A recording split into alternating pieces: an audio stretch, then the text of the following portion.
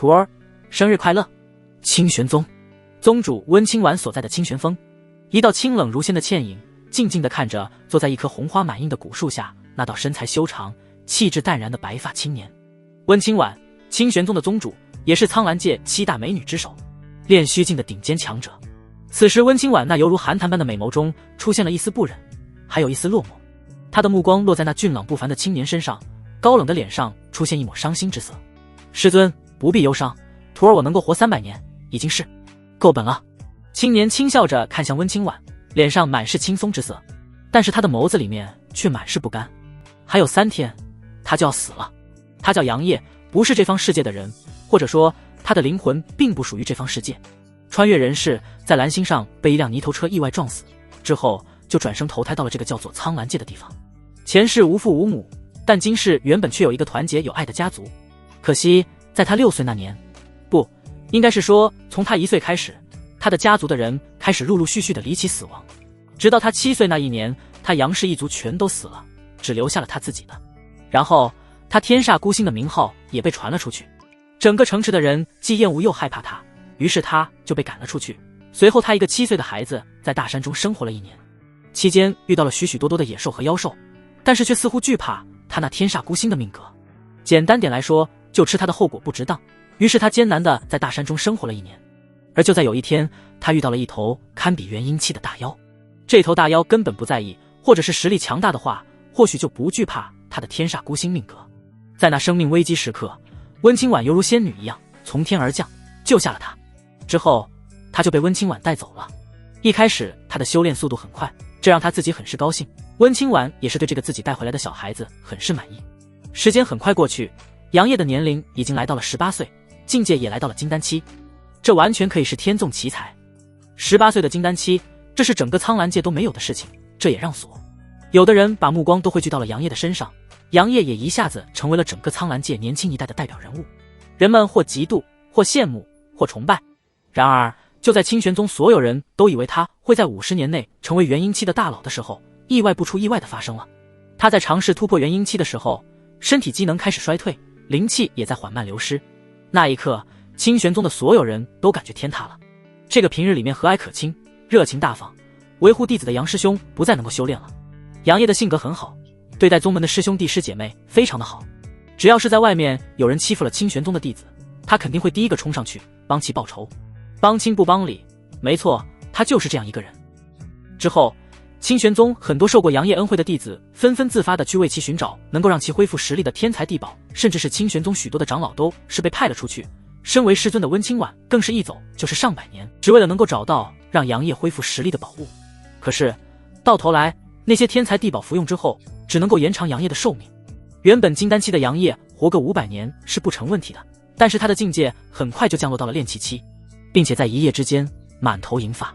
看到杨业那一刻，温清婉感觉像是晴天霹雳一样。对于这个孝顺的天才弟子，他真的不想看到其这般年轻就死了。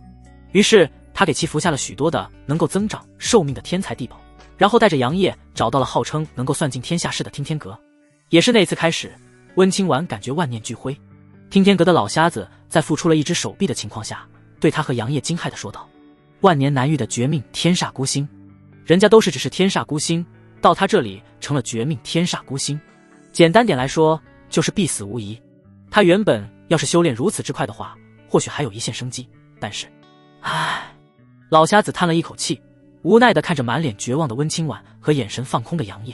之后杨业率先回过神来，轻笑着对温清婉说道：师尊，我们回去吧，我想回家了。此言一出，温清婉眼泪婆娑，声音颤抖地说道：好，师尊带你回去。师尊，对不起你。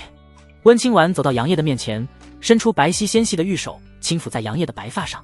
杨业是他最小的弟子，也是最喜爱的弟子，可是作为师尊，他却救不了他。神色哀叹，朱唇紧抿。杨业感受着头顶温柔的抚摸，他故作轻松地说道：师尊，要是没有你的话，或许徒儿早就死在了那头4阶大妖的口中了。温清婉没有说话，只是在杨业有些惊诧的目光中，他温柔地抱住了杨业。一道清香之气钻入杨业的鼻子中，感受到了身前那柔软的娇躯。杨业顿时有些身体僵硬。记忆中温清婉似乎很久没有这般拥抱过他了，神情有些恍惚。但这时候，一道伤心的声音传入他的耳中：“叶儿，你还有什么遗愿？告诉师尊，师尊一定会帮你完成的。”温清婉轻轻松开杨业，清冷的美眸紧紧盯着杨业。定，修仙暴击系统绑定成功，检测到宿主只剩下3天的寿命，现发布任务：检测金色气运之女的存在，击溃气运之女能够触发暴击，暴击奖励未知。轰！这一刻，杨业的大脑一片空白。系统，这尼玛的是系统！杨业有些懵逼了。从18岁觉醒前世记忆之后，他就呼唤过穿越人世必备的金手指系统，可是一直持续了100年都没有出现的。当时的他本以为这一生也就这样了，能够活300年也算是够本了。结果我现在只剩下3天的寿命，你来了。此时的杨业大脑很懵，不过穿越这样的事情他都经历，现在再出现个系统，他也很快反应过来，连忙问道：系统，我现在就剩3天寿命了，你能不能先给把寿命增加啊？对了，还有新手大礼包之类的，你不是也应该给我吗？亲爱的宿主，我没有权限帮你增加寿命，而且新手大礼包这些东西我也没有，这都是老一套的东西，咱们要与时俱进。杨业，不是，什么叫做与时俱进？你和买手机不给充电器有什么区别？真没有大礼包？真没有。杨业心中叹了一口气，然后继续问道：那你说的这个击溃是怎么回事？你总不能够让我一个炼气期去击败我师尊这个炼虚境吧？亲爱的宿主，击溃包括了击败、击杀等等，只要是能够打败对方就可以获得奖励，从而获得暴击。暴击的出来的东西是看宿主你击溃的对象的气运和实力，击败的人越强，暴击翻倍的几率越大，暴击出来的东西越好。听到系统的话，杨业眉头顿时紧皱，而他这般样子则是被面前的温清婉看在眼中，使得温清婉以为杨业在思考自己还有什么遗愿未完成。温清婉的脸上顿时生出一抹伤心之色。叶儿，无论你提出什么样的要求，师尊都会拼尽全力去完成的。温清婉看着眉头紧皱的杨业，心中暗暗坚定地说道。但此时的杨业根本没有注意到温清婉的神情，而是在思考系统的话。只剩下3天时间，还要击溃师尊，这可如何是好啊？杨业有些无奈地想到，以他区炼气期初期的实力，又怎么可能是炼虚境温清婉的对手？击溃，击溃？咦？等等，系统只是说击溃就行，也没有说怎么击溃，只要是让对方在某一方面被自己打败就不行了。想到这里，杨业顿时眼前一亮。系统，那个是不是只要是击败了对方就可以？无论是在哪个方面？杨业问道。是的，宿主，无论哪方面，只要是击溃了对方就可以。那我明白了。杨业回应道。回过神来，杨业看向面前一脸坚定的温清婉，深邃的眸子里闪过一丝歉意。对不起了，师尊，你也不想让徒儿我就这样死去吧？杨业脸上露出一抹轻笑，对着温清婉说道。师尊，你刚刚说任何事情都可以吗？温清婉神色凝重的点点头，说道。自然，毕竟你可是我从小带到大的弟子，无论什么事情，在你离开之前，我都会帮你完成，哪怕是你之前想要把琉璃王朝的公主绑回来也可以。说到这里，温清婉白了一眼脸色有些尴尬的杨业，清冷绝美的脸上生出一抹不满。杨业见状，不由得挠了挠头，开口道：那个师尊，我之前只不是在开玩笑而已，你不必当真。那是杨业第200岁生日的时候，温清婉问他还有什么遗憾的事情，他当时心境很是糟糕，随口说了一句想要娶3大王朝中琉璃王朝的3公主。温清婉闻言没有说什么，只是点点头离开了。杨业也没有在意，只是一个人静静地坐在院子里面。结果第2天，面色苍白嘴角溢血的温清婉带回了一个惊魂未定神色慌张的貌美白色宫裙女子，这顿时让杨业一激灵，然后就得知了温清婉带回来的这个女子正是琉璃王朝的3公主赵秀宁。其实赵秀宁和杨业是属于年轻一代的，100岁之内在苍兰界都属于年轻一代，毕竟修士动不动一闭关就是几十年上百年，两人也是见过，算是朋友，但却不是很熟悉。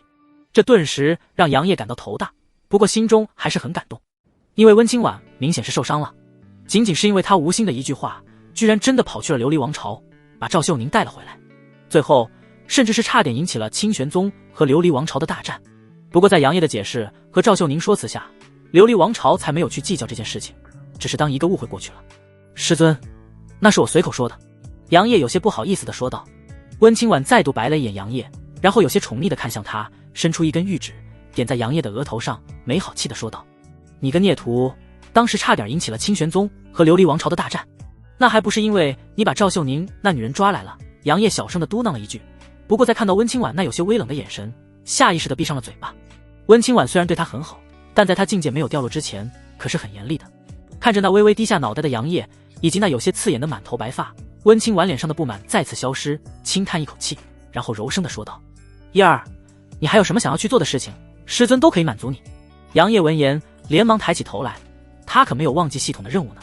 于是他看着温清婉说道：师尊，我还真的有事情想要去做。温清婉轻声地说道：说吧，无论任何事情，只要是师尊能够做到的，不，就算是做不到，师尊也会去做的。说完，温清婉那清冷如仙的脸上露出一抹坚定和决绝。他虽然不只是有杨业这一个弟子，但杨业却是他最小的一个，也是他最心疼的一个，所以无论什么事情，温清婉都会在杨业离开这个世界之前帮他完成，哪怕是他想要那个赵秀宁再抓一次不就完了。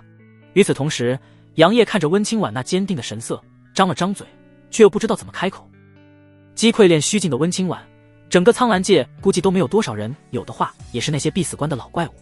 而他的想法就是，能不能在其他的方面击溃温清婉，至于哪个方面，自然是欺师灭祖了。没错，简单点来说，就是冲师。对于杨业来说，他可拥有2世记忆的人，对于这位美女师尊，你要说没有什么想法，那是不可能的。上辈子是牛马，但见过的美女也挺多的，但却没有任何人能够与温清婉相比。温清婉名字虽然听起来是一个温婉柔美的女子，但实际上却是一个高冷和傲然的人。在外人眼中，或者是说在大部分人的眼中，温清婉都是一个犹如清冷仙子般的人物，只有在她的几个弟子面前才能够流露出一丝温和。其实杨业对温清婉的感情很复杂，既有感恩之情，也有男女之情。他从根本上是不属于这方世界的，所以在记忆觉醒之后，看待这个世界的目光也发生了变化。此时此刻，面对系统发布的任务，他觉得自己唯有这个2全其美的方法了。叶儿，你大胆地说，还没有师尊不能够做到的事情。温清婉看着杨业犹犹豫豫的样子，不由得沉声说道：那我可就说了。说，师尊，我想女人了。啊，你是想要在遗留之际留下自己的血脉是吗？虽然时间很短，但我宗也有那种能够增加怀孕几率的丹药，也不是不可以。呵呵呵，算是吧。那你有相中的了吗？告诉师尊，师尊去给你绑回来。有倒是有，不过有难搞。哼，你说出来，这苍兰界还没有我温清婉搞不定的事情。不行，让把师祖从净的拉出来。那倒也不用。杨业有些尴尬的笑了笑，目光有些闪躲。温清婉秀眉微蹙，看着杨业扭扭捏捏的样子，不由得有些来气，沉声的说道：大男人有什么就说什么，别婆婆妈妈的。那我可真说了。杨业试探的说道。温清婉沉声说道：说。杨业有些紧张的看着温清婉说道：师尊，我想和你。温清婉，静。整个小院都变得异常安静。杨业有些尴尬的挠了挠头，面对温清婉那不可置信的目光以及莫名的神色，有些不知所措。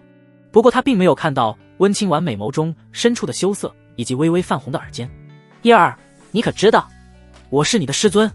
温清婉面色冰冷地看着杨业，他没想到自己这个从小看到大的小弟子居然对他有这种想法。他可是他的师尊啊，他们2个人怎么能够做出违背伦理道德的事情？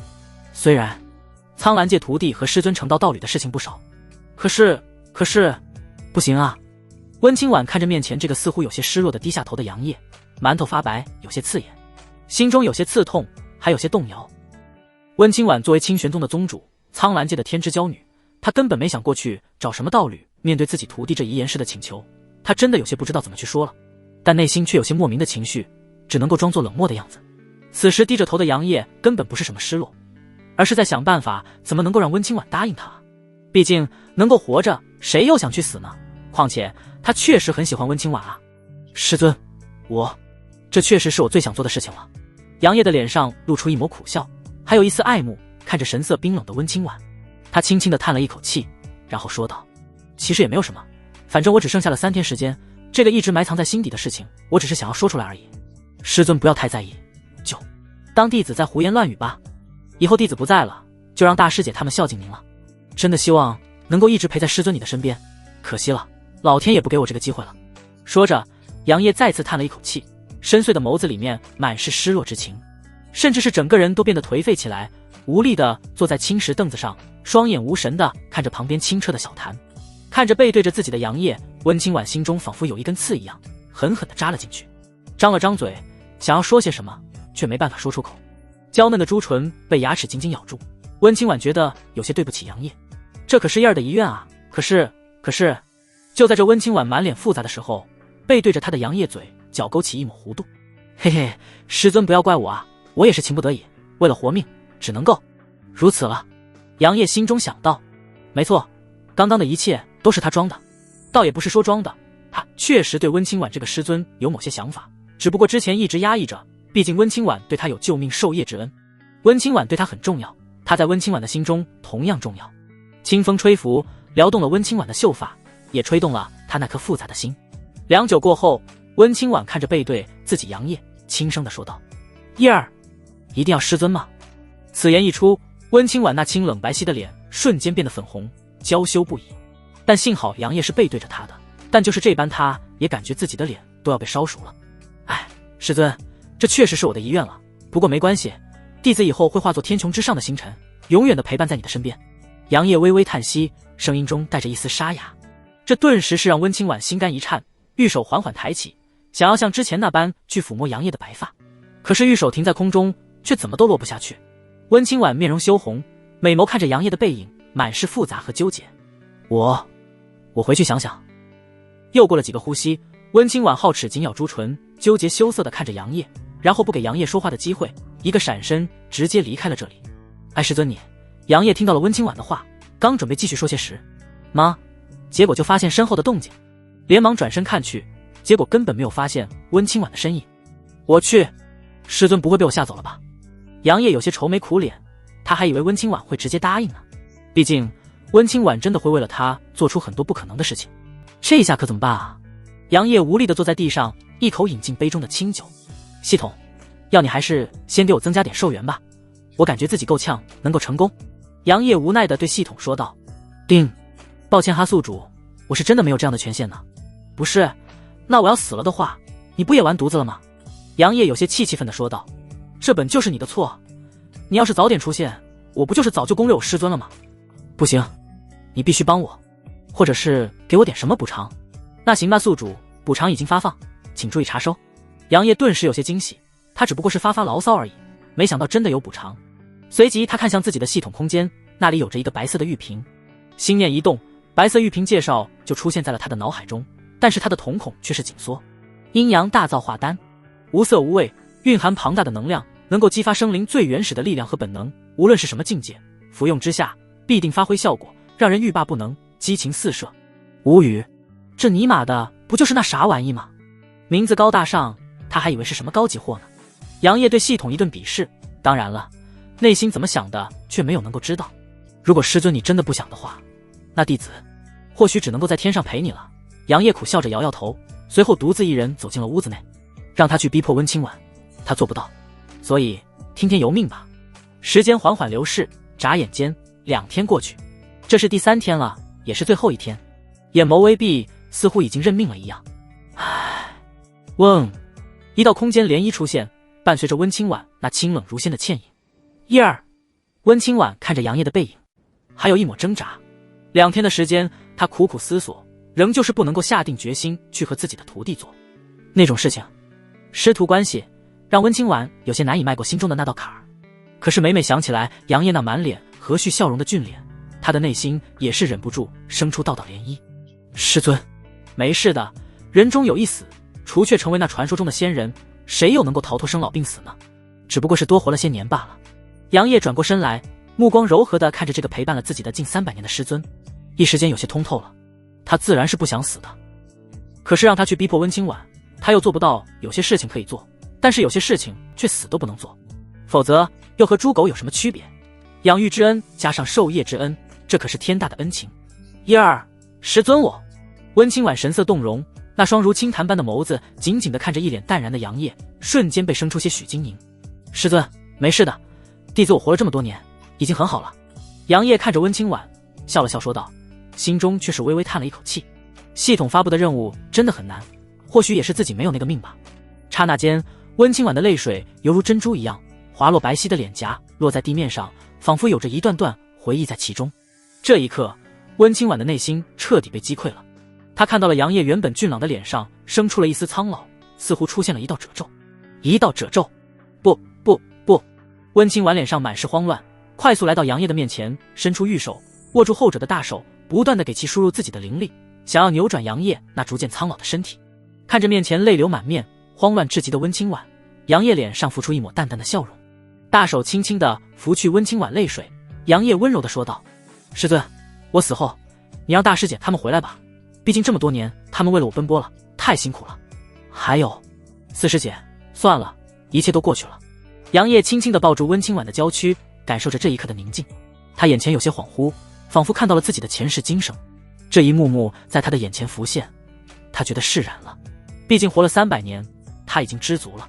系统的任务很难，或许他逼迫温清婉的话，后者也有很大的几率会答应他。可是那之后呢？他又怎么去面对温清婉？有些事情终究是不能够去做。师尊，我很想和你还有师姐他们一直生活在一起，但是不允许了。杨烨的话在温清婉的耳边响起，让温清婉娇躯一颤，美眸中的泪水再次迸出。这一瞬间，他的心中像是被什么击中了一样。不，师尊答应你，你不要离开师尊。温清婉的眼眸中浮现一抹决绝，他不想让杨烨留有遗憾的离开这个世界。温清婉从来没有想过要去找道侣的，可是为了自己这个最心疼的弟子，在他生死遗留之际帮他完成遗愿，这又算得了什么呢？他早已经把杨烨当成了至亲之人。算了，叶儿马上就要离开这个世界了，他的这点遗愿自己又有什么还拒绝的？反正也不会有人知道。温清婉心中想到，微微叹息。而杨烨在听到温清婉的话瞬间，整个人都僵住了。什么？师尊答应了？紧接着就是狂喜，他的心脏像是要跳出嗓子眼一样，剧烈的跳动着，仿佛下一秒就要冲破胸腔。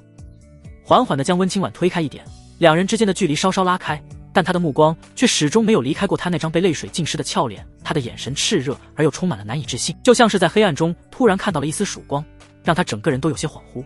杨烨的嘴唇微微颤抖着，终于忍不住开口问道：“师尊，你说的是真的吗？”温清婉看着杨烨那激动的模样，心中虽然已经下定决心，但还是忍不住泛起一丝悲伤。他白了杨烨一眼，美眸中流露出一抹娇羞，轻声说道：“恨便宜你小子了。”然而他的话音未落，突然感觉自己的身体一轻，还没等他反应过来，整个人就已经被杨烨紧紧地抱了起来，然后像扛麻袋一样扛在了肩上。哎呀！温清婉惊叫一声，完全没有想到杨烨会如此粗鲁。他下意识地用手拍打了一下杨烨的后背，有些羞怒地说道：“混蛋小子，你就这么着急？”杨烨却丝毫不以为意，嘿嘿一笑说道：“嘿嘿，这不是时间不多吗？所以我寻思着不能浪费时间了。”他的声音中充满了难以抑制的兴奋和激动，仿佛这一刻他已经等待了很久很久。大步地朝着屋子内走去，随手把门关上，然后轻轻地把温清婉放在床上，眼神炽热地盯着温清婉。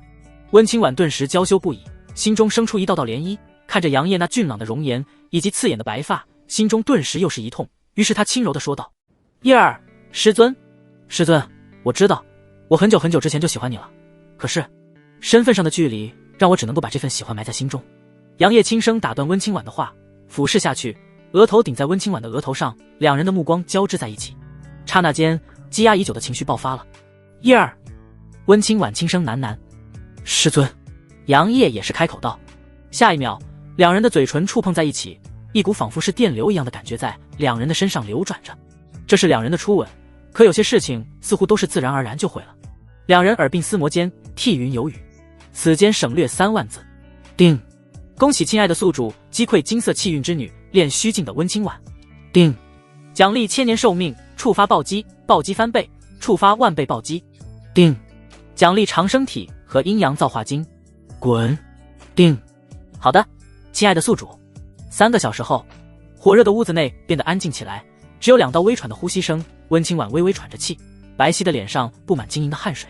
她微微抬眸，看向似乎一脸满足的杨烨，美眸中不由得生出些许的羞涩，紧接着就是不忿。“叶儿，你是不是？”温清婉张了张嘴，想说些什么，但是却没有说出口。杨烨闻言则是微微低头，发现温清婉似乎有些生气，心头不由得一震，连忙说道：“师尊，我发现自己的身体似乎发生了某些变化。”温清婉脸上的气氛消失，取而代之的是一抹狐疑，直勾勾地看着杨业。他刚刚回过神来，总感觉是被自己的弟子给骗了。温清婉柳眉微蹙，凝声地说道：“叶儿，你不是在骗师尊？真的？师尊，不信的话你看看。”杨业嘿嘿一笑，示意温清婉检查一下自己的身体。他的眼底闪过一丝得意。没错，就在刚刚的时候，他发现自己的身体发生了变化，丹田中更是出现了一团充满无尽生机的本源。长生体在万界诸天中都是最顶级的体质，尤其是在活着这方面更是堪称第一。此时杨业体内的长生体本源流出的能量正朝着杨业身体各个地方蔓延而去，疯狂地滋养着他那已经几乎快要断绝生机的身体各部。刹那间，玄色的本源之力朝着杨业的心脏处疯狂涌出。只见在他的心脏中有着一颗暗红色的珠子，天煞孤星。这颗珠子代表了杨业天煞孤星的命格。此时这个暗红色的珠子正不断地吸食着杨业的生机。其实原本是没有这个珠子的，但是随着杨业的寿命逐渐减少，这个命格珠子才出现的。嗡！玄色的本源之力瞬间扑到了心脏处，疯狂地打压那颗暗红色的珠子。暗红的珠子也不甘示弱，与长生体本源开始厮杀。叶儿，你的丹田中居然出现了一抹从来没有见过的本源之力。神识刚进入杨业的身体，灵虚境的温清婉顿时就发现了他身体里面的异常。杨业闻言，眼眸中闪过一丝笑意，然后一双大手悄悄地落在了正处于震惊中的温清婉的娇躯上。然后只见杨业装作疑惑地说道：“是啊，师尊，我也不知道这是怎么回事，刚刚和你那啥之后就发现了。”听到杨业的话，温清婉不疑有他，神识仔细地观察着杨业体内的长生体本源和那天煞孤星命格衍生出来的暗红色珠子厮杀。叶儿，你这可能是觉醒了不得了的特殊体质，而且拥有着极为庞大的生命力，甚至是压制了你的命格。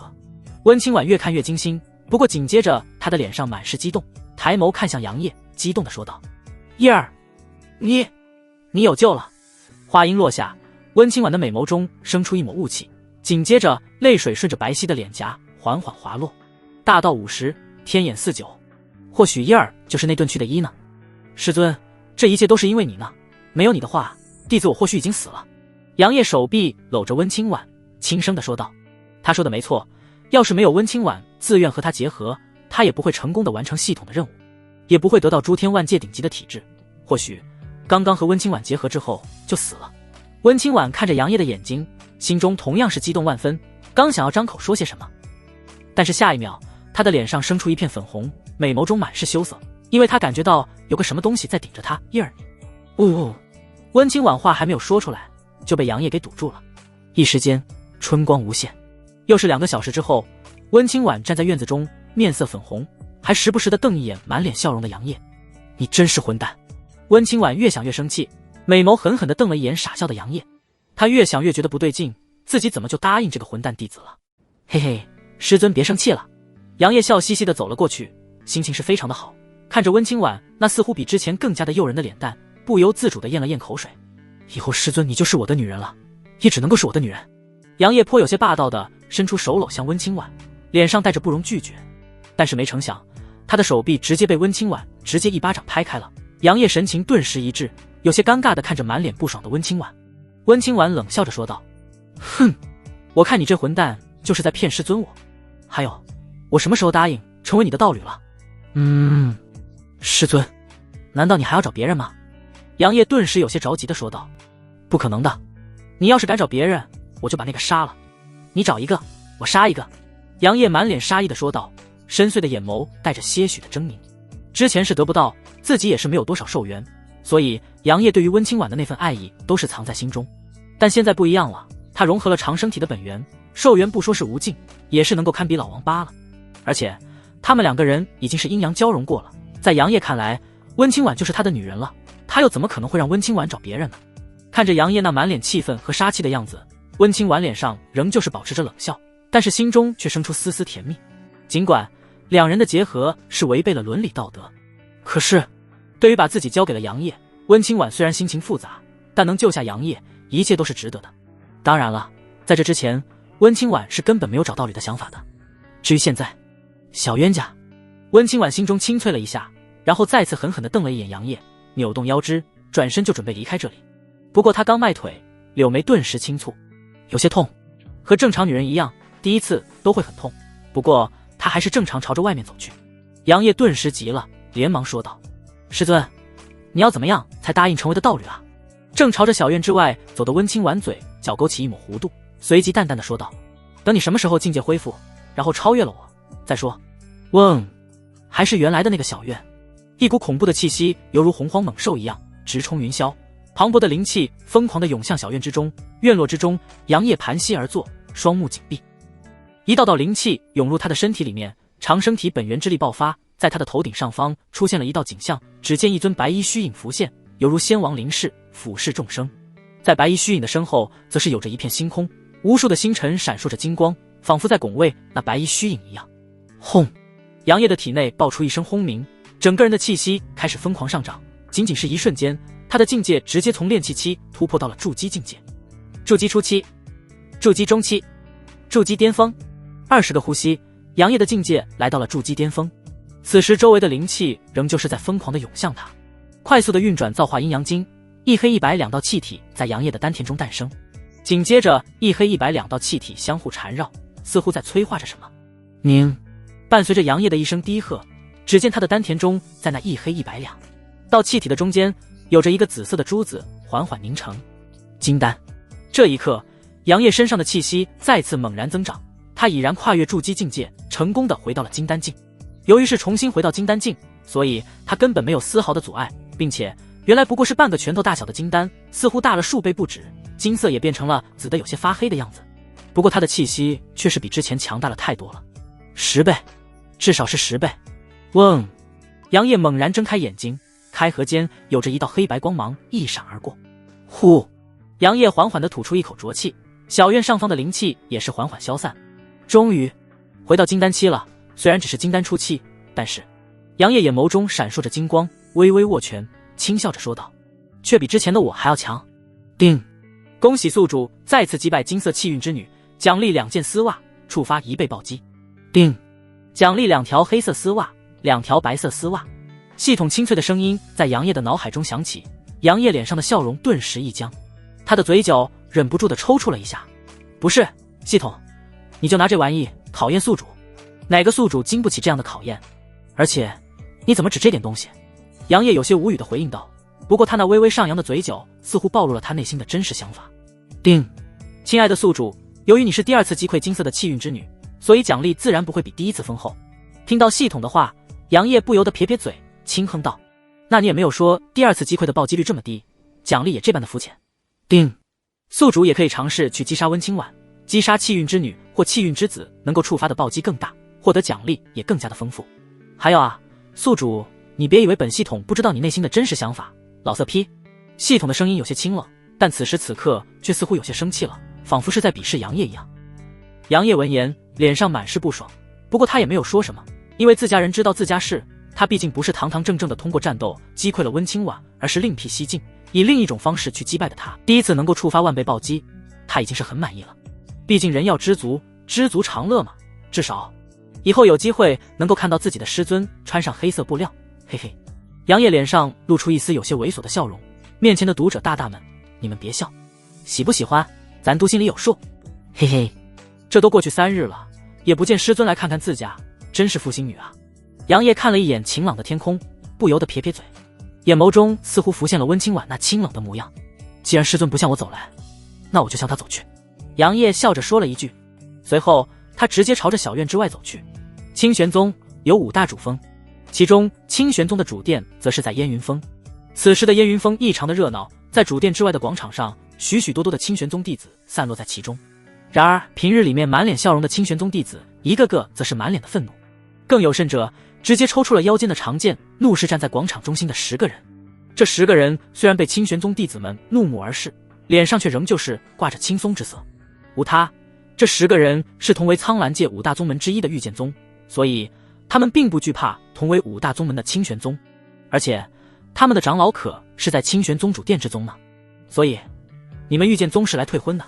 清玄主殿中，坐在主位上的温清婉神色淡漠地看向下方右边的2个身影，美眸中闪过一丝冷光。左边的清玄宗的几个长老都是满脸愤怒地看向对面的一老一少，而面对温清婉的话，下方的一老一少则是神色平静，身穿灰色衣袍，面容苍老的老者则是露出一抹淡笑，然后对温清婉说道：“温宗主此言差矣，我二人前来并不是说是退婚，而是解除婚约，毕竟令徒的情况也不是什么秘密。小月是我御剑宗的天之娇女，有些事情还是早早说开了更好一些。林城笑着说道。他旁边坐着的那个青白色衣裙的美女则是微微点头，美眸中闪烁一丝光泽。苏小月，御剑宗的天之娇女，是御剑宗宗主的亲传弟子。温清婉闻言，神色仍旧是漠然，看了一眼林城和苏小月，没有说什么，而是拿起了茶杯喝了起来。虽然他什么话都没有说，但清玄宗的那几个长老却是满是不爽。大长老张景冷笑着看向林城，说道：哼，当初可是你们御剑宗宗主亲自上门来提亲的，现在却让你这老家伙来，怎么是看不起我清玄宗吗？哼，御剑宗是以为我清玄宗好欺负吗？身材魁梧的二长老吹胡瞪眼的，似乎大有一言不合就准备动手。三长老赵和则是比较稳重，目光落在林城的身上，然后看了一眼苏小月，淡淡的说道：想要和杨业那小子退婚，等他出关再说吧。此言一出，林城脸上的笑容顿时消失，眉头紧紧皱在一起，神色狐疑的看向赵和。神色淡然的苏小月也是柳眉紧皱，看向清玄宗几人，美眸中有着一丝不解。什么叫做出关？难道杨业准备拼死一搏？温前辈，晚辈觉得您直接同意就可以了，为什么还要等杨业？他不是已经……苏小月后面的话没有继续说，因为杨业的寿元并不是什么秘密，御剑宗也是感觉杨业应该是已经死了，所以才来到清玄宗，准备在杨业死讯传出去之前来退婚，要不然他堂堂御剑宗的天之娇女，岂能成为未婚寡妇？林城则是微微一笑，接着苏小月的话，对着神情淡漠的温清婉以及一脸怒意的大长老三人说道：温宗主，对于令徒的事情，我也是深感可惜，但是毕竟人还要朝前看，我御剑宗愿意奉上一座大型的灵脉以及5件灵器和1件法宝作为赔偿。说完，林城就笑呵呵地看着对面的温清婉4人，在他看来，这样的赔偿，御剑宗已经很对得起他们清玄宗了。毕竟这是一个修仙的世界，兵器的等级分为法器、灵器、法宝、灵宝以及仙器。苍兰界虽然是作为9天10地中的一界，但是整体实力自然是不能够与其他强大的世界相比。你可以想想，整个苍兰界明面上最强大的就是炼虚境的存在了，暗地里估计还是有些合体期的老怪物存在。至于你说的大成期以及更强大的渡劫期，苍兰界已经至少上万年没出现过了。就算是作为作者，我也不知道，最后所谓的仙人在苍兰界众生的眼中，是真的是那种虚无缥缈的存在，有没有还是一说呢？苏小月也是微微点头，白皙精致的脸上生出一抹淡淡的笑容。她觉得御剑宗已经很照顾清玄宗的名声了，至少她可没有直接就对着外界宣布退婚的事情。不过这只是御剑宗所想的，可是作为当事人的清玄宗可不会这么想。清玄宗可还没有通知杨业寿元已尽的事情。再说了，温清婉已经隐晦地透露给了大长老张景等人，杨业的情况已经有些好转，目前的寿元不需要太过着急。不过他没有直接说出杨业觉醒了神秘的本源。大长老张景3人在听到这个消息的时候，也是异常的高兴，心中也是微微松了一口气。毕竟杨业可是他们看着长大的，在不到20岁的年龄就成就了金丹期的修为，这可是前无古人啊。那时候整个苍兰界的100岁之下的年轻修士，可是杨业作为领头人，其他的年轻修士只能够望其项背，这可是让清玄宗的所有人都与有荣焉。而且杨业的性格很好，也很护犊子，对待长辈也是极为的恭敬，整个清玄宗就没有不喜欢他的当然了，凡事都是有例外的。有一个人，四师姐，也就是温清婉的4弟子，似乎很不喜欢杨业，这股厌烦是没有来的。尤其是杨业仅仅在18岁成为金丹期的修士之后，他的4师姐更是直接离开了清玄宗，这一走就是数百年不见踪迹。不过他的命灯完好无损，温清婉等人也就是由着他了。区区几件破兵器，你当我清玄宗没有？脾气火爆的二长老钱虎顿实怒喝道。大长老张景也是冷冷的说道：怎么打发要饭的吗？我记得当初是你们宗门上门求着我御剑宗达成这一婚事的，那个时候你们可不是这个态度，想和我清玄宗的杨业小子成道侣的大有人在，你们御剑宗还真的是现实呢。呵呵。三长老赵和讥讽地看着脸上笑容一致的林成和神色有些僵硬又似乎有些羞怒的苏小月。是，当初是他倾心杨业，苦苦哀求他的师尊御剑宗宗主，但此一时彼一时，你们的天才已经陨落了，难道还不让我来退婚？想让我这个天之娇女成为未婚寡妇？不可能，没有这样的道理。苏小月深深地吸了一口气，目光看向一直未曾说话的温清婉，冷静地说道：温前辈，杨业已经……所以晚辈觉得自己没有错，如果之后杨业已经受请而终的事情报了出去，对御剑宗的声名是不好的，所以望温前辈能够答应此事。说完，苏小月还起身对着神色淡漠的温清婉微微躬身行礼。温清婉清冷的目光落在那一脸坚定的苏小月的脸上，美眸深处闪过一丝金光。不得不说，这个苏小月是有心机的。她说这件事会对御剑宗的声誉造成很大的影响，就是希望温清婉能够为大局考虑。毕竟御剑宗可是和清玄宗齐名的宗门势力，你清玄宗再喜欢和爱护杨业，可是后者都已经死了，你们难道还要为了一个死人去得罪一个和自己同级别的势力吗？正常人都不会这么去做。苏小月和御剑宗的想法是没错的，这是正常人的思维，可是他们万万没想到清玄宗就是这么的与众不同，也低估了杨业在他们心中的地位。在清玄宗等人的眼中，能够在18岁就成为金丹期的杨业，无疑是一个能够带领清玄宗更加强大的绝世天才，有望突破炼虚境达到合体期，甚至是渡劫期都不是不可能的天才。再加上杨业本身就是一个很有魅力的人，这也是为什么在杨业这几百年间总会收到宗门的许多弟子送来的天才地宝。而且清玄宗也不是其他的势力整天勾心斗角的，这是一个团结的宗门，弟子之间都是良性竞争。因为有杨业的存在，当年的清玄宗一度被认为是苍兰界第一势力。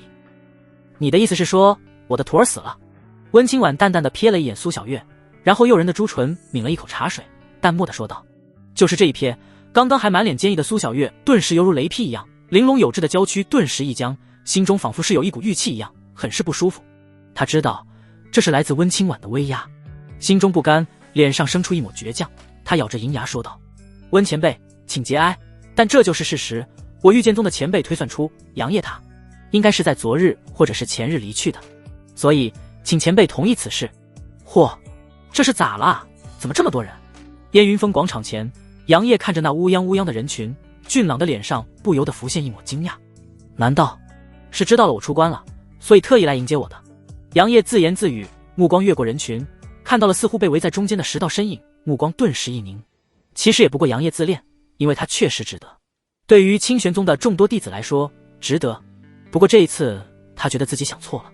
只听前面的2个身穿清玄宗服饰的弟子一脸愤怒：该死的，这御剑宗真是欺人太甚！弟子甲义愤填膺的吼道。弟子乙也是满脸愤怒的说道：马德，这个御剑宗是真的现实啊！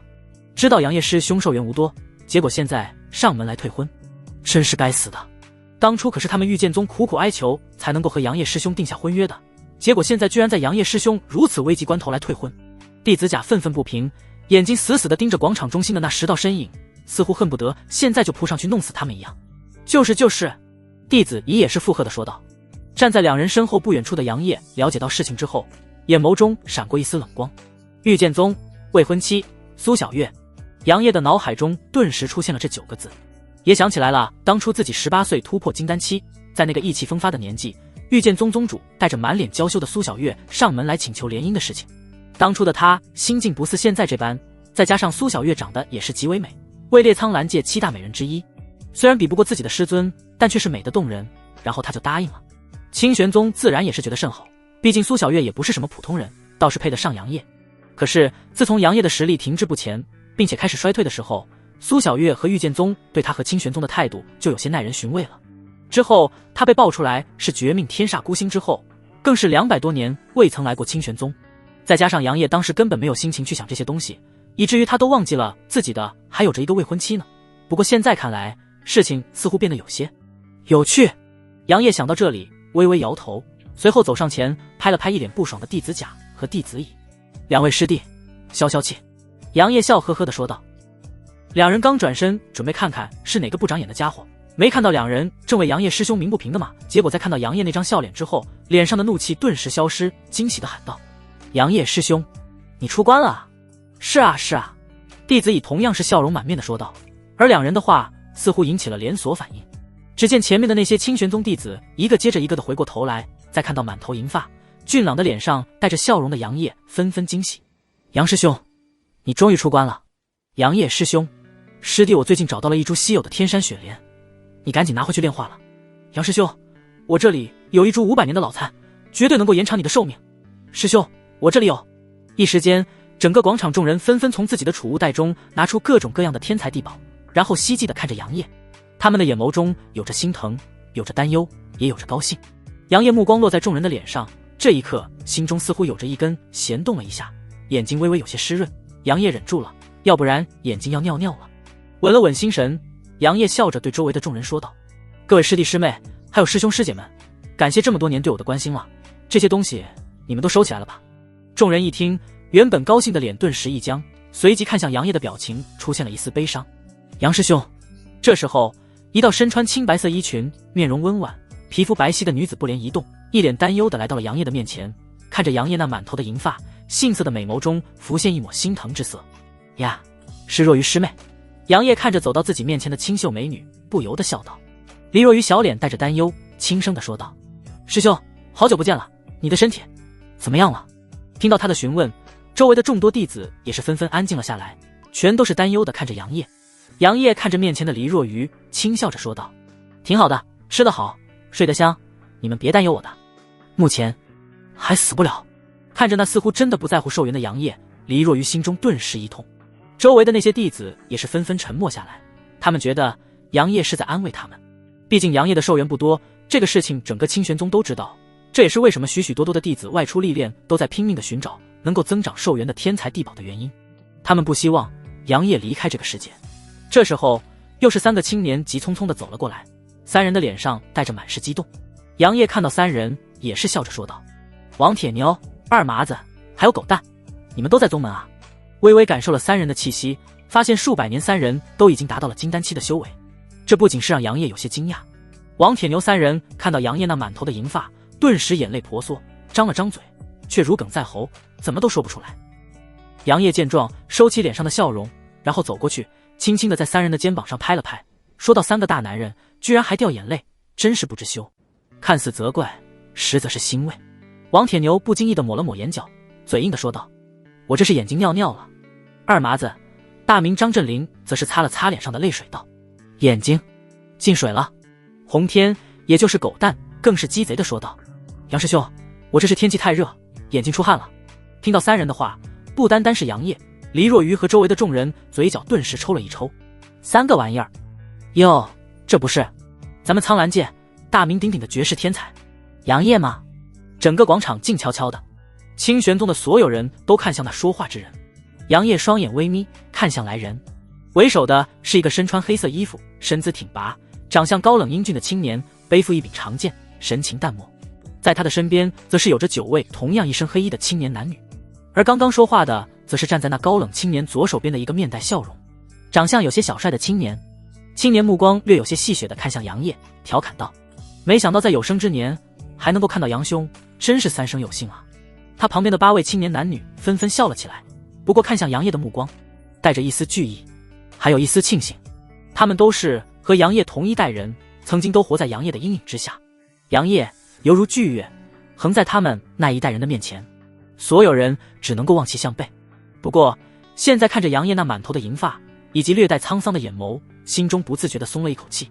虽然杨业还没有死，令他们挺惊讶的，但看到杨业满头的银发以及那似乎已经消失的境界，他们也是明白杨业应该是没有多长时间了。至于他们是否会感应错，他们才不会觉得呢。而相比较那9位青年男女，为首的高冷男子看向杨业的目光则是带着一丝复杂的情绪。剑无双和杨业是一个时代的人物，同样是苍兰界的风云人物，天才中的天才。可是与他同级别的天才还有许多，杨业却只有一个。杨业压得他们那些天之骄子根本喘不过气来。剑无双也一直把杨业当作自己的大敌和目标，可是这个目标有一天突然不行了，这让内心高傲的剑无双一时间接受不了，把自己关在御剑宗的剑种10年，一朝顿悟，领悟了恐怖的剑意。从那之后，剑无双的名字彻彻底底的响彻苍兰界，可惜他的目的却夭折了。杨业，许久不见了。剑无双略有些复杂的看着面色淡然的杨业，心中不知不觉的叹息。杨业闻言则是轻笑着开口道：剑无双，你还是风采依旧呢。两人仿佛老友一般，似互相欣赏对方，不过两人的角度却是不同的。因为在之前，杨业是剑无双的目标，也就是说剑无双是追赶者，而杨业呢，他则是苍兰界所有天才面前的一座巨月。但现在不必多说，杨业，你还真是和之前一样目中无人啊。刚刚那个阴阳杨业的青年再次开口，略有些阴翳的眼眸死死地盯着杨业，在他的眼底深处有着一抹怨毒之色，藏得很深，但杨业却还是看到了。正打算开口，谁成想黎若愚则是率先冰冷地说道：“你算什么东西，也敢这般和杨师兄说话？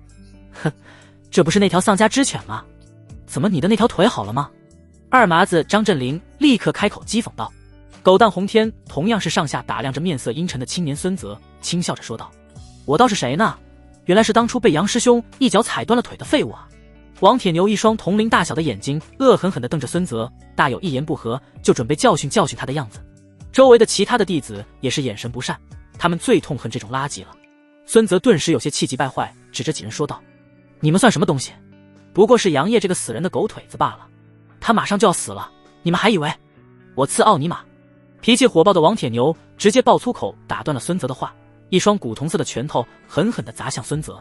砰！孙泽瞳孔紧缩，根本反应不过来，直接被一拳轰在了面门上，整个人直接飞了出去。杨业见状顿时笑了，剑无双高冷的脸上生出一抹不悦，虽然他不是很喜欢孙泽那副小人得志的样子，但怎么说孙泽都是御剑宗的弟子，他作为这里的领头羊，自然要做点什么，要不然显得御剑宗很好欺负似的。他身后的8道青年男女纷纷神情凝重，严肃地看向王铁牛等人。剑无双淡漠地看向似乎有些舒爽的王铁牛，说道：“这就是你们清玄宗的待客之道。”王铁牛咧嘴一笑：“剑无双，我们清玄宗只对人客气，至于狗，呵呵。”张振林和洪天也是满脸讥讽的表情，黎若愚面色冷漠，周围的弟子更是一个个叫好。至于杨业，他满脸笑容地对剑无双说道：“剑无双，你该庆幸，这种我都记不住名字的货色，在之前的话会死得很惨的。言外之意就是，这是在给你们脸，不喜欢也得忍着。”杨业虽然脸上带着笑容，但是却让人感到一丝冰冷，仿佛孙泽的性命在他的眼中可有可无一样。别以为杨业一直笑呵呵的，但是当年的杨业可是心狠手辣的主，只要是得罪他的人，非死即残，残的都是少的，大部分都去往西天极乐世界了。黎若愚看着站在自己身前那仍旧会是挺拔的身影，一时间有些恍惚，他仿佛看到了18岁意气风发舍我其谁的样子，犹如谪仙一样，却又不失霸道。杨师兄，黎若愚有些痴痴地望着杨业，眼中除却他似乎再也容不下任何了。剑无双眉头微皱，目光凌厉地看向面色淡然的杨业，冷冷地说道：“杨业，你们清玄宗是不是有些太过霸道了？是准备和我御剑宗战吗？”哈哈，剑无双啊，剑无双，你这老小子还是这般的激情四射啊！杨业忽然哈哈大笑，完全不在意剑无双的质问，笑着说道：“清玄宗和御剑宗是否开战，不是你我能够决定的。不过刚刚那个家伙确实嘴太臭，铁牛教训的完全没错。”杨业说完，对着面色冰冷的剑无双摊了摊手，脸上的表情似乎有些欠揍。周围的清玄宗弟子顿时哈哈大笑，这才是他们所认识的杨师兄啊！打了就打了，你还想反击？做梦吧！你说我清玄宗霸道，就霸道了，怎么着？杨业！忽然，一声有些凄厉的声音从人群后面传来，众人的目光转移，就看到了面部被鲜血覆盖、有些狰狞的孙泽。杨业有些纳闷，刚刚也不是我打的你啊，你鬼叫我干啥？剑无双等人则是眉头紧皱，眼眸中出现了一丝尴尬，因为刚刚居然没有一个人想起来去看看孙泽的情况。王铁牛看着那冲过来的孙泽，一双铁拳拧得咯吱咯吱作响，脸上挂上一抹狞笑，显然是准备好好的教训教训这个狗东西。嗡，你要教训谁？忽然，一道冰冷至极的声音响起，广场上的众人顿时感受到了一股恐怖的威压降临。正准备冲过来的孙泽，整个人更是被直接压趴在地上，发出一声闷哼。咔嚓，坚实的地面裂开，犹如蜘蛛网一样四分五裂，而孙泽更是感觉全身的骨头都碎掉了一样，面目狰狞，狂吐鲜血。咻咻咻！只见数道身影从天空中飞落而下，为首者赫然是一身青色衣裙、清冷傲然的温清婉，在他的身后则是大长老张景等人。林城则是面色阴沉地看着被温清婉威压在地中半死不活的孙泽，他身边的苏小月的目光落在杨业的身上，美眸中瞳孔微缩，带着丝丝的惊讶，显然是没想到他的这个未婚夫居然还活着。不过也仅仅是一瞬间而已，因为御剑宗宗主等人已经告诉过他了，杨业也不一定就真的死了。清玄宗毕竟是苍蓝界的顶级宗门，或许是有什么不为人知的手段再次延长了杨业的寿命，这样不是什么难以理解的事情。看着那面色淡然、气质出尘、俊朗非凡，好似一尊谪仙的杨业，苏小月的美眸中满是复杂之色，甚至是美眸深处还有着一丝丝的眷恋。没错，就是眷恋。当年的杨业是真的让人着迷。至少身为苍兰界7大美女之一的苏小月就被迷住了。天赋强大的是一方面，杨业身上的那种气质和长相以及魅力自然也是极为重要的。可惜了，师尊说他哪怕是活着，实力也全然尽失，不能够恢复以往的英姿了。苏小月心中有些感叹地说道：如果他不是那所谓的绝命天煞孤星的话，我们或许会成为人人羡慕的神仙眷侣呢。苏小月内心感叹，杨业自然是看不到，但此时的杨业却发现了一个问题，系统出现了一个叫做探查之眼的东西，能够看到一个人气运、实力、背景以及天赋。探查面板，姓名苏小月，实力元婴中期，气运紫色，体质冰鸾圣体，未激活，背景遇见宗宗主弟子，苍兰界天骄，情感对宿主余情未了，评价气运够强，但是却差点意思，可以击溃。不是，系统什么叫做余情未了啊？我也没怎么和他接触啊。杨业看到最后面的情感，顿时有些无语和纳闷。虽然当年确实是他本人同意的这门婚约，但是他记得没怎么和苏小月谈情说爱啊。其实当年苏小月是真的喜欢杨业，但是那时候的杨业一心想要在20岁之前突破成为苍兰界有史以来最年轻的元婴期修士。苏小月每来清玄宗找他，他不是在修炼，就是在闭关，要不然就是在外面历练，心思根本没有放在这个所谓的未婚妻的身上。但就是这样，苏小月也时不时的来寻找杨业。叮，亲爱的宿主先生，系统是不会出错的哦。苏小月确实是对宿主余情未了，宿主或许可以。你这系统有些不正经。杨业眉头微皱，他感觉这个系统有些涩涩的。他自然是明白系统的意思，击溃拥有大气运的人，能够触发更强的暴击。按照系统的意思，暴击的倍数越强，所暴击出来的好东西的概率越大。有道。呸，这是个人都知道的好不？杨邪心中狠狠地鄙视了一下系统，他可不准备去用击溃温清婉那样的办法去击溃苏小月，没听到吗？人家是来退婚的。难不成到时候和苏小月来一句，我想我们结束之前来一个放纵夜吧？那真是纯扯淡了。站在杨业身后的黎若愚在看到苏小月的瞬间，弯弯的柳叶眉皱起，娇嫩的双唇紧抿，杏眸中满是警惕。坏女人，这是黎若愚对苏小月的评价。这时候温清婉则是走了过来，周围的众多弟子纷纷对着其行礼，哪怕是剑无双等人也是恭恭敬敬地对着温清婉行礼问好。温前辈。剑无双虽然高冷，但并不是狂傲天。温清婉微微点头，看了一眼剑无双，没有过的在意。叶儿，你没有受伤吧？温清婉关心地问道，目光却上下打量着一脸笑意的杨业。面对温清婉的关心，杨业笑呵呵地说道：多谢师尊关心，弟子什么事情都没有。看来师尊还是很担心我的嘛。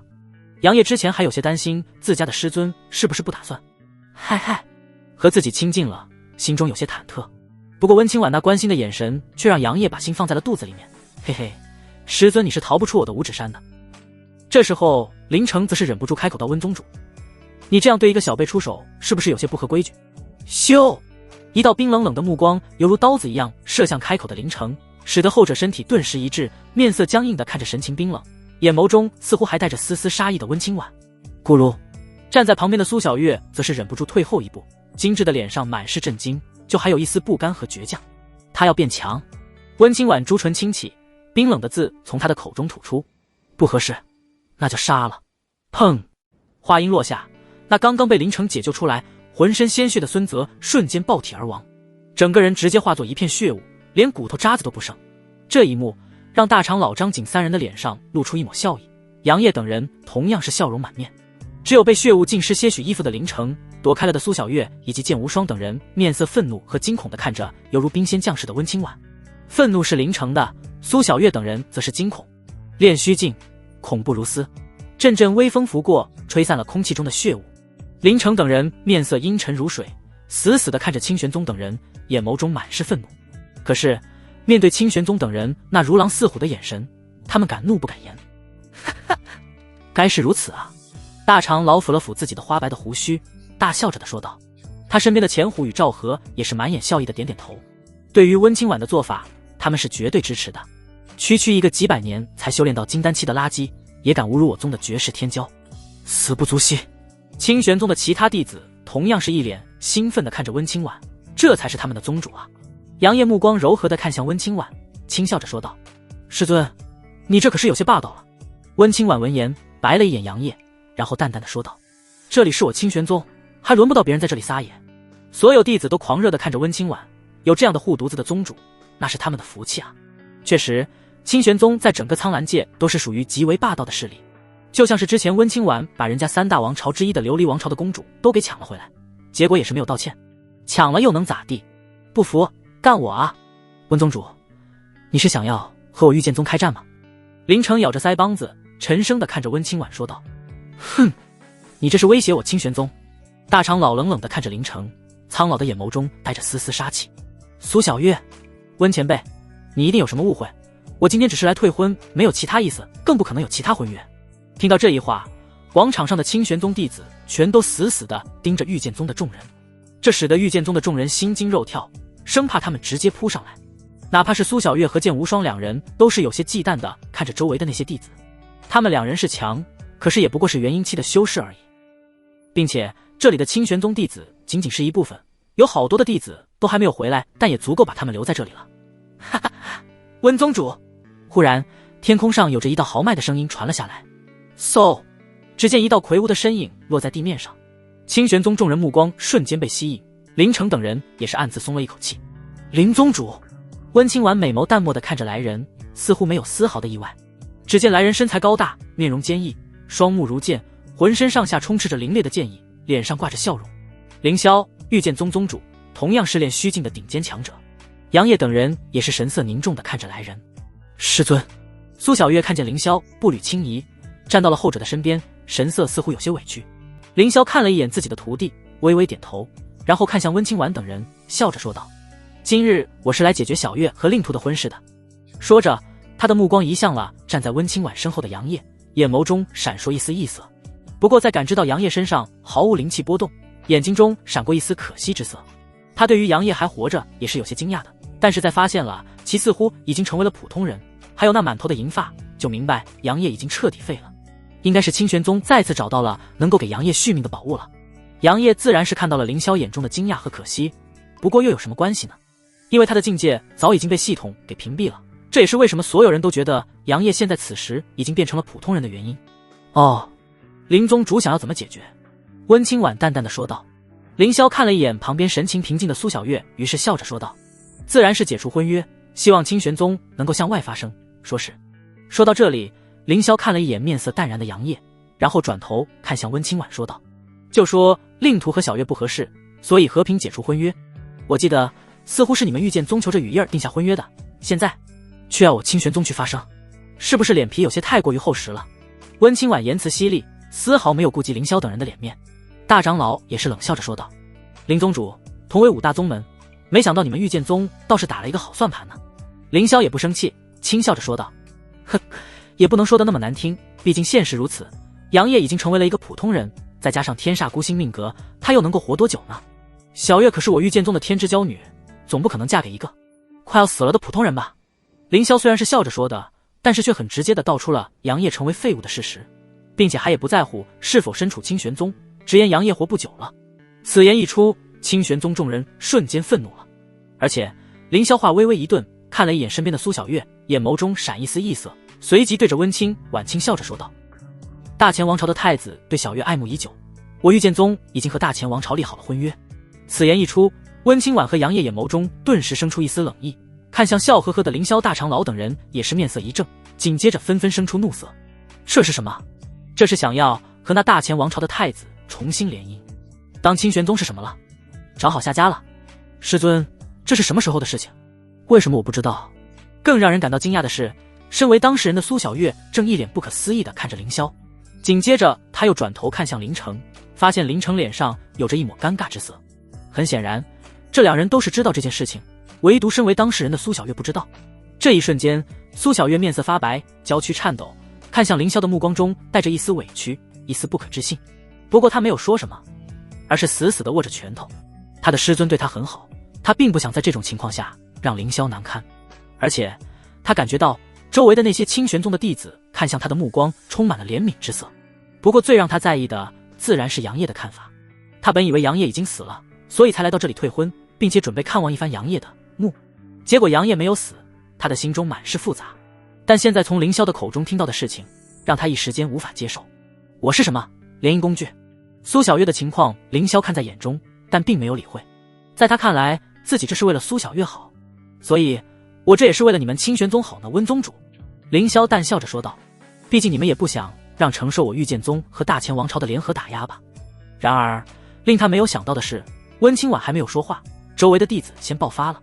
宗主，弟子请求即刻攻打御剑宗和大前王朝。宗主，弟子愿为攻打御剑宗的先锋。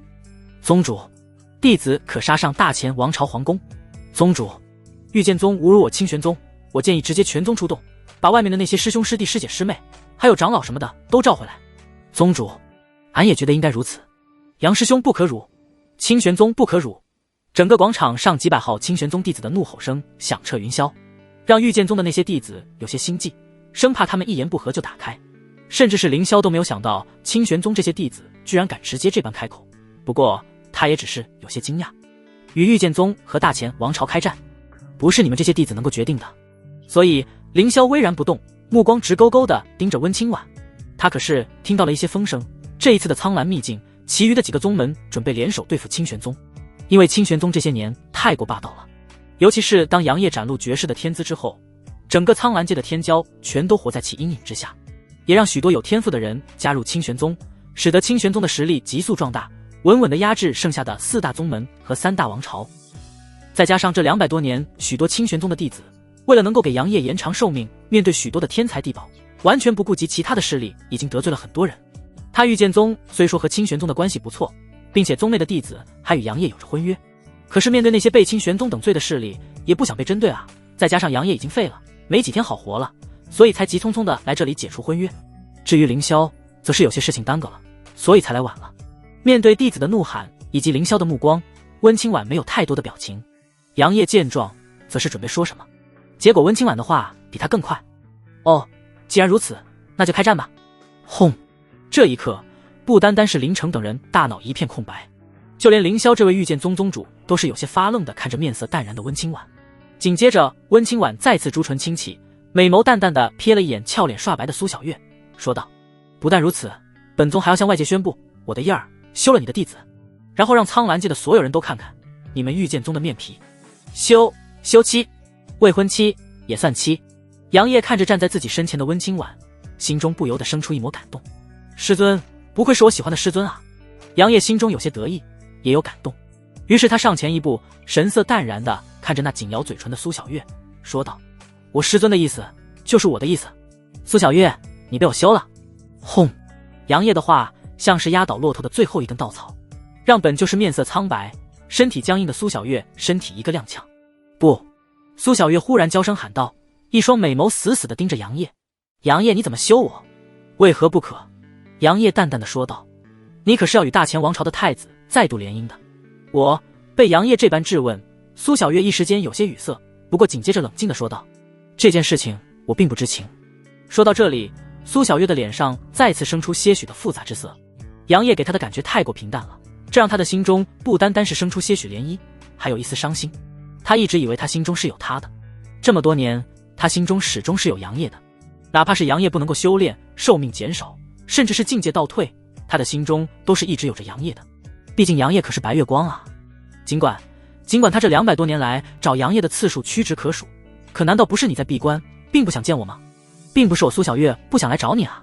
更何况修士修炼动不动就闭关几十年，他不也不可能放弃自己的修行的。而这一幕也是让凌霄眉头紧皱，林城更是面色尴尬到了极致。温清婉和大长老等人则是神色淡然，对于苏小月的情况丝毫不予理会。而杨业呢，看着苏小月，他淡淡的说道，如果你没有上门来退婚，我或许会考虑与你和平解除婚约，在我死之前。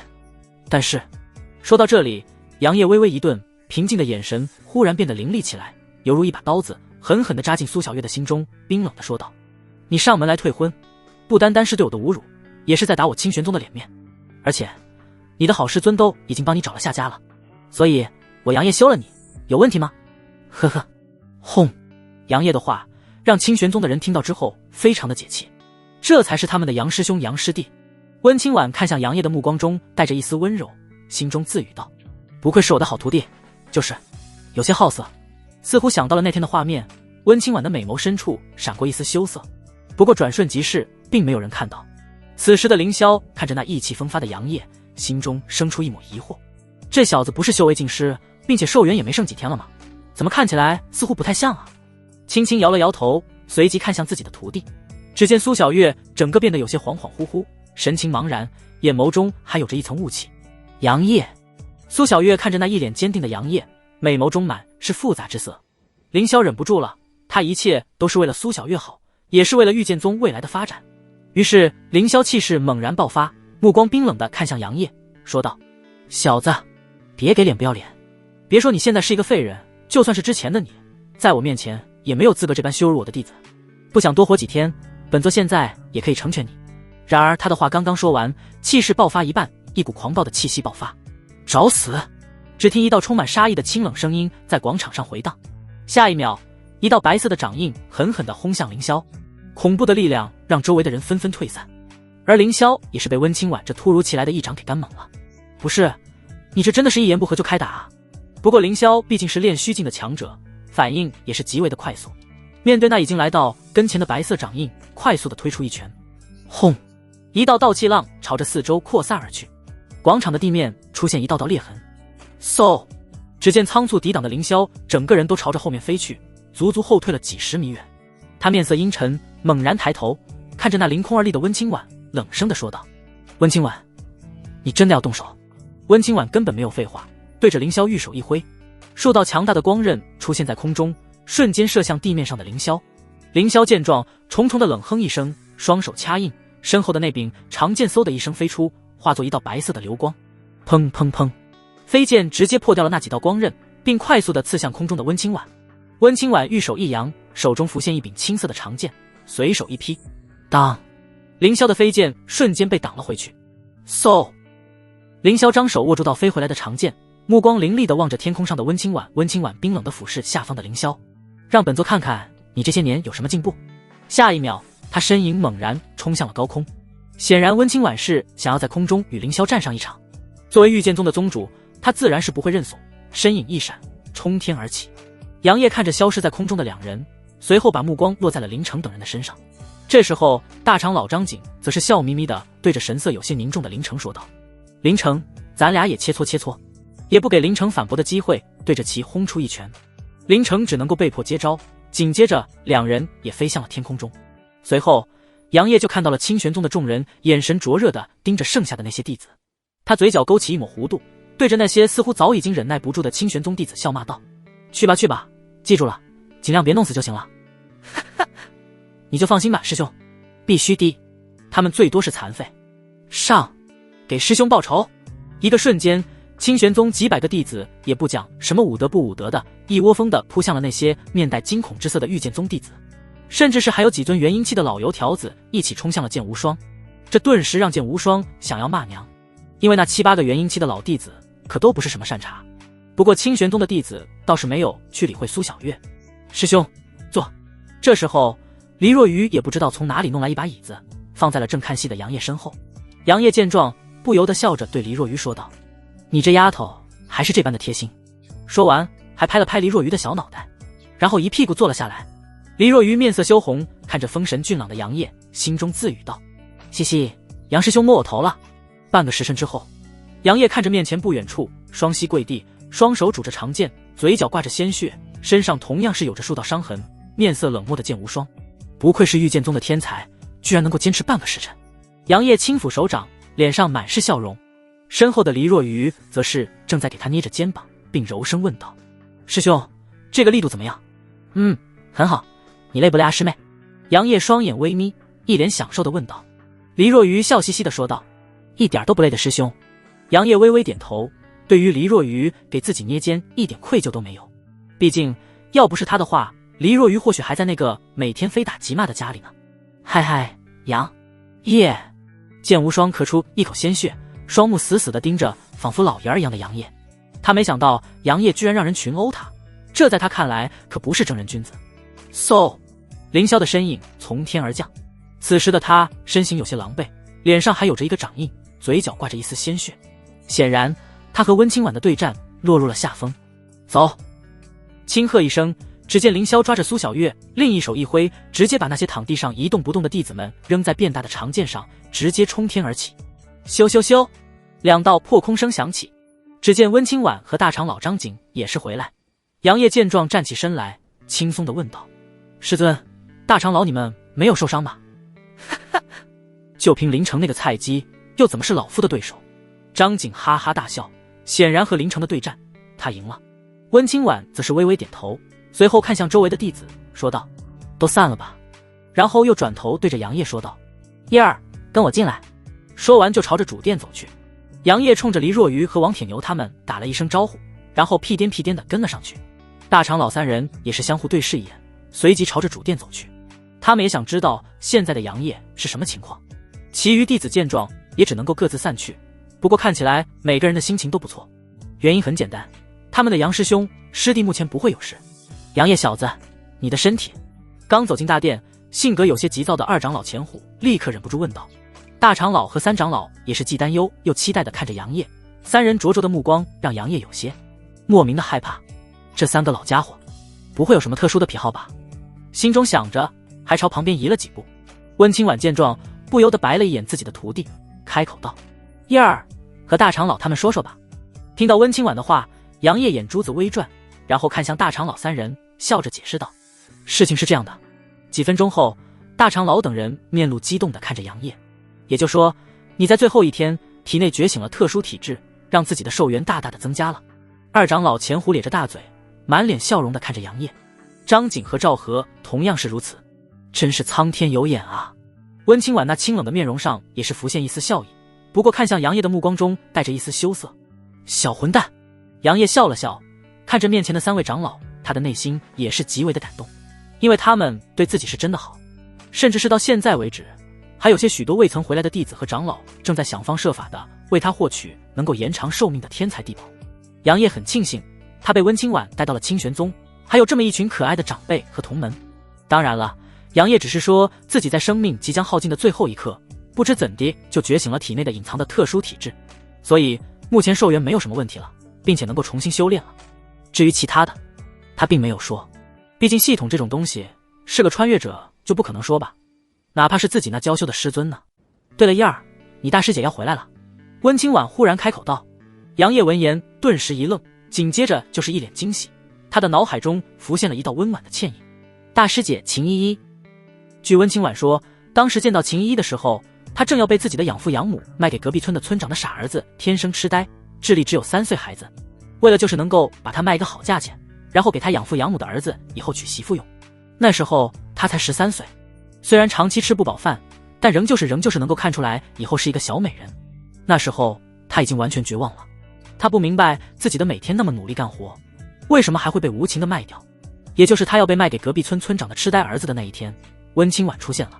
只能够说秦依依的命不该如此，碰到了外出云游的温清婉。温清婉虽然是一个高冷霸道的性格，但是面对13岁的秦依依的那绝望的眼神，他心软了，于是直接带走了秦依依。而温清婉也是有了第一位弟子。好久没有见过大师姐了，记得上一次还是在100年前。杨业满脸感慨地说道。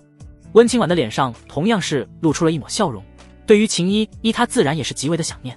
而这时候二长老钱虎却是露出一抹有些调侃的笑容，对着杨业说道：小叶子，我看你是觊觎人家秦依依的美貌，哈哈哈。此言一出，张景和赵和两人也是笑了起来，清婉则是隐晦的白了一眼神色尴尬的杨业。不过他倒也是知道杨业这家伙从小就比较依恋秦依依，毕竟秦依依是他的弟子中最温柔的了，也很有作为大师姐的样子。不过他之前怎么听说这小子偷看过依依洗澡呢？小混蛋！温清婉看向杨业的美眸深处闪过一丝不满，但他自然也不会说什么，至少他现在是不可能把自己和杨业的事情告诉别人的啊。嘿嘿，二长老你说笑了。杨业挠了挠头，随即打算跳过这个话题，对着温清婉等人说道：不过咱们还是要把御剑宗的事情处理好。说到这里，杨业的脸上也是变得有些严肃，温清婉几人的眼眸中也是出现了一抹思索之意。御剑宗大前王朝7人太甚。御剑宗的议事大殿，宗主凌霄一脸阴沉地坐在主位上，下方两边则是各有着5道身影，御剑宗的10大长老。此时的这些长老脸上满是愤怒，不断地叫嚣着想要打上清玄宗。苏小月则是一旁，精致的脸上满是复杂之色。原因很简单，整个苍兰界都在传他苏小月被休了的事情，并且杨业这个曾经苍兰界最闪耀的天才没死的消息也是传了出去。一时间，御剑宗成为了整个苍兰界的笑柄。清玄宗甚至是把矛头也指向了大前皇朝，真就是一点都不怕御剑宗和大前皇朝联合起来对付他们啊！宗主，我建议直接联系大前皇朝，一起打上清玄宗。五长老刘成面色很辣地对凌霄说道。三长老吴兰也是冷冷地开口道：没错，我御剑宗可是与清玄宗齐名的势力，哪能让他们这般羞辱，而且还关乎了小月的清誉。不过宗主，你真的答应大前皇朝了？这时候一个身穿白袍的老妪眉头微皱地看向凌霄。此言一出，喧闹的大殿顿时安静下来，所有人都看向了面色阴沉一直未曾言语的凌霄。身穿白裙风姿卓越的苏小月同样是看向自己的师尊，朱唇紧抿，美眸中带着一抹失望。因为从清玄宗回来之后，他就问过凌霄为什么要让他和那大前皇朝的太子联姻，而且还要背着他。然而在他期待凌霄能够给他一个满意的答复的时候，凌霄仅仅是淡淡的说了一句小月，师尊都是为了你好，之后就没有别的解释了。这让苏小月心中对自己的师尊失望至极，但是他从小就跟着师尊，是师尊把他养大，他没办法再去质疑凌霄的决定和想法。至于那个大前皇朝的太子，他知道同样也是和他同时期的天骄，但是他并不喜欢那个大前皇朝的太子，他喜欢的只有一个人，那就是杨业的。所以现在他对自己的师尊已经有些失望了。而此时的凌霄面对那老妪的询问，双眼中闪过一丝金光，随后脸上表情变得放松，但笑着说道：是有这个意思，大前皇朝也是很有诚意，所以我准备答应。师尊，我不同意。然而凌霄的话刚说完，其余的长老还没有多加思考，苏小月就打断了他的话。凌霄脸上的笑容一滞，随即转头看向苏小月，眉头微皱地说道：小月，师尊难不成还能坑害你不成？人家大前皇朝都约定好了，只要你和他们的太子成婚，你日后必是国后。凌霄劝说道。其余的长老神色各异，有的眉头紧皱，有的面露喜色，但苏小月却是咬着银牙，玉手紧握，满脸倔强地对凌霄说道：师尊，弟子目前并不想找道侣，而且那个什么太子徒儿并不喜欢，这是你喜不喜欢的事情吗？凌霄沉声说道，严肃的目光落在苏小月的身上，继续说道：你放心，他们已经答应好了，以后大前的太子只有你一个，不会再有其他女人了。很显然，凌霄以为苏小月是因为怕大前皇朝的太子会纳很多的女人。听到凌霄的话，苏小月浑身气得发抖，他的师尊怎么变成这样了？苏小月咬着银牙说道：不管如何，我是不会和那个什么太子联姻的。放肆！苏小月，你眼里还有没有我这个师尊？凌霄怒喝道。哎呀，宗主，小月你们两个别生气嘛，什么事情都可以好好说的。大长老周晃开口劝说道，其余人也是连忙开口劝架。凌霄则是神色不满，重重的冷哼一声。至于苏小月，脸上仍旧是不甘，于是对着凌霄拱手，凝声说道：师尊，我目前只向修行，所以请恕弟子不能接受。我喜欢的一直是那个凌驾于所有天才之上的绝世妖孽杨业，也只有这样的人物才能够配得上他。什么大前皇朝的太子，土鸡瓦狗罢了。说完，苏小月就直接转身离开。这一幕让大殿中的10位长老有些不知所措。凌霄目光阴沉地看着已经走出大殿的苏小月，于是对着其余的长老挥了挥手。直到这些长老全部离开，凌霄才自言自语地说道：我能让你成为天之娇女，也能。哼！清玄宗这几日陆陆续续的有着在外面历练的弟子，所有人的脸上都带着一抹劫后余生的庆幸感。原因就是他们的好师兄师弟杨业并没有作画，但也没有恢复到之前的境界。境界恢复的事情，温清婉并没有告知宗门内的弟子，因为之前的杨业风头太盛了，之前有几次外出历练被人暗杀过，要不是身边有着清玄宗的一个炼虚境的老祖在暗中护道，估计早就不知道死多少回了。之前的杨业仅仅是18岁就达到了金丹期，甚至是要突破元婴期，这可是让苍兰界的其他势力羡慕嫉妒恨，尤其是那些与清玄宗有过节的势力，巴不得杨业死了，但他们惧怕清玄宗的报复，所以明面上是不敢有任何的想法，不过暗地里却总是有一些杀手前来刺杀杨业。毕竟杨业的天赋太强了，合体期完全不成问题，甚至是大成期也完全可以，炼虚境可以说在苍兰界就是最强大的存在了。要是几百年后杨业真的突破到了合体期，甚至是大成期，那还有他们这些宗门的活路吗？那时候整个苍兰界估计都是清玄宗的天下了，而这些弟子虽然都很是担心杨业，但是却没有去打扰他，只是一个个把自己这些年在外面得到的一些能够延长寿命的天才地宝脱离若愚送给杨业，然后杨业再度感动了一把。这一天，清玄宗回来了一个女弟子，秦依依，杨业的大师姐。只见秦依依身穿淡黄色的衣裙，面容温婉恬静，娇躯凹凸有致，白皙的皮肤让她整个看起来犹如美玉一样，让人忍不住想要去欣赏。但眉宇间却带着丝丝忧愁，一双如墨的美眸中带着疲惫。有些弟子甚至是还发现了她的裙摆上有着朵朵血花，猜测应该是回来之前还与人厮杀过。而秦依依面对那些弟子并没有理会，而是急匆匆地朝着清玄峰走去。小叶子，师姐我回来了。清玄峰，杨业所在的那个小院。若愚师妹，你把这些东西都送回去，告诉他们心意我领了。杨业看着手中的储物袋，不由得有些无奈地对站在面前的黎若愚说道。这个储物袋中装的东西都是最近一批回到宗门的弟子送给杨业的各种天才地宝，虽说有些东西很一般，但是杨业却非常的感动。一身青色衣裙的黎若愚看着杨业有些头疼的样子，不由得捂嘴偷笑，然后说道：师兄，这些都是对增加寿元有用的天才地宝，你就收下吧。不是我不收，而是我目前用不到啊。杨业无奈地耸了耸肩膀，然后直接在黎若愚小嘴微张、不可思议加羞红的表情下，拉住他的纤纤玉手，把储物袋放在了他的手掌中。听话，去把这些东西都给他们送回去。杨业对黎若愚说道。结果发现黎若愚没有回应他，眉头一挑，看向黎若愚，结果发现这小丫头似乎有些出神，而且粉面含春。结果低头看去，发现自己正握着他的小手。这杨业不由得有些尴尬，刚准备松开，结果这时候一道久违的声音在小院门口响起：小叶子。杨业猛然回头，看着突然出现的倩影，不由得惊喜地喊道：大师姐，你回来了。随即立刻松开黎若愚的手，一脸惊喜地快步走向秦依依。而黎若愚在感受到那温热的手掌离开之后，杏色的眸子中闪过一丝失落，不过却转瞬即逝。秦依依的美眸自然是看到了刚刚杨业握着黎若愚的手的画面，心中生出一抹异样，不过脸上却满是笑容。小叶子，师姐可是好想你啊。说着，秦依依也是走向杨业，然后在杨业惊讶和欣喜的目光中，秦依依直接紧紧地抱住了他。柔软的娇躯在贴上的瞬间，杨邪心中不由得感触到，不愧是大师姐，居然比师尊还有料，真是波涛汹涌啊。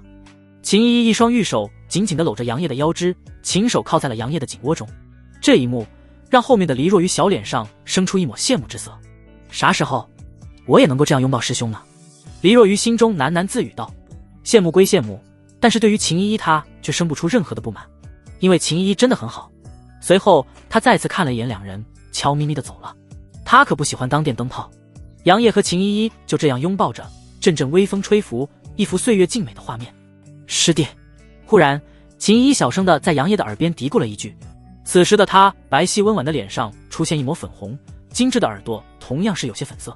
倒不是因为杨业对他动手或者不老实，而是杨业一直在慢慢地向后弯曲腰身，后背离他越来越远，身前的衣袍却是离他越来越近。杨业听到秦依依的话，脸上也是生出些许的尴尬，因为他的小兄弟微微抬头了。真是尴尬死了，都怪师尊，要不是师尊一次机会都不给我，我怎么可能这般啊。杨业心中有些埋怨温清婉，因为昨天晚上他准备去温清婉的小院和其探讨人生哲理，结果被面红耳赤的温清婉一脚给踹了出来。嗨嗨，那个师姐你什么时候回来了？杨业假装什么都不知道，然后轻轻地松开秦依依。秦依依白了一眼杨业，他可还记得当年杨业偷看他洗澡的事情。刚刚回来，你现在的情况怎么样了？师姐这次带回来了一个玉灵芝，至少能够增加你1年的寿命。秦依依面色凝重且担忧地看着杨业，纤细的玉手从怀中拿出了一个储物袋，白光一闪，一朵仿佛是白玉一样晶莹剔透，上面还有着点点犹如星辰一般的玉灵芝。极品玉灵芝，服用之下能够增加人100年的寿命。不过杨业乃是绝命天煞孤星，再加上之前已经服用过许多增加寿元的天才地宝，所以哪怕是秦依依手中的是罕见的极品玉灵芝，也仅仅是能够增加他1年的寿命。看着秦依依手中的玉灵芝，杨业的脸上生出一抹动容。这种品相的玉灵芝几乎都有着强大的妖兽守护，或者是生长在极为危险之地。杨业目光微动，他看到了秦依依裙摆上的血迹，面色一顿。他随即看着秦依依，沉声地问道：大师姐，你受伤了？没事什么，只是小伤而已。面对杨业的询问，秦依依的目光有些闪躲。大师姐，你撒谎的话，我可是一眼就认出来。杨业有些无奈地说道。于是他威胁地说道：“你也不想让我告诉师尊吧？”听到杨业的话，秦依依只能够苦笑着摇摇头，伸出玉手点了点杨业的脑门，轻声说道：“这个混小子就会找师尊告状。嘿嘿，这不是你不说真话吗？”杨业见状也是咧嘴笑道。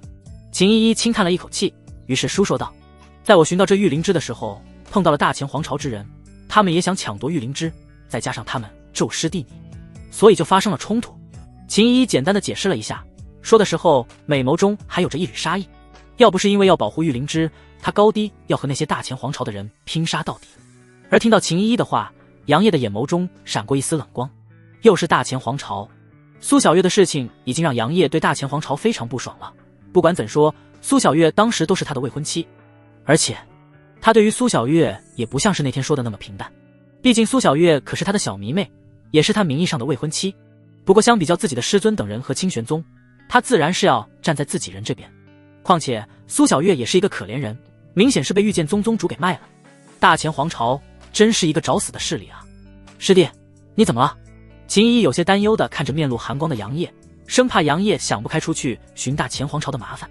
他现在还不知道杨业的实力已经恢复了。杨业听到秦依依的话，回过神来看着面前秦依依，杨业脸上露出一抹笑容，说道：“没什么，那你现在的伤势怎么样？”“没什么大事，那些家伙也都废物罢了。”“哦，那就好，那就好。那师姐，要不再给我抱抱？”唰，秦依依俏脸再次赤红，娇嗔道：“你这个小色狼，找打！”说着扬起袖拳，准备打向杨业。杨业见状，也是连忙装作害怕的样子，朝着旁边跑去。“哎呀，大师姐打人了，有没有人管啊？”时间缓缓流逝，3个月后，清玄宗的小院中，呼，金丹中期了。一身白衣的杨业缓缓睁开双眼，眼眸开合间有着一道金光闪过。此时的杨业气息比3个月前更加的恐怖，丹田中的那颗紫色的金丹上有着2道金色的纹路，代表着他已经进入了金丹中期。现在的我，面对元婴期的修士也不完全不惧了。杨业站起身来，微微伸了一个懒腰，体内发出噼里啪啦的响声。长生体虽然不擅长战斗，但却极大的加强了杨业的体魄和上限。原本杨业的天赋就是古今绝有，现在加上长生体，自然是变得更加的恐怖。微微抬起双手，一黑一白2道能量出现在他的手掌之中。看着双手中的2道光团，杨业的不由自主的双手化圆，一黑一白2道光团犹如2只鱼儿在他的胸前显化。转眼间，一张太极图出现在他的身前去。杨业轻喝一声，胸前的黑白太极图瞬间飞出，直接落进了前方的水潭之中。砰！刹那间，太极图在落入水潭之中，整个水潭直接被掀起。哒哒哒，一条条金色的鲤鱼在空中扭动着身躯，大大的眼睛中满是疑惑。鲤鱼？不是哥们，你玩水就玩水，你整我们干啥？正好，一会儿吃烤鱼。杨业笑着说道。鲤鱼？你清高，你了不起，这阴阳造化经包含的东西还真的挺多。杨业感叹地说了一句，继续说道：不愧是系统奖励的东西，不单单是能够在上垒的时候用，这攻击手段也很是牛逼啊。不过身法上面确实有些缺失了。杨业眉头微皱，阴阳造化经拥有些许的攻击手段，也完全和长生体匹配，但唯独缺少了身法方面，他自然不是没有关于身法的功法，只不过现在有了阴阳造化经这般强大的功法，原来的功法他已经有些看不上了。功法等级分为天、地、玄、黄，之上就是仙品功法，因为苍蓝界的修士普遍都不算是很强，这里的资源自然也是比过那些强大的天地。像是清玄宗这般顶尖的势力，最强大的功法也不过是高级地品而已。而杨业现在所修炼的阴阳造化经，他估计至少是仙品。虽然他问过系统阴阳造化经是什么级别的功法，但系统却说没有级别，让杨业练就完了。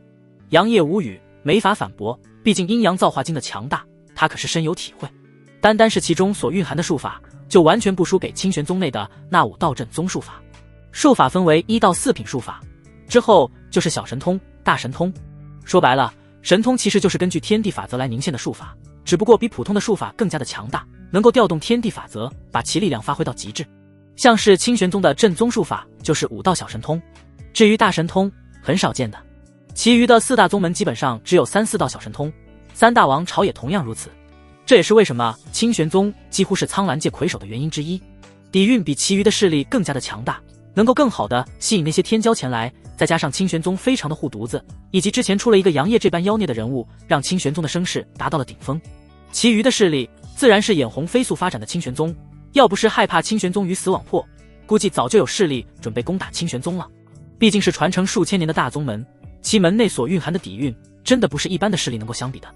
整个苍兰界唯一在底蕴上能够与清玄宗相抗衡的就是圣门了，这里就不多说了，或许会慢慢讲解的。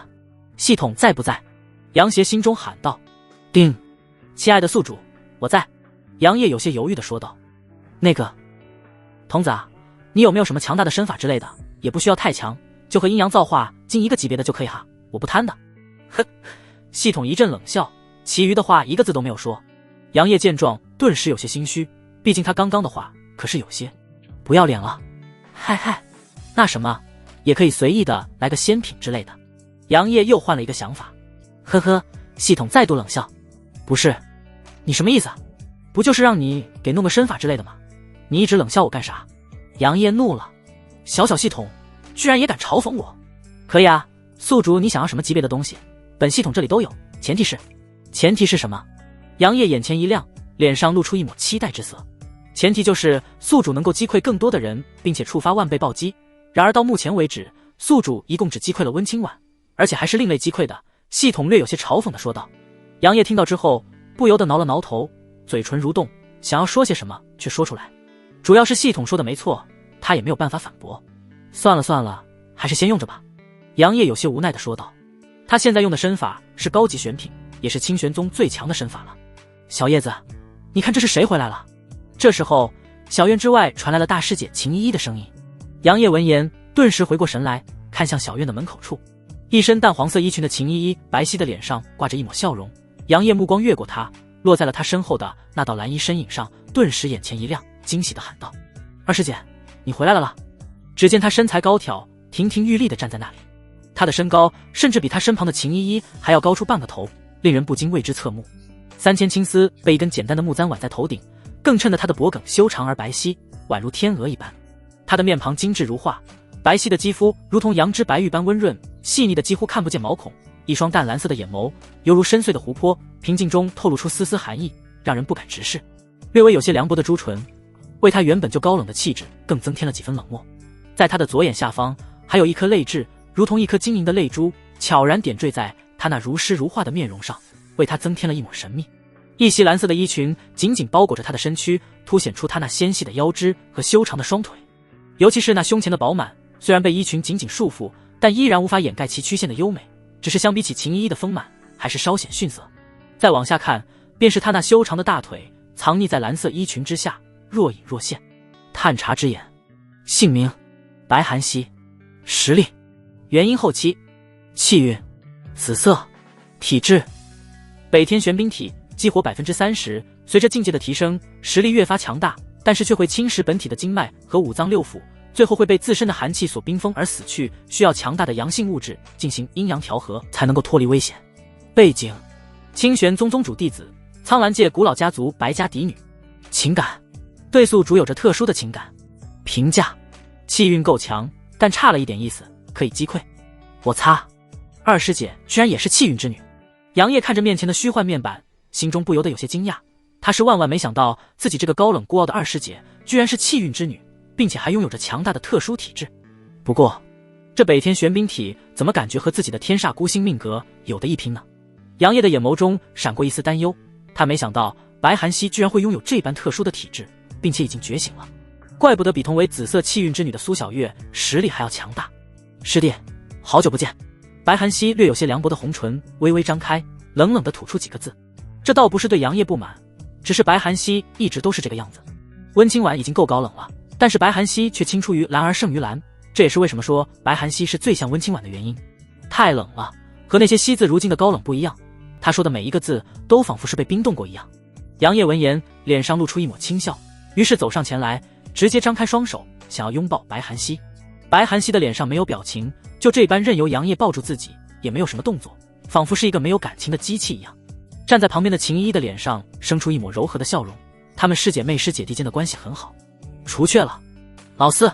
而杨业和秦依依都没有看到被杨业抱住没有丝毫反应的白寒溪，他垂落在双腿边的玉手手指微不可察地动了一下。二师姐，我可是想死了你了。拥抱完的杨业松开白寒溪，俊朗的脸上满是笑容，看着白寒溪那如寒冰般完美的脸蛋，眼眸深处闪过一丝担忧。白寒溪微微点头，目光平静，没有说话。不过杨业并没有觉得有什么不妥，因为早已经习惯了。给。这时候白寒溪从怀中拿出一个储物袋，紧接着从储物袋中拿出了一株散发着幽香的灵药，然后递给杨业。这株灵药通体血红，被白色的光晕所包裹，4片血色的印有道道白色纹路的叶子一颤一颤的，而在4片叶子中间则是有着一颗火红色的果子，有些像是一只凤凰，散发着丝丝凤威。血凤神草，传说中沾染了神凤精血的强大灵药，拥有着加强修士气血和寿命的稀有灵药，可以说是无价之宝。这是……秦依依美眸微微睁大，有些震惊地看着他手中的那株植物。此时的杨业瞳孔紧缩，看着面前那隐隐间流露出一股极强的生命力的绿色植物，震惊地说道：“这不会是血凤神草吧？”白寒溪微微点头，玉手再次朝着杨业递了过去，冰冷地说道：“给你。”咕噜，杨业和秦依依两人直勾勾地盯着白寒溪手中的血凤神草，不由自主地咽了咽口水，眼眸中满是震惊之色。足足过去了数秒钟，杨业才回过神来，舔了舔嘴唇，目光看向白寒溪，轻声地说道：“二师姐，得到这株血凤神草一定很艰难吧？”秦依依也是看向高冷的白寒溪，也是面露复杂之色，自己的那株玉灵芝和血凤神草完全是差了一个等级。听到杨业的话，白寒溪没有回答，只是平静地说道：“给你，拿着。”说完，不由分说的想要塞进杨业的手中，但是杨业却是直接后退了一步，而这顿时让原本面色平静的白寒溪柳眉轻蹙，冰冷地说道：“你是不想要？”仅仅是几个字，就仿佛让周围的空气冰冻了一样。杨业缓缓摇头，神色认真地看着白寒溪说道：“二师姐，我不能要你这株血凤神草，它对你自己也很有用，而且我目前并不需要它来补充寿命。”此言一出，白寒溪的柳眉皱得更深了，淡蓝色美眸中透出丝丝的寒气，继而冷冷地说道：“不要。”杨业摇摇头，刚刚看到白寒溪的信息，得知他拥有绝阴圣体，就知道了这株血凤神草对其有着巨大的帮助，所以他不能要。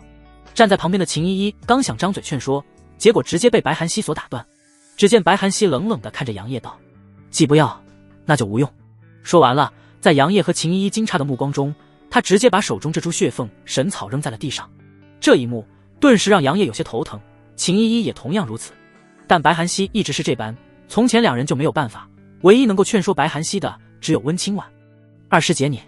杨业刚准备说些什么，却被另外一道声音所打断：“寒溪，你们这是怎么了？”只见身穿白蓝色相间衣裙的温清婉缓缓走进小院，清冷的脸上有着一抹疑惑，目光落在杨业三人身上。白寒溪回来，他是知道的，这也是刚刚处理完一些事情就赶了过来，结果却发现小院中的气氛有些不对劲啊。这是血凤神草。还不待杨业解释情况，温清婉就看到了被随意的扔在地上的血凤神草，清冷的眸子中闪过一丝了然。他明白这株血凤神草应该是白寒溪所带回来给杨业的，而杨业应该是拒绝了白寒溪的好意，结果性格高冷的白寒溪直接把血凤神草扔在了地上。这完全是白寒溪能够干出来的事情。好了样，我明白你们发生了什么。温清婉的脸上露出一抹无奈，看向杨业三人说道：“他5个弟子，唯一让他省心的只有大弟子秦依依了，其余人包括杨业在内，都是让他操碎了心了。”第18章大前王朝上门师尊。我不是想要拒绝二师姐的好意，而是他自己更需要这血凤神草啊。杨业捡起地上的血凤神草，有些无奈地说道。白寒溪则是冷冷地说道：“说了给你，就是给你的。”站在旁边的秦依依则是有些头疼，这2个人。温清婉看了一眼满脸无奈的杨业，又看了看面色冷漠的白寒溪，于是说道：“寒溪，你的情况为师是知道的，你还是自己留下吧。叶儿的寿元目前没什么问题，而且他觉醒了一种生命力极强的特殊体质，所以你不用担心。”温清婉说完，看向杨业，眼神示意他把手中的血凤神草递给白寒溪。杨业见状也是露出一抹笑容，然后拉起白寒溪的手塞在了他的手中。白寒溪柳眉轻蹙，淡蓝色的眸子看了一眼温清婉，又瞅了瞅杨业，于是微微点头，收起了血凤神草。见到这一幕，温清婉的脸上也出现了一抹笑容。他是知道白寒溪的情况的，时不时的就需要一些拥有强大气血或者是充满阳性的物质来抵抗和平衡体内的绝阴本源，都是他的弟子，他也不会说是偏心谁。而且现在的杨业的寿元问题已经解决了，并不是很需要血凤神草这等极为稀有的灵药。当然了，这株血凤神草的作用可不单单如此。你二师姐也回来了，咱们坐下聊吧。温清婉这时候开口说道。杨业三人自然听从，于是师徒四人坐在了小院中的青石凳上。你的境界恢复了。白寒溪目光落在杨业的身上，冷冷地说道。杨业闻言，脸上露出一抹轻笑。放心吧，二师姐，我现在已经恢复到了金丹中期，而且现在的战力比之前更加的强大。温清婉和秦依依微微有些惊讶，他们可记得3个月前杨业还刚刚恢复到金丹初期呢，结果短短3个月时间过去，杨业再次突破，这速度真的不是人可以相比的。虽然杨业这是相当于重修，但也侧面的体现出了他所觉醒的特殊体质的强大。白寒溪微微点头，不再言语。随即师徒四人有一句没一句的闲聊了起来。宗主，有人打上门了来了。忽然门口有着一道声音响起，正在聊天的师尊四人纷纷望了过去。只见三长老赵和快步走近了，苍老的脸上带着一抹愤怒，眸子中满是杀意。一个个以为清玄宗好欺负吗？真是厕所里面打灯，找死！想到这里，赵和还没等温清婉询问怎么回事，自己先开口说道：大前王朝上门来了，说是要给他们王朝的太子妃讨要一个说法。太子妃？御剑宗与大前王朝联姻了。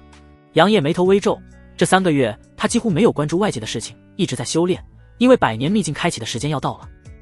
秦依依的脸上同样是露出一抹气愤，他可是听说了御剑宗上门退婚和大前王朝联姻的事情，这完全是没把他师弟和清玄宗放在眼里啊。而白寒溪则仍旧面色冷漠。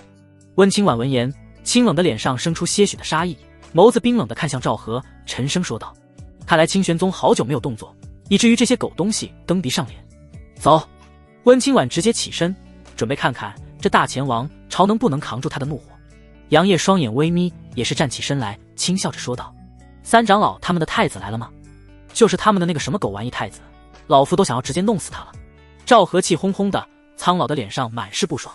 杨业听到之后，深邃的眸子里面闪过一丝凌冽的杀意，轻笑着说道：既然如此，那我也去看看这大前王朝的太子到底是什么货色。叶儿你，要不还是……温清婉朱唇轻启，脸上有些犹豫。他并不想让杨业恢复实力的事情这么早的暴露，最好是在100年秘境开启的时候再显露出来了。这样的话，可是能够给那些势力一个大大的惊喜。听到温清婉的话，杨业微微一笑：无妨，早晚都会被知道。我还真的想要教训教训这个大前王朝的太子，不需要你出手，我来。一直未曾说话的白寒溪忽然开口道，神色冷漠。温清婉四人看向白寒溪，不由得露出一抹笑容。对于白寒溪的实力，他们可是非常相信的。清玄宗除却杨业，天赋最好的就是白寒溪了，而且同境界的战力也只是比之前的杨业差一点点而已。赵和哈哈大笑道：寒溪这丫头还真是和以前一样。那咱们走吧，宗主。温清婉点点头，随后一行5人朝着清玄宗之外走去。清玄宗山门之外来了许多看热闹的势力，其中位于其山门正前方有着一队气势强大的队伍。周围的那些看前来看热闹的势力，目光落在这些人身上的时候，眸子里满不由自主地浮现一抹敬畏之色。你们看，前面身穿4爪龙袍，气宇轩昂，身材挺拔的青年，就是大前王朝的太子李承运。哦嚯，不愧是大前王朝的太子，单单是这份气质就不是一般人能够相提并论的。不过这李承运真的和御剑宗的苏小月联姻了？据说确实如此，御剑宗和大前王朝前些天已经放出风声了，2人已经订婚了。不过什么？道友？周围那些八卦的人纷纷看向一个长相有些猥琐的青年，满脸好奇地看着他。猥琐青年很是享受周围那些好奇的目光，清了清嗓子，一脸得意地说道：据我那在御剑宗当管事的2舅妈的侄子的外甥的3舅老爷的孙子说，订婚当天苏小月不见了。哗！此言一出，周围那些看热闹的人满脸的震惊。什么情况？订婚的时候主角之一不在聒噪。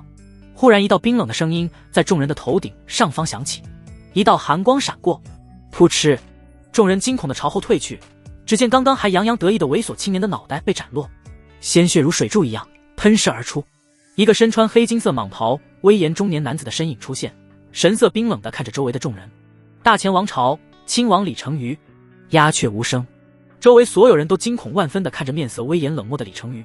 他们没想到大前王朝的人上来就杀人。咕噜，刚刚那些看热闹的人不由得咽了咽口水，默默地朝着后面退去。他们只不过是来看热闹的，可不想引火上身啊。李成瑜目光扫过周围的人，带着一抹不屑。皇叔，算了吧。忽然一道声音在李成瑜的身后响起，众人望去，只见一身四爪龙袍、风神俊朗的李成瑜面带微笑的走了过来。久居高位，再加上身为太子，整个人充满了贵气。李成瑜转过身来，看着李成运笑着说道：“成运啊，这狗东西死不足惜，居然敢议论我大前王朝太子。”李成运笑着点头应允，随后目光看向清玄宗的山门，淡淡的说道：“清玄宗不愧是5大宗门之首，这么久了还不出现。哼，这清玄宗完全是没有把我大前王朝放在眼中，这次定要给他们一个好看，要不然以为我大前王朝好欺负似的。”李成瑜显然是一个霸道的性格，并且眼高于顶，哪怕是面对5大宗魁首的清玄宗都带着无尽的傲气。要知道5大宗的实力几乎都是比3大王朝高出一些，尤其是面对底蕴深厚的清玄宗，3大王朝单独拎出来肯定不是其对手的。不过面对清玄宗侮辱他们大前皇朝的太子妃，自然不能够作为缩头乌龟，不敢站出来发声。再加上200年多前苍兰界最耀眼的天骄没有死去的消息传出来，所有的势力都想要一探究竟，其中大前王朝就是有着这方面的想法，所以才来到了清玄宗，既想要为王朝的太子妃讨要一个说法，也是想要试探绝世天才杨业是否还能够修炼。面对李成瑜的话，李成运只是笑了笑，并没有说话，但他那双漆黑如墨的眸子里面却闪过一抹杀意和金光。杨业是吗？这么多年的时间过去，你应该已经成为了一个废人了吧？不知道曾经我这个被你无视的王朝皇子，你还记不记得了？李成运心中自言自语，200多年前他也不过是大前王朝的一个小皇子罢了。那时候在看到杨业这颗高高悬挂于9天之上的星辰，他只能够仰望，但现在不一样了，他已经1人之下万万人之上的王朝太子。咻咻咻！忽然一道道破空声响起，山门外的那些势力之人纷纷看向清玄宗的山门处。只见足足有着上千人从清玄宗飞出，为首者赫然是清玄宗的宗主，苍兰界7大美女之首的清冷仙子温清婉啊！不愧是7美女之首，这气质，这身段，这脸蛋，真是太美了，尤其是身上那高高在上的气质，真让人陶醉啊！温清婉的2个弟子也回来了，秦依依、白寒溪，这2人也是个有千秋啊！不是，你们只看美女吗？没看到站在白寒溪旁边的那个白发青年，不觉得有些眼熟吗？咦，你这么一说，卧槽，那不是杨业吗？随着一声惊呼，所有人都把目光落在了一身白衣、身姿挺拔、满头银发，犹如从仙界降临的谪仙般的杨业。杨业已经200多年没有出过宗门了，所有人都震惊地看着那面色淡然却满头白发的杨业。李成运和李成瑜以及他们身后跟来那些100多位大前王朝之人，纷纷看向杨业。大前王朝，你们是想死被灭国吗？谁曾想李成运等人还没有仔细观察杨业，就被一道粗暴的声音所打断。眉头微皱，只见清玄宗的2长老钱虎怒目圆睁，怒斥李成运等人，而温清婉则是淡漠地看着，似乎没有说话的意思。至于杨业则是饶有兴趣地看着对面的李成运，心中自语道：这就是大前王朝的太子吗？看起来也没什么不同的。至于为什么杨业能够一眼就知道李成运是太子，这不是一眼就知道的吗？人家可是穿着4爪龙袍的，傻子才看不出来。咦，不对。杨业轻咦了一声，只见他的眼前有着一道虚幻的光幕出现。探查之眼，姓名李成运，实力元婴中期，气运红色，他的气运实则为大前王朝的国运。体质赤龙王体，已激活 50%。 背景大前王朝的太子。情感对宿主有着强烈的妒忌和羡慕心理，同时对宿主有着极大的杀意。评价异国孕育而出的气运之子，有着强大的野心，表里不一，并且对苏小月的冰鸾圣体异常的觊觎，实力还不错。如果能够得到冰鸾圣体，借助其本源之力升华自己的赤龙王体，上限会更高。没想到又是一个气运之子。虽然这个李成运的气运由来有些特殊，但也是气运之子，真是有趣。想到这里，杨业的脸上露出一抹笑容。击溃气运之子或者是气运之女所奖励的东西，能够触发暴击的几率更大，实力越高，所获得的奖励越丰富。这也是为什么杨业在拿下温清婉之后，能够直接触发万倍暴击的原因。金色气运炼虚境的实力，这2个加起来必然能够爆出好东西。师弟，你笑什么？秦依依有些疑惑地看向身边的杨业。白寒溪余光瞥了一眼杨业，但也不说什么。杨业闻言笑了笑，于是对他说道：没什么，只是没想到这里大前王朝的太子还是有些天赋的。秦依依秀眉微皱，显然是没有明白杨业是什么意思。不过这时候对面的李成瑜则是暴喝道：“钱胡，你当本王是吓大的？今日我大前王朝前来，就是为了太子妃的声誉而来。而且你们清玄宗太过霸道了，这些年苍兰界的众多势力早已经对你们不满，要不是看在你们清玄宗维护了苍兰界和平的分子上，本王定然第一个大上门来。太子，你倒是说句话。”李成瑜碰了碰旁边皱着眉头的李成瑜，小声地说道。皱着眉头的李成运收回看向杨业的目光，瞥了一眼自己的皇叔李成瑜，心中不由得想要翻个白眼，说句话：“你给我机会了吗？”无语。然而还没等李成运开口说话，清玄宗这边不乐意了。只见从外面回来没有几日的五长老唐松，一个身材魁梧中年大汉，怒喝道：“李成瑜，你这老壁灯，说话是用皮眼说的吗？为何如此恶臭？还是说你们大前王朝的人都是如此粗鄙，不知礼数？又或者你们大前王朝今日是来宣战的？”一连三道质问和怒斥让李成瑜顿时气得面红耳赤，也让他身后的那些大前王朝之人愤怒不已。而清玄宗这边的众人则是哈哈大笑，不愧是吴长老，这嘴巴就是厉害。哎，我的嘴巴什么时候能够像武长老这样犀利？真是痛快啊！刚刚让那个什么狗亲王在我宗门前犬吠，真是让人恼火。正准备对回去，没想到武长老还是这般强大。清玄宗的弟子交头接耳，每一个人的脸上都带着笑容，看向对面气愤不已的大前王朝众人的目光中带着丝丝嘲讽之色。周围那些看热闹的人一个个也是死死地捂着自己的嘴巴，强忍着笑意，生怕被激怒了的李成瑜斩杀。杨业也是一脸玩味地看向李成运，只不过后者的心性很好，或者是说心机很重，脸上根本没有太多的表情波动。不愧是一国太子，这家伙还真是有些东西。杨业微微感叹地说道。虽然他必杀这个李成运，但是却不得不说，能当太子的人脑子都是很不错的。我不喜欢这人的眼神。一直未曾说话的白寒溪忽然冷冷地开口道，一双淡蓝色的眸子淡漠地看着对面的李成运。杨业闻言眉头轻挑，目光再次落在李成运的身上，发现这家伙正在打量着白寒溪和秦依依，并且眼眸中似乎闪过一丝金光。哼，既然二师姐不喜欢他，那咱们就把他宰了。杨业满脸轻松地说道。白寒溪微微点头，高冷的脸上满是认真之色。这一幕不仅是让秦依依扶额无奈，这两个家伙，当然了，他并不是替李成运担心，而是觉得杨业两人有些太过随意了。这时候，一直未曾说话的温清婉忽然开口道：“你们大前王朝所来何事？”声音中带着一缕缕练虚静的威压，让正准备反唇相讥的李成瑜和那些大前王朝之人神色一滞。李成运则是笑着说道：“温宗主，本太子前来自然是为了太子妃的声誉而来，毕竟你们清玄宗这般侮辱本太子的太子妃，难道不能来要一个说法？”“没错，我大前王朝的太子妃不可辱。”李成瑜高声喝道。其余的大前王朝之人纷纷出声支持李成运的话，说白了，他们就是来找茬的，喷你就完了。哦，想要说法，那本座给你个说法。温清婉淡漠地看着对面的李成运等人，嗡。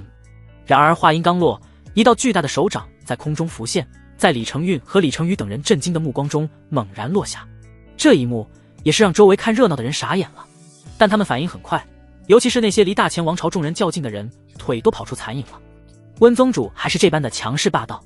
就在那巨大的手掌即将拍中李成运等人的时候，一道威严的声音在空中响起。只见在李成运等人身前，一道黑黄色的身影出现，对着那即将落下来的巨大掌印猛然一挥。吼！金光色的拳芒化作一道金色的巨龙，瞬间撞在了巨大白色手掌之上。轰隆隆，金色和白色互相碰撞，直至数个呼吸过去，两者才缓缓消散，化作点点星光。温清婉眸光微动，看向来人，淡淡的说道：“李彦龙。”李彦龙，大前王朝国主。杨业的目光落在李彦龙的身上，只见其身材挺拔，身穿五爪黑黄色龙袍，一双漆黑的眸子里面满是威严，单手负于身后，一道道黄色气体环绕在周身，气场全开，仿佛是一尊巨龙横于身前。李彦龙嘛，气息似乎比来那200多年前更加强大了。杨业心中自语道，他之前也不过是金丹期巅峰而已，但却见到的大人物却是不少。5大宗门、3大王朝的顶尖人物，他还是都见过的。呵呵，温宗主许久不见，风采依旧呢。面色威严的李彦龙的脸上露出一抹淡淡的笑容，犹如深渊般的眸子在看向温清婉的时候闪过一丝金光，还有一丝贪婪。温清婉，这个女人还是这般的让人心动呢。李彦龙曾经是追求过温清婉的，但是温清婉对于李彦龙这个老东西却没有丝毫的好感，而且这家伙的后宫据说真的有着3000佳丽，绝对的好色之徒。当然了，哪怕是李彦龙没有那么多的女人，温清婉也不可能看得上他，他就没想过找道侣。至于他的一儿，想到这里，温清婉的眼眸中闪过一丝复杂和羞涩。温清婉面色不变，淡漠地说道：看来你们大前王朝是真的想要与我清玄宗开战了。李彦龙听到温清婉的话，脸上的笑容不变，继续说道：温宗主，不知现在是否有找道侣的想法？说完还一脸欣赏地看着温清婉。轰！此言一出，在场的所有人都为之一震，不可思议地看着满脸笑意的李彦龙。这大前国主是要追求温宗主？杨业的眼眸中浮现一抹凛冽的杀意，死死地盯着李彦龙，冰冷地开口道：李彦龙，你个老不死的东西，你他妈的想死吗？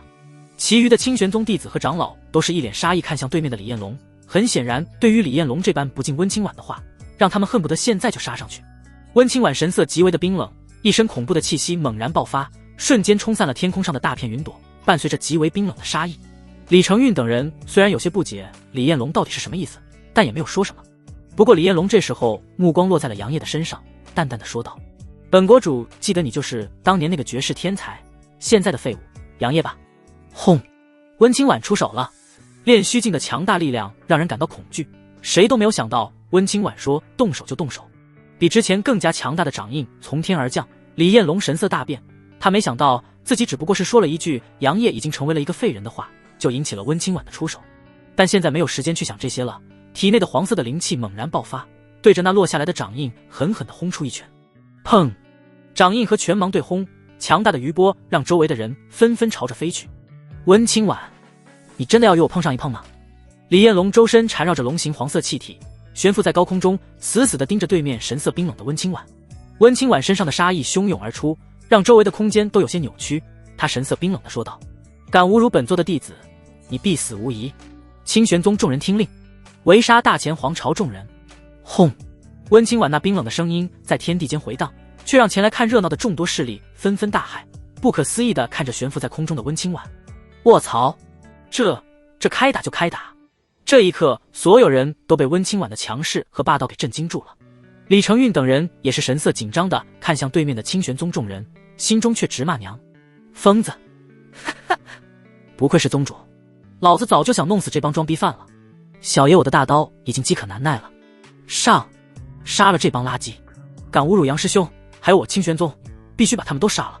清玄宗的众多弟子嗷嗷直叫，听到温清婉的话之后，一个个全都化作了一只饿狼，眸子里满泛着红光，扑向了那些面色难看的大前王朝众人。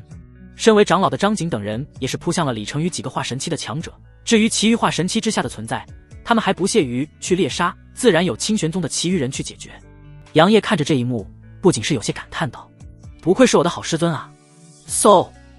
刚说完，杨业就感觉身边的一道风刮过，转头一看，白寒溪的身影已经消失不见啧啧。二师姐还真是着急啊。杨业啧啧说道。秦依依白了一眼杨业，目光落在已经混乱的战场，不由得说道：师弟，你准备出手吗？杨业眸子里面有着一抹思索，随即笑着说道：算了，还是等百年秘境开启之后给那些一个震撼吧。而且二师姐已经说了，那个什么太子交给他，其余人我没兴趣。杨业耸了耸肩膀，目光落在已经打起来了的白寒溪和李承运。秦依依微微点头，他也没有动，而是陪在了杨业的身边。而在两人身后不远处，黎若愚看着没有离开杨业身边的秦依依，不由得撅了撅嘴，自言自语地嘀咕道：秦师姐怎么没有去打架呢？这样我就可以去给杨师兄捏捏肩了。李彦龙看着那已经动手的清玄宗众人，双手紧握，漆黑的眸子里面满是怒火，怒喝道：温清婉，废话真多！温清婉呵斥，纤细的手掌中出现一柄青色长剑，对着暴怒的李彦龙就斩出一道恐怖的青色剑芒。李彦龙见状只能去接招，体内的黄道龙气喷涌而出，互作两道黄色龙气，朝着那道青色剑芒飞去。轰隆隆，黄色和青色爆发出极致的光芒，强大的力量让空间一震。温清婉提着青色长剑，身影直接在空中消失，下一秒瞬间出现在李彦龙的面前，扬起玉手中的长剑，对着李彦龙的脑袋狠狠地斩下去。强大的力量直接让空间出现一道道裂痕，李彦龙不敢大意，胸前浮现一块黄色的铜镜，直接挡住了温清婉这一剑。当一道无形的光波朝着周围快速散去。龙皇杀拳。李彦龙已经明白了，今日不做过一场，温清婉是不会停手的，于是也不再多言，眼眸中闪过一丝暗黄色的气体，对着温清婉狠狠地轰出一拳。一道龙吟声响彻天地，只见李彦龙的右拳瞬间轰出一道暗黄色的巨龙，狰狞地扑向正在倒退的温清婉。温清婉见状，清冷的脸上浮现一抹杀意，轻斥道：“玄天剑斩！”嗡，剑鸣声嘶吼，随着温清婉一剑挥出，一道能够轻易抹平百丈山岳的剑芒瞬间出现，眨眼间就与那条黄色巨龙相碰撞。轰隆隆，身影闪烁间，温清婉再次杀向李彦龙，仅仅是10个呼吸，两人就交手不下于100招，并且身影朝着更高的天空杀去。两人的境界太高了，要是继续在临近地面的空中厮杀的话，下方的众人几乎都会被两人的力量震杀。与此同时，大前皇朝的众人已经被清玄宗众多弟子压制了，张景等5位长老也是压制着李成宇几位大前皇朝的化神期打。单单是这么一会儿，李成宇等人的身上就已经挂彩了。最惨的还是李成宇，他被5长老和3长老两人围殴，胸前和背后各自有着一道狰狞的伤口。嘿嘿，李成宇，看来你这老逼灯今天要陨落在我清玄宗山门口了。钱虎大笑，但手上的动作却丝毫没有停顿，一双泛着黑光的铁拳狠狠地朝着面色阴沉如水的李成宇轰去。5长老唐松更是狠辣，手中出现一把细小的银针，朝着正在抵挡钱虎攻击的李成宇射去，并且还大声喊道：“小心啊！”李成宇，擦！正在抵挡的钱虎的李成宇顿时被惊了一下，顿时有些分神。结果扑哧扑哧，数道细小的银针射入他的身体里面，紧接着身体一滞，下一秒钱虎那坚硬的拳头狠狠地轰在了他的脸上。砰！一口鲜血在空中喷出，数颗牙齿在空中飞舞，整个人化作一颗炮弹朝着地面射去。趁你病，要你命！钱虎和唐松相视一眼，随即化作一道残影朝着地面闪去。之前的关系就不好，现在更是直接撕破脸皮，那不如把这些人都杀了，还能够减少大前王朝的力量。二师姐是元婴中期，那个李成运同样是元婴中期，不过目前看来还是二师姐占据上风。站在山门前的杨业眼眸微眯，盯着正在厮杀的白寒溪和李成运。秦依也是微微点头，美眸中闪过一丝金光，心道：寒溪的实力提升很快，看来我也要努力了。该死的，这女人怎么这么强？李成运面色难看，手中拿着一柄银色长刀，死死地盯着对面的白寒溪。刚刚两人交手了几10个回合，他几乎全程被压制，这让他异常的愤怒。堂堂大前王朝的太子，觉醒了赤龙王体的存在，居然拿不下一个个宗门弟子，这岂不说他无能？大和剑法！白寒溪忽然冷喝一声，扬起手中的冰蓝色长剑，对着李成运猛然斩出一道10几丈长的剑芒。只见那剑芒犹如滔滔长河，散发着一股冰寒气息，瞬间笼罩李成运。李成运感受着周围空间的寒冷，不由得吼道：赤龙绝斩！一缕缕赤红色的龙气从他的体内飞出，缠绕在银色长刀之上，伴随着阵阵龙吟声，他猛然斩出一条赤龙刀芒。赤龙和大河碰撞在一起，恐怖的力量让周围的空间发出阵阵嗡鸣声。然而那赤龙刀芒却仅仅是坚持了10几个呼吸，直接被大河剑芒所淹没，发出一声悲鸣，消失在空中。仍有余威的大河剑芒继续朝着李成运斩去，后者见状连忙再次挥斩出数道赤色刀芒。轰隆隆！而就在大河剑芒被赤色刀芒所击碎的瞬间，白寒溪的身影犹如鬼魅一样出现在李成运的身后，冰冷的脸上生出一抹杀意，低喝道：玄冰气！下一秒，一股散发着极致寒意的淡蓝色气体从他的体内飞出，瞬间笼罩了近在咫尺的李成运。糟糕！李成运心中大惊，连忙想要催动赤龙王体来驱散那令他感到一丝惊惧的寒气，可是他的反应太慢了，那一缕缕淡蓝色的寒气已经触碰到了他的身体。刹那间，那些寒气直接在他的体表生出一层层极寒之冰，使得李成运的身体发僵。北冥一斩！伴随着白寒溪那充满杀意的声音响起，一道灰白色的斩击犹如从幽冥地狱而来，瞬间划过被冻住了的李成运。噗嗤！一道猩红的鲜血飞溅，李成运整个人犹如断了线的风筝，狼狈地朝着地面射去。这一击已经差点让李成运失去战斗力，要不是他觉醒了赤龙王体，刚刚白寒溪绝对能够把他拦腰斩断。然而正当朝着地面坠落的李成运心中愤恨的时候，白寒溪已经再次朝着他杀了过去。趁你病，要你命！清玄宗的宗旨！一道残影在空中快速闪烁，直冲不断坠落的李成运。不好，这女人是真的想要杀我！李成运心中大惊，强行调动体内的赤龙王体本源，在身体上覆盖一层赤色的龙气铠甲。砰！刚刚附着完毕，白寒溪的斩出的剑光再次击中他的身体。嗖！整个人再次犹如炮弹一样，直接被轰入地面，地面瞬间4分5裂，惊起阵阵灰尘。飞沙走石间，一道黑白相互缠绕的光刃悄无声息地射入烟尘之中。啊！忽然一道惊天动地的惨叫声让所有人都为之一震，纷纷看向被烟尘所笼罩的地方，就连正准备继续攻杀李承运的白寒溪都停在了空中，秀美微蹙，淡蓝色的眸子里面满是不解。他刚刚应该没有击伤李承运吧？然而李承运的惨叫声却仍旧是不断的从那烟尘中传出，让在远处看热闹的那些人纷纷好奇。几乎已经压制了大前王朝众人的清玄宗弟子和长老们都是满脸诧异，然后又看向白寒溪：“师弟，刚刚是你出手了是吧？”山门处，秦依依的琴手伸到杨业的耳边，淡淡的体香传入杨业的鼻子中，让多少天没有吃肉的杨业不由得心猿意马，深深的吸一口气，微微撇过头去，对上秦依依那如一汪泉水的美眸，心间一颤，连忙压下心中悸动，小声的回应道：“嘿嘿，是我，先不要声张啊，大师姐，你这小子，想让你二师姐给你背锅吗？”秦依依白了一眼杨业，于是温婉的脸上生出一抹好奇，继续问道：“你到底把那个李承运怎么了？”杨业闻言，脸上露出一抹怪异，说道：“没怎么，就是帮他斩去了烦恼而已。”秦依依皱了皱眉，有些不解，不过看着杨业似乎没有再解释的意思，也不再开口询问。咻咻咻，承运。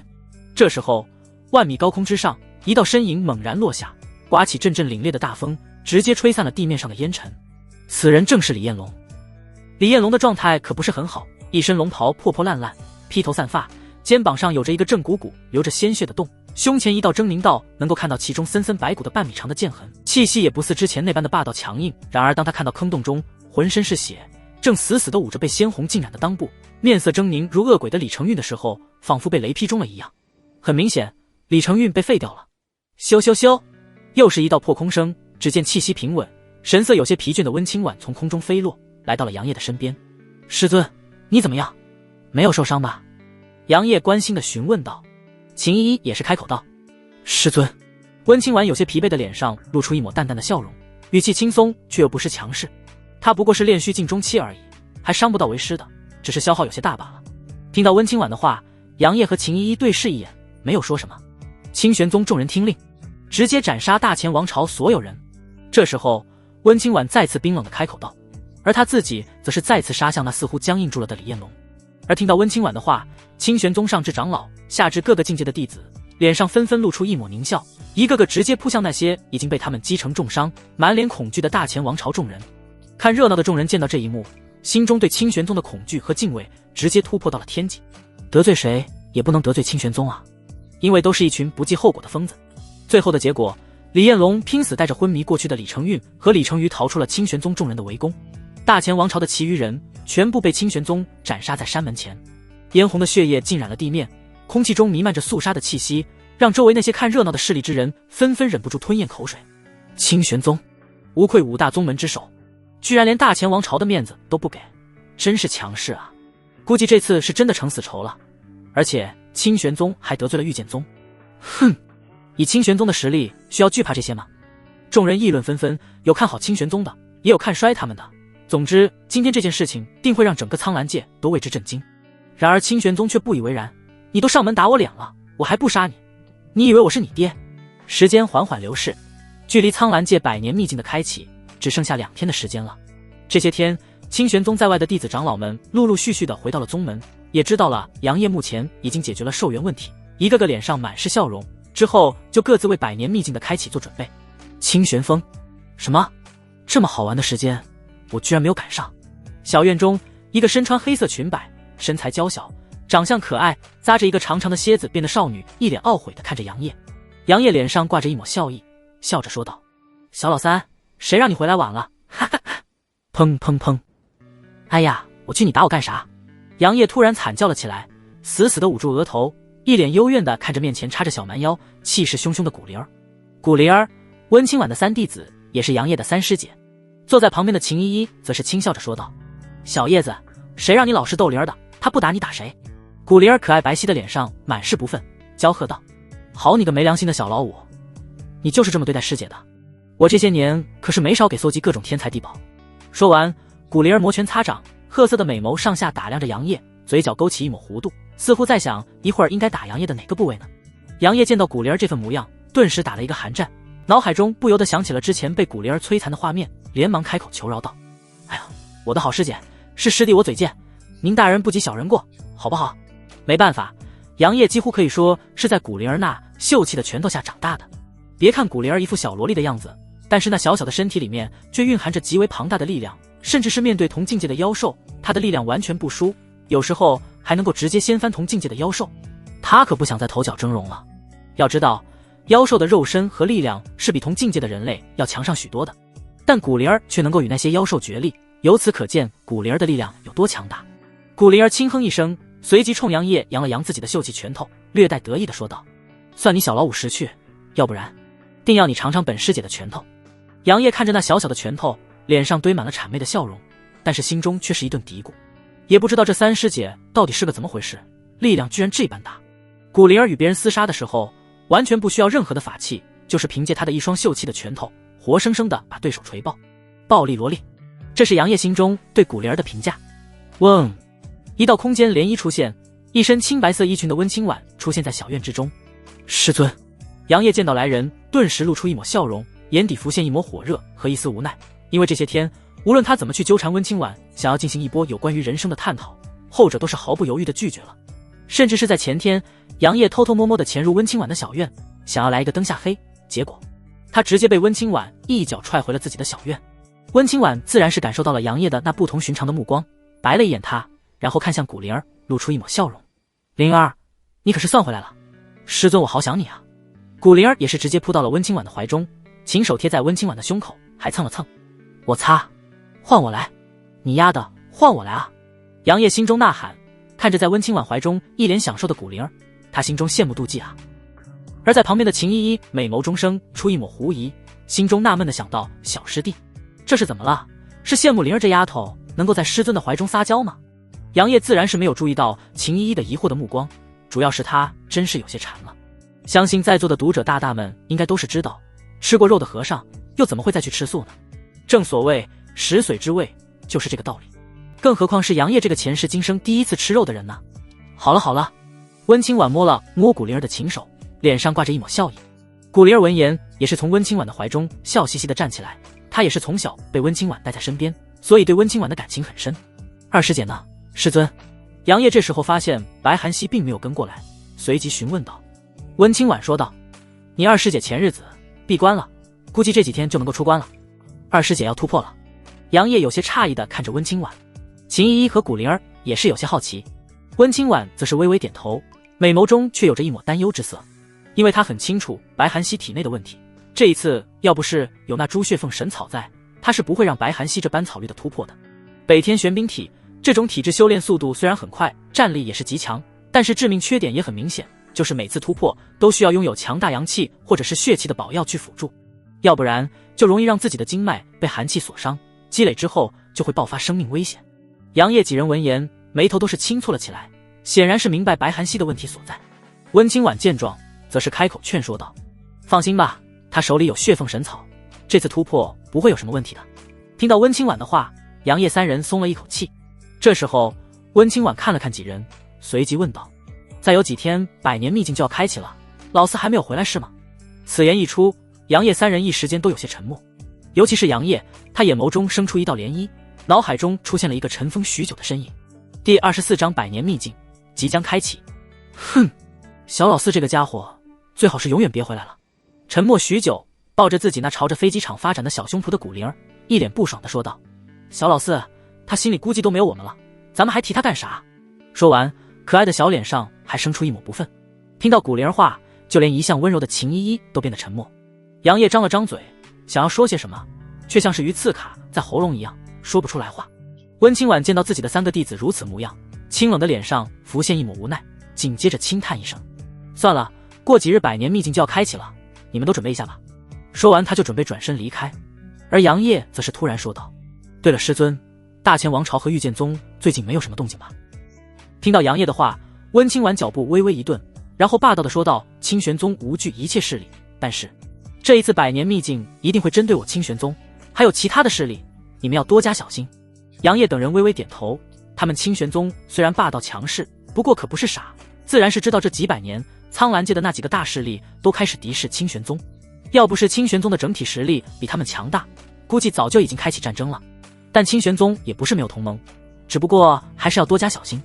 杨业看着离去的温清婉，心中自语道：“这次的百年秘境就是我杨业再一次响彻整个苍兰界的时候。苍兰界某一处小遗迹之中，王腾，你的实力又增加了。一道亮丽的身影正满脸笑意地看向面前这个身材高大、面容坚毅、剑眉星目的青年，他的眼眸中有着一抹金光。叫做王腾的青年看着面前这个朱唇粉面、白璧无瑕的美女，笑着说道：“芷安，你这可是有些捧杀我了，你可是比我还要早些突破到元婴后期呢。”周芷安闻言，清丽无瑕的脸上浮现一抹笑容。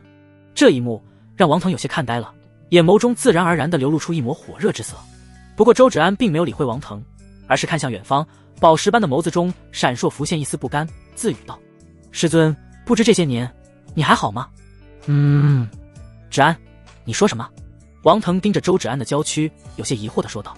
周芷安淡淡的回应道：“没什么，走吧，苍兰界的百年秘境即将开启。”听到周芷若的话，王腾则是咧嘴笑道：“哈哈，正好，我倒要看看苍兰界的这些天骄有多强。毕竟我王腾可是有着仙人之姿。苍兰界虽然是9天10地中垫底的存在，但是每100年就会有一个神秘的秘境开启。而这个百年秘境是整个苍兰界资源最丰富的地方，也是整个苍兰界的盛世。所有人的修士都会前往这百年秘境，为的就是能够在其中寻到各种各样的天才地宝和灵丹妙药。不过每次的秘境都是不同的，里面的各种物资自然也是不相同。就像是之前的百年秘境，清玄宗很多弟子进入其中都没有找到多少能够增加寿元的天才地宝，要不然杨业不至于差点就没命了。百年秘境也不是没有限制，只有在化神期之下，年龄不超过500年的修士才能够进入其中，要不然里面全是化神期、炼虚期的大修士，根本就没有年轻人的事儿了。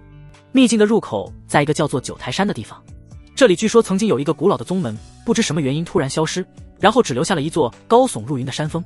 嗡，古老的战船从空间中缓缓出现，朝着前方的九台山飞去。师尊，前面就是九台山了吧？杨业站在甲板上，目光落向不远处那座被大片浓雾所笼罩的巍峨山峰，眼眸中有着一抹好奇。温清婉微微点头，美眸则是看向左边数10丈的位置，那里有着一只有些像是巨大长剑的战船，散发着凌厉的剑意。秦依依面色严肃地说道：“御剑宗的人。”古灵儿的小脸上生出一抹不爽，他可是听说了杨业被上门退婚的事情，要不是他在宗门当时，高低让御剑宗那些虚伪的家伙尝尝他的小拳头。白寒溪则是淡漠地站在几人身边，脸上没有丝毫的波澜，周身有着一道道寒气弥漫。这时候大长老张景走了过来，沉声地说道：“宗主，要不要去给他们一个下马威？”杨业闻言顿时给张景竖了一个大拇指，不愧是大长老，真是把清玄宗霸道、强势、记仇的宗门宗旨记得清清楚楚。古灵儿满脸的跃跃欲试，甚至是开始摩擦他的小拳头了。温清婉闻言则是微微摇头，淡淡的说道：“不用，不过记得和弟子们说一下，进入秘境之后，遇见御剑宗和大前王朝的人，能杀就杀了，但要保证自身安全。”听到温清婉话，张景苍老的脸上顿时生出一抹笑容，随后转身就去吩咐这次来参加百年秘境的弟子了。杨业几人的脸上也是露出一抹笑容，不过这笑容看起来有些瘆得慌。另一边御剑宗的众人也是看到了清玄宗的战船，一个个面露愤恨之色。杨业，不知道你来了吗？站在战船上一身白裙的苏小月则是满脸复杂的看着远处的清玄宗战船，随即苦笑着摇头道：“我在乱想什么？杨业现在估计就是一个普通人了。”对于大前王朝太子被清玄宗给废掉的事情，苏小月也是听说了，本以为他的师尊凌霄会因此放弃和大前王朝联姻，可是他居然仍旧是坚持让他与李承运联姻。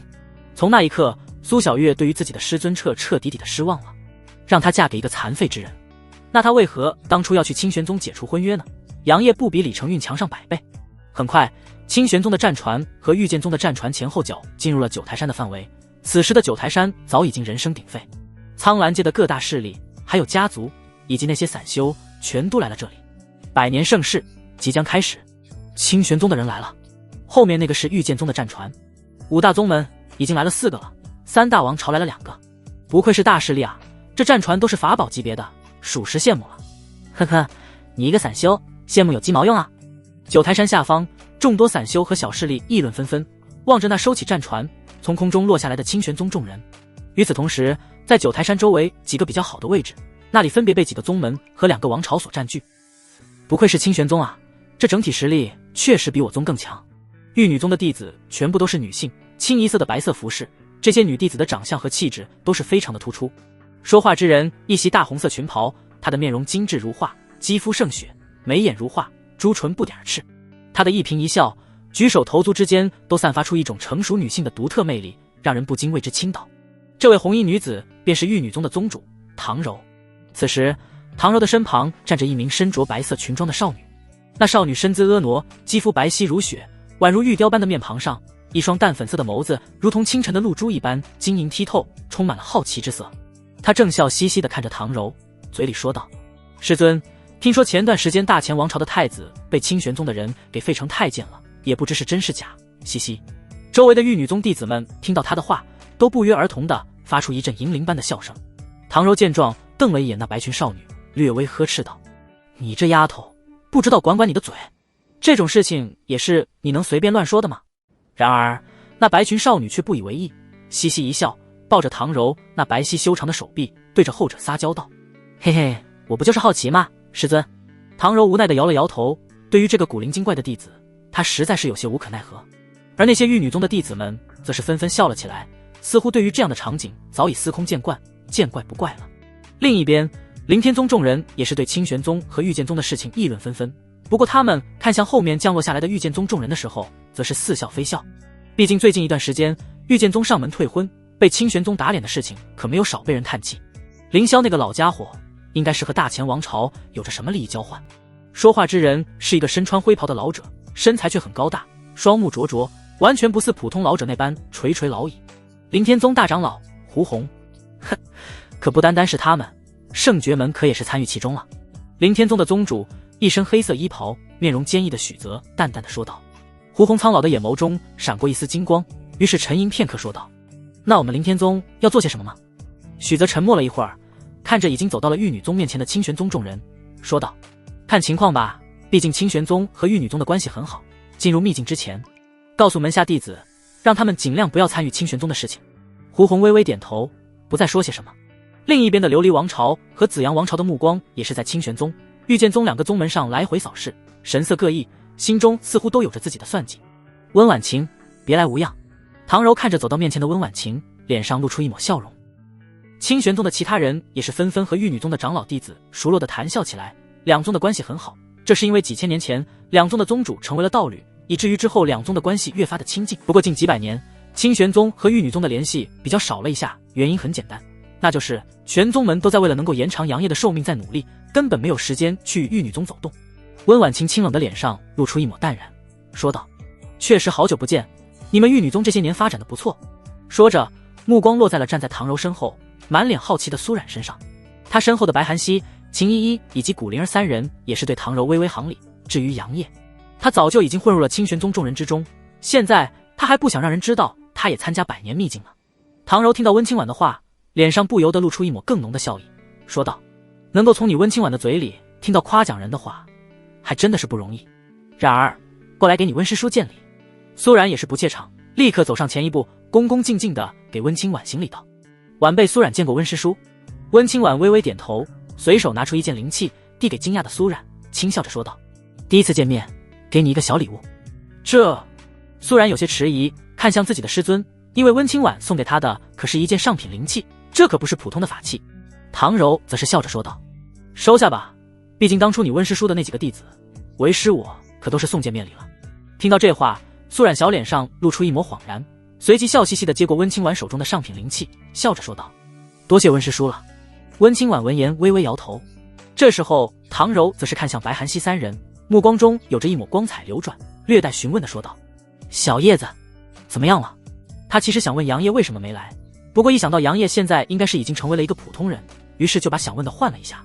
苏冉也是好奇地看向温清婉，然后目光落在白寒溪身上，美眸中带着思索之意。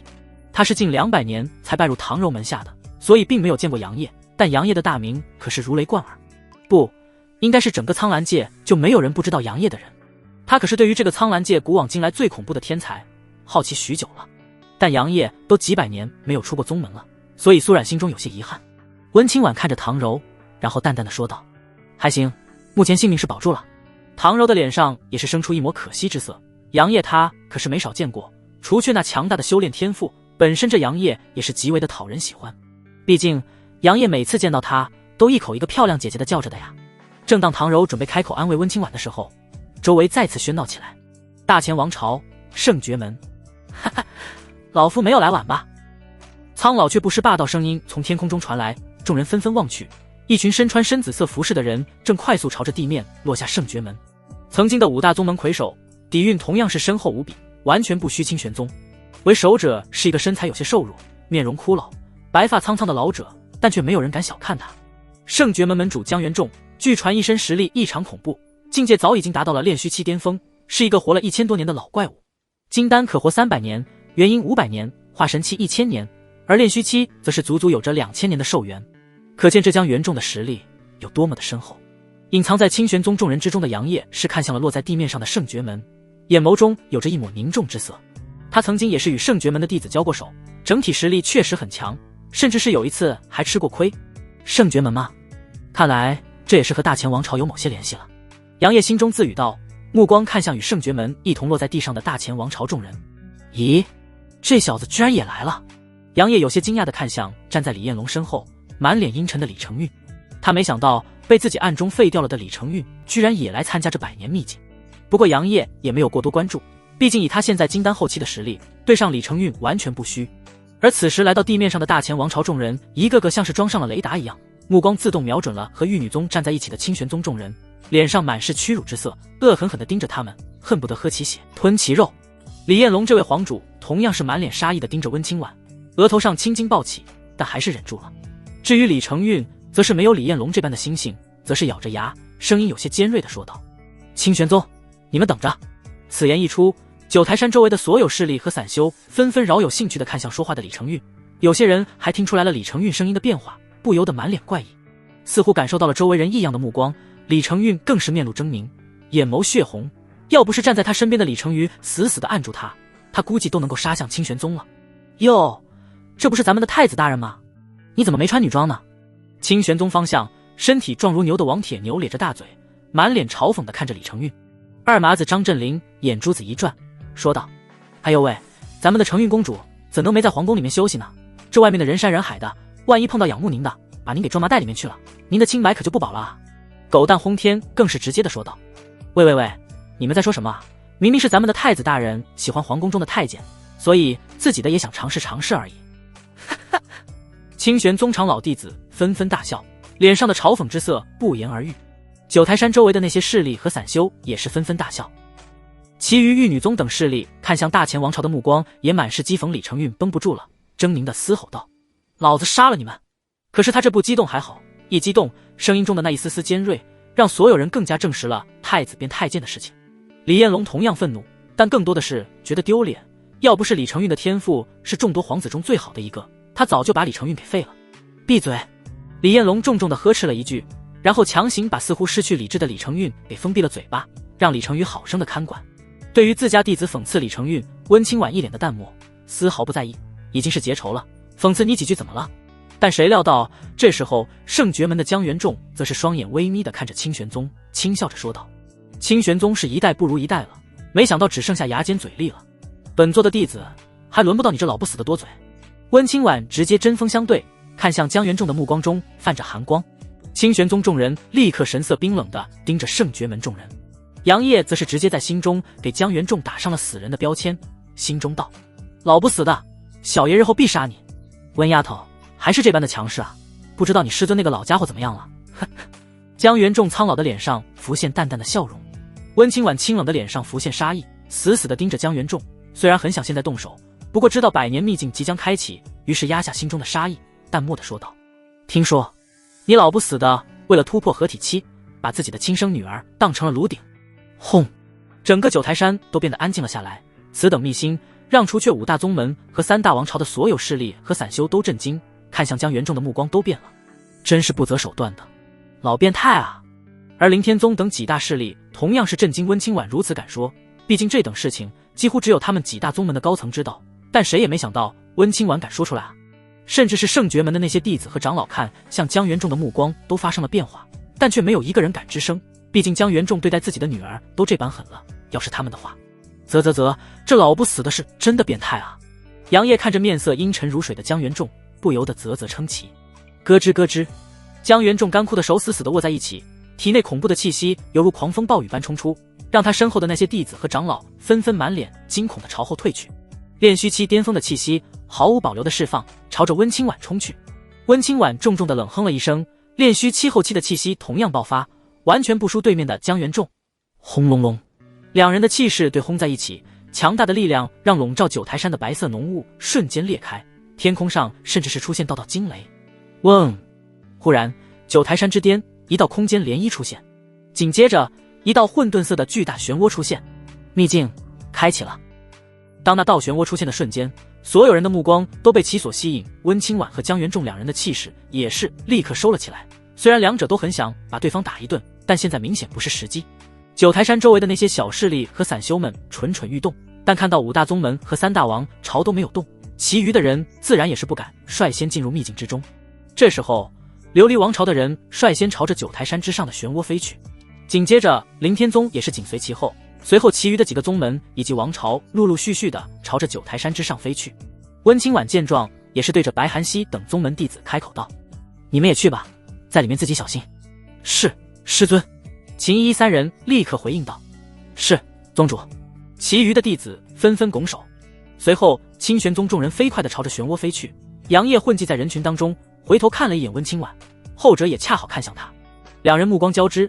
随后，杨业冲着温清婉点点头，转身朝着秘境入口而去。温清婉看着杨业渐渐消失的背影，美眸中生出一抹担忧，心中喃喃自语道：“小心些，叶儿。”倒不是他不相信杨业的实力，主要是杨业已经落后他那一代人许多了。尽管境界恢复了，但温清婉仍旧是有些担心。呼，一阵大风吹过，杨业的身影出现在空中，可算是进来了。杨业目光落在下方，发现这里被延绵不绝的山脉所占据，下方似乎有着一个个古老的建筑林立。嗡！忽然一道凛冽的剑气从下方飞来，目标正是杨业。杨业眼眸中闪过一丝冷意，体内灵力涌动，身影微微一闪，就躲过了这道偷袭的剑气攻击。哈哈，没想到刚进来就能够碰到清玄宗的弟子。只见一道身影从下方飞了上来，一脸戏谑地看着杨业。此时的杨业仍旧是没有显露自己的真实面容，但是他的境界确实没有隐藏。金丹中期，差一些就能够突破金丹后期了。而偷袭杨业的这个青年，则是显露了金丹后期的气息，这是完全把杨业当成了小卡拉米了。杨业的脸上露出一抹淡淡的笑容，看着那似乎完全不把自己的放在眼中的青年，说道：“大前王朝的人，这么看不起我吗？你一个小小的金丹中期，有什么需要我王坚看得起的？”王坚一脸鄙夷地看着杨业，那小眼神似乎在说：“你是不是太看得起自己了？”杨业也不生气，笑着说道：“名字不错，可惜你以后用不到了。”王坚有些狐疑地说道：“你小子是不是傻了？什么？啊！”话还没有说完，他瞳孔紧缩，只见到杨业突然消失在前方，紧接着身前出现一道残影。下一秒，他就感觉自己的胸前发生剧烈的疼痛。砰！杨业一拳狠狠地击中王健的胸口心脏位置，强大的力量直接轰碎了王健的心脏。王健口吐鲜血，不可置信地看着杨业，眼中的神采缓缓消失，真是浪费王健这个名字了。杨业顺势取下王健手上的灵戒，收入囊中。定，宿主击败金丹后期，奖励3转灵丹，星号10，触发1倍暴击。定，奖励3转灵丹，星号20。系统的声音在杨业的脑海中响起，杨业不由得撇撇嘴说道：“不是，就1倍暴击啊，而且仅仅是多了10颗3转灵丹而已。丹药分为1到9转灵丹，在灵丹之上是9转金丹，但金丹在苍兰界可是稀有的东西。苍兰界明面上的修士境界最高的不过是炼虚境巅峰而已，哪怕是暗中也不过是半步合体期而已。毕竟整个苍兰界的修炼资源就这么多，想要踏足更高的境界，必然需要更多的修炼资源和更高等级的修炼资源。据说实地中的那些强大的世界，则是有着能够凝练出金丹的强大修士。至于苍兰界，各种原因之下，能够凝练9转灵丹就很是不错了。这也是杨业有些吐槽的原因。宿主，你是越来越不要脸了。只不过是斩杀了一个金丹后期而已，能够触发1倍暴击已经是很不错了，你还想要啥？不是，我之前可是在我师尊那里触发了10000倍暴击，你这……杨业有些心虚地说道，脸都不要了。温清婉可是炼虚境，并且还是此界的金色气运之女，能够触犯10000倍暴击是没有问题的。你刚刚斩杀那个金丹期后期，200多年才修炼到金丹后期，你要个锤子啊！被系统贴脸对了，让杨业多少有些不爽，但看到系统的解释，也只能够轻哼一声。你说的有道理，但是我不想搭理你。杨业随即身影快速地朝着下方飞去，刚靠近地面那些古老的建筑，就发现已经有着许许多多的人正在疯狂地争抢那些古老建筑中的一些天才地宝。什么灵丹啊，什么法器啊，还有的手上拿着灵药，嘴里更是吞了半截灵药的。场面是极为的混乱，人也是极为的班杂，各方势力都有，散修更是多如过江之鲫。杨业的到来并没有引起任何的注意，那些人目光都放在寻找天才地宝以及什么神兵利器和强大功法上了。当然，这些家伙的目光也会时不时看向周围其他人，只要别人得到了一些宝物，他们就像是闻到血腥味的鲨鱼，疯狂的追击。正所谓映照了修仙界的残酷事实，修仙一路，物竞天择，不是你死，就是我亡。而原因大体上都是一致的，那就是为了更多更强的修炼资源去厮杀。杨业自然也是加入其中，在这些古老建筑中不断的穿梭。不过大多数的东西他都有些看不上，毕竟身处清玄宗这种大势力当中，能够见到的天才地宝实在是太多了。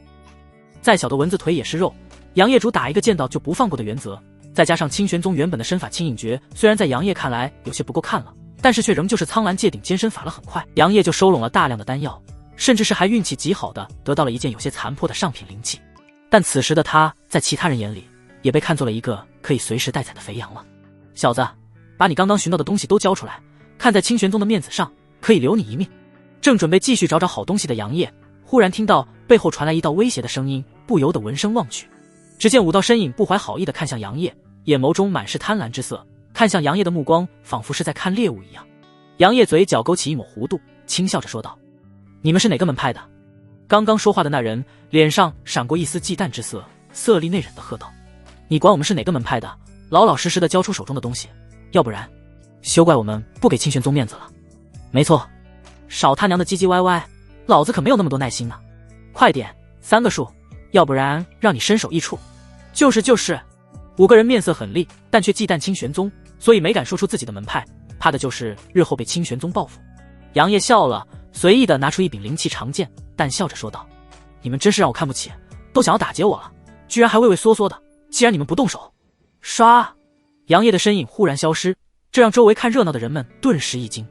而那个5个人同样是面色震惊，还不待他们有什么反应，就听到他们的背后传来一道冰冷的声音：那你们就去死吧。话音落下，数道青色的剑气突然出现，斩向那5个人。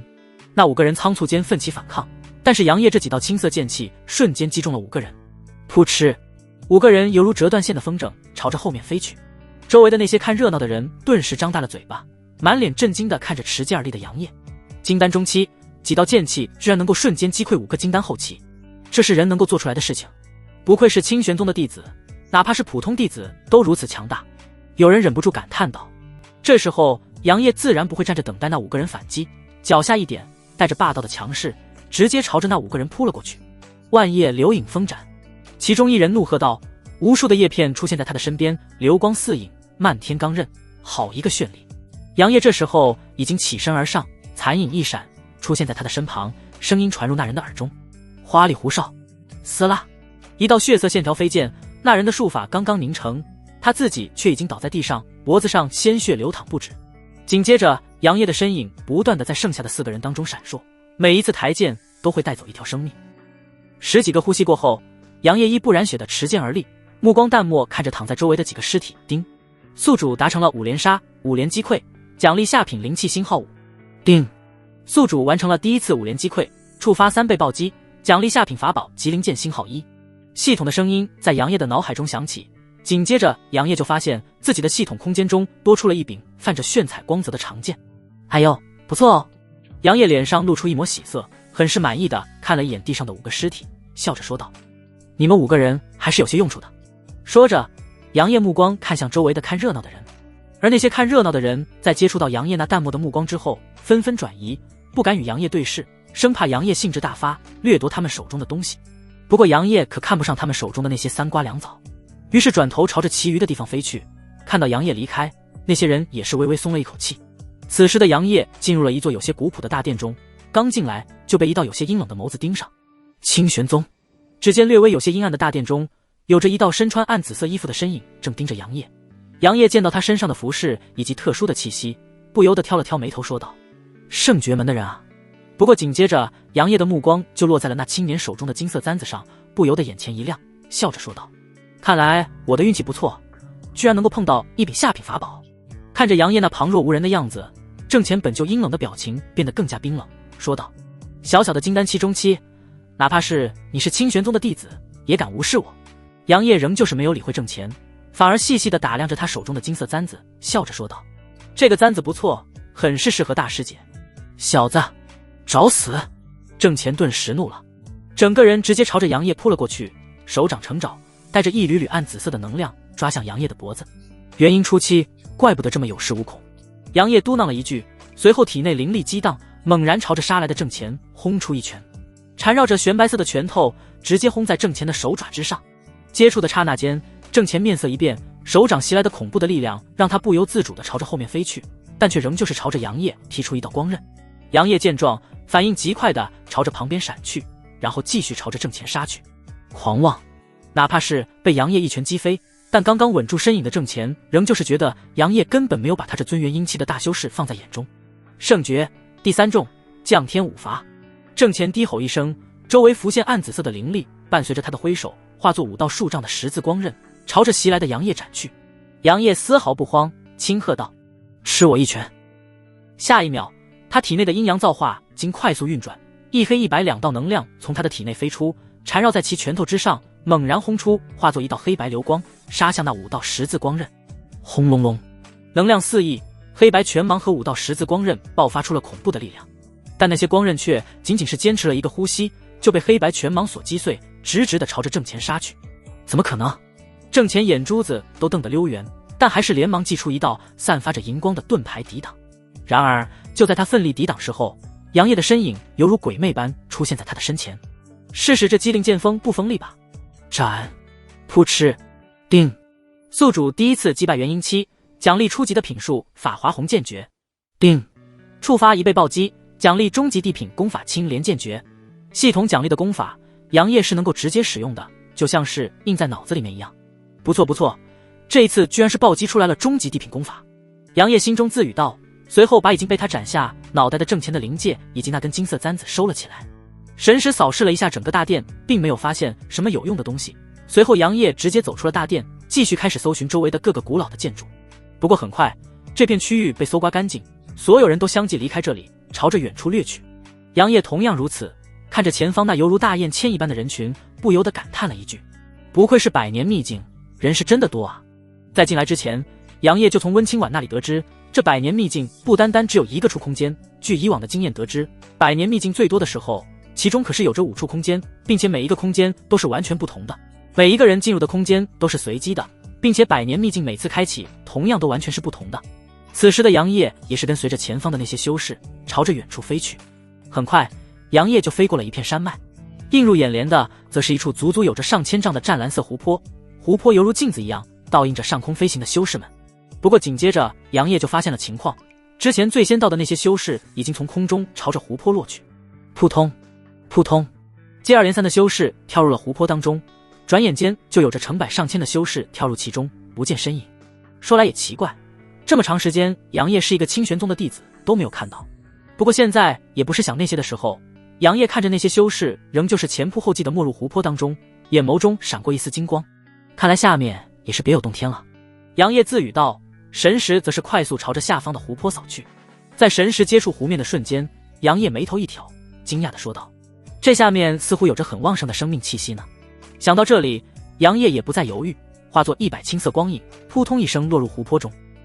刚进入湖泊之下，就发现这里面并不是水，眼前则是一片生长着各种的水中植物，还有一些巨大的扇贝之类的生灵。杨业仰头看去，只见在他的头顶则是有着一道倒水涟漪，眼眸中满是讶然，轻声说道，真是有些神奇，这些水居然没有一滴掉下来。研究了一下，发现这些水似乎只是普通的水，并没有什么奇特的地方。卧槽，这是什么鬼啊！忽然一道凄惨的叫声让杨业回过神来，杨业的眼眸中闪过一丝警惕之色。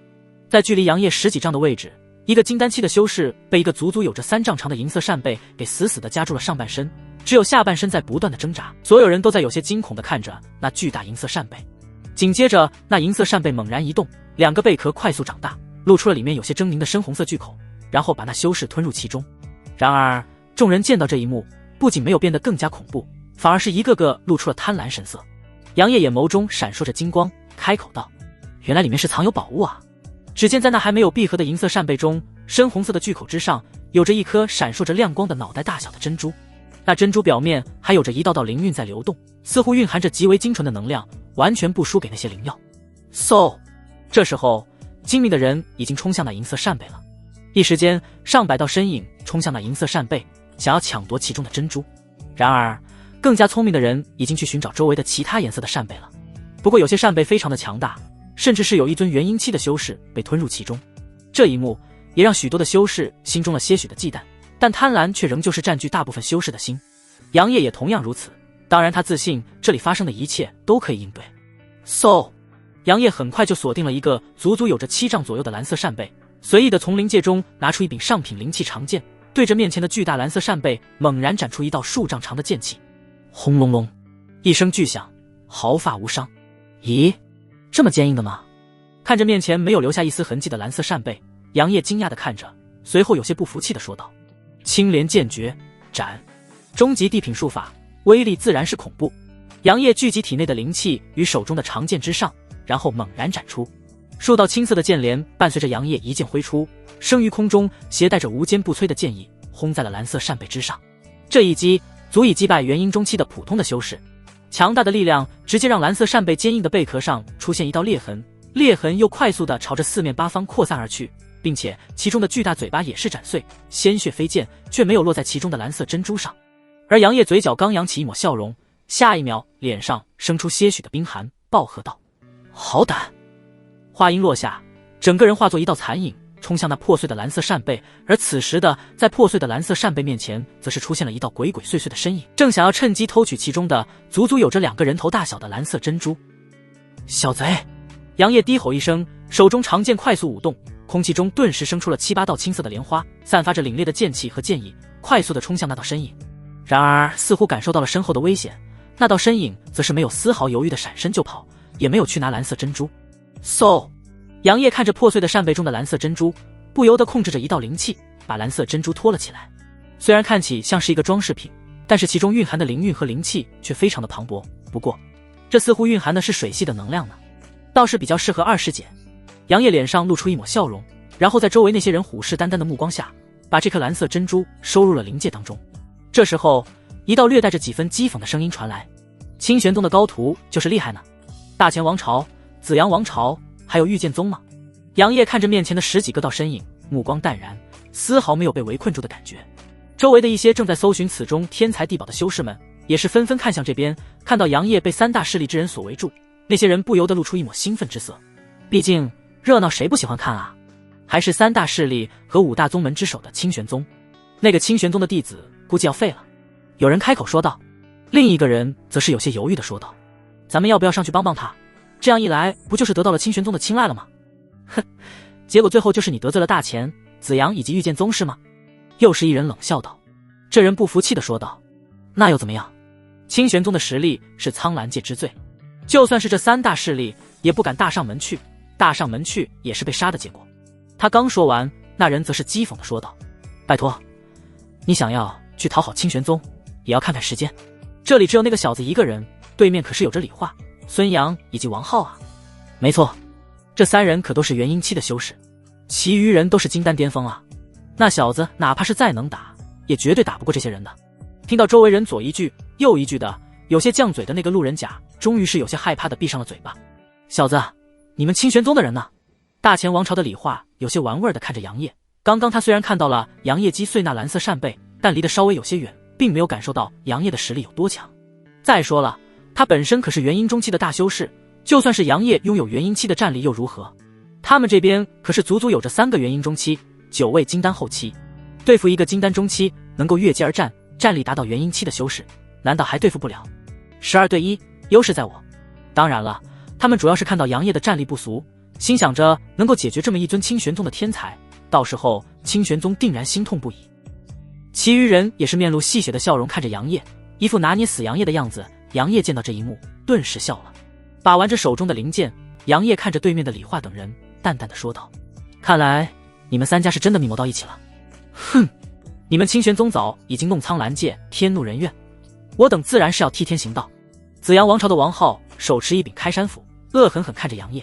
御剑宗的孙杨则是控制着一柄灵剑，目光淡漠地看着杨业说道：“清玄宗确实做得太过分了，欺辱我御剑宗的苏师姐，我孙杨见一个杀一个。”他们3人身后的那9个人同样是怒斥杨业，恨不得现在就把杨业杀了。杨业对着李化几人勾了勾手掌，淡淡的说道：“来吧，让我看看你们的实力如何，是不是只会嘴上狂吠？找死！”脾气不好的王浩顿时大怒，体内灵气激荡，整个人化作一道黑影，举着手中的开山斧朝着杨业杀来。李化也是大手一挥，高声喝道：“上，弄死他！”随后一同杀向杨业。而此时的王浩已经冲到了杨业的面前，一身澎湃的力量疯狂宣泄而出，开山斧被高高的举到头顶，千钧之力猛然挥下，目标杨业的脑袋。当！杨业反应极快，扬起手中的上品灵剑挡住了王浩的开山斧。怎么可能？王浩大惊，不可置信看着面前仅用一只手就挡住了自己蓄力的一击的杨业。杨业嘴角勾起一抹冷笑，低喝道：“阴阳指！”只见他左手上汇聚黑白灵力，一指点向王浩暴露在面前的胸口。王浩心中一紧，但是他的反应实在是太慢了。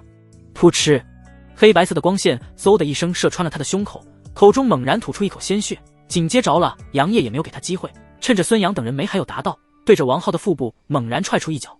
砰！王浩大意之下被杨业直接踹飞出去。御剑诀，疾风剑影。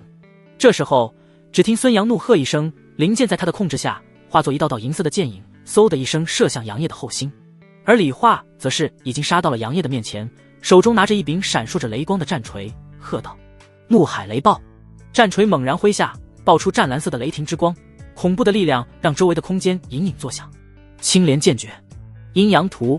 杨业师展出刚刚获得的青莲剑诀，催动的灵力比刚刚更加的多，10几朵青色的莲花在杨业挥剑下生出，伴随着凛冽的剑意轰向李化。而他的身后则是同时生出一道黑白2道灵气，相互交缠间形成了一个阴阳图。孙杨控制的灵剑携带着漫天的剑气，也是轰在了阴阳图上面，恐怖的力量爆发惊人的余波，震碎了几10米范围内的一切事物，除却那些更加坚硬的扇贝。轰隆隆，李化的被3道剑气青莲所挡住，面色有些狰狞，还有些惊惧。剩余的那些剑气青莲则是笼罩了那9位金丹期巅峰的修士。咻咻咻，剑气青莲突然分解开来，一片片莲瓣化作一道道泛着杀气青光，射向那9位。速度之快，让那9位金丹期巅峰的修士根本没有反应过来，只感觉眼前青光一闪，下一秒喉咙处一痛，然后倒头就睡。没错，安详的睡着了。杨业虽然只是金丹中期，但是他现在的实力可是比之前金丹巅峰还要强上10倍不止。对付这种普通的金丹巅峰，岂不是手到擒来？哪怕是面对有些小天赋的李化3人，但是却不多的元婴中期，也是能够轻松力战而胜的。像是大意的王浩，直接被杨业一指洞穿胸口，然后一脚踹飞出去。还有就是杨业所施展的功法和术法，完全不是李化他们能够比的，战败他们这种，应该不会有人觉得不合理吧？当然了，周围的那些看热闹的人，只会觉得杨业是清玄宗暗中培养的天才，又或许有人会觉得杨业是隐藏了境界。绝对是元婴期的大修士在这里扮猪吃老虎而已，就连已经负伤的李化3人都是觉得杨业是隐藏了境界，绝对是元婴后期甚至是巅峰的强者。这使得负伤3人组满脸愤怒和幽怨地看着杨业，这可是把杨业看得有些发毛。喂，你们别用那种眼神看我啊，老子可不喜欢男人，老子以后见一个你们势力的人就杀一个。最后今天你们必死。对于杨业来说，李化3人不过是有些天赋而已，杀他们很简单，但却也是拿出了6、7分的实力。毕竟这几人在杨业巅峰的时候可是没有听说过的，那就是不出名的修士，也就是那么回事。定，宿主击溃3名元婴期，9名金丹期，奖励4转灵丹5枚。定，触发2倍暴击，奖励4转灵丹15枚。杨业听着脑海中系统的声音，杨业还是没有搞懂系统这个触发暴击的规律以及暴击之后的奖励翻倍是怎么回事。于是杨业问道：系统，你这个2倍暴击怎么不把4转灵丹换成8转灵丹啊？脸都不要了，宿主最终解释全归系统所有。行吧。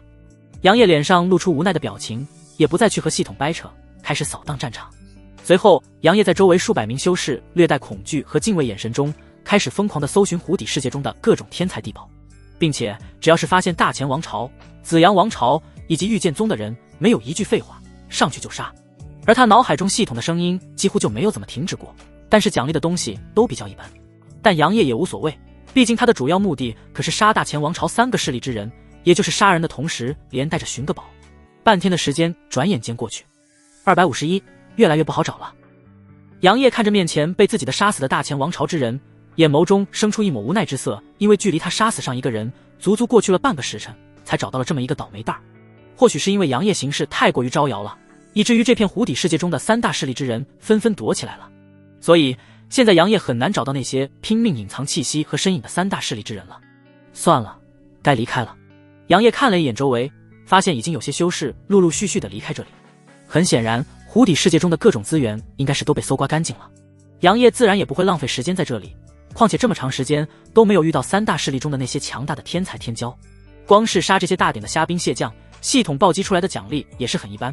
于是杨业一个起飞，直接冲出了湖底世界，寻了一个方向，化作一道长虹，离开了这片区域。你听说了吗？听说啥啊？清玄宗几十名弟子被困在了一处大阵之中，其中还有着10几个元婴期的弟子。我去，什么样的大阵，居然能够困住清玄宗的高徒？不这些呢，我听说大前、子阳以及御剑宗总共100多人堵在那大阵之外，想要耗死清玄宗那几十个弟子。什么？难道清玄宗其他人没有去解救吗？不是不想，而是这次的100年秘境足足有着10个小天地，那处小天地中似乎没有多少清玄宗的弟子。哦，我就说嘛。咻咻咻，一道身影猛然从高空中飞落而下，神色冰冷，浑身弥漫着杀气，盯着有些被吓到的两人，沉声说道：你们说的是真的？两人看着面前这个满头银发却双目闪烁着冰冷杀意，身着清玄宗弟子服饰的青年有些害怕地咽了咽口水，然后小心翼翼地说道：我这也道听途说，并不一定。说他们在哪个小天地？杨业声音如雷，冷声问道。两人感受到杨业身上那股即将爆发的气息，连忙指向北方，颤颤巍巍地说道：雷霄小天地。话音未落，杨业的身影瞬即消失，化作一道长虹，朝着雷霄小天地飞去。大前、子阳还有御剑宗，看来还是没有把你们杀怕了。杨业眼眸中满是杀意，速度已经提到了极致。他前几天感觉自己要突破了，也是寻了一个隐蔽的地方，开始了闭关。刚刚突破金丹后期，结果一出来就听到了清玄宗几十个弟子被大前3方势力围困在一座大阵中，这顿时让杨业怒火中烧。10几分钟后，杨业的身影出现在了一处光幕的面前。这里就是断隔开每一个小天地的地方是吗？杨业目光落在光幕之上，看到上面有着一道道灵韵在其上流转，也看到了时不时的有着一道道身影从这里穿越过去，和对面小天地中的修士穿越过来。每一个小天地都很大，杨业自然是没有把现在身处的小天地都搜寻一遍，但现在听到清玄宗的几十个弟子被大前3方势力围堵，自然不能不管，没有多想，杨业化作一道流光冲向了那光幕。不，光幕像是水波一样，杨业很轻松的就穿越过去，映入眼帘的则是有些灰蒙蒙，并且天空上有着大片的雷击云的世界，蓝色和紫色的闪电在空气中肆意的穿梭，厚重的雷击云中雷电咆哮，让这片小天地始终处于一个喧闹的地方。杨业目光看向前方，似乎有着一大片的古老遗迹落座在其中，那些修士几乎全都是用灵气在体表凝现一层防护，因为空气这些时不时就会攻击他们的闪电的威力不弱。得找个人问问是哪个方向。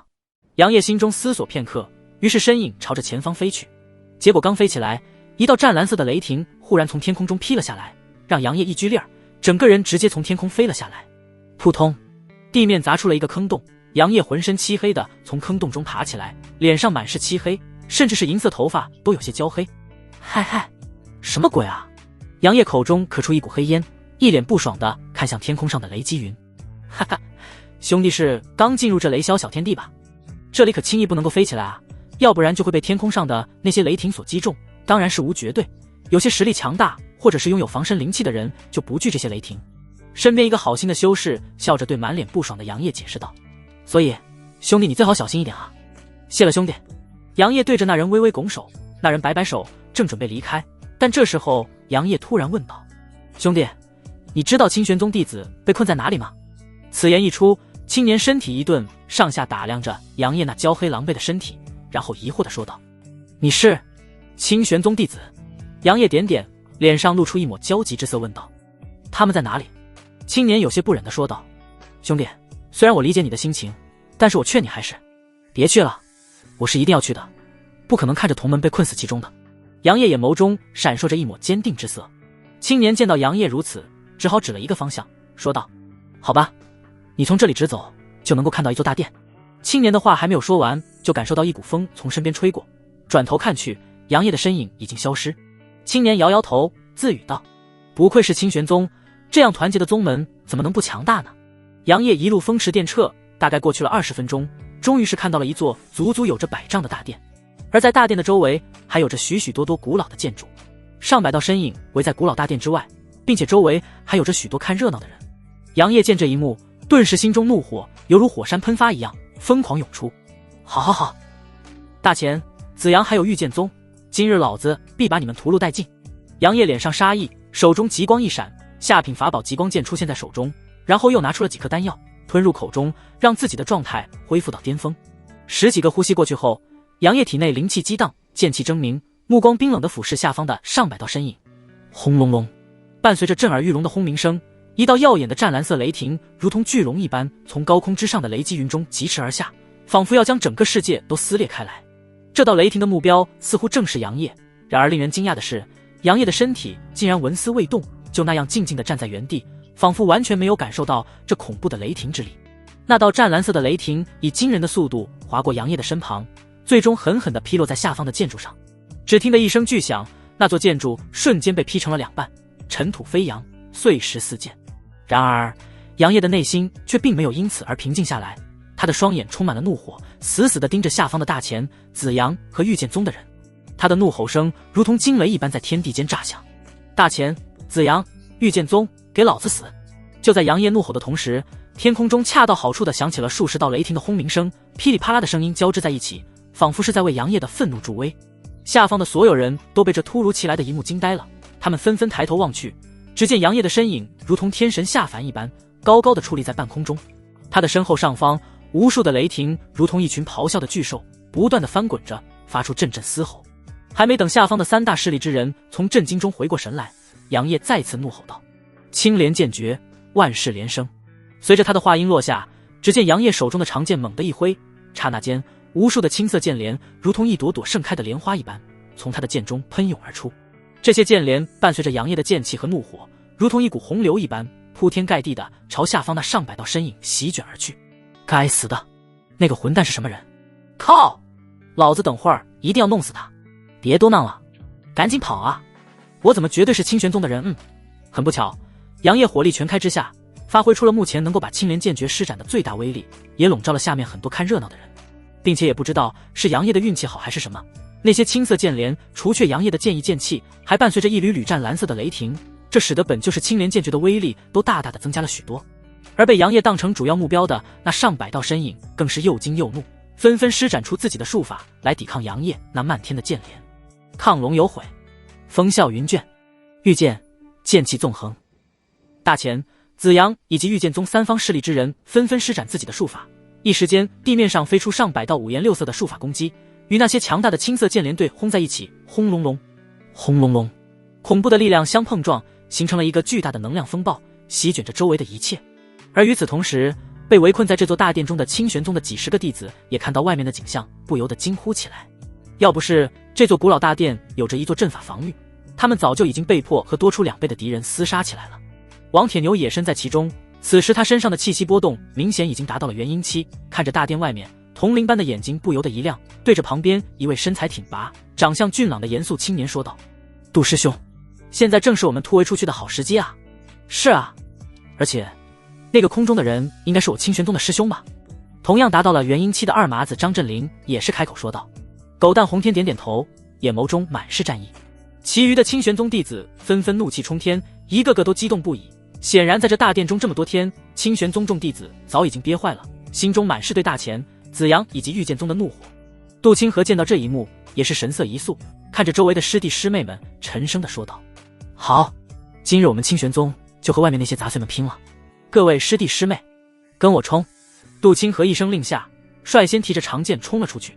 王铁牛等人狞笑着紧随其后，他们就算是今日战死，也要拼死几个大钱、子阳以及御剑宗的人。清玄宗不可辱。而外面的杨业则是已经化作了一道残影，在那巨大的能量风暴还没有消散，就开始了疯狂的收割那些实力弱一些3大势力之人。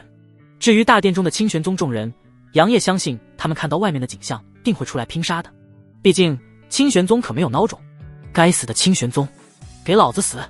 伴随着这声怒吼，一股无与伦比的气势如火山喷发般喷涌而出，紧接着一道耀眼夺目的金色拳芒如流星般划过天际，带着毁天灭地的力量，径直朝杨业轰击而去。杨业刚刚一剑斩杀了面前的金丹后期敌人，还未来得及喘口气，便猛然察觉到一股恐怖的威压正朝他席卷而来。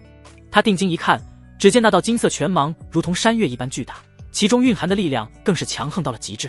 杨业深知这一击的厉害，他不敢有丝毫的怠慢，立刻转身，手中的长剑如同闪电般挥出，瞬间斩出一道青色剑芒。剑芒呼啸着迎向金色拳芒，刹那间，两者在空中轰然相撞，发出惊天动地的巨响。撞击产生的冲击波如狂风暴雨般席卷四周，地面被掀起无数尘土，周围的空间都似乎在这一刻扭曲了起来。然而，杨业还来不及喘息，又是一道散发着元婴后期气息的修士如鬼魅般朝他疾驰而来。这修士速度极快，眨眼间便已杀至杨业面前。杨业见状，连忙转身应对，手中的麒麟剑与那修士手中的长枪瞬间碰撞在一起，刹那间火光四溅，火星四射，强大的灵力在两者之间激荡开来，形成一股狂暴的能量风暴。就在杨业与这元婴后期修士激战正酣之时，左边突然又有一尊元婴巅峰的修士如饿虎扑食般杀了过来。这修士双目含煞，手持一根银色长棍，棍尖闪烁着寒光，直取杨业的脑袋。然而这还没有结束，之前那尊元婴后期的修士趁着杨业被这元婴巅峰修士缠住的瞬间，再次对着杨业轰出了两道犹如金龙一般的拳芒。这两道拳芒气势磅礴，威力惊人，仿佛要将杨业彻底撕碎。一时间，杨业陷入了三面夹击的绝境之中，形势异常危急。阴阳图遇，危急时刻，杨业低喝一声，体内的阴阳造化经疯狂运转，一黑一白两道灵气从杨业的体内涌出，紧接着在其身体周围形成了一扇阴阳两色图，瞬间包裹住杨业。轰隆隆，拳芒、银色长棍还有如龙如胶的枪芒一同轰在阴阳图上，强大的冲击力让地面四分五裂，空间发出阵阵刺耳尖锐的声音。这小子应该死了吧？手握长枪的青年面色冰冷地看着能量风暴，淡漠地说道。单手持棍的平头青年则是淡淡地说道，不死也残。然而最开始的那面色坚毅的青年却眉头紧皱，沉声地说道，没死，小心点。此话一出，手持长枪和长棍的青年都是为之一震，死死地盯着前面渐渐消散的风暴。呵呵，实力不错，把我的伪装都打破了。杨业那带着轻松语气的声音响起，紧接着银发、白衣还有那俊朗如仙般的身姿缓缓出现在三人的面前。而杨业显露真容的瞬间，三名青年顿时瞳孔紧缩，不可置信地看着面色淡然的杨业。杨业？怎么会是他？他不是成为废人了吗？不可能，杨业怎么可能进入这百年秘境？三人目光死死地盯着面色淡然的杨业，那一袭银发却异常的显眼。然而三人的惊呼声也是吸引了周围三方势力之人，纷纷惊疑不定地朝着这边飞来。与此同时，已经从大殿中冲出来的杜清河等人还没有与三方势力之人交手，就听到了一道道不可置信的惊呼声传来。铁牛师弟，你有没有听到那些人似乎在喊杨业师弟的名字？杜清河有些疑惑地看着前方不断闪烁的身影，以及更前方被围住的杨业的所在的位置。王铁牛闻言，眉头顿时紧皱，挠了挠头，然后看着杜清河说道，好像是真的在喊杨业师兄。可是杨业师兄不是在宗门内闭关吗？狗蛋洪天也是满脸疑惑地说道。而这时候二麻子张振林则是说道，要不然我们去看看。周围的那些清玄宗弟子也纷纷点头，甚至是眼中还有着一抹期待之色，万一真的是他们的杨业师兄实力恢复前来救他们的呢？杜清河看着清玄宗众人，随即点点头，大喝道，随我走。随即众人直接朝着前方飞去，而王铁牛更是直接高声喊道，杨师兄，是不是你啊？其余人见状也是纷纷大喊，杨师兄。而清玄宗众人的叫喊也是让刚刚逃离这片区域的其他修士面露疑惑，不解为何他们要呼喊杨业的名字。难道杨业的名字能够保佑他们？主要是因为他们距离有些远，没有听到三大势力之人在惊呼杨业的名字，并且也看不到被围住的杨业。你真的是杨业？手持长枪的青年名为萧弥，是紫阳王朝大家族弟子。杨业目光落在萧弥的身上，淡淡的说道，怎么，苍兰界难道还有人敢冒充我的名字？而且我记得你萧弥是吧？当初跟随在紫阳王朝三皇子身边。杨业盯着萧弥，眼眸中带着一丝金光。紧接着杨业又看向持棍青年，轻笑着说道，大前王朝方家方世民，对否？还有。杨业也不等方世民说话，最后看向最后那个擅长拳法的青年，淡笑道：“之前就听说御剑宗有一位不善使剑、善使拳法的天才，名叫魏博。”魏博神色肃然，沉声说道：“正是。不过没想到当初的天之骄子居然能够记得我等的名字。”萧弥和方世民也是微微点头，不过看向杨业的目光中带着一丝审视，还有几分奇怪和不解。杨业的情况在苍兰界可不是什么秘密，这些年清玄宗上上下下都在为杨业续命而努力，其余的势力有时也会因为一些天才地宝与清玄宗的弟子大打出手。对于杨业出现在这里，并且似乎修为已经恢复，魏博三人自然是非常的好奇。与此同时，三方势力之人也是陆陆续续的来到了这里，纷纷看向被包围在中间的杨业。有的人见过杨业，顿时犹如见了鬼一样，而有些人则是没有见过，虽然好奇，但更多的是杀意。现在的情况很明显，杨业不知道为什么出现在这里，而最重要的是，杨业的实力恢复了，这对于三方势力可不是一个好消息。杨业就应该老死在清玄宗。杨师兄，真的是杨业师兄。已经赶到过来的杜清河等人也是看到了被大前三方势力围在中间的杨业，清玄宗众人立刻惊呼。王铁牛更是激动地喊道：“杨师兄，俺铁牛来助你！狗蛋，我洪天来也！二麻子，我张振林同样来也！杜清河，师兄我来也是来也！清玄宗众人，杀！”刹那间，杜清河等人二话不说的朝着大前三方势力杀去。或许是因为杜清河等人出手太突然，以至于三方的人瞬间被偷袭负伤，而杨业见到王铁牛等人，脸上也是露出一抹笑容，于是挽了一个剑花，极光渐渐指魏博三人，轻笑道：“今日你等有死无生。”方世民顿时大怒，狂妄！方世民扬起手中的玄铁长棍，猛然冲向杨业，灵气暴动，挥舞间密密麻麻的棍芒轰向杨业。杨业见状也没有大意，方世民可是元婴巅峰的存在，哪怕他的天赋都没有之前的杨业强，可是毕竟高杨业一个大境界和一个小境界，要不是杨业所修炼的功法、使用的武器以及绝对个高于方世民的天赋，他也很难去与其对抗。还有就是杨业手中的可是下品法宝，而魏博他们手中的只不过是中品灵气而已，并法宝增加的威力可不是灵气能够相比较的。青色的剑镰随着杨业挥动手中的长剑而出，瞬间与那些棍芒对轰在一起。而魏博和萧弥见状也是不再多言，朝着杨业杀去。一时间，清玄宗和大前三方势力之人开启了大战，双方都没有留手，招招致命，都想要把对方置于死地。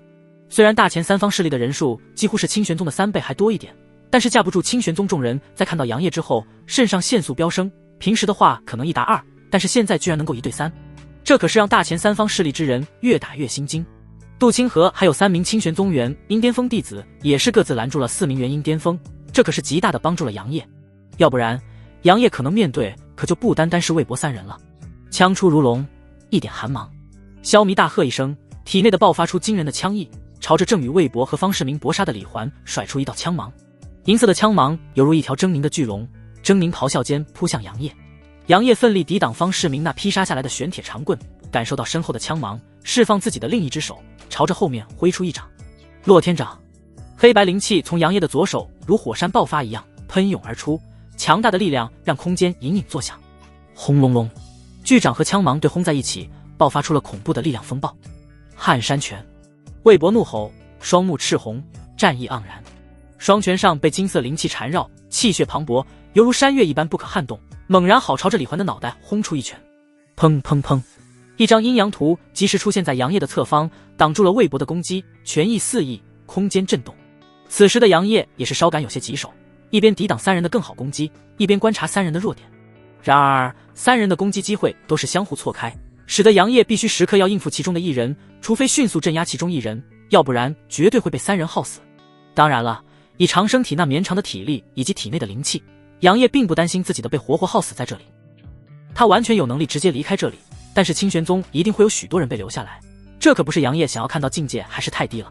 杨业对着魏博3人展出10几道青色的剑芒，然后心中自语道：他要是与魏博3人同境界，只需要几10回合定能够斩杀3人，不能再与他们3人纠缠了。杨业的余光看到清玄宗已经有些弟子负伤，随即对着率先杀来的方世民展出数朵剑镰，然后继续朝着旁边闪去。魏博3人见状自然是不会放杨业离开，心中对于杨业是既愤怒又有些惊恐，因为他们发现自己等人高出了杨业数个境界，而且还是3人联手到现在都没有能把杨业斩杀，杨业的天赋实在是太恐怖了，绝对不能够放任杨业逃走，成长起来定要以绝后患。然而三人想法倒是没错，朝着他们认为要逃走的杨业杀去。不过杨业可不是想要逃走，而是准备柿子挑软的捏。咻咻咻，一道凛冽的青色剑气射向一个准备偷袭清玄宗弟子的金丹后期。噗嗤，那个金丹后期连反应都没有反应回来，瞬间被杨业斩出的青色剑气劈成两半。系统的声音再次在杨业的脑海中响起，不过杨业已经把不重要的消息都让系统屏蔽了。杨师兄，那被偷袭的清玄宗弟子猛然回头，惊喜地看向杨业。杨业脸上挂着一丝淡淡笑容，手上却丝毫不慢地朝着这弟子前方的2个金丹巅峰斩出数道剑气。你去告诉其余的师兄弟，边打边撤。杨业身影一闪，直接朝着那2个惊慌失措的金丹后期杀去。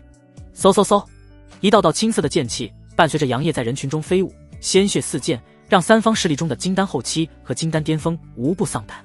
而那清玄宗弟子也是听话，直接朝着其余的清玄宗弟子飞去，并传达杨业的话。该死的，杨业，你妄为苍兰界的天骄，居然朝金丹期的人动手！见到杨业居然朝着大前三方势力中的金丹期修士动手，魏博三人顿时大怒，奋力想要追上杨业，但是杨业的身法实在是太高级了，完全追不上。魏博更是怒吼道：杨业，厚颜无耻之人！这一声怒吼甚至是让100丈之外正在看热闹的那些围观之人都听到了，脸上不禁是露出一抹好奇和不忿之色。不过还是有些人忍不住为杨业辩解道：不是，杨业现在所展现的境界似乎也才金丹后期啊。元兄，你这么说，杨业去对付那些金丹期还真是没毛病啊。立刻有人附和道，其余人也是议论纷纷，最后得出的结论就是人家杨业没毛病啊。金丹后期对金丹后期和金丹巅峰的修士痛下杀手完全没问题，甚至是杨业还跨境界斩杀金丹巅峰的修士呢。杨业自然是听到了魏博的怒吼，不过他才不在意，只要能够多杀敌，让清玄宗众人安全的离开这里，他完全不在意那所谓的名声。当我站在世间之巅，日后自有大儒为我辩经。噗嗤，又是一剑带走了1尊金丹期后期的修士。到现在为止，杨业已经斩杀了快20尊金丹期的修士。三方势力中的金丹期修士在看到朝自己杀过来的时候，纷纷跑开，生怕自己被杨业一剑斩杀了。不过终究是有元婴期的修士站了出来。只见一个魁梧大汉拦住了杨业，面色愤怒看着杨业说道：杨业，你可曾记得我王八？王八？你谁啊？杨业见到这人一脸的愤怒，眼中满是对自己仇恨，也不禁是有些懵逼。不是，哥们儿，你是谁啊？老子是给你戴绿帽了，还是灭你全家了？看到杨业一脸疑惑的样子，王拔心中的怨气仿佛要把这片小天地都轰碎。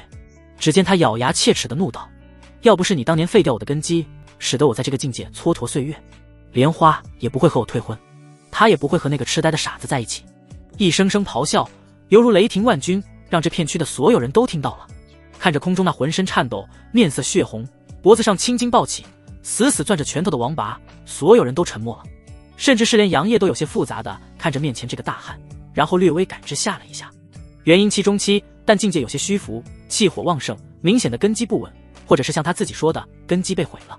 不过杨业确实不记得自己对王拔做过什么，主要是当年他的天赋太强了，仅仅是18岁就突破到了金丹期巅峰，并且准备去突破元婴境界，而且他在同境界实力也是顶尖的，可以说是同境界无敌者。再加上年轻气盛，得罪过太多人，也杀过和废掉过许多人，除却有数的人，杨业根本没有太多的印象。对于他来说，所有同代人追赶的目标都是他，而他只会待在山之巅，俯视着这些追赶者。杨业微微摇头，轻声地说道：很抱歉，我确实不记得你了，这不是针对你，而是……说到这里，杨业的目光扫视周围的所有人，眼神一变，睥睨一切，淡漠地说道：所有人在我的眼中都是平等的，追赶者而已。哗！此话一出，在场所有的修士看向杨业的目光都发生了变化，每一个人的脸上都满是不甘心，似乎真的被杨业说中了内心最深处的想法。而清玄宗的众人的脸上则是露出了自豪的神色，个个都用鼻孔看着周围的人。没办法，当年的杨业就是那么的牛逼，现在曾经的牛逼也会变得更牛逼。王拔突然凝声笑道：杨业，你还以为你是曾经的那个天之骄子吗？现在的你不过是金丹后期而已，老子可是元婴中期，甚至是能够与元婴后期战斗，凭借你。呵呵。然而他的话还没有说完，杨业的身影忽然消失，下一秒王拔面色大变，瞳孔紧缩，连忙抬起手臂去抵挡突然出现在他面前的拳头。砰！缠绕着道道黑白凌厉的拳头狠狠地轰在王拔的手臂上，强大的力量让王拔感觉自己的手臂都要断掉了，整个人犹如一颗炮弹一样朝着后面飞去。然而杨业的身影再次消失，不过他的声音却在所有人的耳朵里面回荡：你的话很有道理，但是这种道理对我杨业可是丝毫的不管用。曾经能够让你根基破碎，今日那我就帮你解脱吧。青莲剑诀灭世。话音未落，一朵携带着仿佛能够斩碎天地的剑意的青黑色剑莲直冲云霄，数丈的青黑剑莲中似乎蕴含着一道道毁灭力量。这等恐怖的气息让周围的那些元婴期的大修士纷纷露出惊骇的神色。只见杨业出现在青黑色剑莲之上，银发飞舞，神情淡漠，单手持剑，淡淡的说道：去。下一秒，那足以轻易抹杀元婴期初期的恐怖剑莲分裂成一道道青黑色的光影，瞬间射向那刚刚撞击在一座建筑上才停下来的王拔。嗖嗖嗖，王拔甚至是连反应都没有反应过来，被十几道青黑色的光影轰击在身上。轰隆隆，轰隆隆，恐怖的力量瞬间引起了几十丈的能量风暴，席卷着周围的一切建筑。许多人见到这一幕，纷纷朝着远处跑去，就连大前三方势力的元婴后期以及魏博等人都是面色凝重的朝着远处闪去。而正当杜清河等人感慨杨业那强大的力量的时候，耳边传来了杨业那有些急促的声音：快，风景，扯呼。杜清河等人，不过他们毕竟反应不慢，也知道再打下去的话，清玄宗众人肯定会有人受伤，甚至是陨落，所以杜清河等人在微微愣了1秒钟后，纷纷朝着北方闪去，速度之快令人咂舌。而当大前三方势力以及看热闹的众人反应过来的时候，杜清河等人都已经跑出几十丈之外了。该死的！魏博见到这一幕顿时暴怒，萧弥和方世民等人同样是气愤不已。明明他们之前已经把清玄宗众人围困了起来，最后的结果一定是他们三方势力为杀掉杜清河等人，结果被突然出现的杨业给打乱了计划。杨业呢？快，不能让他跑了。方思明想起来还有杨业在这里，猛然朝着天空上去，然而却傻眼了，因为空中还没有杨业的身影。操！这该死的杨业！不行，一定要把这件事情告诉其余人。清玄宗其他人可以不死，但是杨业必须死。是啊，要是杨业不死的话，以后他仍旧会压在我们的头顶。你要是不会说话，就不要说。三方势力之人愤怒不已，但却不得不接受这个结果。紧接着他们各自离去，想要把杨业这个消息传给其余人。不单单是大前三方势力，其余的小门小派以及那些散修也是把杨业出现在秘境中，并且修为恢复，而且疑似天赋变得更加恐怖了。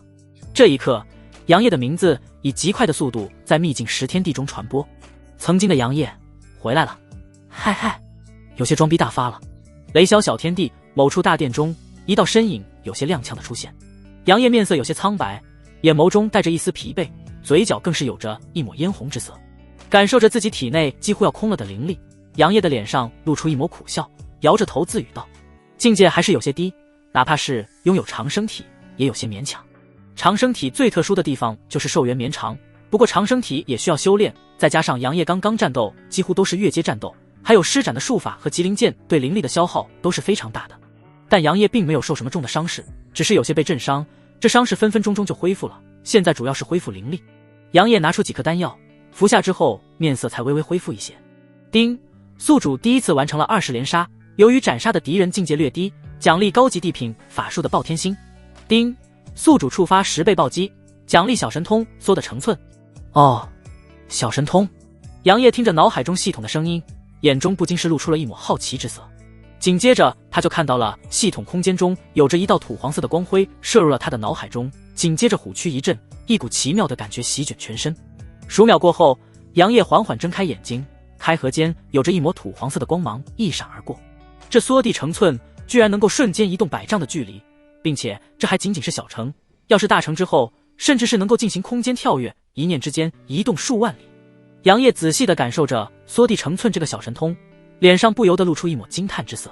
他感觉这个小神通甚至是比清玄宗的那5个小神通都要强上许多，要不是没见过大神通，他觉得这缩的成寸应该比大神通都恐怖。想到这里，杨业的脸上笑容更甚几分，随后他看了一眼面前的这座大殿，没有犹豫，直接进入了其中，准备快点恢复灵力。虽然他刚刚吞服了几颗灵丹，但并没有完全恢复。杨业，苍蓝秘境中某一处小天地，苏小月身穿一袭素白裙子，微风轻轻吹过，带动了她那柔顺的3000青丝，一双杏色的美眸望着远方，满是复杂之色。他没想到杨业不单单是没有死，还进入了秘境之中，并且实力也恢复了，甚至是比之前更加的强大。这一刻，苏小月的心中有些后悔，但却又不全是后悔，只不过心中有些悸动，那是对白月光的复杂情感。片刻后，苏小月脚下轻点，纵身跃起，离开了这片区域。不管如何，他们似乎都回不到过去了。噗嗤，哈哈，这苍蓝界的天才也不行啊！一处小天地中，王腾看着面前被自己击杀的元婴后期的修士，英俊的脸上带着一抹狂妄之色，余光却瞥向站在不远处，望着不远处的那道倩影，眼底闪过一丝火热，不过很快被他压了下去。这道身影正是周芷安，作为温清婉的四弟子，也就是杨业那近200年一直没有露面的四师姐。杨业，没想到我那令人讨厌的小师弟实力居然恢复了，还出现在了这秘境之中。周芷安朱唇轻启，宝石般的眸子中闪过一丝复杂之色，但紧接着就是恨意。没错，他恨杨业。在杨业没有来之前，他一直都是温清婉最关心、最喜欢的弟子，他也享受着温清婉的关心。甚至是在杨业被温清婉带到清玄宗之前，秦依依3人对待他也是非常的好，几乎是有求必应。可是当杨业来到清玄宗之后，温清婉几人对他的关心就少了许多。刚开始还好一些，对待小小的杨业他虽然不爽，但也不会对才不到10岁的杨业怎样，最多就是不喜欢搭理这个比较闹腾的小子。那时候的他可是温清婉的弟子中天赋最好的，实力也是最强的，宗门的所有人都对他崇拜仰慕，外界的其余人也是把他排入了苍蓝界7大美女之一。再加上他的天赋很好，喜欢和想要追求他的人能绕整个苍蓝界一圈。这样万众瞩目的情况，直到杨业开始修炼，开始发生了变化。杨业的天赋太强了，强大到哪怕是他当时已经金丹期了，都有些羡慕和嫉妒。之后的事情，随着杨业的修炼，时间的推移，整个清玄宗讨论和崇拜的对象不再是他，变成了杨业。然后就是外界，所有人都知道了清玄宗宗主温清婉收了一个天赋堪称妖孽的弟子，名叫杨业。这使得周芷安的内心发生了变化，仿佛一夜之间失去了所有一样。他的内心充满了不甘和愤怒，还有一丝丝恨意。他恨杨业抢走了师尊对他的关心，也恨杨业抢走了他的光环。直到杨业18岁就超越了他，达到了金丹巅峰，并且准备突破元婴期。他看到宗门从上到下，所有人的目光都在杨业的身上，他愤怒之下离开了宗门。这一走就是数百年。之后他听说杨业是万年难遇的绝命天煞孤星，境界也开始掉落，甚至是生命都没有剩多少。他的心中窃喜，想要回到清玄宗去看看曾经意气风发的杨业的狼狈样子。可是还没到他回到清玄宗，他听说清玄宗出动了许多弟子和长老，开始在苍蓝界疯狂地为杨业搜集各种能够增加寿元的天才地宝，甚至是他的师尊还亲自带着杨业四处寻找解决杨业天煞孤星命格的办法。这顿时让周芷安极度的有些扭曲，那一刻他恨不得让杨业立刻去死。小师弟啊小师弟，你怎么命就那么硬呢？你为什么就不能去死呢？为什么一定要抢走我的一切？面色平静，目视着远方的周芷安，内心却疯狂呐喊。哪怕是过去了这么多年，他仍旧是对杨业恨意不减，反而是变得更深。这些年，他从来没有给温清婉等人传送过任何的消息，而温清婉等人给他传送的消息更是一个都没有回应。他又有什么错？他不过是想要得到自己的师尊和师姐们更多的关心和关注罢了。他没有错，错的是杨业。芷安，想什么呢？这时候，王腾走到了周芷安的身边，声音轻柔地问道，目光却微不可察地在周芷安那玲珑有致的娇躯上扫视了一眼。周芷安微微回头，风轻云淡地说道，没什么。对了，你想要会一会曾经苍蓝界最妖孽的天才吗？苍蓝界最妖孽的天才，看我王腾3拳打死他！王腾狂傲的笑声在风中回荡着，眼眸中满是自信之色。周芷安见状，嘴角勾起一抹弧度，而这一笑也是让王腾这个老色批看呆了，不由得喃喃自语道，芷安，你好美啊！周芷安转过身去，纵身一跃，淡淡的说道，走吧。王腾见状，脸上闪过一抹可惜，随即笑着说道，好，周芷安，你逃不出我的手掌心。呼，终于是恢复了。略微有些残破的大殿中，杨业缓缓睁开眼睛，开合间有着一抹金光闪过。内视丹田，杨业发现自己的那颗紫色的金丹在3道金色丹纹旁边出现了一道浅浅的金色纹路，不由得露出一抹喜色。看来很快就能够达到金丹巅峰了。杨业笑着说道，按理来说，杨业不久前才突破到金丹后期，现在却又快要突破金丹巅峰了，这确实是有些过于快了。但是你要知道，原本杨业的境界就是金丹巅峰，现在也不过是重新修炼而已，境界感悟什么的他早就已经有了。就像是一座山峰，你曾经已经登上山巅了，现在重新再次攀登，那肯定是比第一次要快上许多。该出去看看了，也不知道那些人知道我进入秘境之后是什么表情。杨业轻笑了一声，眼眸中却闪过一丝冷光。他自然是明白，原本快要死的时候，苍兰界的那些宗门自然是一个个松开了一口气，毕竟杨业的天赋实在是太过恐怖了。而杨业没有死的消息传出去，则是让那些敌对杨业和清玄宗的势力和修士自然是非常的不爽和忌惮。但发现杨业的修为全失，成为了一个废人，悬着的心又放了下来。毕竟他们可是不希望杨业再次崛起。可是前几天杨业暴露身份，凭借金丹后期大战上百位修士的事情传出去，定然让大乾等宗门再次升起杀心，甚至是比之前对杨业的杀意更强。没办法，金丹后期大战上百位修士的战实在是太恐怖了，其中还有着几十位元婴期的修士，其中更是与方世民等人打得不相上下。要知道他们可是比杨业高了一个大境界了啊！然而杨业却与三大势力中也是天才的存在生死厮杀，并且没有丝毫的落入下风，这可是让那些敌对清玄宗的势力心惊肉跳的。杨业再次成为了他们的必杀名单。而当杨业恢复伤势和势力的时候，清玄宗的众多弟子们却开始疯狂地报复大乾王朝、紫阳王朝以及御剑宗的弟子。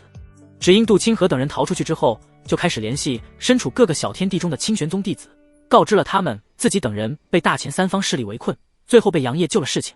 清玄宗的弟子听到杜清河等人被围困，顿时火冒三丈，再一听到杨业的出现在这百年秘境中，并且实力恢复，自然是狂喜不已。随后在清玄宗弟子高涨的情绪中，开始疯狂地针对大乾三方势力，这可是打了三方势力一个措手不及，损失惨重。尤其是以秦依依、白寒溪以及古灵儿为首，只要是见到大乾三方势力之人，管你是男是女，管什么境界，上去就是下杀手，不给你任何逃走的机会。一时间整个苍兰秘境变得更加的热闹。而这一切刚刚出关的杨业自然是不知道，此时的杨业已经离开了雷霄小天地，进入了一个被深蓝色汪洋所覆盖的小天地之中。呼呼呼，海浪拍打着小岛，大风呼啸而过。杨业站在一座小岛上，目光看向那被大风吹动的海面，眼眸微眯，自语道：没想到这处小天地居然是一片汪洋。嗖嗖嗖，天空上有招数道身影飞过，杨业的目光落在那几道身影之上，还没来得多想，下方翻涌的海面猛然钻出一道10丈左右的黑影，张开血盆巨口，朝着那几道身影吞去。啊！那几个修士不过是金丹后期而已，瞬间被10丈左右散发着恐怖的气息的海妖所吞入口中。杨业目光落在那降落的海妖上，不由得感慨道：这里的资源虽然很丰富，但却也是危机四伏。随后心念一动，极灵剑出现在他的手中，一股剑意直冲云霄，也是吸引了那长得有些像是鳄鱼一样的10丈海妖。吼！鳄鱼海妖落入海中，露在海面上的脑袋上有着一双血红色的眸子，长满锋利牙齿的嘴巴冲着站在小岛上的杨业嘶吼着。他觉得自己的威严受到了挑衅，似乎想要对杨业发动攻击。杨业自然也是感受到了鳄鱼海妖的杀意，嘴角勾起一抹弧度，轻笑着说道：怎么吞了几个金丹期就不认不清自己的了，不知道谁是大小王了吗？既然如此，我就帮你重新开号吧。话音未落，杨业脚下轻轻一点，整个人直接飞上了空中，体内的灵力迅速流转，涌入手中的极灵剑中。杨业轻乍一声，手中的极灵剑爆发出极致的光彩，低喝道：青莲剑诀斩！嗡！一道剑鸣声响起，伴随着杨业一剑斩下，一朵青色的剑莲出现，化作一道流光射向了海水中的鳄鱼海妖。吼！鳄鱼海妖嘶吼着，扭动着庞大的身体，想要硬抗剑莲。轰隆隆，恐怖的能量在海面上掀起一层层巨浪，紧接着伴随着一道呜鸣声响起，一朵朵血花在海浪中飞舞，鳄鱼海妖庞大的身躯开始缓缓下沉。杨业见状，身影一闪，直接冲到了那要下沉的鳄鱼海妖尸体上，神识快速的扫过，在他的头部再次斩下一剑。噗嗤！随着血花飞舞间，杨业的手中也是出现了一颗拳头大小的白色妖丹，手掂了掂这颗妖丹，杨业笑着说道：4阶初期，还不错。收起手中的妖丹，杨业身影一闪，朝着前方海面飞去。几分钟后，急速飞行的杨业突然停下了身体，眉头微皱地看向前方那座足足有着数百里大小的海岛，上面有着密密麻麻的修士，似乎在争抢什么，使得在杨业这个位置看向海岛，感觉像是一群人在上面放烟火一样。应该是有着什么稀有的天才地宝，要不然也不会聚集这么多的人。杨业心中猜测地想到，于是也不再耽搁，朝着前方快速飞去。然而当杨业出现在那座海岛上方的时候，俯视着下方的情况，却眉头紧皱了起来。杨业从空中落下，看到海岛上那些正在疯狂厮杀的众多修士，眼眸中闪过一丝金光。死！忽然一道声音在杨业的身后响起：只见一个金丹巅峰的修士提着自己的大刀朝着杨业的脑袋砍去，双目赤红，气息暴虐。杨业眉头一挑，身影一闪，直接躲过了这名金丹巅峰修士的偷袭，转身看着那仿佛失去理智再次冲向自己的修士，不由得说道：这家伙是有什么东西影响他的心智吗？目光落在冲过来的这名修士的眉心上，那里有着一道赤色的纹路，让杨业心中生出一抹厌恶。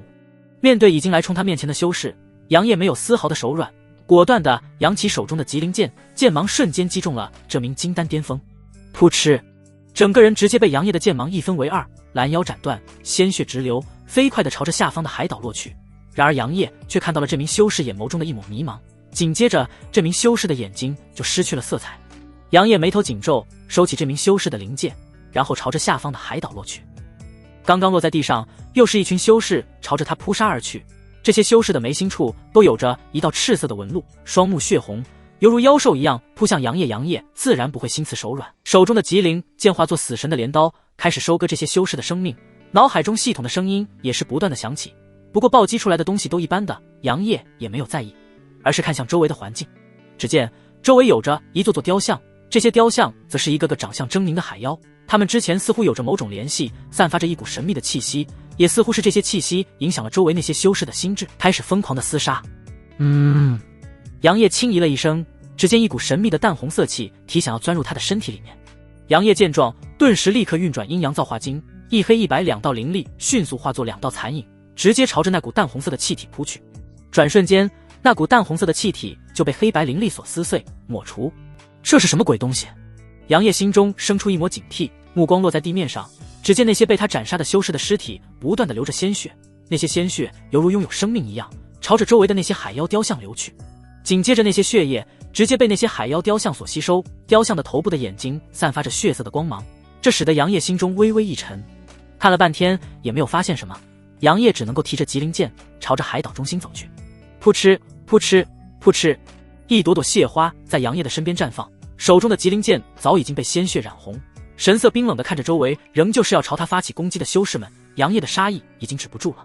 到现在为止，金丹期的修士他至少杀了几十个了，就连元婴期的修士也被他宰了10多个。死！忽然一道娇喝响起，杨业心头一惊，反应极快地朝着旁边斩出一道剑芒。砰！只见杨业斩出的剑芒和另一道剑芒碰撞在一起，恐怖的力量让周围的那些金丹期修士纷纷倒飞出去。杨业抬头看去，只见身穿白裙，面色冰冷的少女正盯着他。玉女宗的那个小丫头。杨业距离自己10米开外的顾小冉眉头微蹙，在进入秘境之前，他自然也是看到了站在玉女宗宗主唐柔身边的顾小冉，现在看到顾小冉对自己的出手，不由得有些惊讶。但当他的目光落在顾小冉眉心处的那道血色纹路的瞬间，他顿时明白，这顾小冉应该也是和其余的修士一样，被什么东西给影响了心智。这时候顾小冉身影动了，朝着杨业冲了过来，并且还展出了数道白色的剑芒，比之前的剑芒更加的强大。元婴后期，杨业有些惊讶，但是身影却是快速的朝着旁边闪去。轰轰轰！杨业刚刚闪开，那数道白色剑芒就轰在了地面上，顿时尘土飞扬，碎石乱舞，一个数丈的大坑出现。而顾小冉显然是没打算放过杨业，灵力转动，化作一道残影，疯狂地朝着杨业杀去。密不透风的剑芒继续朝着杨业斩去，杨业的脸上露出一抹无奈，身影快速的闪躲。一时间，杨业犹如丧家之犬一样疯狂的逃窜，顾小冉则是紧追不舍。这叫什么事啊？杨业心中叹了一口气，不是他觉得打不过顾小冉，而是顾小冉明显是被影响了心智，根本不知道正在追杀杨业。而顾小冉是唐柔的弟子，杨业本身自然是认识唐柔这位美女师叔的，再加上清玄宗和玉女宗的关系，他怎么可能真的伤顾小冉呢？不过一直闪躲也不是办法，杨业的眼眸中闪过一丝金光，随后自语道：缩地成寸。没错，杨业直接动用了系统奖励的小神通缩得成寸。数道剑芒斩向杨业，杨业的身体瞬间消失，这让在后面追杀杨业的顾小冉身体一顿，赤色的美眸中出现一丝迷茫。但紧接着一道身影犹如鬼魅般出现在他的身后，清冷的声音在其耳边响起：小丫头挺能折腾啊。杨业周围有着一黑一白两道灵力流转，在顾小冉反应过来之前，直接双手控制住了后者纤细的手臂，还不待他反应，一黑一白两道灵力瞬间涌向不断挣扎的顾小冉。造化印，风！杨业低喝一声，只见那黑白灵力化作一道风字，直接印入了顾小冉的娇躯当中，后者娇躯一震，美眸中的血色开始缓缓消散，美眸中出现一抹迷茫之色。紧接着，不知道是一直在厮杀还是怎么的，顾小冉整个都有些虚脱，娇躯直接贴在了杨烨的怀中，面色苍白，美眸中出现一抹后怕。杨烨看着怀中似乎没有缓过来的顾小冉，目光落在他那精致的小脸上，不由得轻笑着调侃道：“怎么，师妹这么喜欢师兄怀里吗？”顾小冉猛然抬头，顿时惊呼道：“啊，臭流氓！”杨烨一脸好笑地看着把头靠在自己怀中的顾小冉，调侃道的说道：“你不是说我是色狼吗？怎么还往我怀里钻？”正窝在杨烨怀中的顾小冉一听这话，顿时不乐意了，抬起头气鼓鼓地说道：“你可不就是色狼吗？那你还在色狼的怀里？”杨烨笑着说道。顾小冉一听，美眸中有着一抹尴尬，但随即辩解道：“那是因为你把我抱住了。”啊！顾小冉的话还没有说完，突然感觉面前一空，有些虚脱的身体立刻朝着前方扑去。扑通！顾小冉倒在地上，有些狼狈，但随即快速地爬起来，小脸上似乎因为生气而变得粉红，玉手指着满脸笑意的杨烨，埋怨道：“不是，你这个人怎么这样？突然就松手，害得我直接扑在地上了。”杨烨则是轻笑着说道：“哟，刚刚你可是说是我抱住你的，为了不成为你口中的色狼，我当然不能够继续抱着你了。”说完，杨烨还冲着气呼呼的顾小冉摊了摊手，表示这一切都和我没有关系。顾小冉怒了，但也就是怒了一下。他虽然不知道杨烨是谁，但是杨烨身上的清玄宗服饰他还是认识的，要不然就凭借杨烨抱着他高低让杨烨知道什么叫做色狼杀手。哼，我大人不计小人过，不和你一般见识。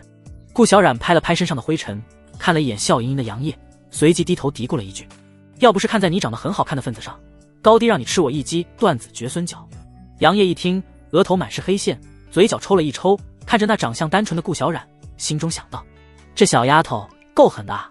这时候顾小冉则是打量着杨烨，发现杨烨除去那俊朗如仙的脸以及挺拔的身姿，就是那满头的银发实在是太吸引人了。于是他轻哼地说道：“你人多大数岁了，头发都白了，还在这里钓小姑娘，老不休。还有啊，清玄宗的其他人呢？怎么就你自己？”杨烨看着面前的这个思维活跃的小姑娘，不禁是有些无奈，随后说道：“你是不是忘记自己被影响心智，被控制了的事情了？这里除却你们玉女宗还有别人吗？”听到杨烨的话，顾小冉才反应过来，精致的小脸上露出一抹焦急之色，对着杨烨说道：“我们是10几个人一起来到这里的，其余的师姐们应该也被影响了心智，我现在得去找他们。”说完，顾小冉转头就朝着身后飞去。杨烨见状，耸了耸肩膀，同样是跟了上去。毕竟玉女宗和清玄宗可是好朋友，现在这种情况，杨烨肯定是不能见死不救的。因为玉女宗的弟子之间都是有着性物感应的，所以顾小冉很快就发现了一个玉女宗的弟子。只见那玉女宗的弟子眉心处同样是有着一道赤色纹路，双目血红，正在不断的与周围那些修士厮杀，根本不分敌我。师姐！顾小冉见状，立刻焦急的大喊，飞快的朝着下方飞去。这时候，周围的那些被影响了心智的修士们发现了冲过来的顾小冉，纷纷朝着他杀去。杨烨见到顾小冉居然都没有去理会那些修士，不由得一巴掌拍在脑门，无奈的说道：“这丫头也真是够让人操心的。”紧接着，杨烨直接冲了过去，一道道剑气从他手中的极灵剑中飞出，瞬间斩杀了10几位金丹期的修士。紧接着，还有着几尊元婴中期的修士继续朝着顾小冉杀去。找死！杨烨低喝一声，整个人化作一道残影，瞬间出现在顾小冉的身后，对着那几个元婴中期的修士斩出数道剑连。扑哧扑哧扑哧，鲜血飞溅，这几个元婴期中期的修士瞬间被杨烨斩出的剑连所收割。这时候，顾小冉已经冲到了那名长相清秀的玉女宗弟子面前，刚想要呼唤后者，结果迎来的却是其凛冽的剑气。顾小冉只能够去抵挡轰，伴随着2道剑气的碰撞，掀起阵阵灰尘和沙石。那名长相清秀的玉女宗弟子，居然也是元婴后期的境界。造化印，风！杨烨的声音在面色焦急的顾小冉身后响起，紧接着后者就看到一道由黑白灵力组成的风字出现，以极快的速度飞入了那名玉女宗弟子的身体当中，使得他娇躯一震。这时候，周围再次出现了10几个元婴期的修士，双目赤红，疯狂的扑杀向那身体僵硬的那名玉女宗弟子。找死！顾小冉顿时暴怒，体内的灵气犹如火山喷发一样，疯狂的宣泄进入手中的长剑之中，娇喝道：“玉女剑法第7式落星！”只见一股强大的气息从他的长剑中蔓延出来，顾小冉也是猛然朝着周围那些扑杀向那名玉女宗弟子的元婴期修士们斩出一剑。一道有些虚幻的身影同一时间出现在顾小冉的身后，猛然斩出一剑，仿若星辰碎裂，天地争鸣间，划过空间，斩在了那些元婴期修士的身上。轰隆隆，仅仅是一击，那10几名元婴期的修士瞬间被斩杀，鲜血飞舞，灵气暴乱。哎呦喂，这小丫头的实力不错啊！杨业看着那气质大变，犹如女剑仙的顾小冉，顿时笑着说道。尽管那10几个元婴期修士都仅仅是初期，但也不是普通的元婴后期能够抗衡的。不过顾小冉显然不是普通的修士，天赋也是极好的。你是小冉师妹？那名长相清秀的玉女宗弟子看着飞落在自己面前的顾小冉，美眸中的迷茫之色顿时消失。华师姐，你没事吧？顾小冉俏脸上满是担忧，上下打量着华青金，一双玉白的小手不断地摸着华青金的娇躯，生怕其哪里受伤了。这让华青金顿时面色一红，连忙拍打掉顾小冉的玉手说道：我没事，师妹你怎么样？杨业。然而这时候他的余光却看到了走过来的杨业，顿时惊呼地喊道。顾小冉则是转头惊愕地看着满脸笑容的杨业。那你？顾小冉虽然崇拜杨业，但是根本没有见过杨业，他上哪去知道杨业长什么样子？甚至是之前听说杨业进入苍兰秘境了，他有些不相信呢。毕竟杨业的情况他可是知道的，怎么可能出现在这里，并且实力还恢复了？结果现在自己的师姐说这是杨业，那刚刚自己的形象岂不是全都没了？想到这里，顾小冉的俏脸顿时皱成了一团，瘪着小嘴，一副很是复杂和纠结的表情。这一幕也是让杨业一顿好笑，随后看向华清，惊笑着说道：华师妹，好久不见了。华清金清秀的脸上满是惊喜，一把把呆在原地，心情复杂的顾小冉拉到一边去，也不管顾小冉那惊愕的表情，凑到杨业的身前，满眼崇拜的看着杨业，双手放在自己那规模不小的胸前，似崇拜的说道：杨师兄，你真的来秘境了？你的实力也恢复了吗？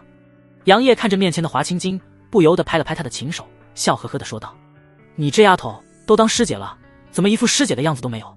虽然是在说教，可是旁边仿佛外人一样的顾小冉却看得清清楚楚，自己的师姐居然对杨业撒娇。不，应该不是撒娇，只是顾小冉有些傻眼，不知道怎么形容自己平日里温柔的师姐现在的状态。这不小迷妹吗？华清金才不会管顾小冉的想法呢，他可是好多年没有见过杨业了，自然是要把师妹扔在一边才对啊。杨师兄，我都好久没有见到你了，你这些年怎么样？杨师兄，我之前给你缝制的衣服你有收到吗？我让黎若愚那家伙给你送去了。杨师兄，我看着面前极为兴奋的华清金，顾小冉彻底的呆住了，喃喃自语道：这应该是假的师姐，华师姐不是这样的。这时候杨业看着面前激动不已的华清金，不由得无奈的说道：你这丫头还真是和若愚一个样子。哼，要不是你当初把我送到了玉女宗，我现在也应该在清玄宗的。华清金有些生气的抱着胸，很是不爽。黎若愚和华清金都是杨业在外出历练的时候救下来的，只不过杨业认为华清金更适合玉女宗，所以才把送到玉女宗，让其在那里修炼的。好啦，你的衣服我早就收到了，咱们现在当务之急是去救你的师姐们。杨业拍了拍华清金的琴手，对着其说道。此言一出，刚刚还抱胸生气的华清金顿时小脸一肃，正色的说道：没错，我们现在赶快去吧，杨师兄。说完就拉着杨业的大手感知了一下方向，就准备离去。这时候见到顾小冉还呆呆地站在原地，顿时轻喝道：小冉，还愣住干啥？赶紧走啊！呆呆的顾小冉似乎反应过来，脑袋犹如小鸡啄米似的。哦，好。海岛的中心处有着一个5丈高的血色祭坛，在祭坛的周围有着一条血色的河流环绕，阵阵腥味弥漫，让人不禁是有些反胃。还需要多少的血液？在血河旁边有着5道穿着紫衣的身影。圣绝门。陆云目光落在血色祭坛之上，那里隐约有着一道虚幻的伟岸身影，手持3叉戟，背后有着一片汪洋，仿佛是海上的霸主一样。陆师兄，应该快了，再有半个时辰，祭坛应该就能够完成了，到时候咱们就能够获得海神传承了。丁强一脸兴奋对陆云说道。其余的3人也是眼神狂热看着前方的祭坛，只有陆云面色平静，但是他的眼眸中也是闪过一丝金光。陆云，圣绝门的唯一圣子，还有一位圣女，但是并不在这里。至于所谓的海神传承，则是陆云等人在这座海岛上发现，并且在这里布局了好多天，吸引了大量的修士前来，从而聚集开启祭坛的血液。当然了，虽然叫做海神传承，但是陆云等人估计应该是合体期的大佬留下的传承，不可能是真的神的传承，毕竟苍兰界也没有神这一说，最多说是仙人。陆云微微点头，随后看向丁强几人，沉声地说道：收好这里，要是有人闯到这里，直接杀了，哪怕是我们。后面的话陆云虽然没有说，但是丁强等人看陆云那冰冷的眼神，顿时打了一个冷战，连忙点点头。陆师兄你放心，就算是咱们圣绝门的弟子进来也不好使。没错，我等可是陆师兄的死忠，就算是圣女进来，我等也必定让她有来无回。俺也一样。看着丁强几人的样子，陆云点点头，随后说道：放心吧，你们忠于我自不会让你们什么都得不到。说完，陆云就朝着旁边的一座黑色大殿中走去。他需要在祭坛开启之前保持最佳的状态去接受传承。另一边，在杨业帮助顾小冉和华清金寻找玉女宗的弟子的时候，海岛之外有着2道身影急速飞向这里。咻咻咻，伴随着2道破空声，一男一女2道身影出现在海岛边缘。芷安，你们那些尸体。王腾指着前面地面上的无数尸体，神色凝重地对面色淡然的周芷安说道：看来这是有人比我们先开启海神传承了。周芷安微微点头，目光落在前方的那些正不断的吸收鲜血的海妖雕像上，目光微微一凝，随即说道：走吧，估计那祭坛快开启了。好，我倒要看看是谁先我们一步把这海神传承开启了。王腾双目中满是杀意，一身气息比之前更加的强大。很显然，这段时间王腾的修为再次提升了。周芷安没有说什么，目光看向前方，心中却有些悸动。他感觉自己可能会在这里见到老熟人。大师姐，还是那个冰块，亦或者是三师姐那个暴力家伙，应该是不会是我亲爱的小师弟杨业吧。想到这里，周芷安的嘴角勾起一抹浅浅的弧度，真是有些莫名的期待呢。一道幽光从他的美眸中一闪而过，杨业看着围在自己身边的莺莺燕燕，不由得露出一抹无奈的笑容。只见在华清金的带领下，10几个长相各有千秋的玉女宗弟子围在他的身边叽叽喳喳地说个不停，让杨业的脑子都有些发懵。而在这些莺莺燕燕外面的，则是一脸呆滞的顾小冉。这就是曾经苍兰界第一天教的魅力吗？顾小冉看着被华清金围在中间的杨业，喃喃自语地说道。很显然，他完全的低估了杨业的魅力。曾经这些在他面前稳重的师姐们，一个个全都化作了小迷妹，围在杨业的身边。此时的杨业也是有些头疼，刚想要说些什么，目光忽然一变，嗡！只见一道蓝色的涟漪从前方扩散开来，紧接着一尊伟岸的虚影出现在海岛上空，这使得华清金等人神色一滞，面色凝重的抬头看着那尊伟岸虚影。这是？顾小冉有些迟疑的看着那道虚影。这时候杨业沉声说道：我过去看看，你们，我和你一起去。华清金连忙开口道，甚至是直接抓住了杨业的手，其余玉女宗的弟子也是纷纷响应，要和杨业一同。顾小冉也是连忙说道：杨业师兄，我也去。杨业见状也是点点头，随后带着众女朝着海岛中心快速飞去。另一边的周芷安和王腾也是看到了天空上的伟岸虚影，两人同样是没有丝毫停留，化作2道残影朝着海岛中心闪去。陆师兄，成了，祭坛终于是开启了。丁强看着祭坛上出现的那件由蓝色和金色相间，足足有着3米长的3叉戟，不由得惊呼。其余4人也是激动万分，看着那散发着强大的气息的3叉戟，眼底深处闪过一抹贪婪之色，但却转瞬即逝，目光敬畏地看着那已经从大殿中出来的陆云。他们可虽然也想要这份海神传承，但是面对陆云，他们只能够压制心中的欲望。没办法，他们4个加在一起也打不过陆云。陆云可以说是整个圣绝门除却圣女之外年轻一代的第一高手了。半步化神期，要不是因为化神期不能够进入苍蓝秘境，陆云早就已经踏入化神期了。陆云没有理会丁强4人，而是目光灼灼地看着已经被蓝色的水纹覆盖的祭坛，以及祭坛上方悬浮的3叉戟，努力地压抑心中的激动，对着丁强4人说道：你们去给我护法，只要有任何进入这里，格杀勿论。是，师兄。丁强4人立刻凝重地说道，然后朝着四周走去。别看他们4人在陆云面前似孙子一样，但他们可是实打实的元婴巅峰，同样也是天才级别的存在，一般的元婴期巅峰根本不是他们的对手。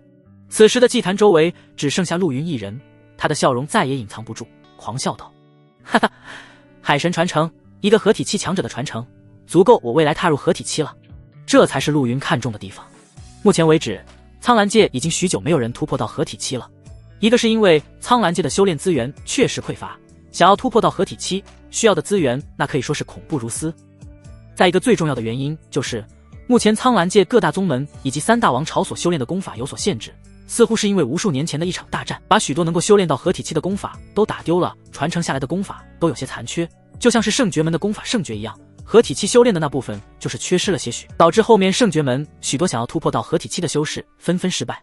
这也是为什么圣绝门的当代宗主江元仲在炼虚境巅峰停留许久都没有尝试突破的原因，没把握。前辈的例子还活生生的摆在眼前，所以只能够去寻找能够修炼到合体期的功法传承了。陆云微微平复了一下激动的心，然后直接踏过血河，朝着祭坛走去。然而他刚刚踏入祭坛范围5米的位置的时候，一股强大的威压突然出现，朝着他袭去。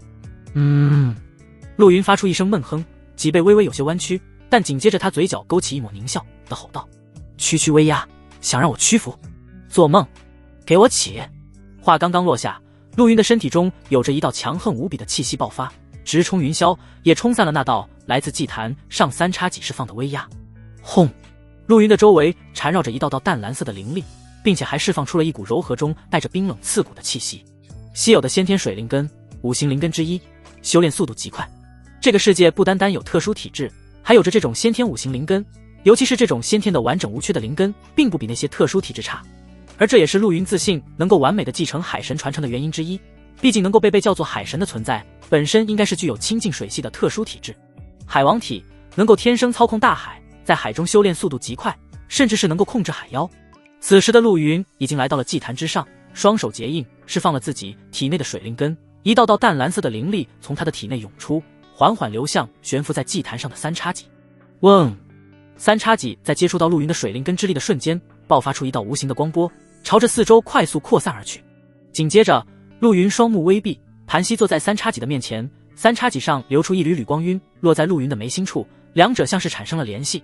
海神传承开始。与此同时，在陆云接受传承的时候，杨业则是带着顾小冉等人已经快要接近海岛中心了，就在前面了。杨业看着前面被淡淡的蓝色能量环绕的祭坛，隐约间似乎看到了其中的身影，顿时一惊，连忙说道：快走，那已经有人捷足先登了。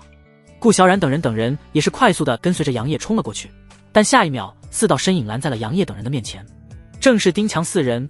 他们冷冷的看着杨业等人，此地不通，圣绝门得弟子。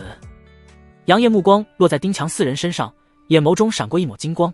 他没想到这里的传承居然是圣绝门的弟子开启的。顾小冉等人满脸敌意，纷纷握紧了手中的长剑。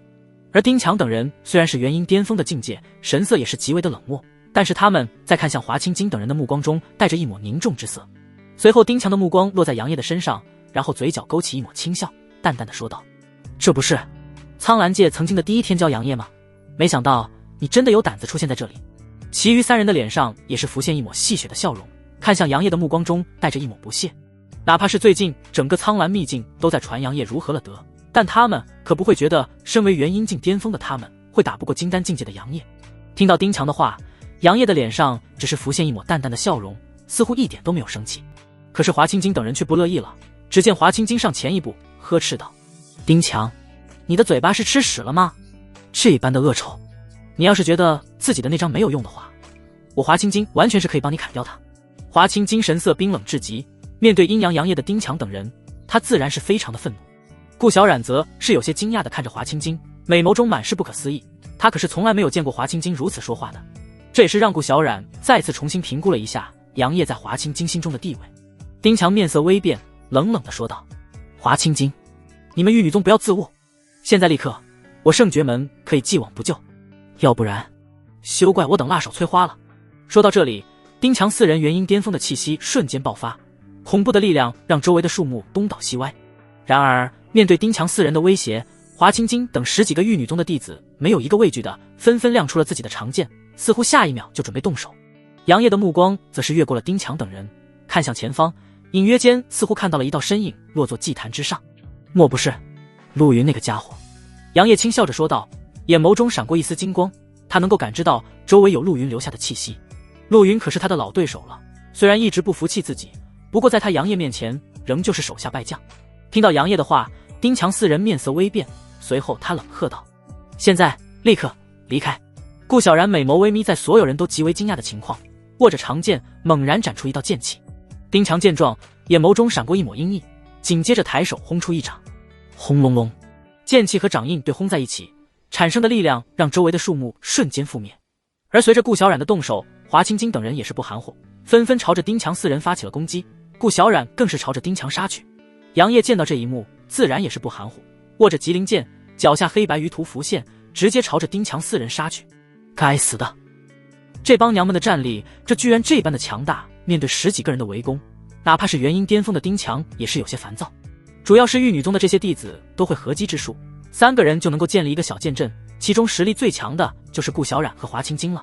2人1人能够牵制住一个元婴巅峰，剩下的2个元婴巅峰被实力最低都是元婴初期的10几个玉女宗弟子结成的剑阵所拖住，一时间让刚刚还嚣张无比的丁强等人面色极为的难看。杨师兄，你先去阻止陆云夺得传承。见到杨业过来帮自己，华清晶心中虽然开心，但嘴上却让杨业先去那传承核心之地。听到华清晶的话，本想动手一起斩杀丁强4人的杨业微微迟疑，但看到华清晶等人似乎没有什么问题，于是就微微点头，朝着核心之地闪去。丁强4人见到杨业朝着核心之地飞去，内心虽然有些着急，但一想到杨业的境界也就放心下来。他们可不认为仅仅是金丹期的杨业能够阻止已经在接受海神传承的陆云，毕竟那可是他们圣绝门的圣子啊。与此同时，王腾和周芷安2人从海岛的另一面也在快速的紧接着传承之地。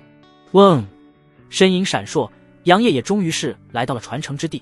看着环绕在祭坛周围的那些血河，他的眉头微微皱起，紧接着目光落在祭坛之上正在接受传承的身影上，嘴角勾起一抹弧度，轻声道：看来真的是你呢，陆云。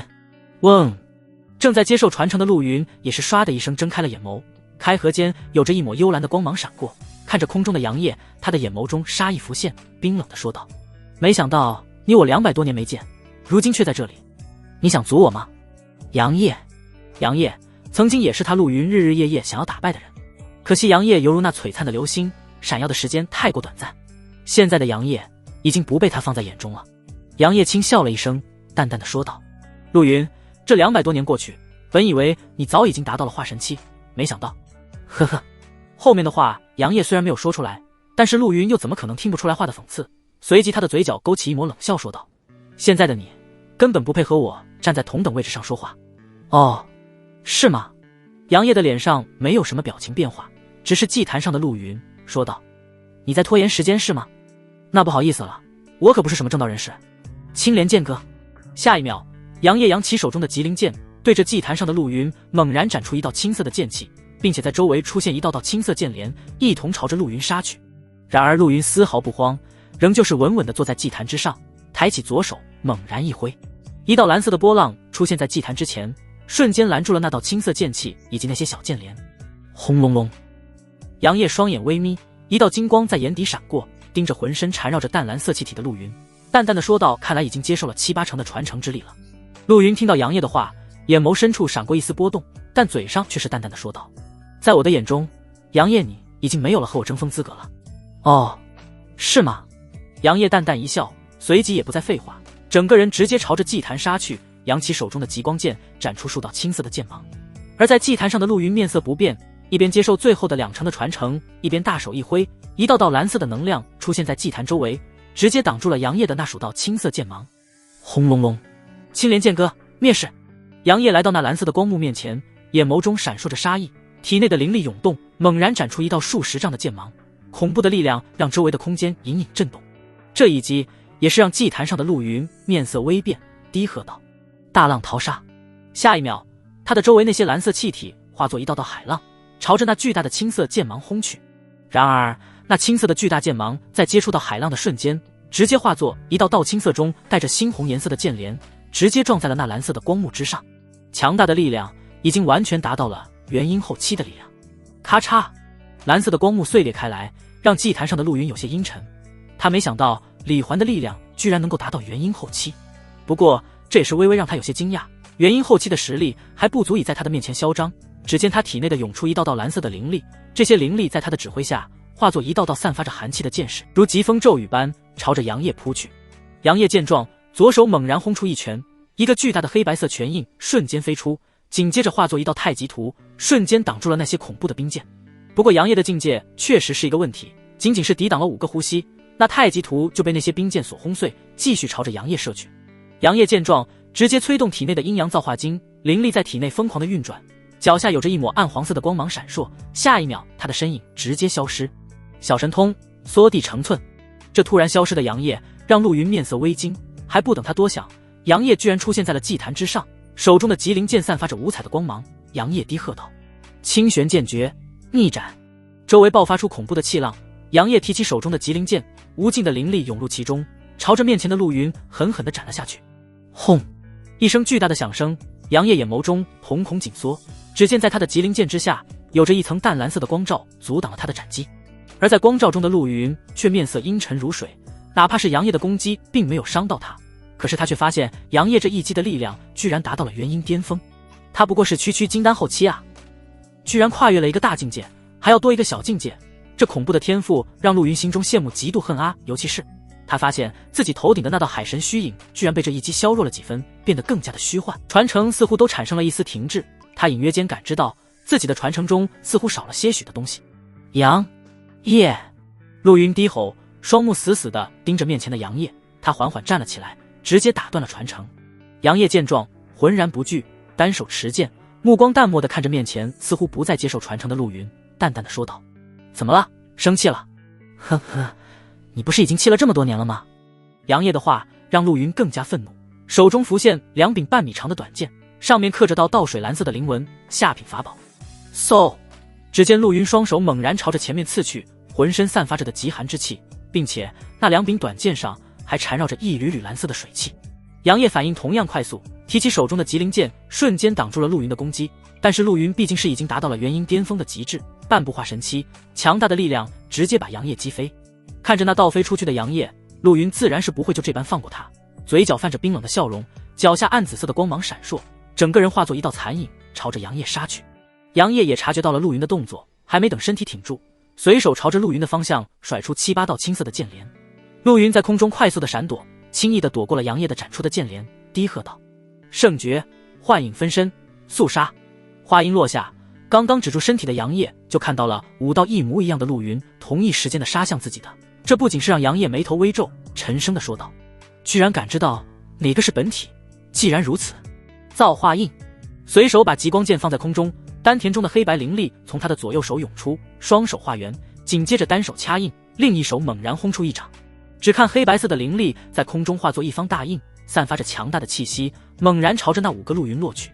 5个陆云见状也是丝毫不惧，体内爆发出一股水气，这些浓郁的水气化作一杆巨大的长剑，狠狠地刺向那落下来的大印。轰隆隆，空中爆发出了强大的能量风暴，但这并没有让杨业和5个陆云停下来，两者已经杀到了一起。只见5个陆云直接包围住杨业，提着手中相同的2柄下品法宝，一同朝着杨业刺去。急！刺耳的声音在空气中响起，杨业的身势快速的在袭来的5个陆云身上扫过，并且在身体的周围施展出阴阳图。轰！5个陆云的攻击同时间落在阴阳图上，脸上满是狰狞的笑容，而杨业则是眉头紧皱，他也是感受到了极强的压力。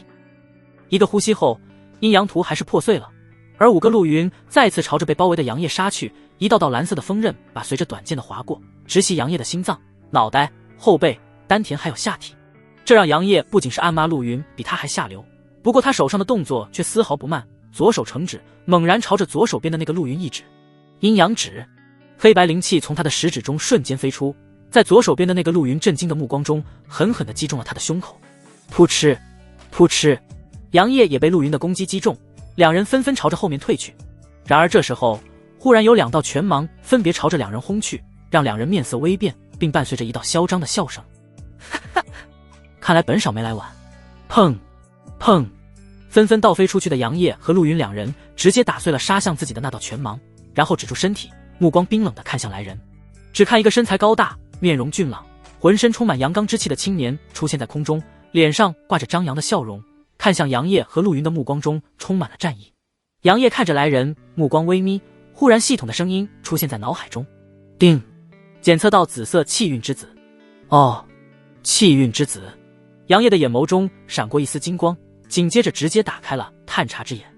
系统面板，姓名王腾，实力元婴巅峰，气运紫色，体质至阳圣体，已激活，背景一路逆袭的草根气运之子，性格睚眦必报，贪婪好色，不过表面上却是正人君子，背地里面把女人当成炉鼎，以修炼自己的至阳圣体。评价气运够强，但是却差了一点意思，可以击败。嚯，这家伙，这不妥妥的小说中的男主背景吗？杨业有些惊奇地看着那满脸自信的王腾，心中满是感慨。而且这家伙居然叫做王腾，难道是那句我儿王腾大帝资质中的王腾？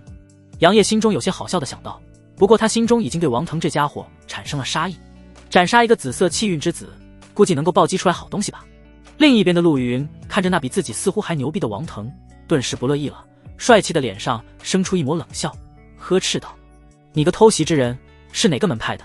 听到陆云的话，满脸自信笑容的王腾目光落在他的身上，大笑道：“本少可不是你们这些道貌岸然的宗门之人，本少姓王名腾，你也可以叫本少王公子。”陆云闻言，脸上出现一抹讥讽之色，现在真的是什么阿猫阿狗都能够来碰瓷本圣子了。于是他轻笑着说道：“哦，原来是小瘪三啊！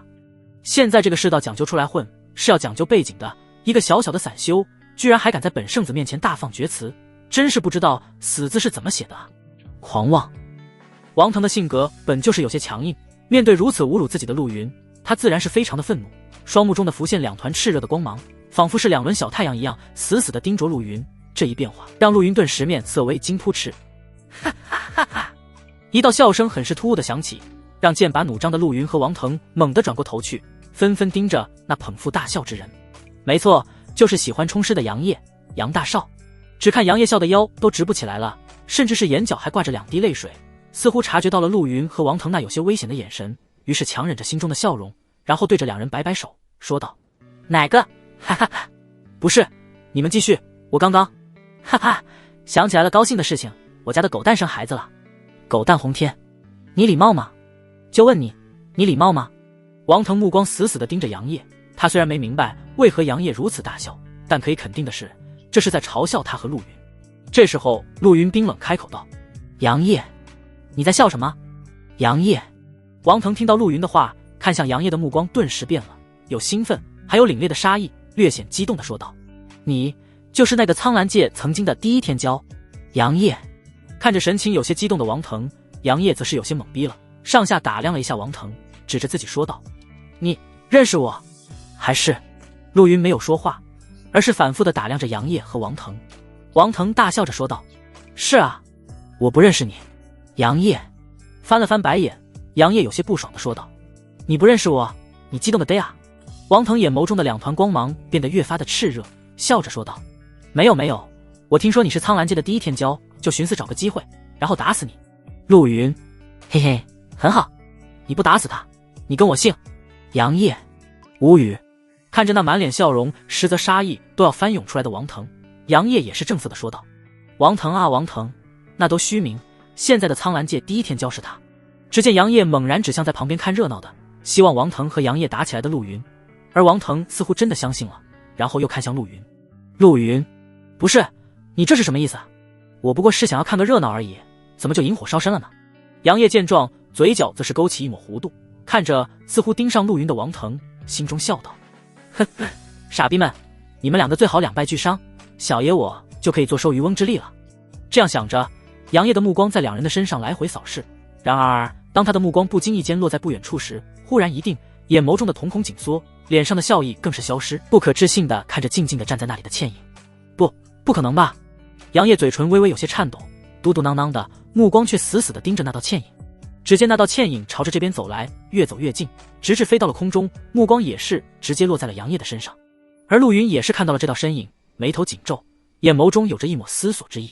王腾见到这人，则是直接笑着说道：“芷安，你来了啊？”没错，来人正是周芷安。绝美的容颜，窈窕的娇躯，胜雪的肌肤，还有那双犹如星辰般闪亮的美眸，让周芷安成为这片天地间最夺目的存在。然而面对王腾的话，周芷安根本没有理会，美眸中仿佛只有杨业一个人似的，这让王腾顿时心中不爽，对杨业的杀意也是更重了许多。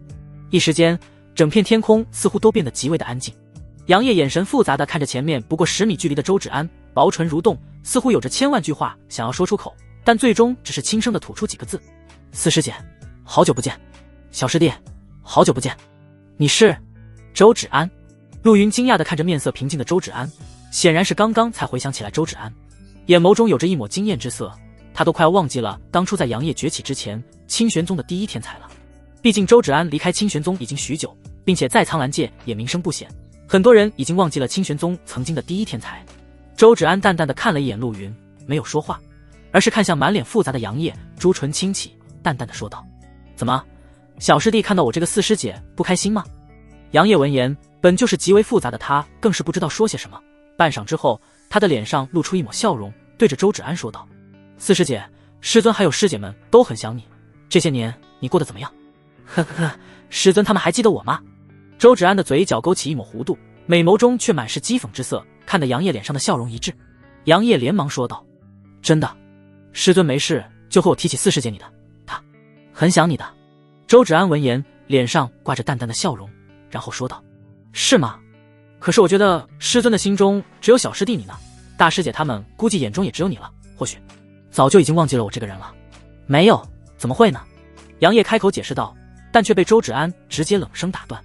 周芷安的脸上笑容消失，冰冷地看着杨业，说道：“小师弟，看来外面的谣传是真的，你的实力也恢复了。既然如此，我们今天就做过一场，既分高下，也决生死。”周芷安的声音中满是冰冷和杀意，美眸死死地看着面色僵硬的杨业。而陆云见到这一幕，眼眸中划过一抹异色，心中自语道：“没想到有一天居然能够看到清玄宗的弟子相互厮杀，真是有趣。”王腾听到周芷安的话，顿时大喜。他刚刚就看杨业不爽了，现在周芷安的话明显就是要杀了杨业，于是他大笑着说道：“芷安，这区区金丹期的修为不需要你出手，我一只手就能够解决他。”刷刷。然而他刚说完，就看到杨业和周芷安都面色冰冷地看向他：“你算个什么东西？我和师姐说话的时候，你最好把嘴巴闭上。”杨业双目死死地盯着王腾，眼眸中闪烁着惊人的杀意。本来在见到周芷安的时，杨业就满心复杂，然后又听到周芷安打算与他生死决斗，心中更加的郁闷了。所以面对王腾的话，他自然是非常愤怒，已经没有什么心情与王腾周旋了。至于周芷安更是淡漠地说道：“王腾，这是我和我小师弟的事情，不需要你插手。”王腾被两人对得面色微红，有恼怒也有尴尬。他没想到原本温温柔柔的周芷安居然这般的对他，心中对周芷安也产生了怨气，恨不得现在就把周芷安按在身下，狠狠地蹂躏一番。杨业没有过多的理会王腾，而是转头苦笑地看着面色冰冷的周芷安说道：“四师姐，我不可能与动手的，你跟我去找大师姐他们吧，他们也很想你的。”周芷安闻言则是淡漠地说道：“你我决出胜负，如果我赢了，我自然会抱着你的尸体去见大师姐他们。还有，师尊，如果你赢了，那就说明我不如你，至于我的尸体，随意的抛在这里就可以。”周芷安面无表情地看着面色难看的杨业，淡淡的说道。杨业看着似乎已经打定主意的周芷安，沉声的说道：“四师姐，这件事我是不会同意的，你先在旁边待着，等我解决了陆云和这个傻逼之后，咱们一起去找大师姐他们。”说完，杨业的目光就死死地盯着面色阴沉如水的王腾，而陆云则是轻抚手掌，笑着说道：“哈哈，没错，杨业你说的没错，这个小瘪三确实是个傻逼，要不咱们先联手杀了他，之后我们再解决。”杨业没有过多犹豫，直接点点头，然后提着极光剑就冲向王腾。陆云见到杨业动了，脸上挂着一抹冷笑，然后同样杀向王腾。王腾见状，体内的灵力疯狂涌出，暴怒道：“狂妄，看我怎么锤爆你们的脑袋！”下一秒，王腾的身体散发出恐怖的金光，炽热的金色光芒让他看起来犹如一个小太阳一样，元婴巅峰的气息爆发出来，让周围的空间微微扭曲。嗖，一道朝着蓝色雷霆的剑芒朝着杨业斩去，这让杨业不得不停下来，面对那凛冽的雷霆剑芒，同样是斩出一道剑连。轰隆隆，湛蓝色的雷霆剑芒爆发的毁灭力量，让杨业的剑连都没有坚持5个呼吸就彻底崩碎。而那雷霆剑芒虽然被削弱了许多，但仍旧是继续朝着他斩去。杨业的眼眸中闪烁一抹惊讶，但还是挥剑再次斩出了2道剑连，才堪堪磨灭了那道雷霆剑芒。雷霆之力。杨业看着对面周芷安周身环绕的湛蓝色雷霆，凝声地说道。而对面的周芷安在看到自己的雷霆剑芒被杨业磨灭，脸上没有丝毫的波动，似乎对这一切早已经预料到了，可是他的眼底仍旧是有着一抹妒忌之色。他已经是元婴巅峰了，而杨业在他的感知下不过是金丹后期而已，这一剑居然还不能够直接压制他。没想到小师弟的天赋比之前更加的恐怖了，真是让师姐我羡慕啊。周芷安说得很轻松，可是杨业却也能够从其话中听出来那抹不甘，这让杨业满是无奈。他自然是知道，自从他展露修炼天赋之后，四师姐周芷安对他的敌意就与日俱增，可是这样事情也不是他能够控制的。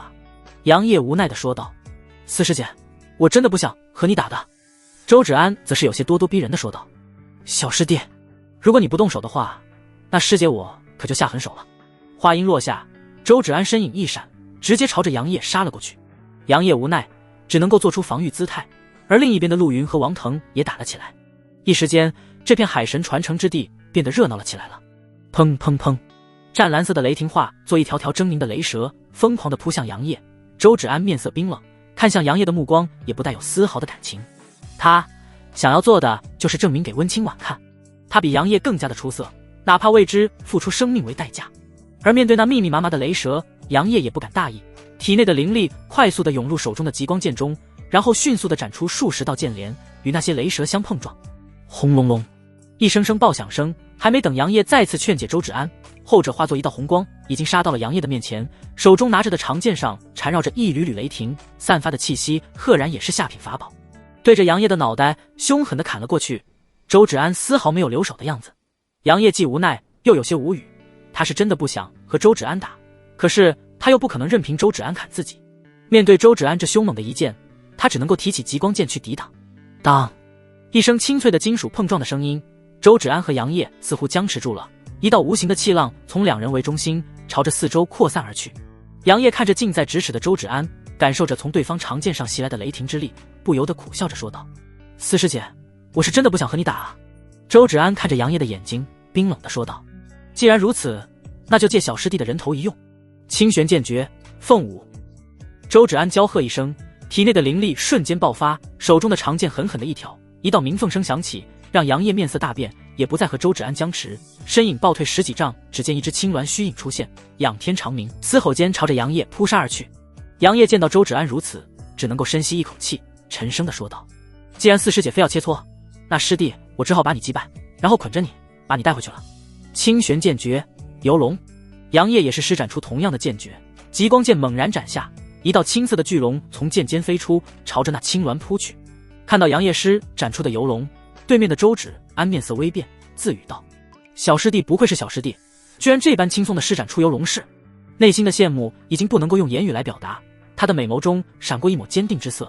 这么多年，他为了能够重新夺回清玄宗第一天才的名头，为了让温清婉等人的目光再次落在他的身上，他付出了无数的努力。他不能输。阴阳图。忽然，杨业的身影出现在距离周芷安不足30米的距离，对着他猛然轰出一张黑白相间的阴阳图。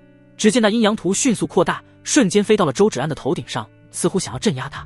周芷安见状，白皙的脸上生出一抹凝重，随即娇喝道：雷斩！丹田中一颗湛蓝色的雷霆种子发出一声轰鸣，紧接着无尽的湛蓝色雷霆之力涌入他手中的长剑，然后他快速地对那落下来的阴阳图斩出一道数十丈的湛蓝色的雷霆剑芒。他这些年最大的机遇就是获得了一种雷灵根。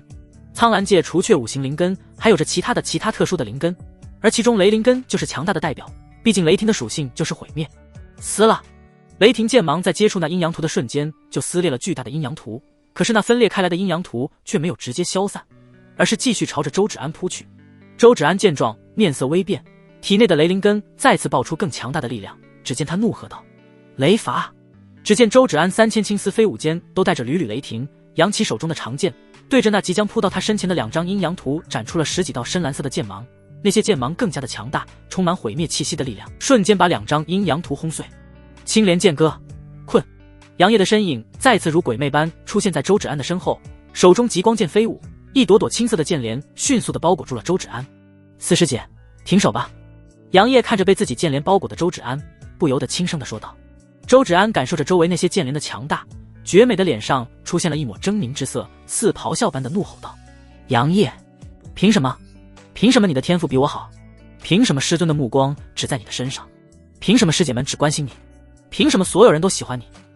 周芷安的美眸中迅速生出一抹雾气，晶莹的泪水划过有些粉红的脸颊，仿佛是在发泄这200多年的委屈一样，歇斯底里的怒吼让对面的杨业一时间不知道说些什么。他想说其实不是这样的，可是看着周芷安那似乎有些疯魔的样子，他知道现在说什么都是没有用的。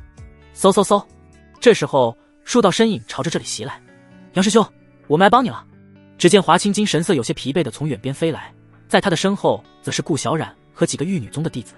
杨业见状则是露出一抹笑容，说道：你们解决那几个人了？华清金有些顽皮的吐了吐香舌，然后微微喘着气说道：嘿嘿，除了那个丁强，另外3人都我们斩杀了，其余的师妹们则是在原地恢复伤势。杨业见状不由得笑了起来，然后摸了摸华清金的小脑袋，然后说道：厉害，你们先去旁边歇会吧。华清金见状不由得说道：“杨师兄，我可以帮你的。”顾小冉也是开口道：“是啊，是啊，杨师兄。”其余的玉女宗弟子纷纷开口想要帮忙，不过杨业还是摇摇头，拒绝了华清金等人，目光看向对面已经破开了他的剑帘的周芷安，轻声地说道：“这件事只能我自己来。”听到他的话，华清金等人也是反应过来，纷纷看向周芷安的方向。顾小冉等人不认识周芷安，但是华清金却认识，不由得惊呼道：“周师姐！”杨业微微点头，神色变得极为的平静，他要把周芷安带回去。周芷安也是看到了华清金，再次变得冷冰的脸上没有丝毫的动容，只是冷冷地说道：“华师妹，离开这里，要不然休怪师姐我心狠手辣了。”华清金看着周芷安，脸上的表情很是不解，他自然是不知道周芷安和杨业之间的事情，刚想要张口说话，但是却被杨业打断了。杨业神色凝重地说道：“四师姐，这是你我的事情，不要把华师妹他们牵扯进来。”周芷安冷笑一声，剑指杨业，冰冷地说道：“既然如此，你我继续。”然而还不待他动身，远处再次有着数十道身影朝着这边飞来，这让周芷安眼神微动，于是看着杨业说道：“今日到这里，但是你我的恩怨在这秘境中迟早要解决的。”随后还不等杨业说些什么，他直接朝着远处飞去。另一边似乎已经完全压制了陆云的王腾见到这一幕，不由得暗暗地骂了一声，然后一拳逼退面色阴沉的陆云，直接朝着周芷安的身影追去。陆云眼神阴翳地看了一眼王腾，心中满是怒火，他没想到自己居然被王腾这个他眼中的小瘪三压着打。随后又看了一眼几乎快要消失的海神虚影，他知道剩下的传承是没办法得到了，于是压着心中愤怒，狠狠地瞪了一眼杨业等人，也是转身离开了。杨业见到陆云也离开了，于是收起长剑，对着华清金等人说道：“我们也走吧。”华清金等人自然是听从杨业的话，于是在那数十道身影到达这里之前，杨业等人也是离开了这座海岛。唉，望着一望无际的海面，杨业轻叹了一声，眼眸中满是周芷安那冰冷的样子。“四师姐，这是何苦呢？”杨业喃喃自语道，脸上尽是无奈之色。他没想到这么多年没见过的四师姐上来就要与他一决生死，这让他非常的无奈，毕竟他又不可能真的杀了周芷安，两人之间也没有深仇大恨，而且这也不是温清婉想看到的样子。想到这里，杨业的眼眸中闪烁着一抹坚定之色，凝声说道：“四师姐，我一定会把你带回去的，至于之后会怎样，都交由师尊去处理吧。”随后杨业一飞冲天，直接朝着远方飞去。秘境关闭的时间还没有到，他现在也是要继续寻找机缘去了。李成运身影有些狼狈，嘴角噙着鲜血的苏小月美眸死死地盯着对面的李成运，他没想到李成运居然在这里伏击他。此时的李成运浑身缠绕着赤色的气体，犹如赤龙一样散发着强大的气息，然而他的脸上却满是狞笑，并且有些病态。“哈哈，苏小月啊苏小月，这次没有人能够救你了。”李成运的声音有些尖锐，目光中透露着一丝疯狂。一想到自己被人暗算，成为了残缺的人，他心中愤怒犹如火山喷发一样，想要发泄出来。第一个报复的对象自然是苏小月，于是他在秘境中暗自追踪苏小月的踪迹，发现苏小月是孤身一人，于是就在苏小月的必经之路上设下了埋伏。20几个元婴期的修士一起围攻苏小月，并且在这里布下了大阵，然后就有现在这一幕。周围全是尸体，那些都是李成运带来的20几名元婴期的修士，这些都是李家的死士，全都不要命的围攻苏小月。苏小月死死地咬着银牙，感受着体内所剩无几的灵力，美眸中生出一抹不甘心，但是不知道为什么，此时的他的脑海中浮现了杨业那清冷的身影。“苏小月，你放心吧，我会让你在死之前感受到身为女人的快乐的。”结。李成运的脸上浮现一抹病态的笑容，虽然他目前已经是残缺之人，可是破除苏小月的处子身又不是没有办法。苏小月闻言，美眸中出现一抹恶心之色，冰冷看着那似乎有些疯了似的李成运说道：“你残缺之人，哪怕是我生死道消，也不会让你碰我一根汗毛。我操你妈的逼得，你个贱人，臭婊子，你妈的，我折磨死你！”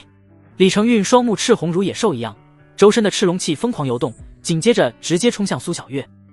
苏小月见状，咬紧牙关，提起手中的长剑，调动体内那所剩不多的灵力，狠狠地斩出一道剑芒，轰隆隆，剑芒轰碎了数道赤龙气，但是他几乎已经是力竭了，只能够眼睁睁地看着2道赤龙气体轰在他的娇躯上。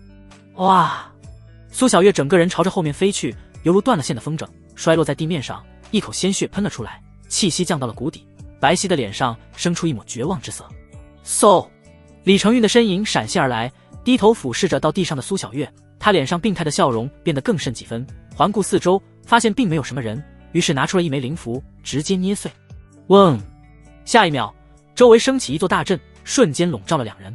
紧接着，在苏小月那绝望的目光下，李成运狞笑地拿出了一颗丹药，然后掐着苏小月的下巴，直接喂入她的口中。嗨嗨，你给我吃的是什么？苏小月猛地咳嗽了几声，然后面色大变，因为她发现自己的身体有些燥热，本是苍白的脸上居然生出一抹不正常的红晕，美眸中也是生出一抹慌乱之色。李成运看着地上满脸慌张的苏小月，以及她脸上的那抹不正常的红色，邪笑地说道：你不是已经感受到了吗？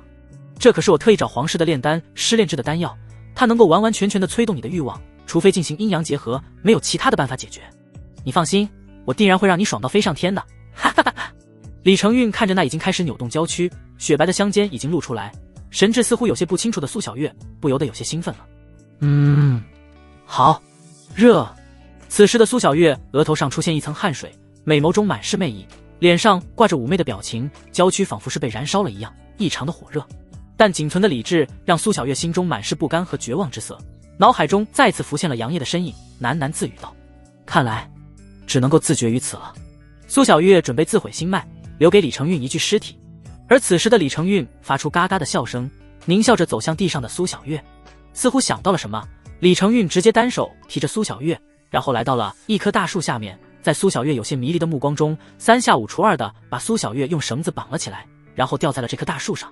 紧接着他大手一挥，一张玄冰玉榻出现，李成运脱掉上衣，看着被自己吊在上面不断扭动着娇躯的苏小月，淫笑着说道：嘿嘿，苏小月，没有人能够来救你的，你什么时候求饶了，自己想爬上本太子的床榻了，我就把你放下来，然后好好的让你享受享受。结，对对对，就是这样扭动，小腰再动一动。玉榻上赤裸着上身的李成运满脸的兴奋，双目赤红的盯着被自己吊在树上，面色潮红，不断的扭动着娇躯的苏小月。此时的苏小月仅存着一丝丝的理智，一双玉手虽然被绑在一起，可是却不断的在山峦之上磨蹭着，披在外面的外纱已经脱落在地上，雪白的香肩暴露在空气中，一双玉腿在空中荡漾着，白的让人有些觉得刺眼。我这是有感觉了。李成运眼睛一眨不眨的盯着苏小月，脸上满是兴奋的表情，他感觉自己那小腹下面有一丝丝的动静，这可是让他又惊又喜。快，贱人，求我啊！李成运双目赤红，直接脱掉了裤子，仅剩一个苦茬子，满脸狰狞的盯着苏小月。忽然整个山谷都震了一震，笼罩山谷的阵法发出轰隆隆的响声，大阵直接破碎，一道身影从天而降，随即一道有些不好意思的声音响起：啊，不好意思，我不知道道友你这干政。是呢，来人满脸的尴尬之色，他还以为这里有什么天才地宝，所以才破开了这大阵，寻思道个歉就离开这里。结果目光落在满是愤怒的李成运的身上的时候，来人满是惊讶：原来是你啊，李成运，你都残缺了，还有能力做？那是杨烨。李成运看着来人，歇斯底里的怒吼道，周身的赤龙气暴动，疯狂地冲向杨烨。没错，这道身影就是到处寻找机缘的杨烨。他离开那处满是海岛的小天地之后，就进入了这方小天地，一路搜寻机缘，前天的到了一颗赤灵果，然后境界直接突破到了金丹境巅峰，一身实力再次增强。然而没想到，只是在搜寻机缘，却发现了坏了李成运的好事，这可是让杨烨满是内疚呢。哈哈哈！随手展出数道青色的剑芒，挡住了那些冲向他的赤龙气。杨烨的脸上浮现一抹笑容，却让下方的李成运觉得异常的刺眼。他明白杨烨这是在讥讽他已经是残缺之人。我操你妈的100分号！李成运显然是破防了，一身暴虐的气息从他的体内涌出，手中更是拿出了一柄中品法宝赤色大刀，凶狠地对杨烨说道：你这个小杂种，和这个贱人一样，你们都该死啊！等老子把你的四肢斩去，让你亲眼看看你曾经的未婚妻在老子的手下承欢的样子。未婚妻？李成运那有些疯狂的话让杨烨顿时眉头一皱。目前为止能够说是他曾经未婚妻的只有一人，那就是苏小月。杨烨目光落在下方的那道被吊在树上的身影，衣服被撕扯得快成了布条，大片雪白肌肤裸露在外面。苏小月，没想到她居然在这里。杨烨眼神有些复杂，而且此时苏小月的情况明显不对劲，应该是中了春药。杨烨脑中略微思索了一下，于是就决定救下苏小月，毕竟好的之前还是他的未婚妻，之前的事情杨烨虽然很不爽，但却也不会见死不救。抛去这些，他最主要原因是不想让李成运这个残缺的家伙祸害了一个好好的姑娘。去死！杨业。这时候李承运也是提着赤色大刀冲向了杨业，赤龙王体被他完全的催动，整个人犹如一条赤色的人形巨龙，散发着强大的气息，对着杨业展出10几道刀芒。杨业见状根本没有想要和他纠缠的想法，直接催动了小神通缩地成寸，然后身影消失，让那10几道刀芒杀了个寂寞。李承运见状面色狰狞的猛然回头，只看杨业的身影出现在被吊在树上的苏小月的身上。你是谁？被杨业抱在怀中的苏小月此时春光乍现，裙摆下是修长白皙的大腿，盈盈一握的小腰，满脸的妩媚和情欲之色。不过这女人虽然已经彻底的神志不清，一双小手不断的撕扯着衣服，可是她似乎有些笨拙，脱不下来。而杨业刚抱起苏小月，就发现这女人虽然香肩暴露在空气中，身上的衣服也是有些凌乱，可是苏小月的那双小手却直接落在了杨业的脸上，火热的小手让杨业有些不适应。紧接着一张粉红的俏脸出现在了杨业的面前，朱唇对着杨业的脸就吻了下去。不是你这！杨业感受着不断的落在自己脸上的柔软火热的朱唇，顿时生出一抹尴尬。去死！李承运看着被杨业抱在怀中的苏小月以及神志不清的苏小乐不断亲吻杨业的脸，这使得他心中的怒火仿佛要在胸腔中爆炸一样。赤龙血斩，一道数10丈的血色刀芒化作一道狰狞的血龙，咆哮间轰向地面上的杨业。杨业见状顿时来了个卧槽，紧接着也顾不得不断的在自己身上摸索的苏小月，直接催动了缩地成寸，在那血龙落在来的前一秒直接闪开。轰隆隆一声巨响，地面瞬间被掀飞无数的巨石，数10丈的坑洞出现在地面上，烟尘四起。李承运化作一道残影闪了出去，看着空无一人的坑洞，他歇斯底里的怒吼道：杨业，我要杀你了，杀你了！杨业表示无能狂怒罢了，这系统整的小神通就是好用啊！杨业有些得意的说道：吻我！然而苏小月再次抱住了他的脖子，朱唇不要钱似的落在杨业的脸上，这让杨业身体里面都生出了一抹火焰，身体一个剧烈，差点栽下去。啪！杨业一巴掌打在了苏小月的娇臀之上，让怀中不老实的苏小月顿时娇躯一颤，整个人似乎都无力了。可是那越发赤红的娇躯显示着他体内的春药的药力已经达到了顶峰。杨业眉头紧皱，压制下心中的那抹躁动，无奈自语道：到底也算是有过交情的，得赶紧找个地方给这倒霉娘们解毒。然而这时候愤怒不已的李承运也提着大刀再次杀来，杨业神色一凛，眼眸杀机闪烁，脚下炫光一闪，直接出现在地面上，把已经瘫软的不成样子的苏小月放在了玉榻上。既然你想死，那我成全你！杨业猛地回身，极光剑出现在手中，对着那杀来的李承运猛然斩出一道青色剑芒。恐怖的剑芒让愤怒的李承运微微清醒过来，随即满眼杀意的斩出一道巨大的赤色龙气。轰隆隆，缩地成寸。杨邪心中低喝道，身影再次消失。李承运顿时面色微变，刚想闪开，结果迎面袭来一只45码的大脚，狠狠地踹在他的脸上，整个人都倒飞出去。杨业，天残脚，请赐教！杨业，叫尼玛的叫！杨业呵斥道，再次催动缩地成寸，伴随着数道恐怖的剑连朝着李承运飞去，身影也是消失。当那些青色剑连轰在李承运的身上的时候，杨业再次出现在李承运的身后，手中的极光剑猛然朝着李承运的脑袋砍去。似乎察觉到了致命危险，狂吐鲜血的李承运眼眸中闪烁一丝狰狞，怒吼道：血龙！一口精血喷出，李承运面色苍白，但他的身上冲出一道血龙，直接挡住了杨业的这必杀一击。杨业被血龙震飞出去，当他抬起头的时候，就看到了李承运的身影快速的朝着远处飞去，并放下狠话：杨业，我还会回来的。杨业没有理会，感受了一下体内消耗大半的灵力，随即快速的吞服几颗丹药，然后朝着玉榻上的苏小月闪去。然而杨业刚走到近前，就看到了令他血脉喷张的一幕。只见苏小月的衣裙恰好脱落下来，坚挺的山峦被一抹白色的肚兜所包裹，盈盈一握的小腰透露着粉红。白色的亵裤下面是一双足足有着1.2米的玉腿，犹如2根绳子一样不断的交缠着。咕噜，杨业忍不住咽了一下口水，小腹中有着一抹火焰升腾，声音沙哑的说道：苏小月，你……但下一秒，苏小月的娇躯中猛然散出一缕缕淡粉色的气体，瞬间笼罩了杨业。后者顿时感受到了小腹中的那抹火焰在疯狂地燃烧着自己的身体和良知。扑通，苏小月也不知道哪里来的力气，居然从地上爬起来，直接扑倒了杨业。吻我！结界笼罩下的山谷中，只有2具似乎有些疯狂的身影在一张玉榻上不断地纠缠着彼此。3个小时之后，呼，杨业缓缓吐出一口气，额头上有着一层汗水，原本被情欲所布满的眼眸渐渐清明。叮，恭喜宿主击溃了紫色气运之女，奖励灵光神眸。叮，触发1000倍暴击，获得上古重瞳。嘶，脑海中系统的声音让本是有些疲惫的杨业神情一变，紧接着双眼猛然闭上，一股奇妙的感觉在他的眼眸中流转。嗡，眼眸猛然睁开，开合间有着一道极致的幽紫色光芒一闪而过，一双黑紫色的重瞳出现在他的眼眸中，犹如诸天之上的星辰一样闪耀深邃，仿佛一尊古老的神王，淡漠地俯视世间的一切。咔嚓，体内仿佛有着什么东西碎裂，紧接着悠悠睁开眼睛的苏小月就发现一道道浓郁的灵气疯狂地涌入旁边的杨业体内中。这，面色潮红的苏小月生出一抹惊讶，看着杨业那双令人心颤的重瞳，内心大为的震撼。呼呼呼，只见那些灵气疯狂地涌入杨业的体内，杨业此时也在运转阴阳造化经，丹田中的紫色金丹缓缓化形，紧接着一个迷你版的杨业出现在他的丹田中，盘膝而坐，吸收着体内的灵力，气息在快速的上涨。元婴，这家伙突破到元婴了。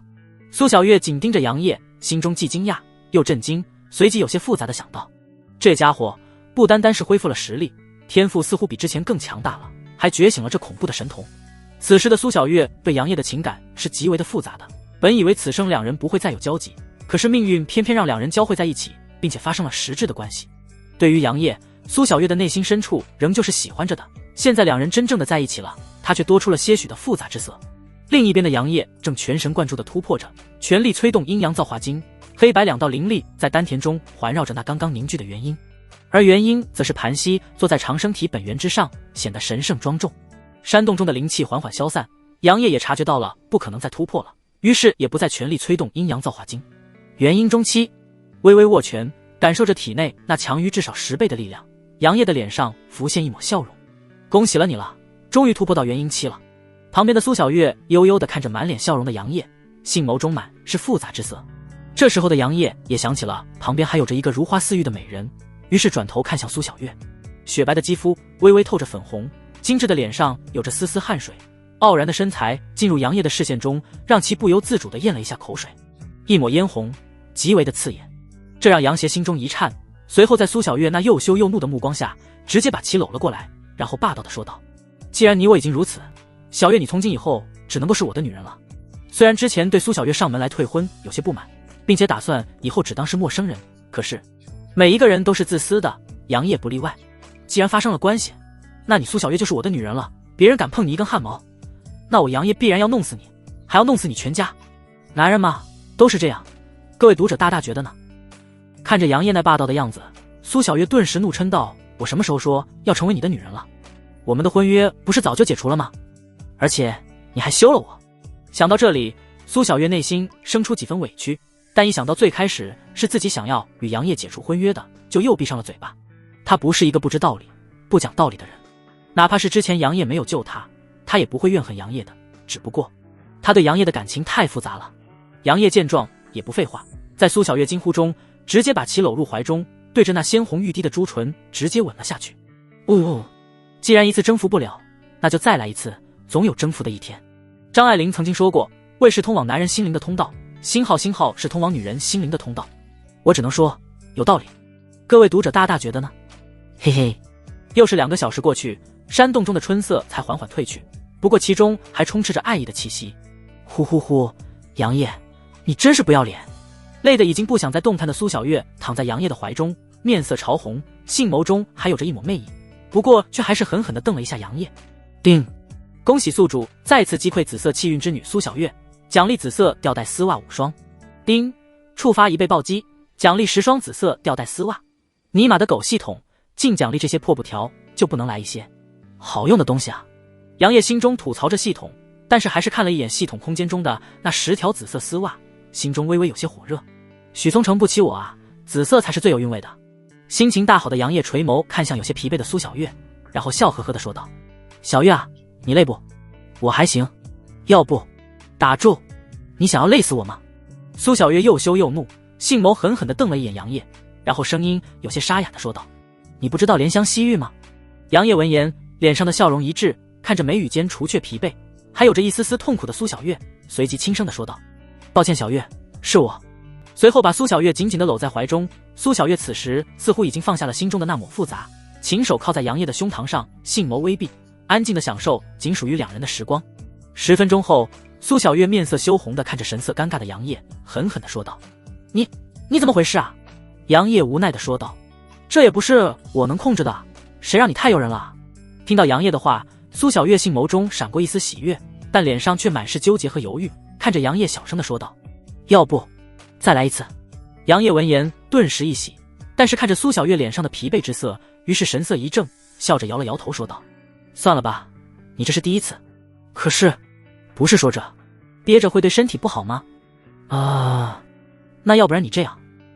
杨烨在苏小月的耳边轻声嘀咕了几句，然后就看到苏小月面红耳赤，狠狠地瞪了一眼满脸期待的杨烨，随后向下游去。小月琴手不断地起伏着，杨烨的脸上有着一抹痛苦，还有着一抹快乐。埋头苦干的苏小月并不知道杨烨心中所想，此时的他面红耳赤，仿佛要滴出了鲜血一样。他也是第一次啊。可是他并没有半途而废，越发的熟练，甚至是利用山峦去镇压，玉手灵活而变，让杨烨的变得异常痛苦。最厉害的苏小月的玉石，每一次的碰撞都能够让杨烨龇牙咧嘴，面色狰狞，显然是要坚持不住了。噗噗噗，伴随着杨烨的一声低吼，他败了。混蛋杨烨！山洞中，一边穿着衣裙一边嗔怒的苏小月狠狠地瞪了一眼笑呵呵的杨烨，只不过杏眸在扫到某些地方的时候，不自主地闪过些许的羞涩。杨烨很快就穿好了衣服，然后走到了正在整理衣裙的苏小月的身后，抱着她在其耳边戏谑地说道：小月，刚刚你可是同意了的。苏小月闻言微微扭头白了一眼杨烨，然后轻哼了一声，挣扎开了杨烨的怀抱，然后朝着山洞外面走去。杨烨看着苏小月那窈窕的背影，感觉似乎比之前更加的有魅力，不由得感慨地说道：果然从少女转变成女人会让其更加的有魅力。说完，杨烨笑呵呵地追上苏小月，然后大手直接拉住了苏小月的玉手，轻笑着说道：走吧，咱们一起找机缘去。苏小月看着身旁这个风神俊朗，脸上挂着帅气笑容的杨烨，与他记忆中那个意气风发的18岁的杨烨身影渐渐重合，心中的那抹复杂似乎也放了下来，然后俏脸上绽放出一抹笑容，反握住杨烨的手，笑靥如花地说道：好呀。随后两人一同朝着远处飞去。距离苍蓝秘境关闭还有5天时间，杨烨和苏小月两个人也是光明正大的出现在了秘境中的所有人面前。这一消息顿时让整个秘境中的人震惊不已，其中大前王朝的人则是怒火冲天，其中李承运更是气得胸都要炸了。他自然是明白杨烨这是完全把苏小月拿下了，这其中该说不说他有他一份功劳呢。杨烨，谢谢你啊，你真是一个好人。而御剑宗的弟子们则个个复杂无比，因为苏小月和杨烨之前的事情使得两宗门结下了仇怨，并且他们也知道宗主凌霄想要和大前王朝联姻，但是苏小月并不同意此事，原本的师徒之间也是生出了间隙。至于其他的宗门和散修们都是各自有着自己的打算，不过清玄宗的众人却有些不敢相信，尤其是杨烨的3个师姐。不过这一切杨烨并不知道，此时他正与苏小月两人联手追杀大前王朝的人呢。马德，为什么杨烨这个该死的家伙突破到了原因？曹老子怎么知道？赶紧逃！你们等等啊！只见在一处平原之上，神色冰冷的杨烨和苏小月疯狂地追击数十道身影，两人配合默契，每斩出一道剑芒就能够带走数条生命。大前王朝被两人杀的这方小天地只剩下前方的20多人了。逃！今日就杀了你们大前王朝断层！杨烨脚下浮现阴阳图，速度更快几分，化作一道流光，瞬间超越了那20几人，然后快速催动体内的灵力，斩出10道青色的剑莲。在那些人的后面，苏小月同样俏脸生寒，手中的下品法宝灵冰剑上散发着丝丝寒意，她娇躯后面似乎有着一道冰鸾虚影浮现，元婴巅峰的气息展露出来，对着那20几个人狠狠地斩出一道冰蓝色的剑芒。只看那剑芒化作一只巨大的冰鸾，携带着无尽的极寒之气，瞬间与杨烨的10道剑莲同时落在那些人的身上。轰隆隆，轰隆隆，青色和冰蓝色的能量风暴瞬间吞噬了那20几人，惨叫声都没有发出，就被这2股强大的力量撕裂。定，宿主击败15个元婴期后期的修士，奖励初级地品术法拔剑术。定，触发100倍暴击，奖励高级天品术法斩天拔剑术。杨烨听到系统的声音，嘴角不由得露出一抹笑容，轻笑着说道：这段时间可没少杀人，但这次居然触发了100倍暴击，还有这斩天拔剑术，可是好东西啊！咻咻咻，一阵破空声，苏小月的身影闪至杨烨的面前，俏脸浮现一抹笑容，说道：“杨业，我的冰鸾圣体厉害吗？”没错，苏小月之前一直没有激活的冰鸾圣体，在和杨业结合之后就激活了，并且境界也是提升到了元婴巅峰，甚至是触摸到了化神期。杨业笑着摸了摸苏小月的琴手，然后说道：“厉害厉害，苏小月的实力也是越来越强了。”苏小月脸上的笑容更加灿烂。自从放下心结之后，苏小月对杨业的感情那是蹭蹭的往上涨，都要达到至死不渝的境界了。杨业刚想要说些什么，眉头微挑，紧接着在苏小月的目光下拿出了一道灵符，神识刚探入其中，一道焦急的声音在空气中响起：“杨师兄，我们这里出现了大遗迹，你赶紧过来。”听到其中的声音，杨业和苏小月看向灵符指引的方向，两人相互对视一眼，随后直接朝着东方闪去。苍蓝秘境中，这次一共有着10个小天地，杨业和苏小月差不多走遍了其中的7个，但都没有发现什么大的古老遗迹。不过刚刚听到狗蛋红天的传音，两人都明白这定然是哪个秘境中爆出了今天的古老遗迹。嗡，2道流光迅速穿过小天地之间的屏障，然后进入了狗蛋所说的这方天地。嚯，好古老的气息啊！杨业看着前方有些暗沉的天空，以及地面上各种各样的古老建筑，心中有些感慨。苏小月目光看向周围，只见无数的身影正疯狂地朝着前方飞去，他甚至是看到了数十名御剑宗弟子。小月，我们也赶紧过去吧，我大师姐他们早就已经到了，刚给我发了消息。杨业收起手中的灵符，然后对着苏小月凝重地说道：“大师姐，秦依依吗？她可是没少给杨业传消息呢。”苏小月心中想到。苏小月似乎只听到了我大师姐这几个字，看向杨业的目光带着一抹异样，让杨业打了一个冷战，然后不解地说道：“怎么了，小月？”苏小月回过神来，轻笑着说道：“没什么，赶紧走吧。”说完主动牵上了杨业的手，然后在杨业有些不解的目光下，两人化作2道红光，朝着前方疾行而去。一座足足有着1000丈的光幕笼罩着一座古老的遗迹，在周围的山峰之上已经林立了无数的身影，5大宗门、3大王朝，还有数不尽数的散修门，全都兴奋地盯着被10座山峰所拱卫的巨大的遗迹。经过无数天的搜寻，许多的本身就是元婴巅峰的修士已经纷纷突破到了化神期，其中5大宗的弟子更是纷纷提升了一个台阶，3大王朝同样如此。不过除却大前王朝，原因就是杨业这些天在疯狂地追杀大前王朝之人，让大前王朝之人苦不堪言。对于杨业来说，一般的天才地宝已经不足以吸引他了，还不如系统暴击出来的东西好，所以他大部分的时间都用在了追杀大前王朝，时不时的遇见紫阳王朝和圣爵门的人也是杀上一番。至于御剑宗，他倒是没有怎么杀，主要是苏小月在旁边，尽管苏小月不在意，杨业也是很注意了。只是打残，留了一条性命。苏小月则是无所谓，因为他现在本身就对御剑宗有些微词，除却一些和他关系还不错的师妹，其余人他才懒得管呢。毕竟他当初也是知道，许多人侮辱杨业的，没有和杨业一起出手，已经是他看在了同一个宗门的份子上了。清玄宗和玉女宗仍旧是一同占据了一座山峰。大师姐，小师弟还没有来吗？山峰之上，身材娇小，身穿粉裙，扎着蝎子变的小萝莉古灵儿有些不满地对秦依依说道：“这个小师弟居然和那个苏小月搞在一起了，真是气人。”听到古灵儿吐槽，身穿淡黄色衣裙的秦依依美眸微动，似乎有着一抹异样在眼底闪过，朱唇轻启，说道：“小师弟回复说是马上就过来了。”古灵儿闻言撅了撅嘴巴，然后抱着自己那平平无奇的胸脯，没有再说话。白寒溪仍旧是俏脸寒霜，犹如一株雪莲，静静而立，哪怕是听到秦依依和古灵儿两人的话，也没有说什么，一双淡蓝色的眸子望着远方。而在3人的身边还站着2个玉女宗的弟子，两人长相极为的相似，皮肤白皙，面容精致，身姿修长，神色淡漠，唯一不同的是2女一人右手拿剑，一人左手拿剑。玉女宗的领头者燕青和嫣红，在他们的身后则是清玄宗和玉女宗的弟子们堆在一起，互相攀谈着。你说杨师兄怎么就和那个苏小月在一起了呢？他不是休了那个苏小月的吗？华清金脸上满是不爽，对旁边情绪有些低落的黎若愚说道。黎若愚美眸微闪，然后无奈地说道：“你这问我哪知道啊，进入秘境之后我都没有见过师兄。”想到这里，黎若愚更加的郁闷，本想着能够在这里与杨业一起，结果杨业仿佛是人间蒸发了一样，只能够从别人的口中听到杨业的消息。最近的消息就是杨业和苏小月似乎在一起了，然后疯狂地追杀大前王朝之人。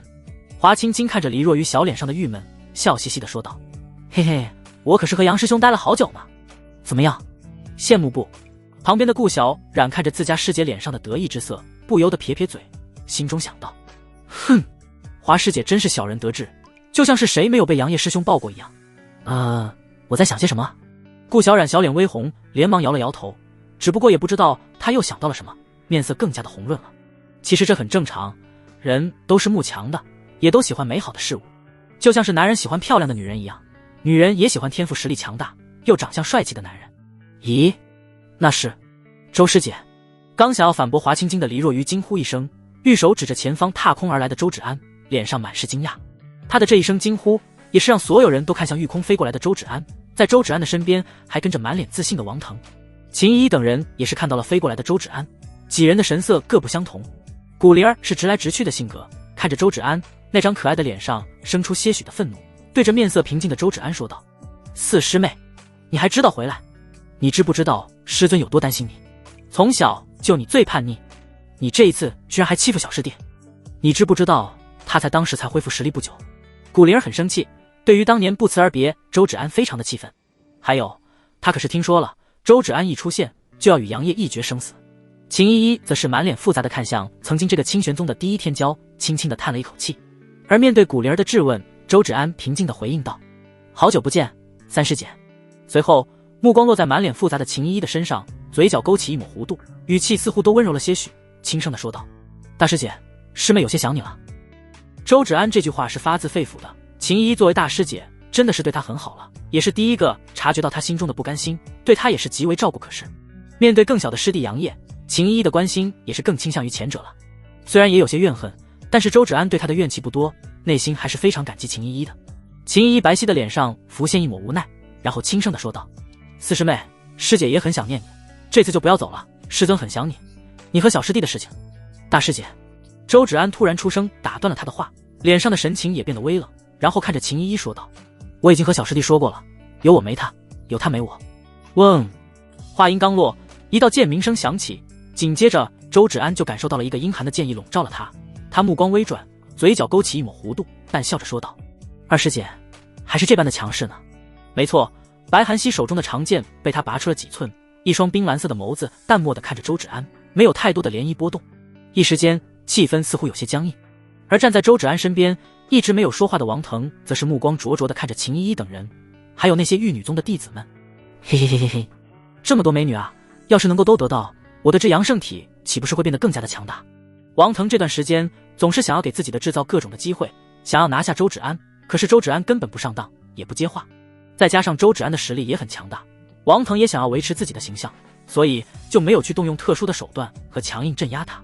刚跟随周芷安来到这里，看到秦依依等美女之后，心中又蠢蠢欲动，一双炽热的眼睛在秦依依等人的身上来回扫视。总结一句，猥琐加骚逼等于伪骚。刚开始还比较收敛，但现在几乎是肆无忌惮地看着秦依依的等人。古灵儿则是察觉到了，柳眉横竖，指着王腾娇喝道：混蛋，你看什么看？再看把你的眼睛挖出来。古灵儿的话也让秦依依等人把目光从周芷安的身上移开，落在了王腾的身上，秀眉不禁蹙了起来。白寒溪淡蓝色的美眸中更是泛着淡淡的杀意，剑意直接落在了王腾的身上，让王腾身躯一顿，脸上也是露出一抹凝重之色。不过紧接着他嘴角勾起一抹笑容，看着古灵儿等人淡淡的说道：鄙人王腾是芷安的朋友。周芷安闻言目光微动，没有说什么。对于王腾这个人，他自然是知道是什么性格的，不过他只想要利用王腾挫一挫清玄宗众人的锐气而已。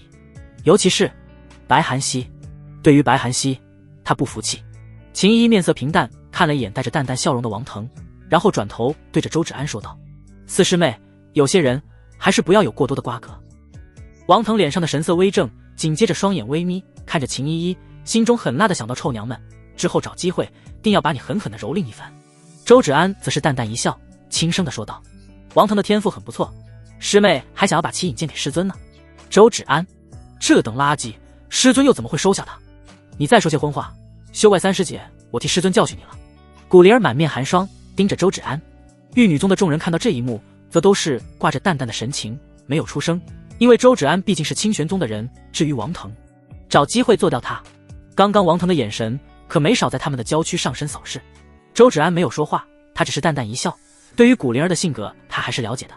正打算再说些什么，这时候天边忽然来了一群人，正以极其恐怖的速度接近这里，然后冲向大前王朝所在的山峰。我擦！救命啊！啊！杨业不是人啊！快！挡住杨业啊，兄弟们！挡尼玛的挡啊！老子只要比你们快就行！只见那20几人疯狂的逃窜，嘴里还叫喊着杨业的名字，这可是把周围山峰上的众人看呆了。其中大前王朝所在的山峰上，李承运等人面色微变，紧接着就看到了一朵巨大的青色剑莲出现在空中，然后猛然朝着那20几个人落下，速度之快，让人根本反应不过来。撕了！虚空似乎被这恐怖的力量震出了一道裂痕，转瞬间就落在了那20几个人的头顶。后者们开始反抗，但是一道身影从天边闪烁，几个呼吸间出现在众人的面前，对着那些还活着大前王朝之人狠狠地斩下一道青色的剑芒。轰隆隆，天空一声巨响，那仅剩的10几个人瞬间覆灭在了那道青色的剑芒之下，尸骨无存。那是杨业！有人发出一声惊呼，所有人的目光都落在杨业的身上，脸上的表情不一。圣爵门、紫阳王朝以及大前王朝更是毫不掩饰地露出杀意，其中要数李承运表情更加的狰狞，恨不得现在就生吃杨业的肉一样。但清玄宗和玉女宗的人则是一个个兴奋地呼喊着杨业的名字。杨师兄！哇！杨业师兄好帅啊！切！你这个小骚蹄子！杨业师兄是属于我的。哼！杨业师兄是属于大家。你看看，这就是格局。白衣猎猎，手持长剑，风神俊朗，气质若仙。这一刻的杨业仿佛是天地间唯一的主角。秦依依的等人都是含笑的看着空中的杨业，脸上带着淡淡的骄傲之色。周芷安则是玉手紧握，美眸也是落在杨业的身上，自语道：小师弟啊，小师弟，多日不见，已经元婴了吗？王腾则是杀气凛然地盯着杨业，心中狠狠地想到，这个逼样的居然比老子帅，这个世界不允许出现这么帅气的人。咻咻咻！就在时候，一道破空声袭来，只见杨业的身边一道身影闪烁，同样一身白裙，面容绝美的苏小月踏风而来，站在了杨业的身边，更是直接握住了杨业的手，一时间整个天地间都静悄悄的，两个人犹如神仙眷侣一样，羡煞旁人。不过秦依依的目光却落在了苏小月紧握杨业的手上，美眸中闪烁一丝异样，心中有着淡淡的不舒服。白寒溪仍旧是老样子，俏脸寒霜，没有言语，只是淡漠地看着天空上的杨业和苏小月。古灵儿一副咬牙切齿的样子，不满地说道：小师弟不是已经休了这个女人了吗？怎么又和她在一起了？黎若愚、amp、华青金则是不爽地撇撇嘴，但也没有说话。倒是燕青和嫣红两人饶有兴趣地看着这一幕，美眸中有着一抹金光闪过。苏师姐，我等在这里。这时候，玉剑宗所在的山峰之上，一个长相普通却满脸妒忌的青年大声喊道。人群当中，剑无双淡漠地看了一眼那青年，然后目光落在了杨业的身上，自语道：杨业，你果然是我一生地需要追赶的人。苏小月闻言，淡淡地瞥了一眼那人，没有说什么。杨业在旁边则是调笑着说道：小月，你不去玉剑宗那边吗？苏小月没好气地瞪了一眼杨业，然后作势要走，并说道：既然你想赶我走，那我就走。说完，苏小月就准备朝着玉剑宗所在的山峰飞去，然而却被杨业一把拉住，笑呵呵地说道：回去干啥？玉剑宗对你也不咋地，跟我走。说着就拉着他的玉手朝着清玄宗所在的山峰飞去。感受着被温暖抱过的玉手，苏小月的脸上浮现一抹浅浅的笑容。早知如此，何必当初？大师姐、二师姐、三师姐，还有四师姐，你也来了。杨业来到山峰之上，神色一滞，目光落在周芷安的身上，轻声地叫了一声。周芷安的脸再次变得冰冷，没有说话。秦依依则是满脸笑容地走到杨业的面前，轻笑着说道：小师弟，这是找了一个道侣。说完，目光落在苏小月的身上，带着一丝探究之色。杨业神色有些尴尬，挠了挠头，然后变得坦然，看着秦依依说道：发生了一些不可抗拒的意外，不过小月现在确实是我的人，嘿嘿。苏小乐则是对着秦依依说道：秦师姐。秦依依微微点头，两人明显是发生了那种关系，而且杨业似乎已经不在意之前的事情了，所以哪怕是作为师姐的她也不好再说些什么，只不过看向杨业的目光中带着一丝幽怨。古灵儿则是跳了起来，小小的玉手拍在了杨业的脑袋上，气势汹汹地说道：混蛋小师弟，进入秘境都知道来找师姐吗？哎呦，你怎么又打我？杨业揉了揉自己的脑袋，有些不爽地看着自己面前这个小小的三师姐，还有我这暴脾气，打你怎么了？我就打，我打。古灵儿在杨业的旁边蹦蹦跳跳的，不断地跳起来拍杨业的脑袋。这杨业顿时无奈又无语，只好认错说道：我错了，三师姐，给我留点面子。看着满脸诚恳的杨业，古灵儿才停下来，拍了拍手，然后抱着自己可有可无的小胸脯轻哼了一句道：哼，让你不听话。杨业揉着脑袋，无奈地笑了笑，冲着白寒溪点点头，然后看向清玄宗和玉女宗的众人，纷纷打了个招呼。一旁的王腾看着杨业和秦依依等人亲密的样子，心中妒忌之火更加的旺盛，心中狠狠地想到：马德，这个该死的家伙，凭什么能够得到这些女人的青睐？不就是比我帅吗？这算什么？男人就应该靠实力。尽管王腾很不想承认，可是杨业的相貌确实不是他可以碰瓷的，但这也让他对杨业的杀意更浓郁了几分。轰！忽然，那座被光幕所笼罩的古遗迹爆出一道巨响，所有人的目光纷纷落在其上，神光流转，华彩如瀑布般从古遗迹中宣泄而出。紧接着，那巨大的光幕被那些神光直接冲破，如水柱一样直冲云霄，无尽的霞光从古遗迹中喷涌而出。冲！也不知道谁喊了一句，只见周围10座山峰之上，无数的身影扑向那光幕缓缓退去的古遗迹，犹如下饺子一样。周芷安看了一眼杨业，然后冷冷地说道：小师弟，你最好小心一点。说罢根本不给古灵儿怒斥的他的机会，红光一闪，整个人直接飞向古遗迹。王腾见状，留恋地看了一眼秦依依等人，然后快速地跟了上去。混蛋，老四，刚刚我就应该把他镇压，然后像小时候那样抽他的屁股。古灵儿气呼呼地喊道。这让旁边的杨业和秦依依顿时有些无奈，相互对视一眼，然后前者说道：师姐，咱们也走吧。秦依依自然是点头，于是准备走到杨业的身边，想要像以前一样和杨业并肩而行，结果一道身影比他快。苏小月握住杨业的手，然后看向神色微微一怔的秦依依，轻声地说道：师姐，走吧。随后秦依依等人包括玉女宗众人就看到苏小月拉着神色无奈的杨业朝着古遗迹飞去，杨业还给他们递了一个眼神，袖拳紧握，秦依依轻轻地咬着牙齿说道：我们走。哼！古灵儿也是满脸不爽，白寒霜面带杀意，顾小冉等人同样是露出不爽之色，狠狠地瞪了一眼苏小月的背影。他怎能这样啊？杨业是大家啊。燕青对着艳红轻笑着说道：看来杨业还是这样的有吸引力啊。艳红白了一眼自己的姐姐，然后若无其事地说道：也不知道当初谁偷偷摸摸的不敢去表白，装成我。死丫头！风呼啸而过，无数的身影闪烁，冲进了古遗迹中。小月，你刚刚故意的吧？杨业有些无语的看了一眼嘴角含笑的苏小月，掐了掐她那水嫩的俏脸。苏小乐梗着脖子轻哼的说道：对啊，就是故意，谁让你现在属于我呢？杨业闻言狠狠地揉了揉他的脸，然后朝着前面的古遗迹冲去，心中却想到：嘿嘿，那可不一定，师尊才是我的一个女人，别跑！杨业！苏小月在后面追着，娇喝喊道。在前面不断闪烁的杨业正打算停下来等待一下苏小月，结果一张布满了雷霆的大网朝着他照来。杨业见状顿时满脸杀气，手掌上缠绕着一缕缕灵力，凶猛一挥，符文闪烁间，巨大的手掌落在那张雷霆大网上面。嗖嗖，旁边又是射出10几道玄铁箭矢，带着凛冽的杀意瞬间而至。在这电光石火间，杨业的身体两侧出现2面阴阳图，轰隆隆，玄铁箭矢射在阴阳图上，爆炸间一缕缕寒冰之气出现，迅速地朝着阴阳图内扩散。然而却哪还有杨业的身影。嗖，偷袭我，好玩吗？只见在左侧的一座楼宇之中，杨业的身影出现在一人的身后，在其耳边轻声地说道。紧接着还不待那人做出反应，极光剑瞬间飞出，在他的喉咙上留下一道痕迹，噗嗤，鲜血飞溅，那人含恨而死。这时候苏小月也是来到了杨业的身边，神色冰冷地说道：是谁？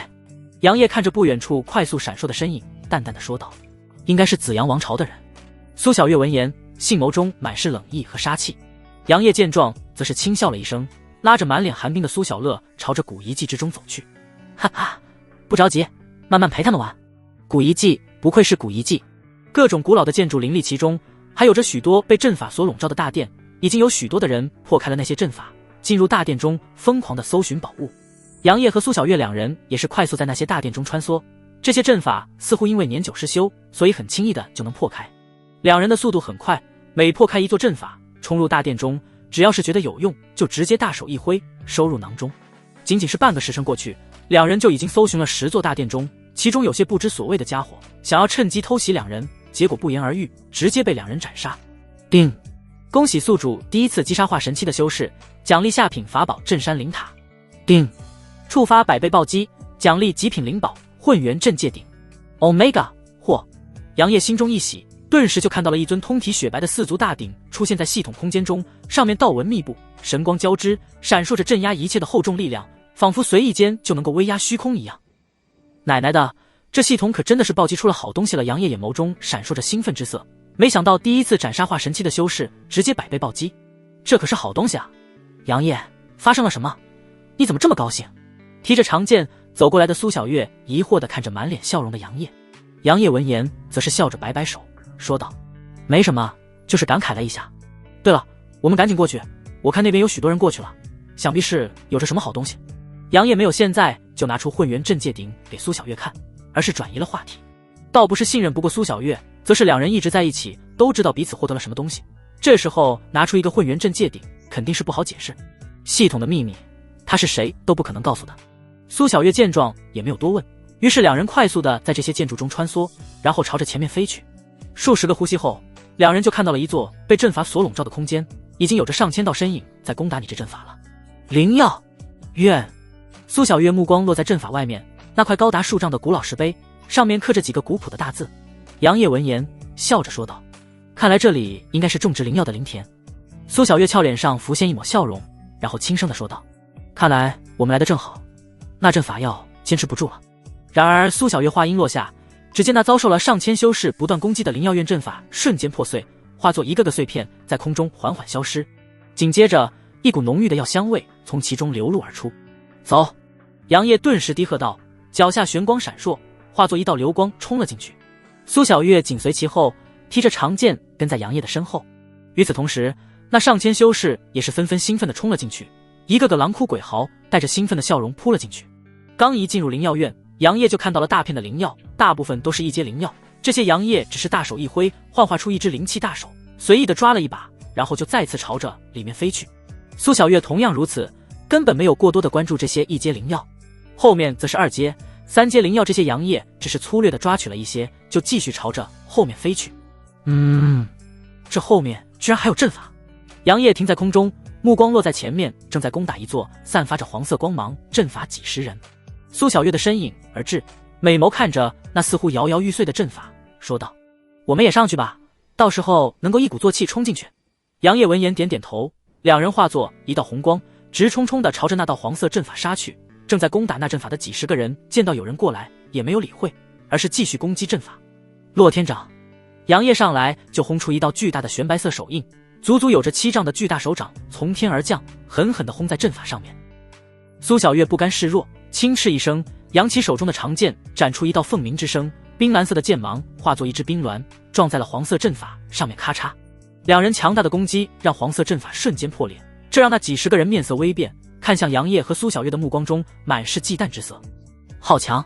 这两人，一个化神期的散修看着杨业和苏小月，忍不住感叹道。其余人则是羡慕地看着空中的杨业和苏小月。这时候黄色阵法彻底的破碎，杨业和苏小月眼疾手快，在那几十个人反应过来之前率先冲了进去。嗡！刚一进去，一股比外面更加浓郁的灵气和药香味扑面而来。杨业目光落在下方的那20株摇曳生姿的4阶灵药上，目光微动，紧接着冲了下去。我们拿10株，剩下的留给他们。杨业一边摘着灵药，一边对旁边的苏小月说道。苏小月捧起一株长着通红果子的灵药，不解地看向杨业问道：为什么？咱们的实力完全可以霸占这里所有的灵药。杨业闻言看着苏小月霸道的样子，不由得笑了笑，然后解释道：4阶灵药虽好，但却也没有那般的珍贵，后面还有更好的东西呢。说完，眼神示意苏小月看向前面，那里有着一座更加强大的阵法。苏小月美眸顿时一亮。而这时候杨业继续说道：况且这剩下10株灵药，他们可是不够分的，这样情况下，这些人必定要厮杀一番，给我们留下更多时间。苏小月一听，美眸中闪过一丝金光，于是调侃着地说道：杨业，你这人心眼怎么这么黑？当初只觉得你英姿神发，风神俊朗，没想到你心机这般的重。杨业收起第10株灵药，然后直接出现到苏小月的身边，大手狠狠地落在苏小月的翘臀之上，让后者不禁发出一声惊呼，然后面红耳赤瞪向满脸笑容的杨业：叫我夫君，走吧。杨业搂着苏小月纤细的腰肢，然后朝着后面的阵法飞去。两人刚刚摘取完10株4阶灵药，刚刚的那几十个修士也来到了这里，看到这仅剩的10株4阶灵药，顿时犹如猫见了鱼一样，疯狂地冲了上去。草你老母李大嘴，那是老子的！放屁！那你娘的，是我先看到的。去死吧，熊老三！这阵法的强度已经堪比化神中期了。苏小月看着面前的这座青色的阵法，柳眉微蹙，对着杨业说道：“看来后面的灵药至少应该是5阶的存在。”杨业闻言微微点头，然后对着苏小月说道：“咱们一起出手，尽快破除。”苏小月凝重的点头，然后提起长剑，就对着面前的这座青色阵法斩出一道冰鸾剑影。杨业同样是斩出一道巨大的青色剑帘，灵力暴动，剑气纵横，轰隆隆，剑帘和冰鸾撞击在青色阵法之上，爆发出恐怖的能量风暴。强大的力量让青色阵法顿时一震，不过那青色阵法只是剧烈的震动，出现了一丝裂痕，但那阵法紧接着吸取地下的灵田中的灵气，转瞬间又恢复如初。杨业和苏小月对视一眼，前者说道：“没想到这阵法居然带着修复功能，看来要出全力了。”苏小月闻言凝声说道：“好，我攻击左边，你攻击右边。”下一秒，苏小月周身生出一道道蓝色寒气，一道冰鸾虚影出现，凤鸣声响彻云霄，一股威严出现。只见苏小月娇喝一声，手中的长剑狠狠地斩出一道10几丈的剑芒。杨业深吸一口气，体内的灵气疯狂涌出，一道黑白相间的灵气涌入极光剑中，他大喝道：“斩天拔剑术！”轰！伴随着长剑挥舞，一道黑白相间的10几丈的剑芒飞出，恐怖的力量让周围的空间隐隐震动，出现一丝裂痕。这一剑仿佛能够斩裂着天地一样。隆隆，两人斩出的恐怖剑芒落在青色阵法之上，刹那间，那青色阵法爆发出一阵极致的青光，奋力地抵抗杨业两人的剑芒。杨业见状，左手一抬，轻喝道：“阴阳指！”黑白相间的流光从他的指尖飞出，瞬间落在那青光阵法之上。砰！一声巨响，青光阵法再也坚持不住，化作点点星光，消散在空中。眼见阵法破碎，杨业和苏小月大喜，刚准备进去，一道突然出现在的身影化作一道白光，率先冲进了其中。好胆！杨业怒极反笑，居然有人敢虎口夺食。苏小月俏脸寒霜，心中杀机密布，甚至是比杨业的反应还快，直接提着长剑飞了进去，并对那道白色身影斩出一道布满寒气的剑芒。然而那道身影似乎掌握了一种小神通，瞬间消失在空中。这顿时让杨业面色凝重，身影闪烁，跟了进去。咻咻咻！两人刚进去，就见到一道倩影正在小心翼翼地挖一株散发着青光的5阶灵药。这两人顿时大怒：“小贼，去死！”苏小月怒喝，整个人犹如化作了一条冰鸾，携带着无尽的威压和杀戮之气，冲向那道倩影。杨业的目光则是落在了地面那些生长在稀有的白色灵土之上面的4株灵药，眼眸中闪烁着一抹金光，都是5阶灵药，而且还都是极品。杨业自语道，随即打算冲向过去。然而这时候脑海中却响起了系统的声音：“叮，检测到红色气运之女，建议宿主立刻击溃。”杨业的身体一顿，目光看向那已经与苏小月打不可开交的身影上面，直接动用了探查之眼。系统面板：姓名赵娇娇，实力元婴巅峰，气运淡红色，体质幻影王体，背景苍兰界小家族弟子，评价轻松拿捏。没想到这里居然你也能够遇见气运之女，不过敢虎口夺食，就算是你是气运之女也得死。杨业自语道，眼眸中闪过一抹猩红的杀意。她虽然好色，但可是个女人，她就要收下来的。气运之女又如何？不过是区区的淡红色而已，估计气运刚刚达到红色级别，杀了也就杀了。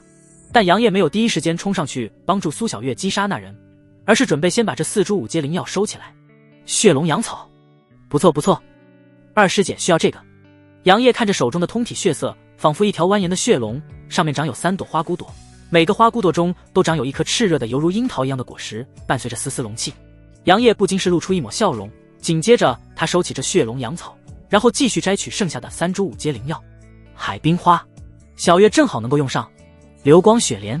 杨业看着面前空荡荡的灵田，顿时心满意足，随后打算去帮苏小月。然而这时候一道凌厉的声音响起，紧接着杨业闻声望去，只见一道身影疾驰而来，冲向杀向苏小月。叮，检测到淡红色气运之子，建议宿主尽快击溃。哎卧槽，这是成双成对啊！杨业下意识地开启探查之眼，看向那已经与之前的那个气运之女赵娇娇联手，一同对付苏小月的玄衣男子。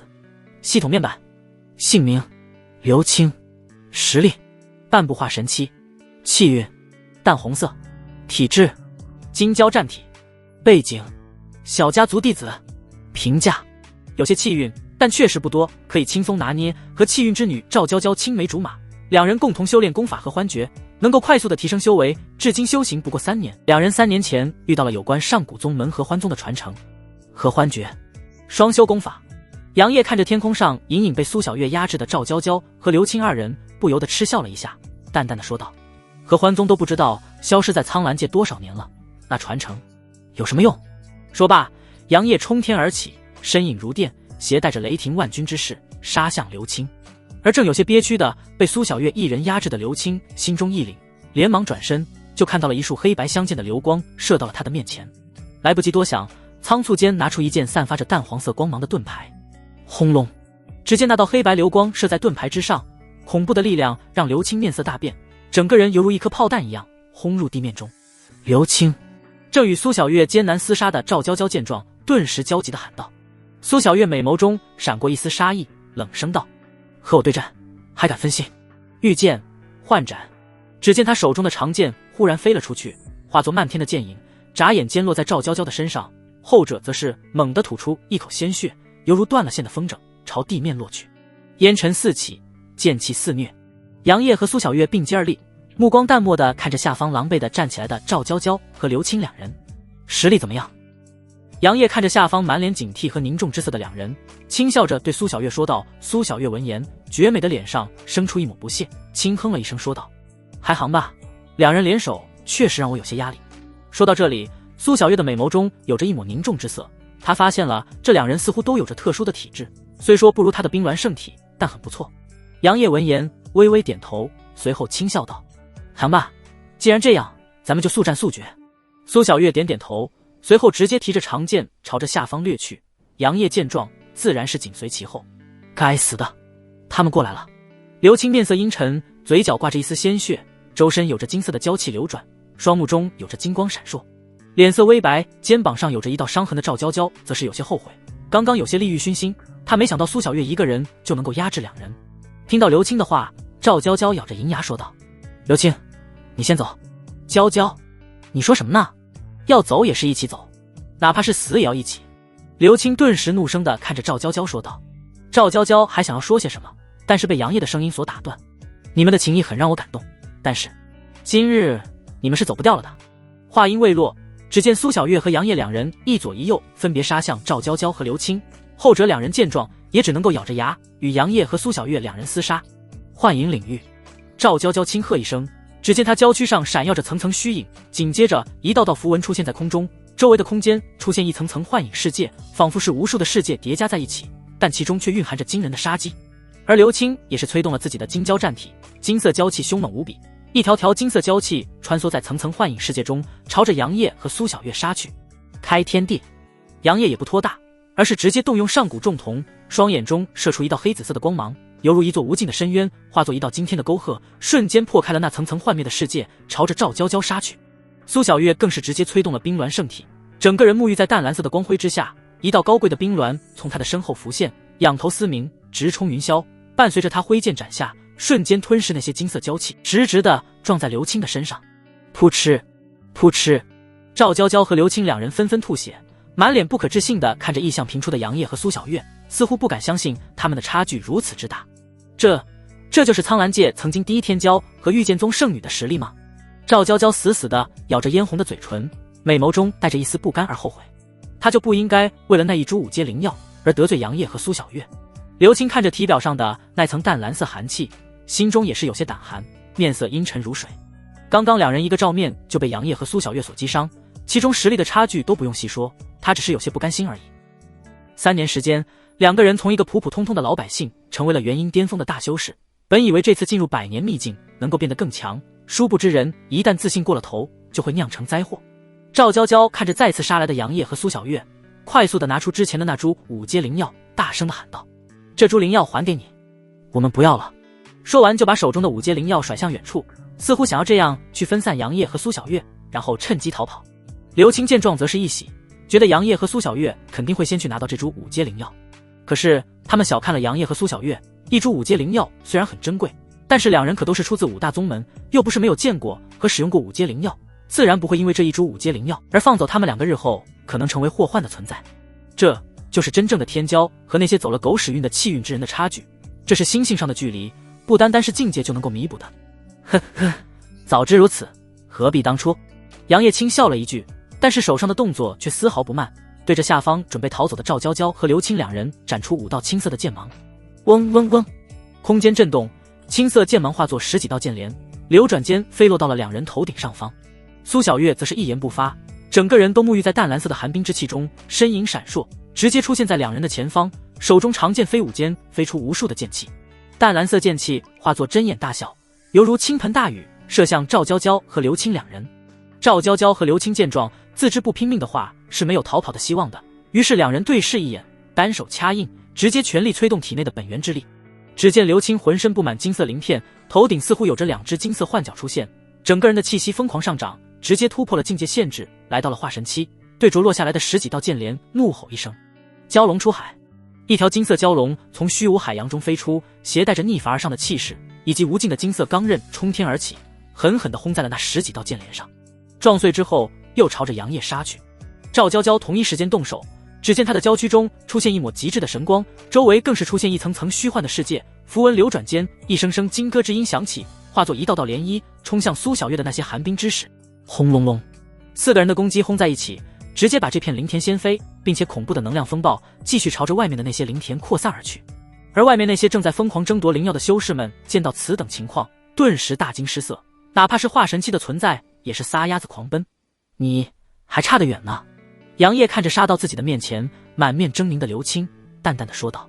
只见他背后出现一双黑紫色的巨大重瞳，犹如深渊一样射出一道涟漪，瞬间定住了刘青。然后在刘青惊恐且不甘的目光中，杨业身影闪烁，剑光飞逝，伴随着一道血光溅起刘青足。定！恭喜宿主斩杀气运之子刘青，奖励小神通地阶初级术法引雷术。定！触发500倍暴击，奖励天阶高级术法大雷音术。噗嗤，咕噜，一个美丽的头颅落在了地上，脸上还带着一抹不甘和后悔。可是生命只有一次，除非你有小强系统，要不然都会死的。杨业看着倒在地上的赵娇娇，脸上浮现一抹笑容。定！恭喜宿主斩杀气运之女赵娇娇，奖励地阶中级术法火焰炎天。定！触发500倍暴击，奖励天阶高级术法五行大手印。嚯 Omega！ 杨业的脸上满是兴奋之色，2个地阶术法直接变成了天阶高级术法，这如何能够不让杨业开心呢？不错，还得是击杀气运之子和气运之女啊，这暴击也高，奖励也是丰厚。杨业微微感受了系统传入他脑海中的五行大手印和大雷音术，随即微微抬起双手，左手五指间有着一缕缕金色的雷霆缠绕，散发着无尽的毁灭气息，哪怕是小小的一缕金色雷霆都能够摧毁一座山峰。右手之上则是有着5道颜色不一的气体环绕在他的掌心之中，分别为金、木、水、火、土世界组成的基本力量，散发着生生不息的力量，但逆转之后却能够爆发出摧山倒海之力。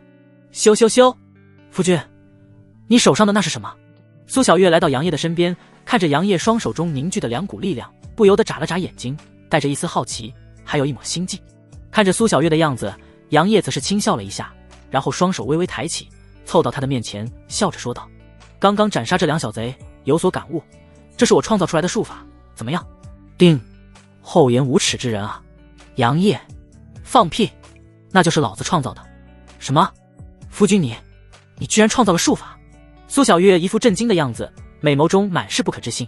要知道，术法可不是谁都能够创造的，非是无上巨头或者是天资聪颖、悟性妖孽之辈，不可能创造出术法的。而且苏小月的见识自然很广，看着杨业双手中的雷霆和五行之力，能够感知到其中的恐怖，绝不是普通的术法。可是杨业才多大？才堪堪300岁啊！如此天资，堪称妖孽，无愧苍蓝界第一天骄之名。渐渐的，苏小月看向杨业的目光出现了一抹崇拜之色，一如当年第一次见到的那个意气风发的少年一样，若星辰般耀眼。杨业见到苏小月一副小迷妹的样子，不由得双手一翻，手中的雷霆和五行之力消失，然后捏了捏他的穷鼻，笑着说道：好了，我知道我很帅，但是也没有面前的各位读者大大们帅，想学吗？杨业笑着说道。苏小月面色微红，然后惊讶地张开樱桃小嘴，问道：夫君，你愿意教我？杨业揉了揉他的琴手，然后没好气地说道：你已经是我的女人了，这有什么不行的？苏小月闻言杏眸瞬间弯成了2轮月牙，笑嘻嘻挽着杨业的手臂，说道：“西西，你真好。”不过，杨业语气微顿，然后贴在苏小月的耳边，笑着嘀咕道：“不过你得穿上那件衣服，到时候……啊，这有些太过于羞耻了吧？”苏小月的面色粉红，绝美的脸上满是羞涩之意。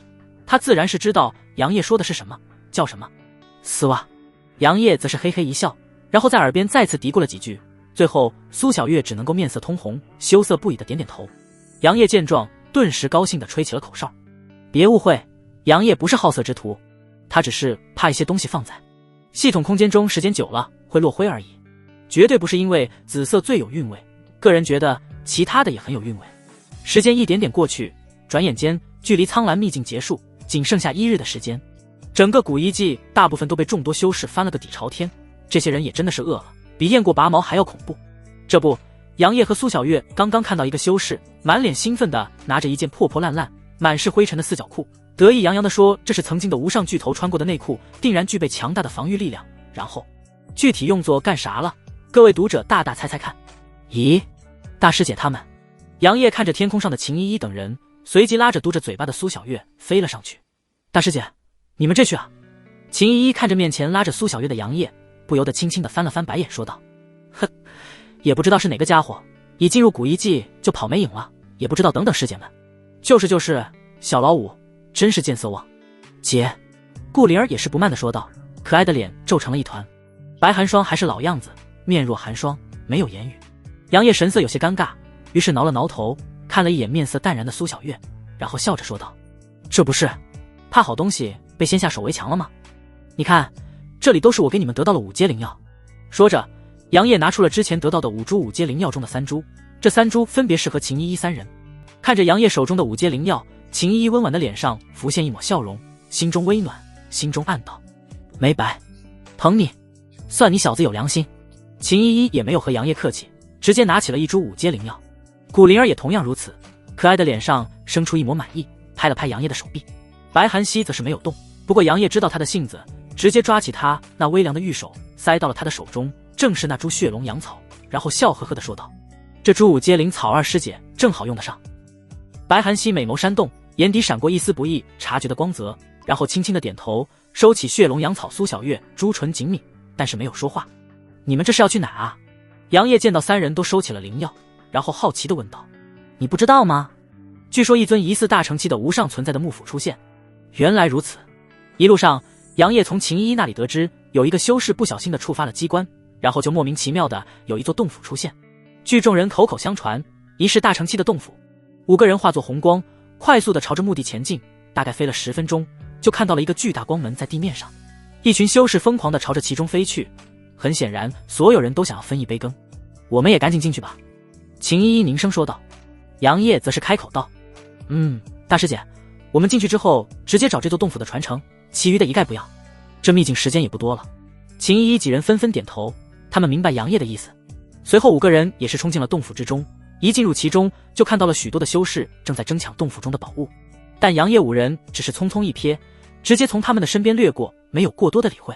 虽说传言是大成期的洞府，但是具体的是不是没有人知道，只不过这里高低也是一个合体期的洞府。5人的身影在巨大的洞府中快速穿梭，一路上遇到了许多的修士，更有5大宗门之人。在见到清玄宗和玉女宗与他人厮杀，5人自然是上去帮了一帮。以5人的实力，除非遇到化神期中期之上的存在，又或者是那些5大宗门和3大王朝的顶级天才，要不然不过是一合之敌。穿过一道道光门，其中的修士明显的减少了许多。而杨业也是发现了这一情况，看着前面的光门，在秦依依和古灵儿惊讶的目光中，双眼中重瞳浮现，射出一道道涟漪，瞬间穿透了前面的光幕，透过层层的空间，看到了最深处的画面。大师姐，小老五这是觉醒了神童。古灵儿看着眼眸中仿佛有着几轮深邃星辰在流转的杨业，不由得朝旁边的秦依依问道。秦依依也是被杨业所震惊到了，她没想到自己的小师弟不单单是觉醒了特殊体质，这次还觉醒了如此恐怖的神童。看了一眼神色淡然的苏小月，就明白人家早就已经知道了。至于白寒溪，仍旧是满面寒霜，没有说话。这时候杨业则是收回了目光，然后沉声地看向秦依依几人，说道：最深处那些人都在其中，应该就是在等待着核心传承，咱们得赶紧进去。秦依依等人神色一凝，纷纷点头。随后5人朝着前面快速的穿梭而去。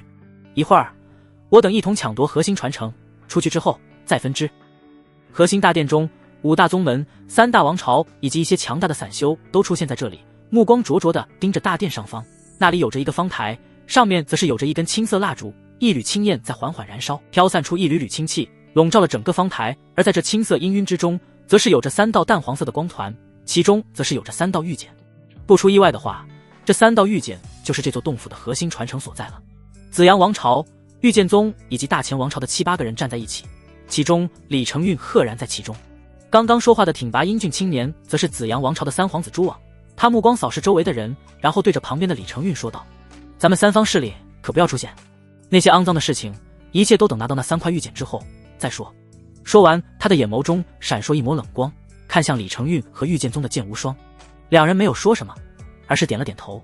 在旁边则是圣爵门所在，足足有着10人，其中之前所见过的吴尘赫然在其中，只不过他的目光时不时地看向旁边的那个身材窈窕、面容精着如瓷娃娃般的红裙女子，眼眸中带着一抹忌惮之色。圣爵门圣女飞烟，也是圣爵门年轻一代，风头甚至是压过圣子无尘的存在，一身境界也早已经突破到了化神期。飞烟，现在不是意气用事的时候，我们首要的目的是夺得那3块玉简。无尘最终还是开口了，其余的圣爵门弟子则是默不作声地看着两人，他们可不敢随意插话。飞烟精致的睫毛微微扇动，青墨色的美眸中没有一丝的涟漪，看了一眼无尘，然后淡漠地说道：“听说你的机缘被杨业给破坏了。”咯吱，无尘双手下意识地握紧了拳头，发出咯吱咯吱的声音，面色微沉地看着飞烟说道：“这不关你的事，那3块玉简才是最重要的。”飞烟诱人的嘴角勾起一抹浅浅的弧度，琴手转头留给阴沉的无尘一个妖娆的侧身，然后淡淡地说道：“废物，该死的！”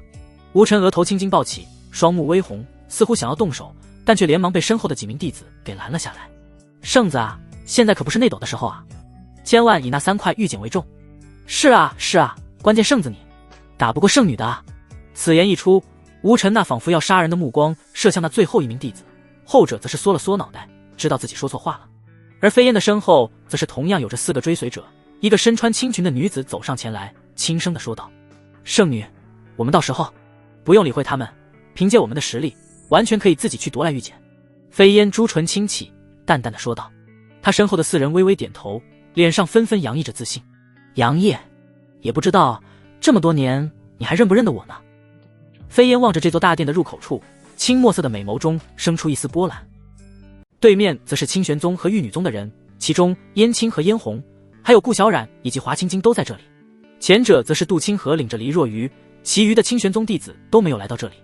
杨师兄他们什么时候过来？黎若愚神色有些担忧地看向旁边的杜清河。杜清河闻言，目光看了一眼周围的那些人，然后又看了一眼上面那根快要燃烧殆尽的青竹，然后沉声地说道：“他们已经进入洞府中了，应该快了。随后就是凌天宗和琉璃王朝的几个人了。至于散修，人可是比5大宗门和3大王朝还多，其中赫然有着周芷安和满脸狂意的王腾了。”嗡，数道身影闯了进来，与此同时，那根青竹也是燃尽了所有。第59章混战。刹那间，大殿内的所有人都被这闯进来的几道身影所吸引。然而这几道身影居然丝毫不讲武德，直冲冲地朝着上方的方台飞去，想要趁机掠夺那3块玉简。找死！擦！拦住他们！傻逼们，拦他们干啥？抢啊！一时间，整个大殿中的人躁动起来，有人冲向那几道身影，而更聪明的人则是冲向那方台之上的3块玉简。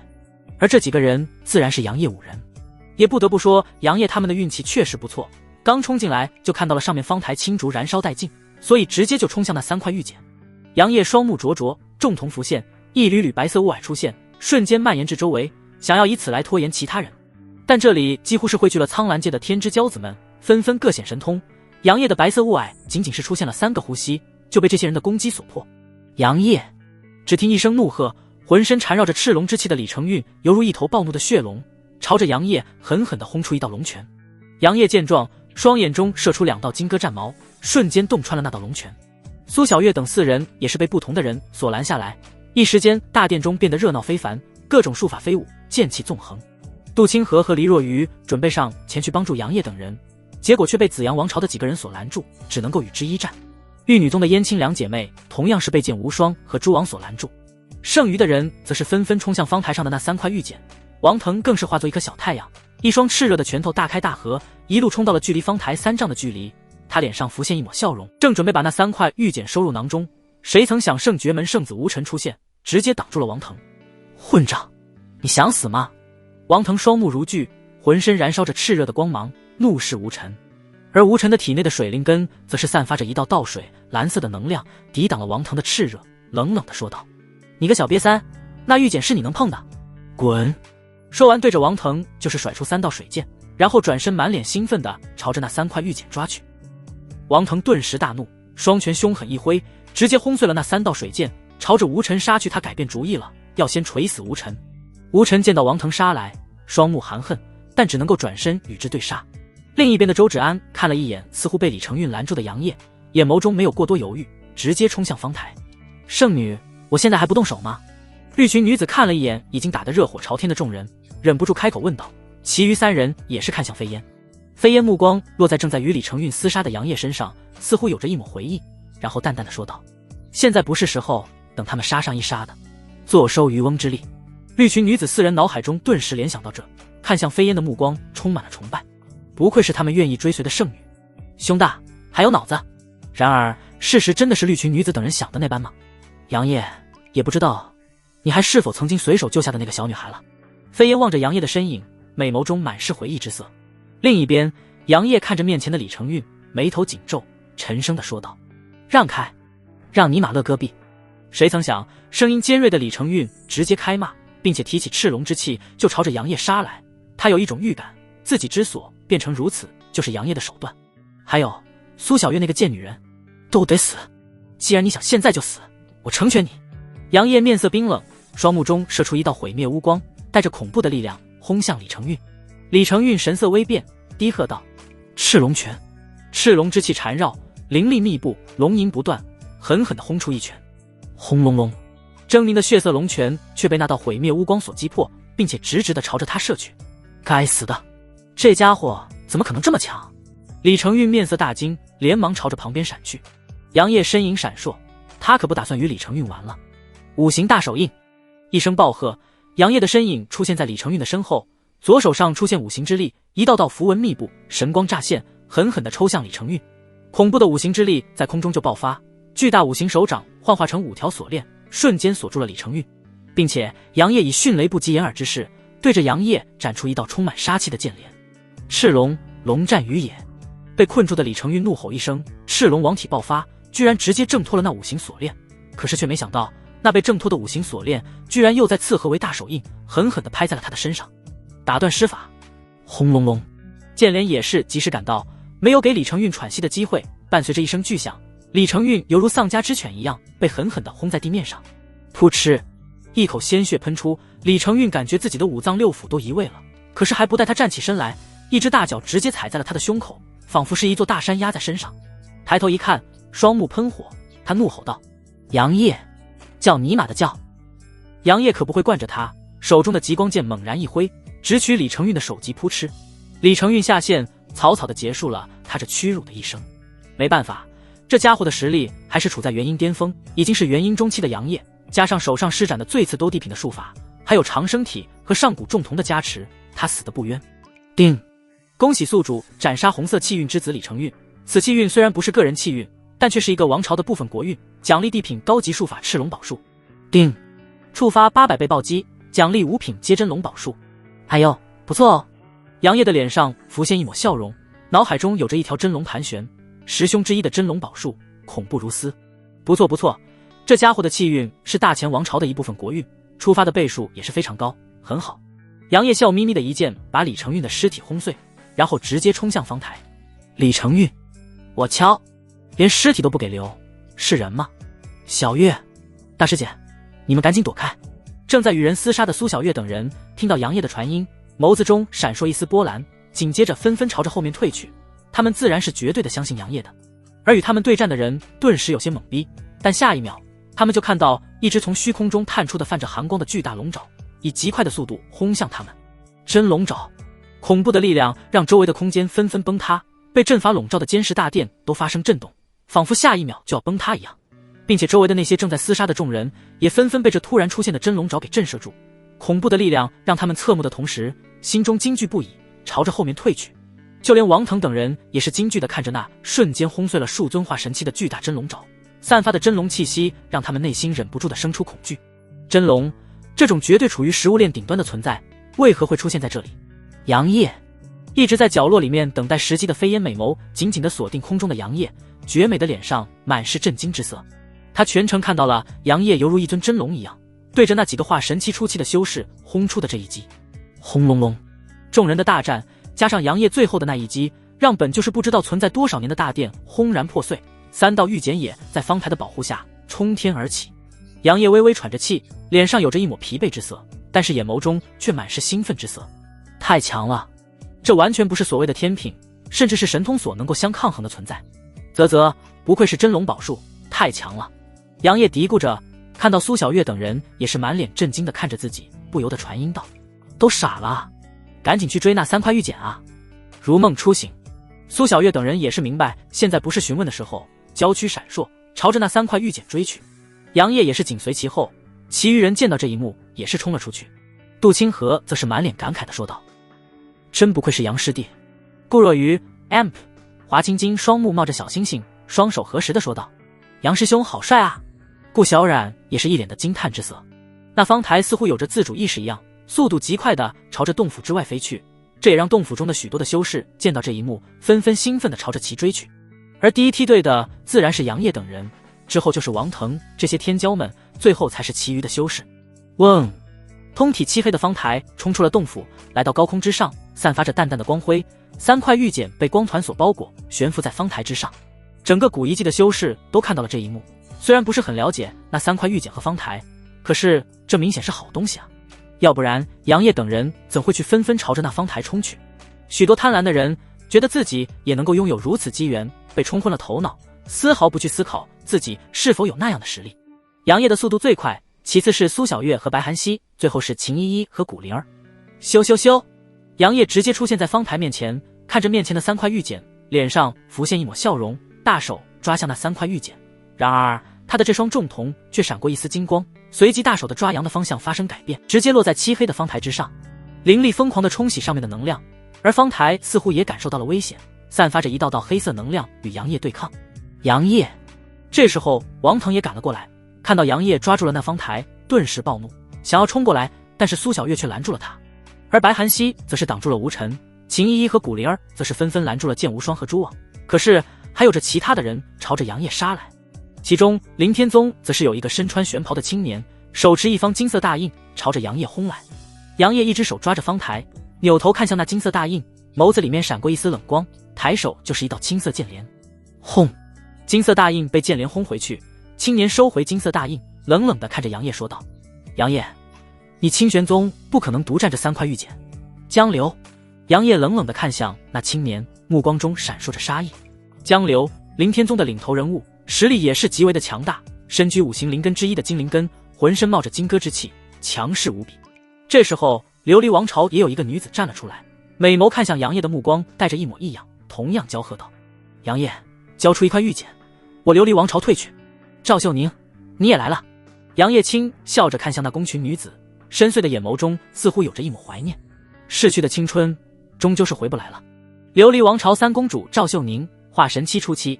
赵秀宁看着那风神俊朗，恍若一尊谪仙灵士的杨业，美眸中闪过一抹异彩，但他还是压下了心中的异样，开口道：清玄宗再强，你杨业再强，也不可能击败我等联手，所以我琉璃王朝只要1块玉简。而这时候玉女宗的顾小冉等人在燕青两姐妹的带领下也来到了这里，看了一眼正在厮杀的苏小月等人，以及气势汹汹的琉璃王朝和凌天宗，随后直接站在了杨业这边。燕青开口道：我玉女宗与清玄宗共进退。杨业笑了，江流则是面色微变，赵秀宁神色不动，只是直勾勾地盯着杨业。然而这时候有一个化神期中期的家伙，趁着众人对峙，居然偷偷地摸到了杨业的身后，贪婪地盯着那3块玉简，想要直接虎口夺食。找死！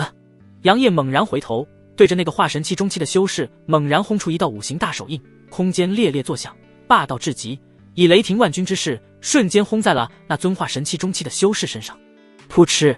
那修士面色大变，根本来不及反应，一口鲜血喷出，直接化作一颗流星朝着远处飞去。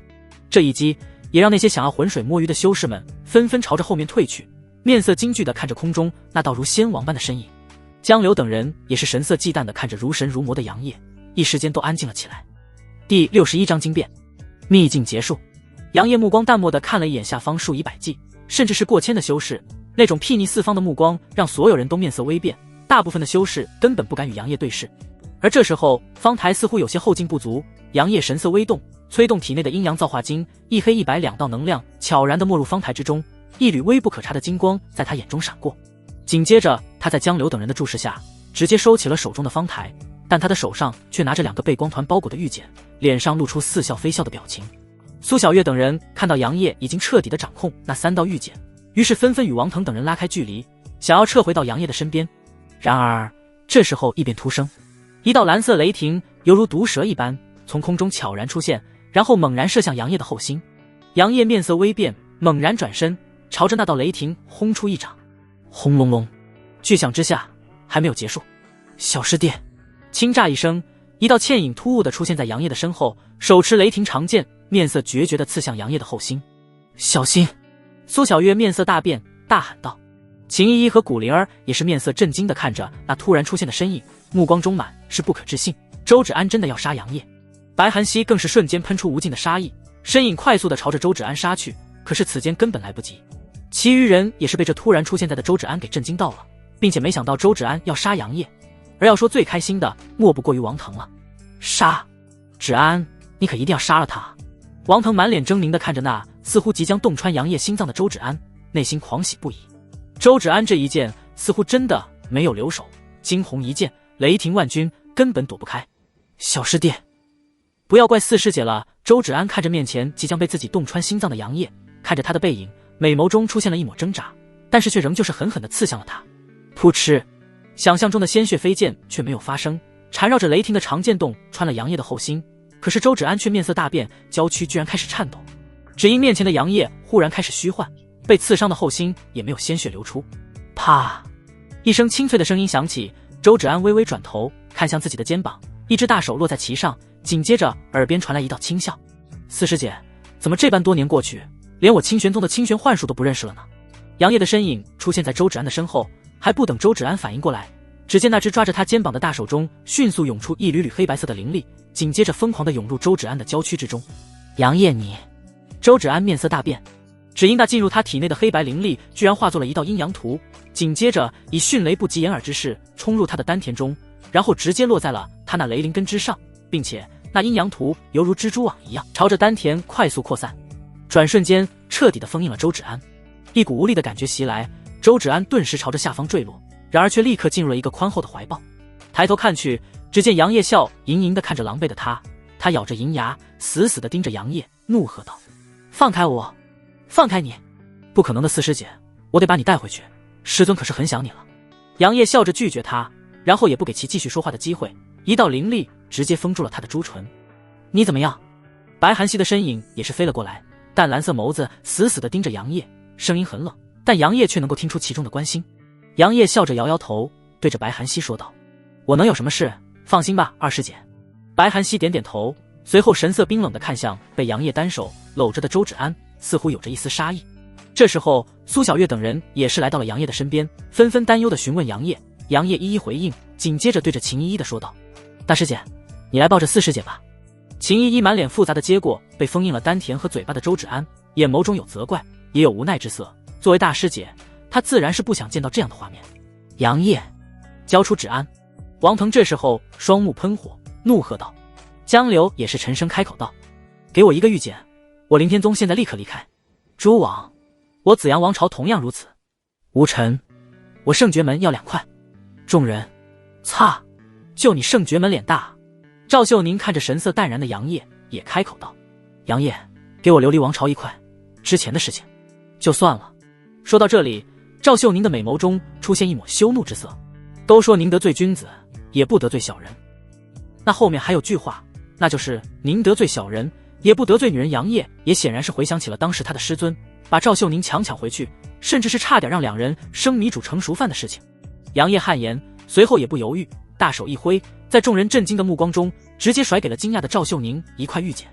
而接到玉简的赵秀宁也是有些懵逼，但紧接着俏脸上浮现一抹喜色，然后神色警惕地快速收起玉简，抬头看向周围，吴尘等人的目光都落在他的身上。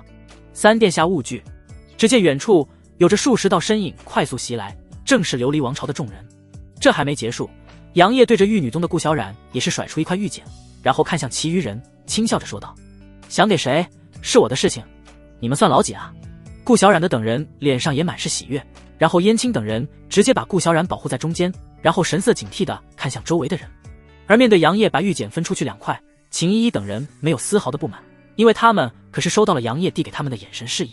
气氛有些微妙，拿到玉简的琉璃王朝自然是神色警惕地看着周围人，并且似乎准备撤退。玉女宗众人则是一直站在杨业等人身边，但同样是满脸杀意地看着那些不怀好意的吴尘等人。没得到玉简的圣爵门、凌天宗以及紫阳王朝自然是不满，但是同样是没得玉简的御剑宗却没有人站出来说话。那些御剑宗的弟子站在剑无双的身后，神色复杂的看着坚定的站在杨业身边的苏小月。至于大前王朝，呵呵，他们敢跳出来吗？吴尘看着杨业怒喝道：“杨业，交出玉简！”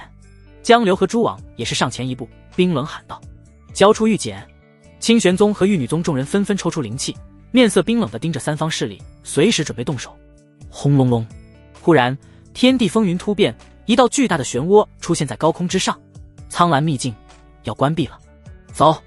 杨业在见到那道巨大漩涡的瞬间，顿时轻喝道：“快走！小月，你先跟我回清玄宗。”话音未落，苏小月就发现自己被杨业拉住玉手，然后朝着巨大漩涡闪去。秦依依等人紧随其后，清玄宗和玉女宗众人也是反应过来，身影化作一道道残影，朝着漩涡飞去。琉璃王朝的赵秀杰等人见状，同样直奔那漩涡。吴尘等人自然是紧随其后，现在已经顾不上玉简了，要是不出去的，就要被困在这里了。下方的那些修士也同样朝着漩涡飞去，其余的9个小天地的天空上也是出现一道漩涡，纷纷朝着漩涡飞去。他们知道苍蓝秘境结束了，即使那些没有得到太多机缘的修士，也只能够带着不甘心离去。外界，九台山，巨大光门出现，5大宗门和3大王朝以及其余的小宗门和世家大族纷纷盯着那光门。这些人的脸上既有担心，又有期待之色。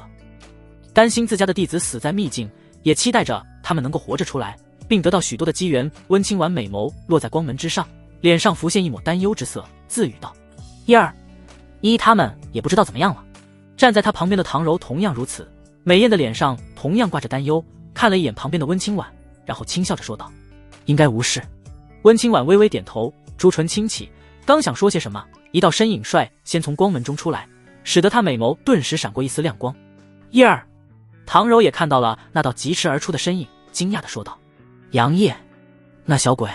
不单单是他们，在九台山等待的所有人都看到了那道满头银发的青年，牵着苏小月的身影，快速地朝着清玄宗所在的位置飞去。卧槽！老子没看错的话，那是杨业！有人震惊地说道，又一人吃惊地说道：“杨业，那绝对是杨业！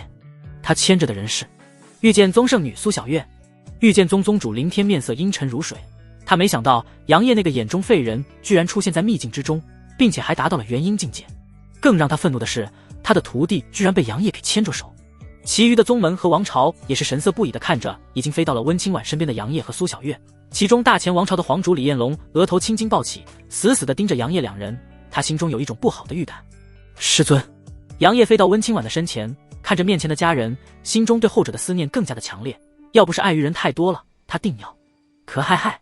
温清婉冷淡的脸上露出一抹笑容，感受了一下杨业，不由得笑着点点头，说道：“不错不错，已经元婴境界了。”杨业笑着说道：“哈哈，你还不了解你徒弟我的天赋，分分钟钟突破化神期。”看着吹嘘自己的杨业，温清婉美眸瞪了一眼得意的杨业，然后目光落在神色有些不自然的苏小月身上，看了一眼紧紧拉着杨业手的他，眼底浮现一丝异色，但也没有说什么。师尊！这时候秦依依等人也是从秘境中飞出，快速的来到温清婉的面前。温清婉脸上浮现淡淡的笑容，看着完好无损秦依依三人，刚要开口，美眸中瞳孔紧缩，落在了在秦依依身后的周芷安身上。芷安，他。温清婉的美眸中出现一抹喜色，但很快就发现了周芷安的不对劲，又看了一眼秦依依和古灵儿的样子，然后看向杨业，发现其神色不对，顿时明白其中有着他不了解的事情发生了。于是也没有再说什么，只是微微点头。周芷安则是面色复杂地看着温清婉，然后低下了头，不知道在想些什么。这时候光门中陆陆续续地出现大量的修士，许多的修士都如释重负，纷纷飞向自己所在的宗门和家族。而当吴尘出来的瞬间，他猛然大喊道：宗主！抓住杨业，他的手中有大成期的核心传承玉简。轰！此言一出，天地为之一震。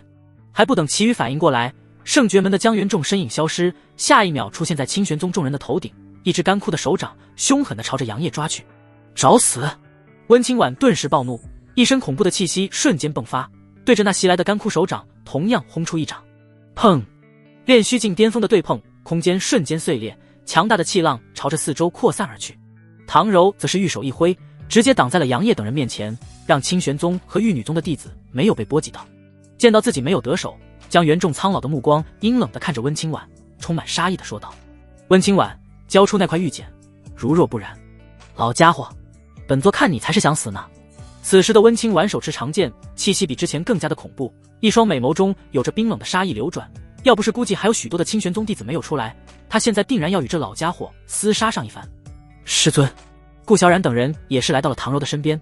唐柔见到玉女宗的众女，脸上也露出一抹喜色，但还没等她开口，天空上又是一道声音响起：父皇，玉女宗也有一块玉简。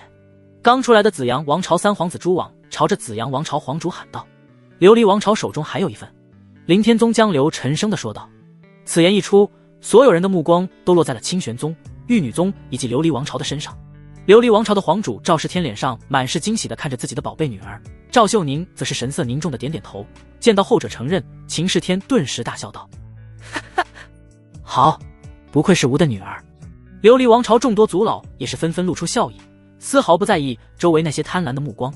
唐柔也是看着顾小冉，顾小冉笑嘻嘻地说道：这是杨业师兄给我们的。燕青等人也是点头表示没错。唐柔见状则是看向满头银发俊朗不凡的杨业，轻笑着说道：杨业小子，多谢你了。哎呀，您这可是折杀我了。九台山静悄悄的，所有人的目光都落在了清玄宗、玉女宗以及琉璃王朝这三方势力。江元仲目光冰冷地看向温清婉，沉声地说道：把玉简交出来，你等可以离去。温清婉笑了，笑得很冷，这是被威胁了。只见温清婉玉手中出现一柄长剑，散发着强大气息，冷冷地说道：清玄宗存在这么多年，还没真的没怕过谁，还当这是圣绝门统治的时代？醒醒吧，老不死的！温清婉毫不留情地说道。狂妄！江元仲怒了，大手一挥，怒喝道：圣绝门听令，击杀清玄宗所有人！轰！下一秒，他率先朝着温清婉杀去，后者见状自然是不甘示弱，同时轻喝道：清玄宗众人，杀光圣绝门的弟子！一瞬间，清玄宗和圣绝门厮杀起来，杨业等人同样是对上了圣绝门的弟子。而正当唐柔等玉女宗准备帮助清玄宗的时候，李彦龙和凌霄则是带着大前王朝、玉剑宗对上了玉女宗。另一边，凌天宗宗主犹豫了一下，随后带着凌天宗众人杀向了琉璃王朝。紫阳王朝皇主朱洪武同样是逼迫向琉璃王朝。轰隆隆，轰隆隆！一时间，其余的小宗门和世家们则是疯狂地朝九台山之外飞去，生怕这场五大宗门、三大王朝的战争波及到他们。至于那玉简，呵呵，他们可还没有活够呢。此时的厮杀已经变成了清玄宗、玉女宗和琉璃王朝三方与圣绝门等五方势力厮杀，战场也在疯狂的扩张，方圆数千里都被战火所蔓延。噗嗤！杨业浑身缠绕着杀意，一剑斩杀了一尊圣绝门的元婴巅峰，紧接着转头又杀向大前王朝的一尊化神期初期的修士。青莲，灭世！杨业低吼，体内的灵气疯狂涌入手中的极光剑中，对着那正与白寒溪厮杀的化神期初期修士狠狠地斩出一道青色剑莲。啊！一声惨叫，那位可怜的化神期初期修士直接被剑莲轰碎了身躯，化作漫天血水。二师姐，你没事吧？杨业来到白寒溪的面前，看向后者。白寒溪面如寒霜，美眸中满是杀气，对着杨业摇了摇头。杨业微微点头，随后又朝着苏小月等人的方向杀去。白寒溪见状，则是跟随在杨业的身后。去死吧！杨业！突然一声阴险的声音响起，只见大前王朝一个化神期巅峰强者朝着他偷袭而去，巨大红色手掌仿佛能够轻易拍碎一座山峰。白寒溪美眸中迸发出森冷杀意，体内一道道出现一道道冰白色的气体，散发着阴寒之意，扬起手中的长剑，对着那道红色巨掌猛然斩出一道剑芒。撕了，两者相撞，爆发出强大的力量涟漪。而杨业也是反应过来，脸上生出一抹狠戾，体内灵气迸发，脚下玄光闪烁，身影直接消失。下一秒，他出现在那尊化神器巅峰的修士身后，众瞳浮现，一股强大的威压瞬间出现在后者的头顶，令其心中惶恐不已。毁灭乌光，一缕乌光散发着毁灭气息，爆发出的力量让周围的空间都隐隐作响，让防备不当的化神期巅峰修士顿时一震。噗嗤，肩膀直接被射穿，杨业和白寒溪两人得势不饶人，一前一后对着那化神期巅峰修士斩出数十道剑芒。这一通密不透风的剑芒让其有些慌乱，但还是凭借强大的实力所稳住了身体，并击出了一面银色盾牌，挡住了两人的攻击。可这时候，两人已经杀到了他的面前。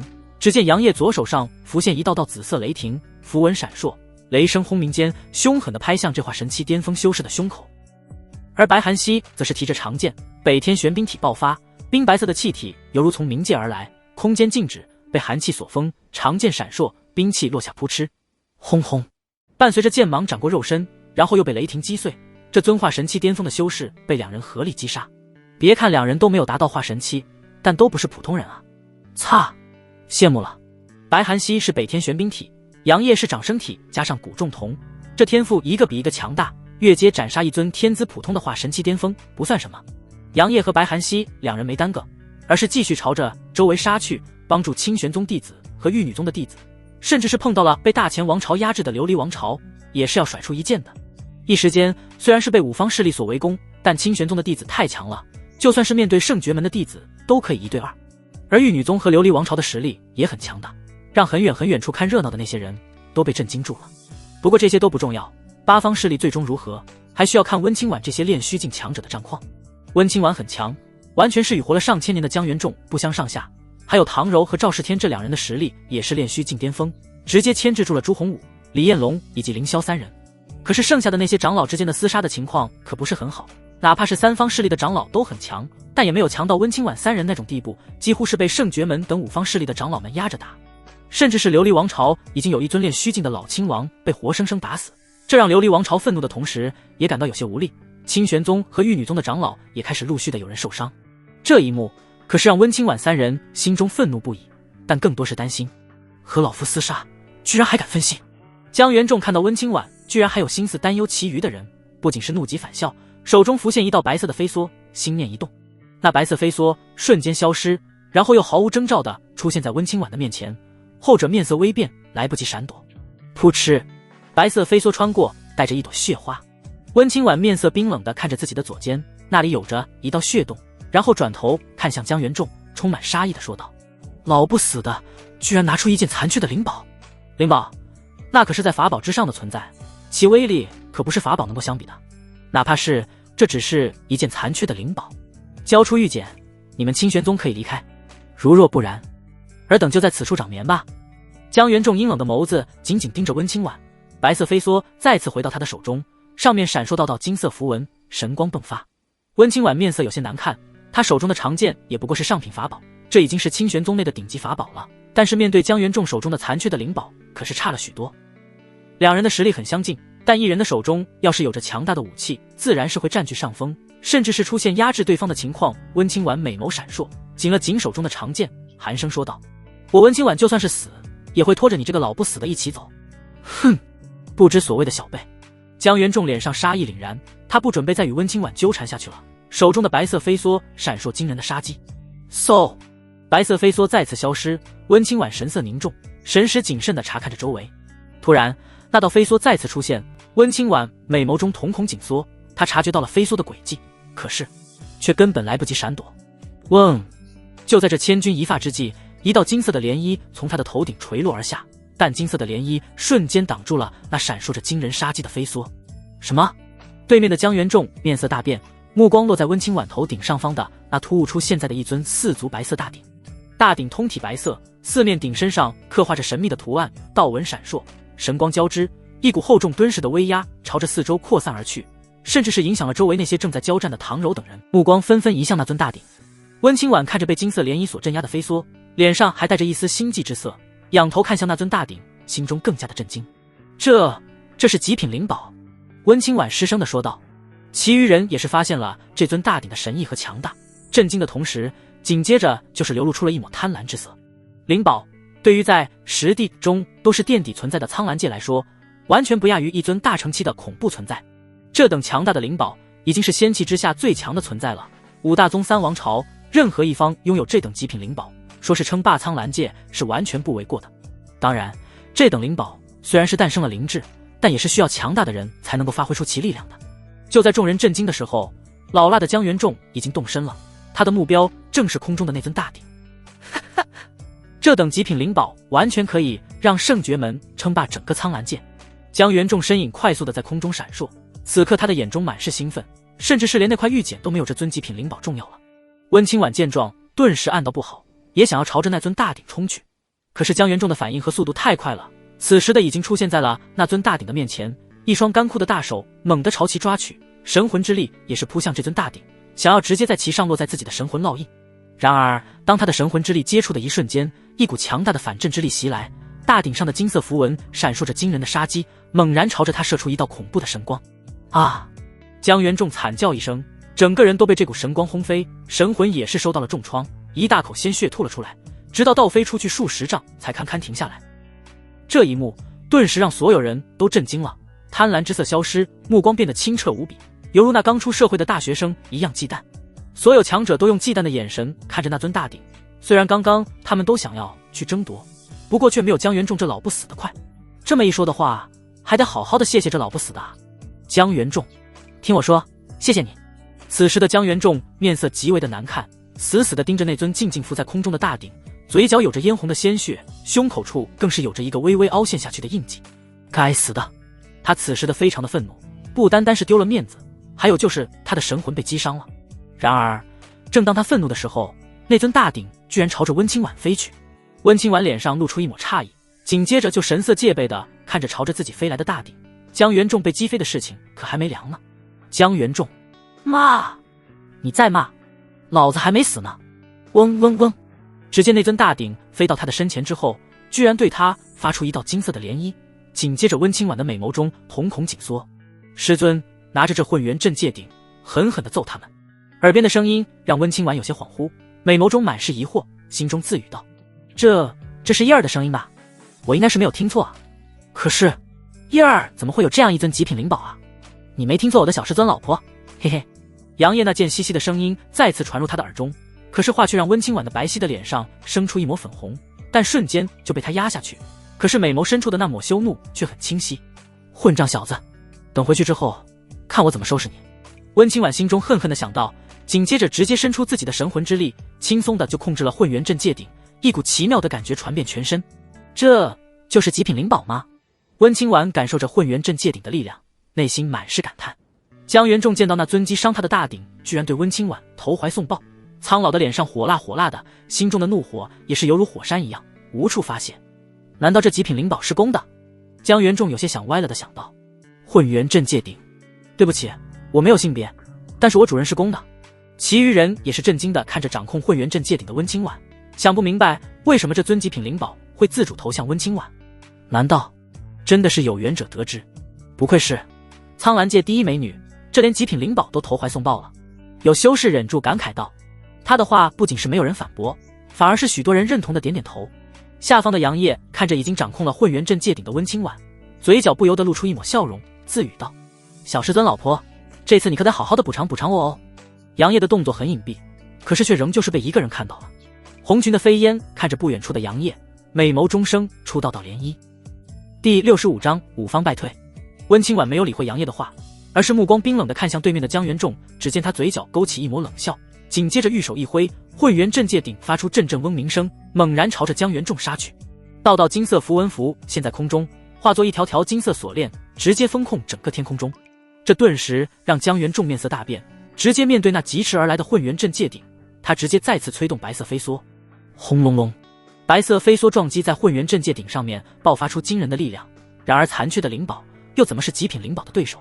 咔嚓，一声清脆的声音响起，江元仲瞳孔骤然一缩，只见那强大的飞梭居然直接被混元镇界鼎所崩碎。温清婉继续操控着混元镇界鼎，朝着江元仲狠狠地撞去，一道道恐怖的镇压之力垂落，让想要逃离的江元仲苍老的脸上第一次露出了惊恐的神色。砰！犹如泰山压顶般的恐怖力量袭来，仅仅是一瞬间，江元仲就感觉自己全身的骨头都碎掉了。强大的镇压之力，再加上混元阵界顶上不断闪烁着的金色符文，让他根本动不了丝毫。该死的，给老夫破！江元仲怒吼，体内的灵力疯狂涌动，一道道紫色的道纹出现，一个巨大的虚影出现在他的身后，扬起拳头，狠狠地轰击在混元阵界顶之上。轰隆隆，一声巨响，混元阵界顶终于是被击飞，但也不过是倒飞出去7、8丈的距离。噗嗤，江元仲一口老血喷出，气息急速降低，身后的那尊紫色虚影也是开始暗淡。卧槽，不愧是极品灵宝，居然把那老不死的法相都干得虚幻了。琉璃王朝的赵世天忍不住爆粗口，目光震惊地看着仍旧是散发着强大气息的混元阵界顶。其余人也满是忌惮地看向控制混元阵界顶的温清婉，这一刻他们心中满是妒忌，更有甚者已经打算撤退了。别玉姐没有抢到，然后真的陨落在这了。你还别说，凌霄在见到这一幕的瞬间，直接退出了温清婉他们所在的战场，然后直接转身离开，带着御剑宗的弟子撤退了。不得不说，审时度势是让凌霄给玩明白了，直接可以改名字，凌墙头草萧。温清婉也不理会凌霄等人御剑宗的众人，而是再次携混元阵界顶朝着江元仲杀去。江元仲见状咆哮道：温清婉，你这小辈欺人太甚！温清婉冷笑：呵呵，刚刚你可不是这般的姿态，去死吧老家伙，给我砸！伴随着温清婉一声令下，混元阵界顶嗖的一声窜了出去，化作一道金白色的流光，瞬间出现在江元仲的面前。微微一震，一股金色涟漪飞出，瞬间包裹住了江元仲。强大的力量让江元仲苍老的脸上满是狰狞之色。圣诀全轰天门！暴喝一声，他周身紫色气体流转，悍然对着那混元阵界顶轰出一拳，身后的法相同样的动作，轰隆隆。闪烁着金色符文的混元阵界顶似乎觉得自己受到了挑衅，温清婉见状直接全力催动，炼虚境巅峰的灵力疯狂涌入其中。砰砰砰，一声声巨大响声，江元仲的拳芒再次被混元阵界顶崩碎，一大口鲜血喷出，身后的法相都被直接轰碎，整个人犹如一颗炮弹一样朝着九台山飞去。温清婉见状丝毫没有留手的意思，带着混元阵界顶就朝着江元仲杀去。今日定要把这老东西留在这里。而清玄宗众人见到这一幕，变得更加的兴奋，战意昂扬，疯狂地杀向圣诀门。圣诀门的弟子则是气势一落千丈，开始不断有着弟子陨落，甚至是许多半步炼虚境的长老都被斩杀。杨业更是专挑那些元婴期的圣诀门弟子进行屠杀，这可是苦了圣诀门的那些弟子了，纷纷朝着后面退去，只要是见到杨业就疯狂地逃窜。败局已定，凌天宗看到局势不对，也是果断地放弃了琉璃王朝手中的御剑，带着不甘直接离开了。时间缓缓过去，伴随着江元仲最后一声怒吼：温清婉，清玄宗，你们给老夫等着，老夫一定会再回来了。只见他被混元阵界顶直接轰碎了肉身，然后神魂血遁逃离了九台山。圣诀门众人见到宗主都跑了，本就是没有多少战意的他们，也是犹如丧家之犬一样疯狂逃窜。李彦龙和朱洪武见到自己的最大盟友都跑了，自然也是带着还活着的弟子合族人朝着九台山之外飞去。这一战可是让看热闹的小宗门和散修们感慨不已，苍蓝界的天要变了啊！此时的九台山周围的山脉都被摧毁，上百座直冲云霄的山峰被夷为平地，除却九台山之外，一眼平川，根本没有任何能够阻挡视线的山峰大川。呼！杨业轻轻呼出一口气，脸上也带着一抹疲惫之色，他沐浴鲜血，手中的极光剑上还滴着不知道是谁的鲜血，满头银发也是被嫣红的血液所染红，不过这些都是别人的鲜血，他倒是没有受伤，只是有些累。清玄宗、玉女宗和琉璃王朝三方势力站在一起，所有人如释重负地松了一口气。虽然他们杀了许多的五方势力的人，可是己方也是有着伤亡的，再打下去估计只会两败俱伤，除非是温清婉不要脸面，下场去屠戮那些炼虚境之下的修士。不过这是不可能的，作为清玄宗宗主，他还是要脸的，最多是利用混元阵界定阵杀了圣诀门3尊炼虚境中期的修士和大前王朝4尊炼虚境初期的强者。不是他不想杀下去了，只是他消耗也是巨大的，毕竟混元阵界顶强大是强大，可是所消耗的灵力也是非常多的，他们不会善罢甘休的。唐柔单手持剑，美眸望着远方。温清婉俏脸上满是疲惫之色，却淡淡的说道：清玄宗不惧一切敌人。唐柔白了一眼温清婉，然后还想说些什么，结果被一道豪迈的声音所打断。温宗主，唐宗主，今日过后，我等结盟如何？赵世天从空中落下，看着两人大笑着说道。清玄宗和玉女宗本就是世交，几乎可以说是守望相助。面对赵世天的话，两人眼神交流了一下，随即就点了点头，表示没问题。赵世天顿时哈哈大笑，这结盟对琉璃王朝自然是有好处的，毕竟三大王朝的势力之间差不多的水平，现在他琉璃王朝得到了一块无上强者的传承玉简，定然是会被子阳和大钱盯住。如果两大王朝联手的话，他们琉璃王朝肯定是不好过。所以和清玄宗以及玉女宗结盟才是对的，毕竟三方势力都有着传承玉简，肯定会被其余五方势力所针对。只有联合起来，他们三方势力才不会被其余五方势力一一击破。随后三人又约定了1个月后，在清玄宗商量结盟的具体事宜，就各自离开了。小师尊老婆，你可别忘记了之前答应我的事情啊。这时候温清婉的耳边传来了杨业那贱兮兮的声音，面色微正，余光瞥了跟在后面的杨业，美眸中顿时生出一抹羞怒之色。这小混蛋牵着别人的手，现在又来惦记本座，典型的吃着碗里的还瞅着锅里的。没错，此时的杨业正牵着苏小月的玉手，然后在其耳边嘀咕着什么，让后者面红耳赤，羞涩不已。这一幕可是让清玄宗的众多弟子羡慕不已。女弟子羡慕苏小月能够被杨业搂在怀中，而男弟子则是崇拜杨业能够把苏小月这个苍兰界的大美人收入手中。虽然之前苏小月退婚的行为让清玄宗众人不爽，可是那都过去了，不看僧面看佛面，主要是杨业不计较了啊。所以他们也是很快就接受了苏小月，而且御剑宗的行事作风也是让他们不齿，居然把苏小月这个天之娇女当作联姻工具。于是苏小月也是跟着杨业去往了清玄宗，时间像是喝了3斤3白一样，一股脑晕了3天。清玄峰小院中，哎呀，求你了，我真的是不行了，让我休息休息吧。屋子内2具赤裸的身影靠在一起，苏小月面色潮红，香汗淋漓，白皙的皮肤上带着一道道发红的印记，一双修长圆润的大腿被紫色吊带丝袜所包裹，散发着诱人的魅力。但此时的她根本没有一丝力气了，躺在杨业的胸口上，美眸微闭，微微喘着气。杨业垂眸看着泪够呛的苏小月，不由得嘿嘿一笑，把她额头前的秀发顺到两侧，调侃地说道：怎么，之前不还是叫嚣着说要打服我吗？现在怎么回事？苏小月根本没有睁开眼睛，嘟着诱人的小嘴说道：哼哼，还不是怪你，你太吓人了。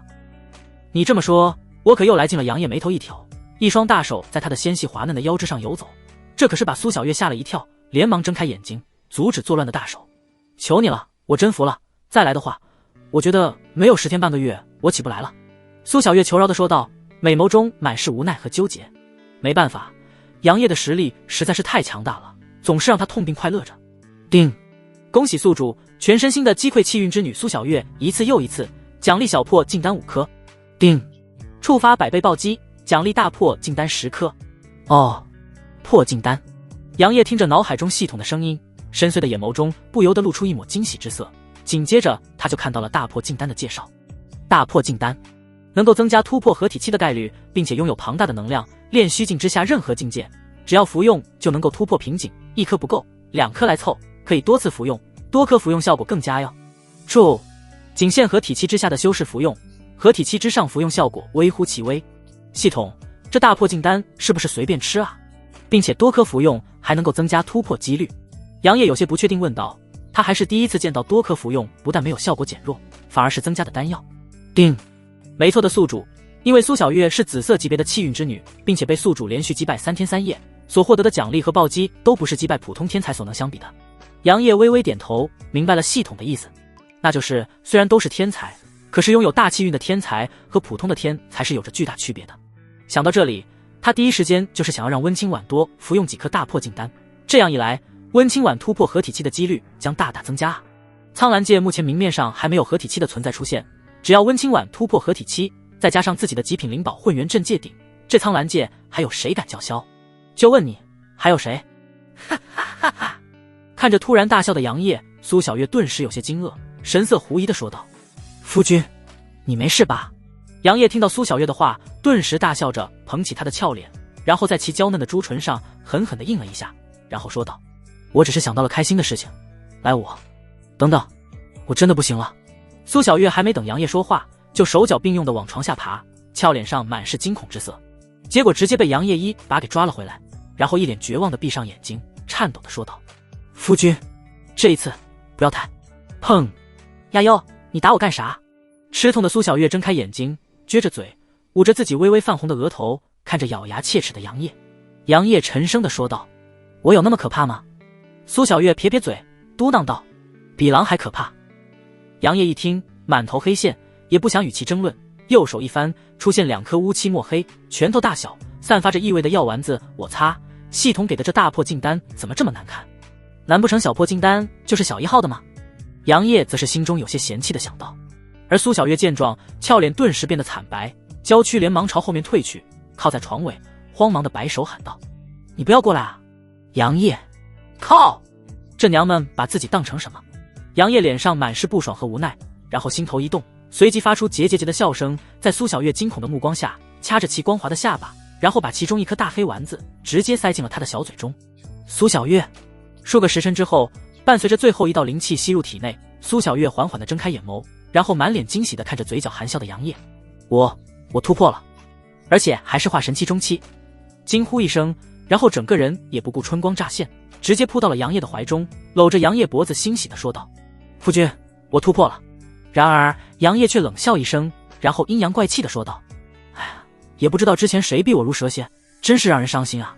嘻嘻，夫君，你别生气了吗？”苏小月搂着杨业脖子，不断亲吻着他，然后笑嘻嘻地说道：“要不我用那个姿势。”此言一出，苏小月的美眸中闪过一丝羞涩之色，杨业眼眸中则是闪烁一丝兴奋，然后正色地看着苏小月说道：“这可是你说的，我可没有逼迫你。”“哼，偷着乐吧你。”“哎呀，你……他的话还没有说完，就被杨业给堵住了。一瞬间，屋子内春光无限，销魂的声音再度响起：“系统，这次怎么没有奖励？”穿戴整齐的杨业站在小院中，春光满面，神采奕奕。叮，多次击溃，属于卡 bug， 系统自有评定。擦，你直接说最终解释权归你所有得了。杨业吐槽了一句，也没有在意，毕竟他还是要靠着系统的。至于苏小月嘛，此时已经沉沉的睡了过去。没办法，杨业比牲口还牲口，他太累了。逆徒，到为师这里一趟。忽然，杨业的耳边响起温清婉的声音，神色微动，嘴角勾起一抹笑容，自言自语道：“对啊，我的小师尊老婆还没有兑现当时的承诺呢。”虽然这只是杨业单方面的通知，可是温清婉也没有反驳啊。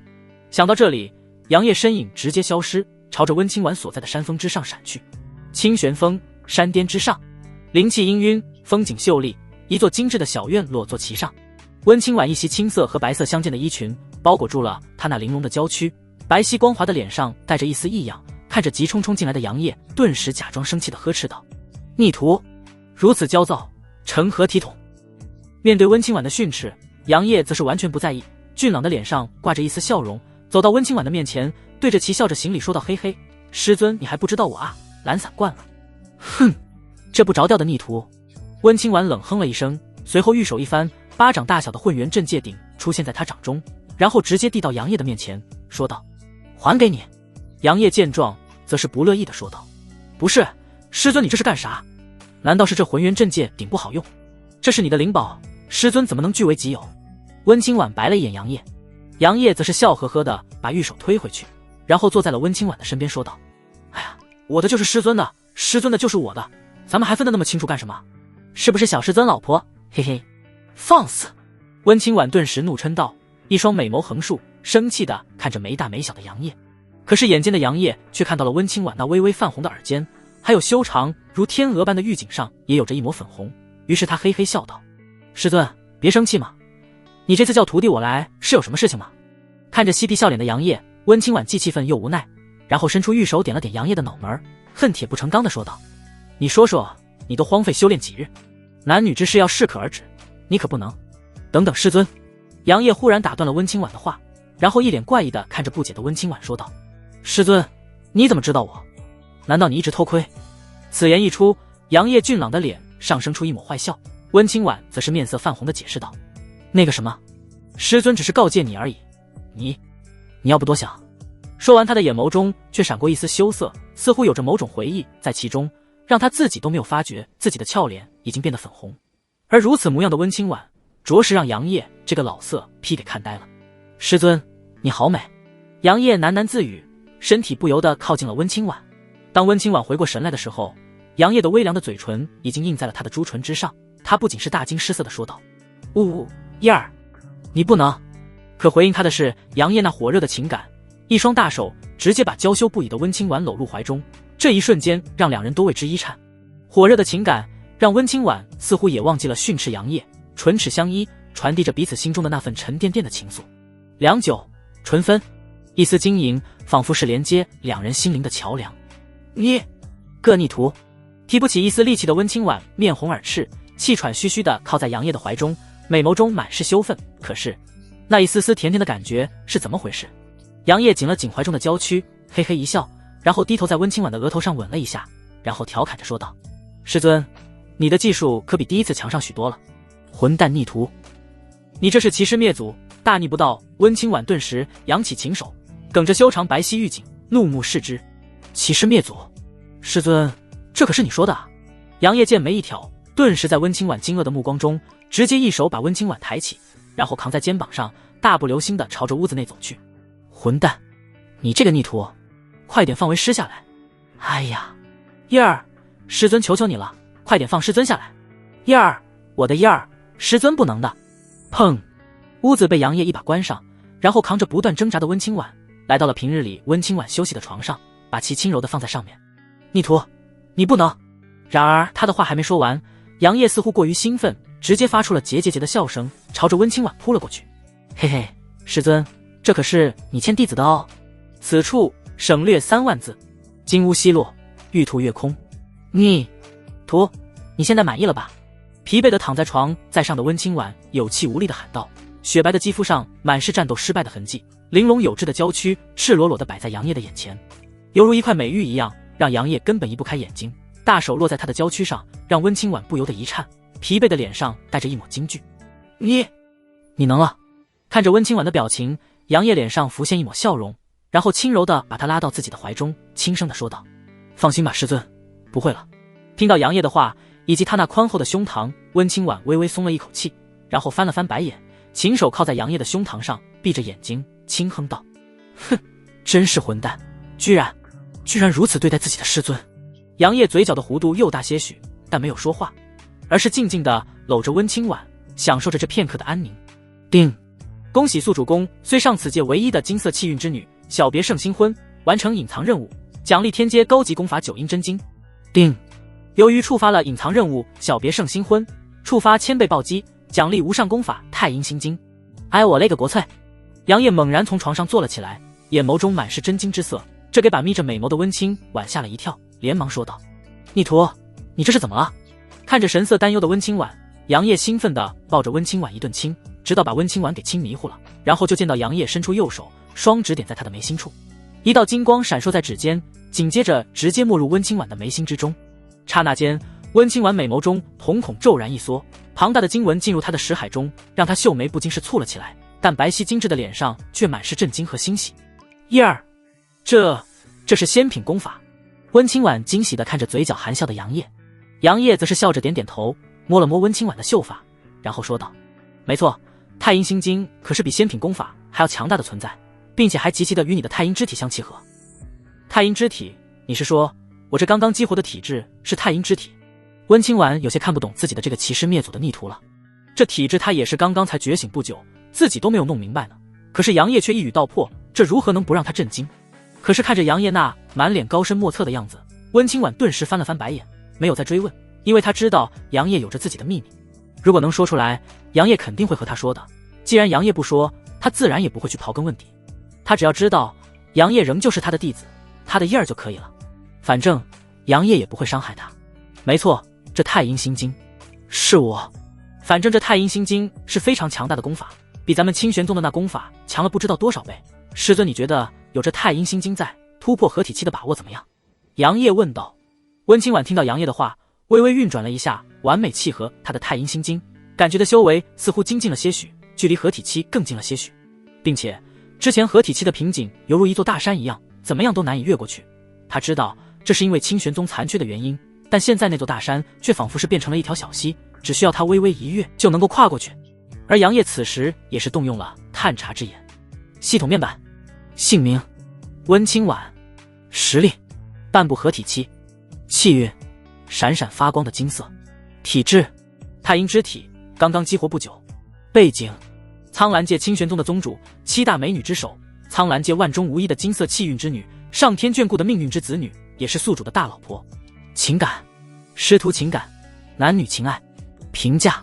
整个苍兰界孕育而出的天命之女，拥有着最强的金色气运，实力强大，潜力无穷，宿主只能够通过另类的办法击溃。嚯！杨业心中微微有些惊讶，他没想到系统对温清婉的评价如此之高，但在看到宿主的大老婆几个字的时候，嘴角不由得上扬起来。不错不错，这个系统很会来事儿，我会给你5星好评的。杨邪心中得意地说道。叮，系统只是喜欢说实话而已。杨业满意的点点头，你看看人家系统的马屁拍的，这都让人如沐春风啊。再看看那恃才傲物的诗仙，你说说，你就不能说2句好话，让人家唐玄宗有点面子，非得把人家的爱妾和鹰犬都得罪死了，你还想做官？当然了，要是真的做官了，可能就少了许多千古留名的绝句了。只能说道祖给了你才华，定要收回你的情商。叶儿，我感觉我随时能够突破合体期，但是温清婉脸上的笑容突然一滞，神色有些无奈地说道，但是想要突破合体期所需要的资源太过于庞大了，哪怕是把清玄宗所有的资源用上也不是很稳妥。别看清玄宗存在了上千年之久，可是苍兰界的修炼资源一共就那么多，并且当年大战可是让苍兰界的许多修炼资源崩坏，不能再生，再加上之前为了给清玄宗一位老祖续命，一尊寿元将近的合体期强者续命，可是用光了许多的资源。没错，清玄宗的禁地之中还存在着一尊合体期的老怪物，常年沉睡在其中，但也需要大量的稀有的资源来补充自身生机。这也是清玄宗无惧任何势力的底牌，只有作为宗主的温清婉和几个太上长老知道。非到清玄宗濒临被灭宗的时刻，这尊合体期的老祖是不可能出现的。这也是大部分势力的局势，谁家还没有几个老不死的存在，遇到灭门灭宗之战直接跳出来极尽升华，携一身恐怖气血带走敌对势力同样恐怖存在，说白就是护队。但温清婉失落的时候，一颗乌漆墨黑拳头大小的药丸出现在他的眼前。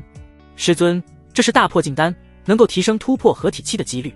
温清婉看着杨业手中的这颗卖相丑陋的大丹药，美眸闪过一抹惊讶，但他毕竟是炼虚境巅峰，半步合体期的存在，不是苏小月能够相比的。神识扫过乌漆麻黑的大药丸中所蕴含的精纯且庞大的能量，让温清婉满是震惊之色。这黑不溜秋的药丸子居然蕴含如此庞大的能量。温清婉再次被杨业震惊了，不可置信地看着满眼含笑的杨业，这还是自己的那个样儿吗？为何会有这么多珍贵的东西？先是强大的太阴心经，现在又挣出了这颗能够提升突破合体期几率的大黑丸子。看着温清婉那震惊的说不出来话的样子，杨业觉得好笑。紧接着在温清婉再次震惊中，他左手一翻，又是一颗大破镜丹出现在掌心。然后杨业笑着说道，师尊放心吧，这东西我还有，1颗不够，咱们就吃2颗，直到让师尊你突破合体期为止。看着杨业财大气粗的样子，温清婉不禁是没好气的拍了一下杨业的手臂，无语的说道，你个败家的逆徒，这么珍贵的丹药，你知道要是被外界知道会引起多大的风波吗？完全不亚于苍兰界出现金丹。灵丹分9转，金丹也分9转，苍兰界的整体水平太低了，根本没有人能够炼制出金丹来。杨业笑呵呵的说道，没事，这玩意儿我还有呢，只要能够让师尊突破合体期，这都不算什么。看着杨业脸上认真，温清婉的心中生出一抹感动之色，不过还是白了一眼他。好了，师尊知道你的心意了，先收起来吧，等师尊调整状态，明日之后就着手准备突破的事情。温清婉点点头，然后轻声说道。杨业闻言则是嘿嘿笑了一下，然后收起了大破镜丹。师尊老婆感动不？能不能？杨业附身在温清婉的耳边嘀嘀咕咕地说着什么，让温清婉白皙的脸红的仿佛要滴出血一样，比绽放的玫瑰还要美艳。这个逆徒到底是从哪里学的这些令人羞耻的东西？温清婉狠狠地刮了一眼满脸期待的杨业，然后缓缓地从杨业的手中接过了那件能够让半身不遂的糟老头都再次满血复活的衣服，然后缓缓地朝着下方游去。很快，屋子内再次响起了令人精神愉悦的交响曲。东北大叔曾经说过，人呐，一闭眼一睁眼，1天就过去了。不过杨业是1宿没闭眼，整个都处于一种极度兴奋的状态，最后被忍受不了的温清婉一脚踢下了床。然后杨业贱兮兮地离开了温清婉这里，然后朝着清玄宗弟子用来修炼的青岩峰走去。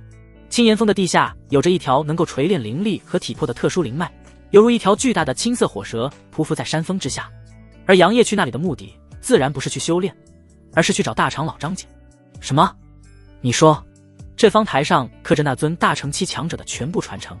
张景差点把自己的山羊胡扯断了，苍老的脸上满是震惊，看着满脸笑容的杨业，然后又连忙看向被杨业随意地扔在地上那尊通体漆黑的方台。没错，大长老，当时我在收取玉简的时候，发现这尊方台非常的不凡，然后回来之后发现其上面刻画着许多玄奥的经文，在与我留下的那枚玉简上的内容相比较，这绝对是那位大成期强者的全部传承。杨业认真地说道，而且这看似普通的方台却极为的坚硬，我觉得至少也是一个灵宝。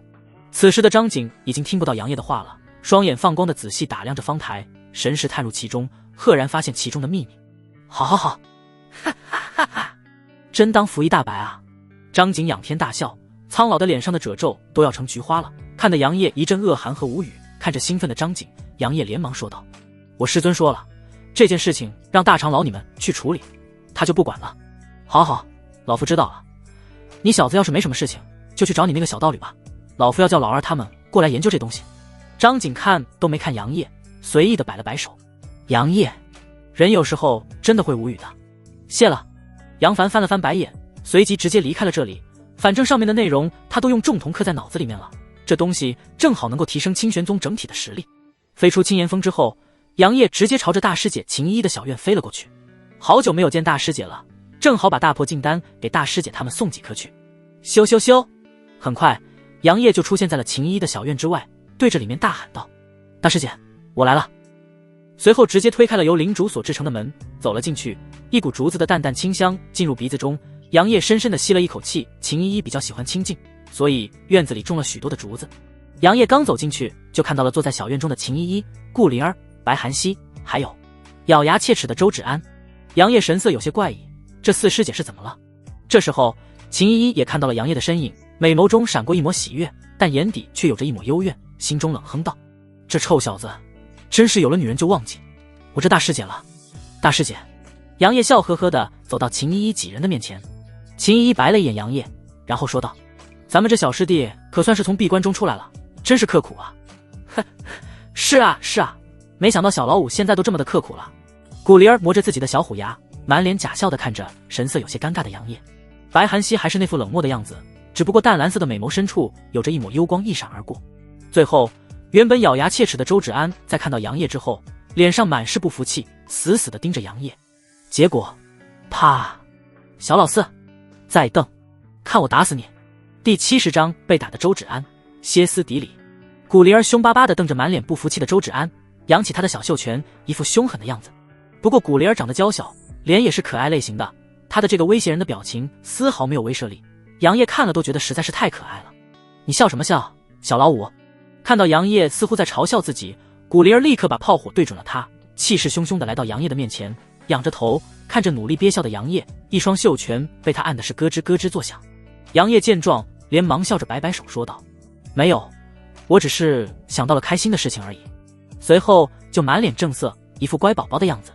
秦依依则是笑了起来，然后说道：行了灵儿，别吓小师弟了。古灵儿闻言轻哼了一声，然后坐了下来。杨业松了一口气，然后说起正事来，看着秦依依说道：大师姐，我来是给你们送东西的。只见杨业手中白光一闪，4颗乌漆麻黑的大药丸出现在手掌中，一股奇怪的味道扩散在空气中华。古灵儿不由得皱起了眉头，捏着秀气的穷鼻，然后满脸嫌弃地说道：你这是什么东西啊？不太好闻，不会是你身上的污垢吧？杨业满头黑线，无语地看着古灵儿，没好气地说道：没错，就是我身上的污垢，一会儿你别吃啊。说完也不理会古灵儿，转头看向满脸好奇的秦依依和白寒溪说道：这是大破净丹，炼虚境之下能够直接让人突破一个大境界，我看你们都已经达到了元婴巅峰，正好能够用上。师尊那里我已经给了他2颗，足够他突破到合体期了，这4颗是给你们的。杨业把大破净丹递给秦依依和白寒溪，两人也是直接接过了过来。秦依依打量了一下手中的大破净丹，然后问道：小师弟，那你自己呢？杨业笑了一下说道：放心吧，我这里还有呢。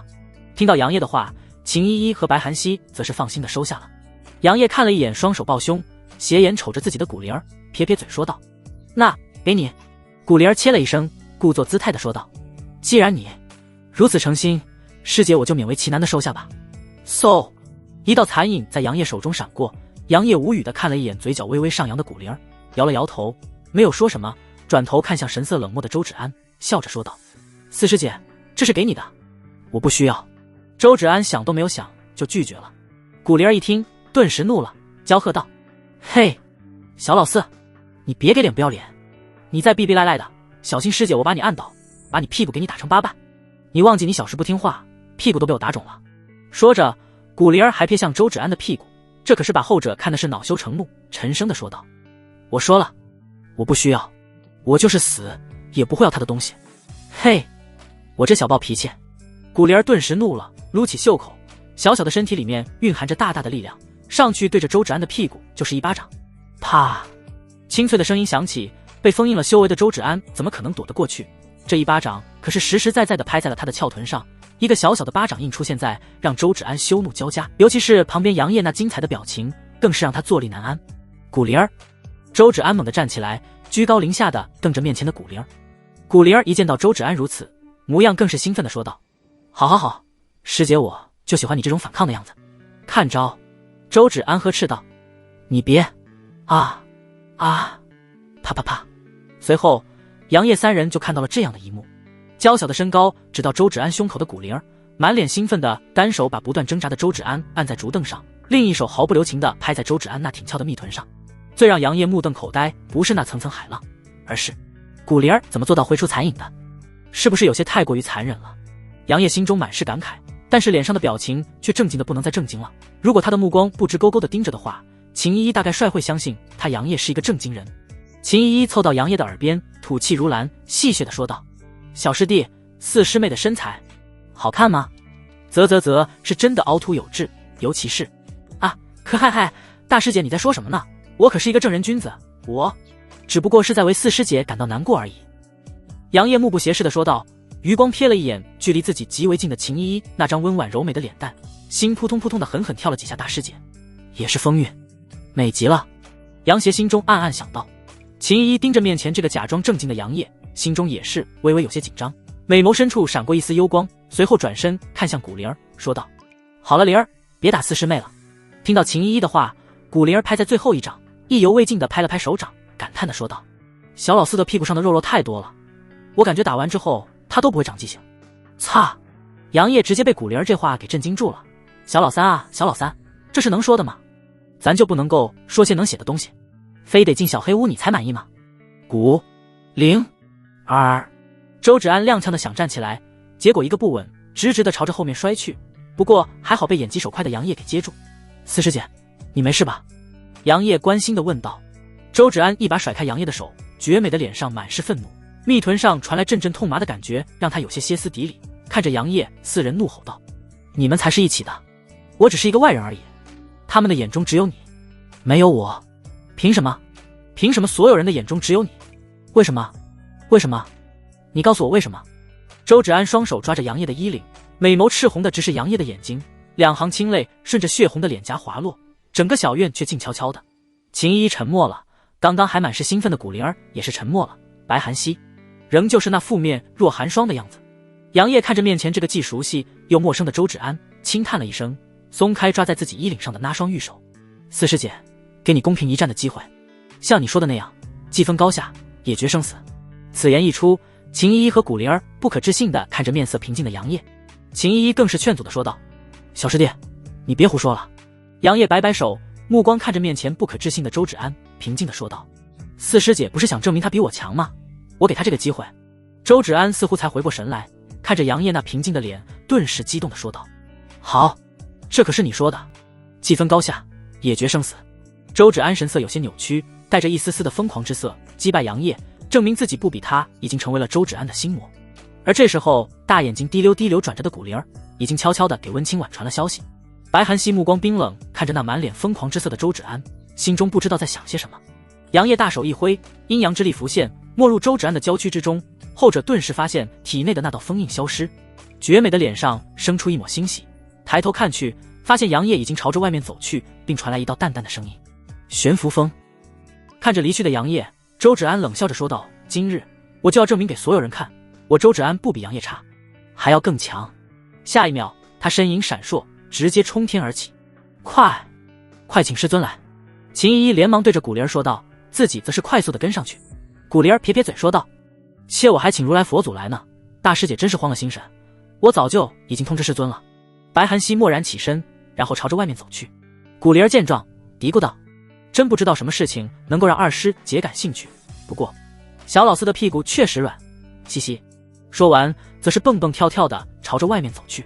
与此同时，也不知道是哪个神通广大的人，嘴巴不严的小家伙，把杨业和周芷安要切磋的事情传了出去，以至于整个清玄宗的弟子，甚至是一些闲得无事的长老，都跑去悬浮峰了。悬浮峰顾名思义，是一座悬浮在清玄宗的一座大型山峰，但却被清玄宗的老祖给改造成了一座弟子间切磋的地方。此时的悬浮峰上，杨业已经负手而立，静静地看着山峰之外，那云雾笼罩，灵气氤氲的清玄宗各峰，眸子古井无波，不知道在想些什么。咻咻咻，一袭紫色衣裙的周芷安从天而落，满脸杀意地看向杨业，朱唇轻启，冰冷地说道：“放心吧，小师弟，我会为你收尸的，你不必。”四师姐，多年不见，为何废话如此之多？杨业淡淡地看着神色一正的周芷安。周芷安顿时怒了，手中剑指杨业，娇喝道：“杨业！”杨业摇了摇头，随后双眸中闪过一抹紫黑色的光泽，重瞳浮现，符文密布，衣袍无风而动，一身气息瞬间爆发，银发飞舞。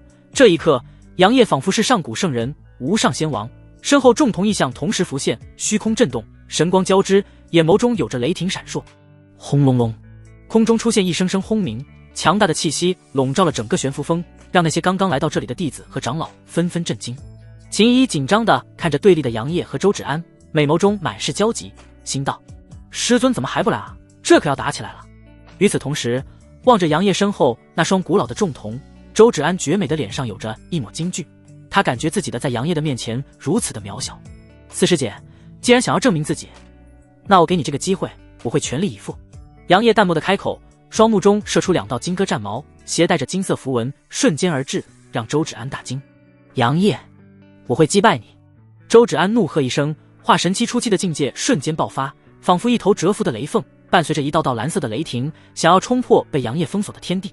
雷鸣剑斩，只见一道缠绕着无尽雷霆的剑气划过长空，与2杆金戈战矛相撞，神光崩现，雷霆肆虐。杨业大手一挥，一只巨大的银色手掌从虚空中飞出，化作了一座五指山，朝着浑身缠绕着雷霆的周芷安落去。周芷安见到杨业如此轻描淡写，顿时怒不可遏，大喊道：“你少瞧不起人了！”雷兽！轰轰轰！一只只由蓝色雷霆凝聚的妖兽出现，嘶吼间朝着那巨大的银色手掌扑去，并且还有着数十只雷兽扑向杨业。杨业重瞳中金光乍现，左眼射出一道毁灭乌光，虚空震动，瞬间射穿了那数十只雷兽，直奔周芷安而去。该死的，为什么他这么的强？周芷安见到自己的雷兽轻松被杨业击破，丹田中的雷灵根迸发出一道紫色的雷霆，伴随着他一剑斩出。紫霄斩！紫霄雷霆轰然斩出，化作一道剑气，直直地斩在那道毁灭乌光之上。轰隆隆，强大的力量让周围的空间出现一道道裂痕，犹如镜子一样碎裂开来。呼呼呼，杨业的身影动了，带起了阵阵凛冽的罡风，直袭周芷安。周芷安感受到危机，连忙朝着前方斩出数道雷霆剑斩，可是却被杨业轻松躲过去。只听杨业清冷的声音在周芷安的耳边响起：“大雷音术！”滋了，周芷安美眸中瞳孔紧缩，杨业浑身缠绕着金色雷霆，这些雷霆犹如火焰一样在燃烧着周围的虚空。金色雷霆化作一道拳印，伴随着杨业一拳轰出，速度极快，毫不留情地落在没有反应过来的周芷安的娇躯上。噗嗤，大口鲜血喷出，周芷安犹如炮弹一样被狠狠地轰在悬浮峰上。嘶！杨业师兄，这是完全没有留手啊！狗蛋看着被砸进入地面的周芷安，不由得吃惊地说道。黎若愚则是神色凝重，看着疾驰而下的样子，说道：“杨师兄应该是有自己的打算。”其余的弟子和长老也是被杨业这样的打法给吓到了。难道这对师姐师弟真的要打生打死？杨业没有给周芷安反抗的机会，压着周芷安不断的输出。高空之上，温清婉俯视着下方的战斗，脸上闪过一抹落复杂，但紧接着自语道：“叶儿做的是对的，只有这样，芷安才能够明白。”一缕清风拂过，温清婉的身影也是消失不见。第72章输了，突破，连面来。输了，周芷安输了，输得很惨，浑身的骨头被杨业打碎了，整个人犹如一只凄惨的野狗，浑身是血的躺在地上，美眸似乎失去了神采。周芷安苍白布满污血的俏脸贴在冰冷的地面上，失去血色的嘴唇轻微的颤抖着，喃喃自语道：“输了，我输了。两行清泪落下，使得双目有些模糊。紧接着他感觉身体一轻，然后进入了一个温暖的怀抱，神色无动于衷，美眸中除却泪水，没有丝毫的波动，嘴里仍旧是念着我输了的话。杨业抱着周芷安，神色平静，朝着清玄峰飞去。秦依依看着这一幕，低声说道：何苦啊，芷安。古灵儿则是轻哼了一声，不满地说道：这都是小老四自己做的。白寒溪看着离去的杨业，随后直接转身离开。清玄众人也没有过多的议论，而是默默地四散离去。这件事情没什么可讨论的，他们明白了，这是清玄宗的两大天才之间的争斗而已。师尊，混元阵戒顶你拿着，一定要小心。清玄宗后山，一座云雾笼罩的山巅，杨业神色凝重地看着面前的温清婉，眼眸中满是担忧。除却杨业，还有着秦依依三人以及清玄宗的大长老等人，他们的脸上带着激动和忐忑，看向温清婉的目光中满是期待。没错，温清婉准备突破了。清玄宗已经许多年没有人突破合体期了，不，应该是说整个苍兰界都无数年没有合体期出现了。温清婉白皙清冷的脸上浮现一抹笑容，然后点点头说道：放心吧，师尊知道。随后他冲秦依依等人还有大长老张景他们点点头，身影一闪，直接冲进了前方的群山之中。突破合体期会降下恐怖雷罚，温清婉自然不会在清玄宗内去突破。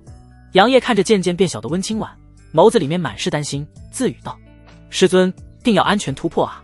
随着时间的流逝，盘坐于虚空中的温清婉猛然睁开眼睛，射出一道金光，娇喝道：破！轰隆隆，一股远超越炼虚境的气息冲入云霄，周围的群山震动，滋啦滋啦，天空中出现生出一缕缕紫色的雷霆。大长老张景神色凝重地说道：雷劫要来了。下一秒，天空中出现一道巨大的漩涡，乌云密布，雷霆肆虐，猛然朝着立于虚空的温清婉落下一道水桶粗的紫色雷霆。紫霄神雷！二长老震惊地望着那道疾驰而下的紫色雷霆，其余人也是震惊不已。杨业双眼微眯，虽然距离很远，不过他还是感受到了这紫霄神雷不是之前周芷安施展出的紫色雷霆能够相提并论的。轰隆隆，面对那来势汹汹的紫霄神雷，温清婉丝毫不惧，丹田中涌现一股太阴之力，悍然斩出一道月色剑芒。砰！那道紫霄神雷瞬间被击碎，不过上空的那道雷霆交织，不断涌现的漩涡再次落下数道紫霄神雷。温清婉轻喝一声，直接杀了上去。一时间，上方的漩涡似乎被激怒了，不断的降下雷霆，紫霄神雷、冰息神雷，还有恐怖的惊艳焚天雷。漫天的雷霆仿佛是一场倾盆大雨，来得异常的凶猛，看得杨业等人也是心惊胆战。不过温清婉的气息却在不断的提升着，身上的战意也越发的恐怖。杀！3天后，浑身沐浴鲜血，神色疲惫，但是目光却已经坚定的温清婉仰头看着那似乎渐渐消散的漩涡，噙着鲜血的嘴角勾起一抹弧度。混元阵戒顶悬浮在他的头顶，垂落一道道金色涟漪，顶身上刀纹闪烁，神雷交织，犹如山川一样镇压着此方天地轰。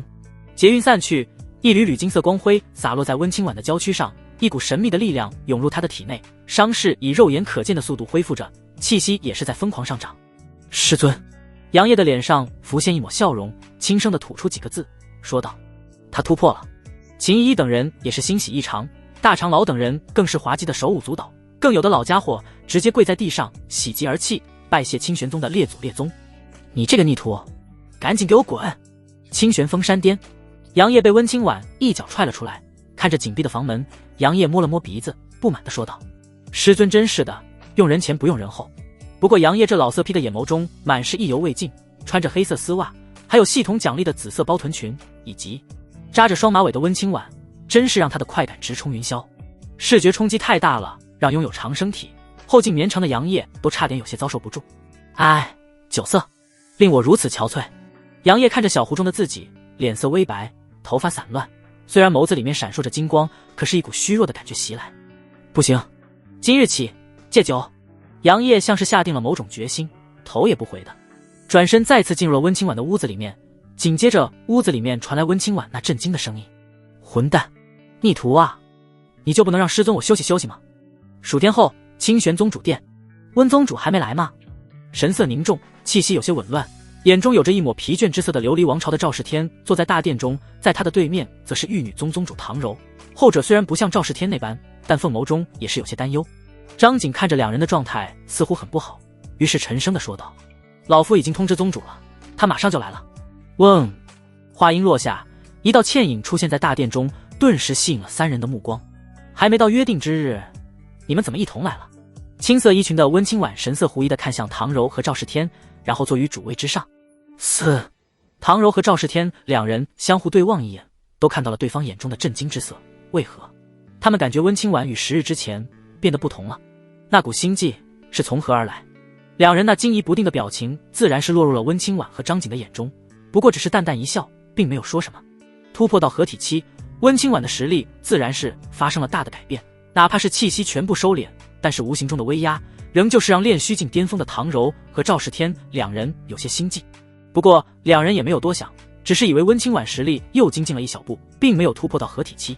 再加上这段时间玉女宗和琉璃王朝的日子可不好过。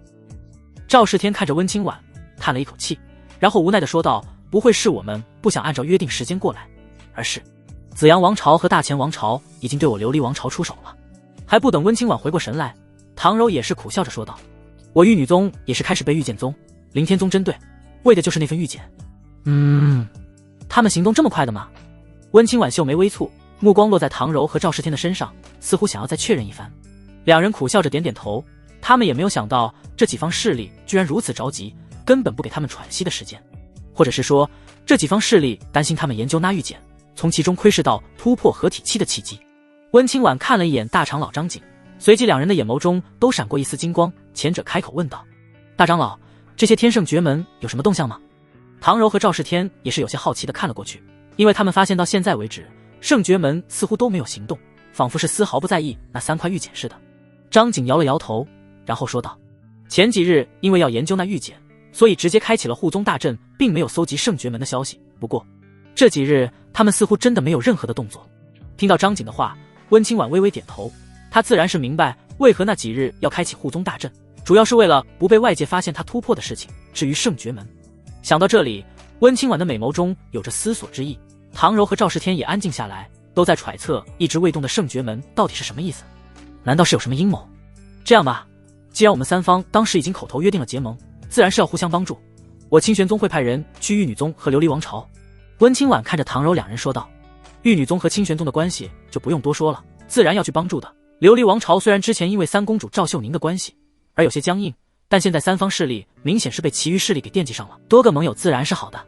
毕竟如果琉璃王朝被灭了，紫阳王朝和大前王朝得到那块玉简之后，定然也会对清玄宗手中的玉简而生出贪婪之心。唇亡齿寒的道理，温清婉自然是懂得的。如此最好不过了。赵世天有些疲惫的脸上露出一抹笑容，深深地松了一口气。这些天他们琉璃王朝的情况可不是太好，整个国家的边防硬生生被大前和紫阳给打退了数千里，国土面积缩小了许多。像是琉璃王朝这样的国家，自然不单单只有修士，大部分还是普通老百姓，军队中修仙强者也是很少的。尤其是那些普通士兵，拥有炼气的境界已经可以说是精兵了，而将军的境界才会更高一些。真正强大的还是王朝的皇族和那些世家。但琉璃王朝同时面对2个王朝的军队，压力自然是非常大的。目前双方都在克制，没有出动世家和皇族的力量。其实主要是琉璃王朝还不想达到那个地步，如果那样的话，只有一个结果，琉璃王朝被灭国。至于玉女宗，同样是被凌天宗和御剑宗压迫得非常难受，开始不断的侵占玉女宗的产业，尤其是那些灵矿，那可都是能够产出大量灵石的灵矿。随后三人约定了一下，清玄宗会派出4尊炼虚境的战斗长老以及50尊化神期的修士，分别去往玉女宗和琉璃王朝。战斗长老是清玄宗专门与敌对势力厮杀的一个职位，非是天赋绝佳之人根本担任不来，平日里倒是没有什么事情，只需要应对特殊情况就可以，轻易不会出动。其他的势力自然也有，只不过叫法不同，并且没有清玄宗多而已。唐柔和赵世天自然是欣喜，然后约定好之后就匆匆离开了清玄宗。他们可不敢耽搁太久，怕被那几方势力趁机大肆进攻。宗主，如果派出4尊炼虚境的战斗长老的话，咱们清玄宗也是会有些虚弱的。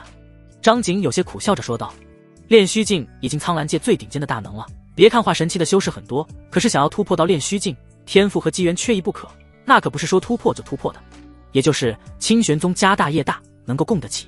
当然苍蓝界还有一个底蕴深厚的势力，就是圣绝门了。而哪怕是已经是5宗魁首的清玄宗，一次性的出动4尊炼虚境，也会让宗门防御力大大减少的。如果这时候圣绝门来袭，单单凭借护宗大阵以及所剩的几尊炼虚境长老，很难是守住的。温清婉自然是明白张景的担忧，他的美眸中闪过一丝冷光，对着张景说道：“大长老的意思我明白，不过就是担心圣爵门偷袭罢了。”张景点点头，他就是担心那阴险的圣爵门会趁虚而入。无事，有本座坐镇清玄宗，自然无惧圣爵门来袭。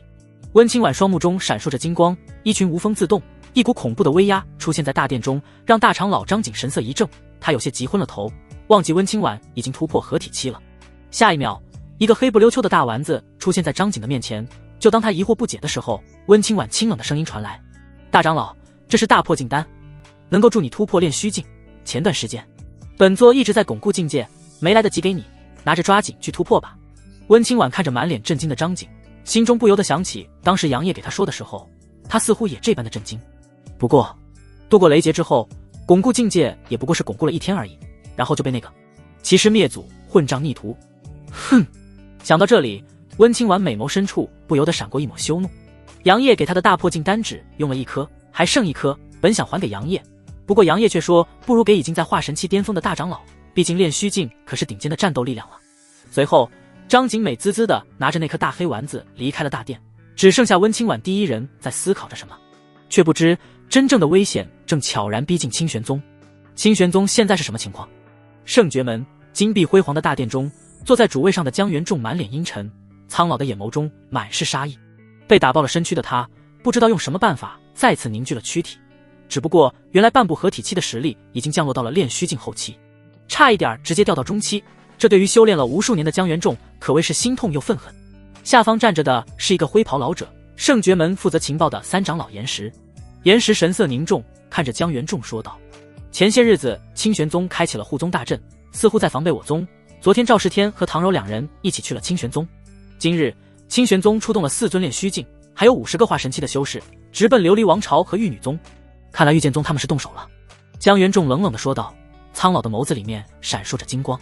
岩石凝声说道：“大成期的传承玉简，他们不可能不动心，再加上积怨已久，清玄宗势大也不是1天2天了，这传承玉简成为了导火索。”听到岩石的话，江元仲微微点头，然后沉声地说道：“天元界那边怎么说？”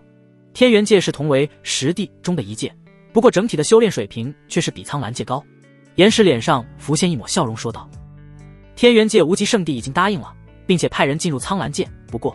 说到这里，岩石微微一顿，然后有些担忧地说道：“如果无极圣地进入苍蓝界的话，我宗以后可要以其马首是瞻了。”“哼，那又如何？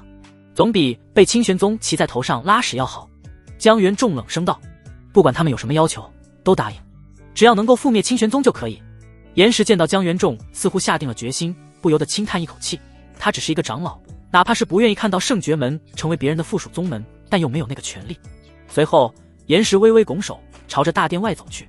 江元仲目光闪烁，冰冷地说道：“清玄宗，这次定要把连根拔起，鸡犬不留。”“师尊，我觉得咱们应该主动出击。”清玄峰山巅小院中，杨业看着面无表情的温清婉，脸上有些不好意思，因为他刚刚不单单是欺师灭祖，还教了一下温清婉怎么消，所以温清婉现在心情很不美丽。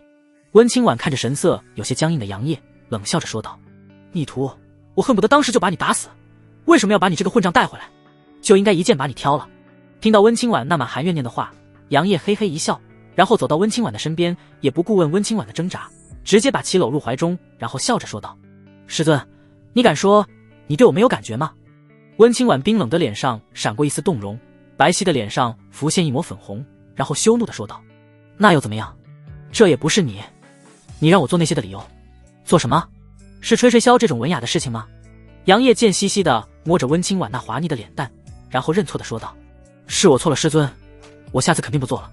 我肯定没法做啊，都是你在做。”不过温清婉显然是没有想到杨业在和他玩文字游戏，于是冷哼了一声说道：“逆徒，说说刚刚是什么意思吧？”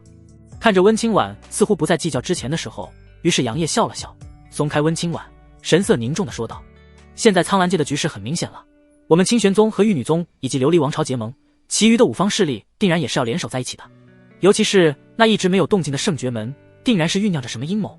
我们应该主动出击，以雷霆之势灭了大前王朝这些势力，然后再去对付圣爵门。”杨业满含杀意地说道。目前温清婉已经成为了合体期的强者，这一点其余的势力并不知道，自然是应该率先出手，直接镇杀像是大前王朝这般已经是死敌的势力。哪怕是他们同样拥有类似清玄宗沉睡在禁地的合体期强者，但那几乎都是血气枯败的老东西，哪怕是极尽升华，也不可能是温清婉这个刚刚晋升合体期的对手。况且温清婉还觉醒了太阴之体，这种在诸天万界都是顶级的强大体质，越阶战斗自然不是什么事情，所以杨业才让温清婉主动出击，这样总好过被动挨打吧。听到杨业的话，温清婉若有所思，他之前也是担心圣爵门有什么阴谋，所以才做镇清玄宗，没有去帮助玉女宗。此事倒不是不行。温清婉略微思索，随后开口道，不过就怕我离去的时候圣爵门来偷袭我宗，而且我要是动手的话，定然是会被其余的宗门所察觉，到时候可达不到突袭的效果了。杨业听到温清婉的话，眉头微皱，因为后者说的对，如果凌天宗这样的宗门有所准备，再加上沉睡的合体期老东西，温清婉想要轻易的镇杀整个宗门也不是那么容易的。千万不要小看一个传承了许多年的宗门，其中定然是有强大的底牌的。杨业也有些无奈，他现在的境界太低了，连化神期都不是，炼虚境之上的战斗他根本插不了手。不行啊，得想办法多击溃那些气运之子才行，这样才能够暴击出好东西来。杨业心中思索，有些急切。圣爵门绝对是酝酿着什么阴谋，杨邪心中有预感，如果不先解决那些凌天宗这些势力，到时候被动的就是清玄宗了。师尊，你可以隐藏身份去偷袭大前王朝，直接抄他老家。杨业沉声说道。不管怎样，先把大前这个已经是死敌的势力灭了，无论后面事情发展会变成什么样子，总要先拉一个垫背的。看着杀气凛然的杨业，温清婉只是稍稍的想了一下，随即站起身来，冷声的说道，可以，反正都是死敌了，本座就先去把大前王朝灭了。话音落下，杨业也是把混元镇界鼎再次拿出来，递给了温清婉，郑重的说道，无论结果如何，师尊的安全第一。温清婉白了一眼杨业，也没有矫情，直接收起了混元镇界鼎，一飞冲天。他本就是雷厉风行的人，既然已经想好了，那就直接去做。杨业看着离去的温清婉，也朝着自己的小院飞去。苍蓝秘境中他可是没少杀人，其中可是奖励了大量的修炼资源，虽然不是很高级，但是架不住量多啊。这次闭关定要突破化神期。对了，系统出来。叮，亲爱的宿主，请问是有什么事情吗？听到系统的话，杨业眼眸中闪过一丝金光，他想到了一个能够卡 BOSS 获得更多暴击的办法。是不是只要我在这个人咽气之前把他击杀了，我就能够获得奖励并触发暴击？杨业问道。理论上是这样的，奖励和暴击是与击杀击溃的对象的修为气运所挂钩的。那也就是说，我击杀的人修为越强，奖励和暴击就越大，对否？杨邪心中有些小小的激动，但他还是努力压着，沉声的问道。不过系统并没有快速的回应，而是过了10几个呼吸之后才回应道，叮，没错的，只要是宿主击杀的人都能够得到奖励和暴击。系统不知道为什么总感觉哪里有些不对劲，可是却说不上来。这一界怎么还有些冷呢？我勒个豆，稳了。杨业脸上满是激动的样子，连忙拿出传音室，对着里面说道，师尊，遇到合体期的老家伙，留他们一命，给我带回来，我有大用。练虚境的也行，尽量留活口。没错，杨业打算卡 bug 了。不会卡系统 bug 的穿越者不是优秀的穿越者，没看俺们飞车最大的娱乐不是，是实力主播博哥天天在那里卡山雪游龙那张地图的 bug 吗？什么？你说丢穿越者的脸？来，咱俩换着位置，你看看你卡不卡就完了。妈的，能够快速提升实力还要什么脸面？我杨业真的不信面前直逼彦祖的读者老爷们会傻了吧唧的放弃这么好的提升实力的机会而不去用。真穿越那天别说什么道德良心了，只要我没有良心没有道德，就没有能够绑架我。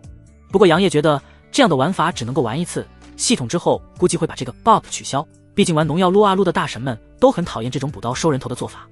不过你打我仨上饺子。想到这里，杨业就美滋滋地走进了自己的小院，迎面走来了披着轻纱裸露着雪白大长腿的苏小月。看到杨业似乎很开心的样子，苏小月不由得好奇地问道，夫君，发生了什么让你这么开心？嘿嘿，当然是看到你了。杨业直接来了一个渣男语录，一把抱起苏小月，然后大步流星地朝着屋子内走去。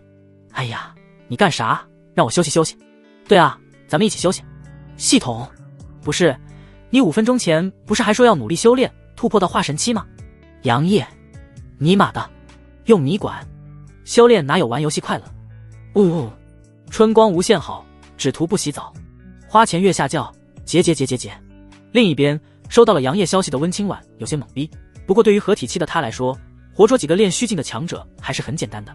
就是，如果碰到合体期的老不死的，想要活捉的话，还是有些难度的。这混蛋逆徒也不知道要干什么，算了，还是尽量给他捉几个回去吧。正在空间中快速穿越的温清婉摇了摇头，随后简单的回复了一个好字，身影闪烁，消失在虚空中。大前王朝，皇主，微臣觉得应该快刀斩乱麻，联合紫阳王朝，出动所有的强者，以极短的时间灭掉琉璃王朝。乾元殿中，面色威严的李彦龙一身黑金色龙袍，坐于皇位之上，龙气环绕，威风凛凛。下方一个的首辅大臣杜如杰一脸凝重地看着李彦龙，他再次郑重地说道：“如若不然，恐事情有变啊！而且清玄宗已经出手了，我们不能再等下去了。”杜如杰神色坚定，其余的大臣和将军也是连声喝道：“请皇主下旨，立刻出动所有强者，覆灭琉璃王朝。”李彦龙看着满朝大臣，全都一个意思。微臣的眼眸中闪烁光泽，随即张嘴说道：“既然众卿家都觉得如此，那就下旨吧，我会请老祖奔赴琉璃王朝。”杜如杰等人顿时大喜，连忙喝道：“皇主英明！”李彦龙威严的脸上浮现一抹笑容，然而这股笑容还没有扩散，乾元殿外突然传来一声巨响，轰！怎么回事？护国大阵破了！杜如杰等人顿时面色大惊，李彦龙面色更是瞬间阴沉如水，目光死死地盯着乾元殿外的那道身影，怒喝道：“温清婉！”哗！杜如杰等人猛然回头，神色惊恐地看着那缓缓走进来的青色身影。来人正是温清婉，他并没有隐藏身份，毕竟到时候肯定要动用混元阵界顶，隐不隐藏都无所谓。只见温清婉手持长剑，绝美冷傲的脸上浮现阵阵杀机，美眸直视上方的李彦龙，冰冷地说道：“今日大乾灭国！”刷刷刷！乾元殿外有着一道道身穿盔甲、手持长矛的身影跑进来，死死地盯着温清婉。李彦龙看着浑身笼罩着杀意的温清婉，怒声道：“温清婉，你真的要与我大乾不死不休吗？”杜如杰等大臣也是神色冰冷地看着温清婉。能够站在乾元殿的大臣，最低都有着化神期的修为，首辅大臣杜如杰更是有着炼虚境初期的实力，和大乾的大将军同样为炼虚境初期。温清婉虽然境界是炼虚境巅峰，甚至是达到了半步合体期的地步，可这里是大乾的中心，大乾王朝可是有着一尊沉睡的合体期老祖呢。温清婉的脸色冰冷至极，仿佛千年寒冰一般，没有丝毫的表情。他的目光如同寒星，紧紧地盯着上方的李彦龙，没有再多说一句废话。只见他手中的长剑猛然一挥，一道青色的剑芒如闪电般疾驰而出，直直地朝着李彦龙斩去。这道剑芒看似普通，但其中蕴含的力量却是极其恐怖的。剑芒所过之处，空气都被撕裂，发出阵阵刺耳的破空声。刚刚还在愤怒咆哮的李彦龙等人见到这道剑芒，顿时脸色大变，满脸都是惊愕之色。合体期！李彦龙失声惊叫，声音中充满了难以置信的恐惧。然而他的惊叫并没有阻止剑芒的前进，只听一声惊天动地的巨响，犹如一颗陨星坠落，那道青色剑芒狠狠地撞击在乾元殿上。刹那间，整个乾元殿都剧烈地颤抖起来，仿佛要被这股强大的力量撕裂。紧接着，只听砰的一声巨响，乾元殿像是被一颗炸弹击中一般，猛然爆炸开来。强大的冲击力如同狂风暴雨一般席卷而来，瞬间将化神期的大臣们淹没。这些大臣们甚至来不及发出一声惨叫，就被这股恐怖的力量直接撕成了碎片，化成了渣渣。而乾元殿这座由玄铁打造而成的宫殿，也在这股巨大的力量冲击下轰然倒塌，化为一片废墟。在这惊心动魄的一幕中，三道身影狼狈不堪地从废墟中冲了出来，正是李彦龙和杜如杰以及大乾大将军。他们的身上都沾满了灰尘和碎石，鲜血淋漓，显得十分狼狈。李彦龙更是惊恐地喊道：“快去请老祖！何人再无大乾作乱？”苍老的声音从大乾禁地中传出。浑身浴血的李彦龙三人顿时大喜，连忙喊道：“老祖，救我！”噗嗤，一道青光闪过，李彦龙三人的身体顿时一僵，三颗脑袋齐刷刷的飞起，面上还保持着惊恐的表情。温清婉身影如仙，手持长剑悬立于空中，淡漠地看着那从大前进的快速掠出的恐怖的身影。混账！清玄宗！只见那道身影飞到空中，一身杀机迸发，苍老枯白的脸上满是怒火和杀意，合体期的气息爆发，让周围的虚空微微塌陷。温清婉没有太多的废话，轻喝一声，直接祭出了混元阵界顶，携带着无边的杀机，朝着那满脸惊怒的老者震杀而去。该死的！大乾老祖甚至是都没有知道缘由，就被动的和温清婉厮杀起来。大乾老祖，妈的，死也得让老祖我做个明白鬼啊！温清婉，哎呀，忘记留下他们性命了。叶儿不会怪我的吧？轰隆隆，罡风肆虐，灵力暴动，整个大前皇宫被两人恐怖的气浪所冲击，变成了一片废墟。皇宫中无数的人都被两人战斗所产生的冲击所震杀而死。清玄宗一座小院之中，杨业双目紧闭，周围的灵气凝聚成雾，整个院落都被浓郁至极的灵气所笼罩。上空则是有着一道幻影如仙的身影静静悬浮，身后是无尽的星辰大海，无数的星辰幻明幻灭。黑色和白色灵力从杨业的胸口涌出，一股强大的气息瞬间迸发，周围的那些灵气疯狂地涌入他的身体，一黑一白两道灵力在头顶上方形成一个阴阳图，转动间仿佛蕴含着天地至理，大道本质。破！杨业双眸猛然睁开，眼眸开合间有着一缕雷霆闪过，他的体内发出阵阵雷鸣声，识海中的元婴则是在不断的壮大。元婴后期，元婴巅峰。这还没有结束，只见他的手中出现一颗乌漆麻黑的药丸，一口吞了下去，眼眸中射出一道金光，原本有些颓势的气息再度暴涨，体内的灵气如海，在体内奔腾肆意而转。长生体也是自主的运转起来，玄色气体在杨业的经脉中不断的回转，直至流入心脏之中，疯狂的压缩那颗原本就已经很小很小的暗红色珠子。是的，那颗暗红色的珠子正是杨业的命格所在。绝命天煞孤星的命格虽然之前被长生体所镇压，几乎是影响不到杨业的寿元，可是却并没有消失，前文只是压制，并没有说过直接消失了。绝命天煞孤星，你瞧瞧这几个字，哪个不是牛逼哄哄的存在，连在一起就更加牛逼了。小母牛坐飞机，牛逼上天。命格即是命运所在，是一个人命运的显化，它本就是虚无缥缈的存在。大道中时间为尊，空间为王，造化毁灭，相生相克，而大道不出，命运第一；命运不出，因果称王。由此可见，命运并不是那般轻易就能够改变的事情，而修仙玩的就是真实。哦，不，搞错了，重来。修仙本就是逆天而行，也就是逆天改命。你原本是一介凡人，却因机缘所会踏上了修仙一途，可是得你命格不够硬，只修炼到了金丹期就嘎嘣脆了。这就是命，信命也不信命。当命运让我顺风顺水的时候，我信命；当命运让我吃尽苦恼，受尽世间险恶和磨难的时候，我就要逆天改命，对抗命运。我本赤子心，拔刀向天斩，这都是命运的安排。可是他又不可能让所有人心满意得，所以人会愤怒，会觉得不公，想要发泄，想要发怒。啊，作者发泄处，啊，读者大大发泄处。哈哈哈，夹带了一些私货。言归正传，此时的杨业已经察觉到了隐没在心脏中的那颗命格珠子，眉头不禁是一皱。他本以为这命格早已经打破，可没想到这个代表着命格的暗红色珠子仍旧是在他的心脏之中。随即他神色一狠，控制着阴阳造化经配合长生体本源去炼化那暗红珠子，甚至是他的重瞳也是分出一缕缕力量进入心脏之中。嗡嗡嗡，那颗暗红色珠子似乎感受到了危险，不断的颤抖着，暗红色的能量包裹着自己，似乎想要当缩头乌龟，任凭长生体本源、重瞳本源以及阴阳造化镜不断的冲击。5分钟、10分钟、半个小时，杨业，长生体本源，以后别叫乌龟神体了，他比我狗。重瞳本源，服了。阴阳造化经，混不吝的玩意儿。足足半个时辰，杨业都晋级化神期了，可是心脏中的那颗暗红珠子犹如一个缩头乌龟一样，释放出一缕缕暗红色能量包裹自己后，就任凭长生体本源他们不断的冲击，丝毫不动也不反击。暗红珠子，嘿嘿，你打我仨，你打我仨，反正我就是不面对你们，也不出去，你们能拿我怎样？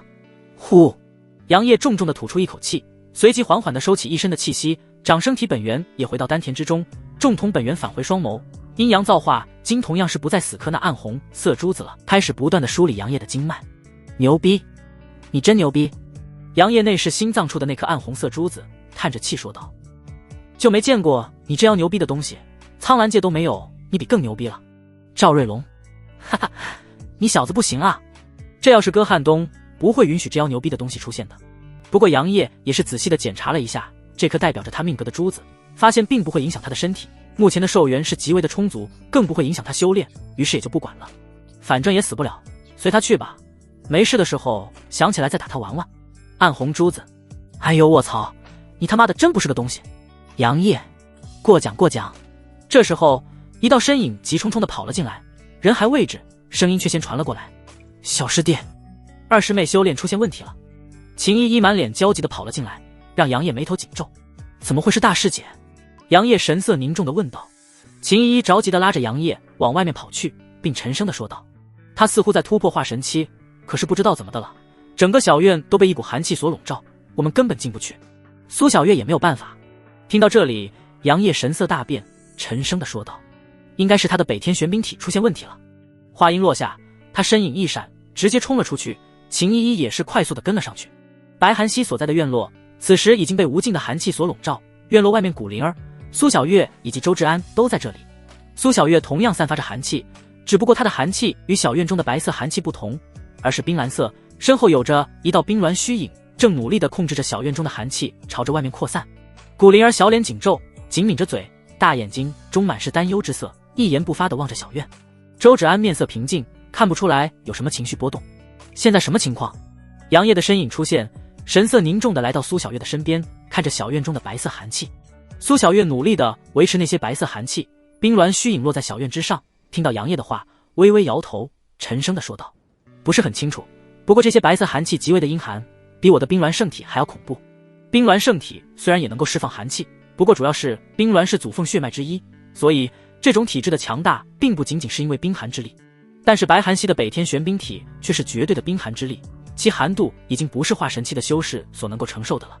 化神期初期的苏小月现在也仅仅能够维持小院中的寒气不朝外面扩散。古灵儿这时候也是极为凝重地说道：我当时想要来找二师姐的，结果就发现她屋子里面有着一道道寒气飞出，当我想进去查看情况的时候，屋里面就传出了二师姐冰冷的声音，不让我进去。之后短短数十个呼吸，我就被这股扩散的寒气逼到了小院外面。听到古灵儿的话，杨业顿时明白，应该是白寒溪一直压制北天玄冰体的寒气，日积月累下寒气已经在他的体内达到了极致，这次突破化神期应该就是一个引子。秦依依焦急地说道：怎么办？现在师尊也不在宗门，那几个战斗长老也是在闭关，化神期的境界根本进不去。杨业见状安慰地说道：别着急大师姐。然后又转头看向苏小月，沉声地说道：小月，你还能坚持住吗？苏小月面色微微有些苍白，额头上有着一层汗水，但听到杨业的话还是重重的点头说道：你放心吧夫君，我没问题。说着，小院上空的那道冰鸾虚影再次凝实许多，然后垂落出一道道冰蓝色的气体，与那些白色寒气所对抗。杨业微微点头，然后看了一眼周芷安，转头对着秦依依几人说道：我进去看看，没有我的话你们谁都不能够进去。小师弟不用担心大师姐，你们帮助小月控制小院中的寒气。杨业说完就直接走进了小院中，进入白色犹如雾气一样的寒气之中。刹那间，一股极致的阴寒之力疯狂地侵蚀他的体魄，并且还要冲进他的识海之中，冰封他的神魂。仲童，只见他的眼眸中幽光一闪，仲童浮现，左眼中流出一道道光辉，凝结在一起，化成金块，遮住了他的身体要害，竟要构建出一副绝世战衣，并且体内飞出一道阴阳图，环绕在他的周身，抵挡住了那些白色寒气。杨业仲童中符文密布，射出一道涟漪，直透层层白色寒气。下一秒，他的仲童中浮现了屋子内的情况，使得他面色大变，也不顾的周围的寒气似乎正在凝实，一个箭步直接冲了进去。砰！早已经被白色寒气冰冻的屋门直接被杨业所撞破，闪进里屋，只见双目紧闭，一身黑裙的白寒溪盘膝坐在床上，周围有着一道道白色涟漪环绕，在他周围的地面上有着一道道白色纹路，像是蜘蛛网一样缓缓地朝着外面蔓延而去。这里的寒气比之外面更加的恐怖。杨业重瞳闪烁，哪怕是环绕在他周身的阴阳图都开始被冰封了。二师姐，醒醒！杨业大声地呼喊，可是白寒溪像是睡着了一样，纹丝未动。杨业心中暗道不好，也顾不得那些寒气了，全力催动重瞳，维持着体表的铠甲，朝着白寒溪的床边走去。似乎察觉到了外来人，地面上的白色纹路找到了对象，疯狂地朝着杨业延伸而去。杨业顿时冰冷地说道：滚！化神期初期的实力再次爆发，强大的气浪瞬间冲散了那些白色纹路。杨业趁机身影一闪，来到了白寒溪的床边。可是他的身影刚到，白寒溪的娇躯上猛然爆发一股更强大的寒气，甚至是透过了杨业身上重瞳所化的铠甲，层层寒冰出现在体表。本就是银白色的头发更是被一层寒冰所覆盖，仅仅是一个呼吸间，他发现自己体内流动的血液都有些缓慢。长生体本源爆发，一缕缕强大的生机从丹田中流出，快速地涌向全身，化解了险些被冰封的血液。杨业深呼一口气，然后看向床上双目紧闭的白寒溪，发现他眉头紧皱，脸上有着一抹痛苦之色，眉心处还有着一道闪烁着的银白色印记。二师姐，二师姐醒醒！我是杨业啊，你的小师弟。杨业伸向白寒溪，想要阻止他体内北天玄冰体的本源，然而刚刚接触到他的手臂，一股恐怖的寒气直冲他的体内，瞬间冰封了他的右臂。面色大变，杨业连忙快速催动长生体本源，阻止了这些白色寒气，但是他的手臂彻底被冰封了。靠！这北天玄冰体这般恐怖的吗？杨邪心中忍不住纳闷。但这时候，一道冰寒且低沉的声音响起：“是小师弟吗？”二师姐。杨业惊喜地看着美眸微微睁开的白寒溪，连忙说道：“你现在体内的情况怎么样？能不能压制住他了？”听到杨业的话，白寒溪美眸中闪过一丝痛苦，然后虚弱地说道：“出去。”声音很虚弱，但是杨业却仍旧是能够感受到其中的寒气。倒也不是说感受到，而是看到。就刚刚白寒溪张嘴的刹那间，一缕缕白色寒气从他嘴里飞出，居然让周围的空间都被冰封了。杨业看着白寒溪脸上的痛苦之色，不由得心中一痛。白寒溪虽然平日里面谁都不关心的样子，不是他不想，而是他的北天玄冰体时时刻刻在折磨着他。每一次突破，体内的寒气就会加重，阴寒的本源之力不断的侵蚀着他的经脉和血液，甚至是五脏六腑。普通的灵药已经压制不住他体内的寒气，再加上他这次想要突破化神期，直接让这座冰火山爆发。杨业沉声地说道：“二师姐，你现在还能够运转功法吗？”白寒溪的眉心处的那枚银白色纹路闪烁着寒光，他没有回应杨业的话，而是努力压制体内的寒气，然后冷冷说道：“出去。”刚说完，他那犹如冰玉般光滑的脸上再次出现痛苦的表情，死死地咬着牙，本就是淡蓝色的美眸中浮现一层白色寒气，整个人周围更是自爱催扩散一层层白色涟漪，使得杨业忍不住打了一个冷战。周围的空间已经被冰封，杨业没有回应白寒气，而是神色一狠，同时疯狂地催动阴阳造化经，调动体内的长生体，一缕缕玄色力量在丹田中爆发，直接把其右臂中的寒气轰了出去。一黑一白两道灵力从杨业的双手中涌出，抱元归一，一幅阴阳图出现在他的身前，紧接着他低喝一声，双手结印，阴阳图朝着床上的白寒溪落去。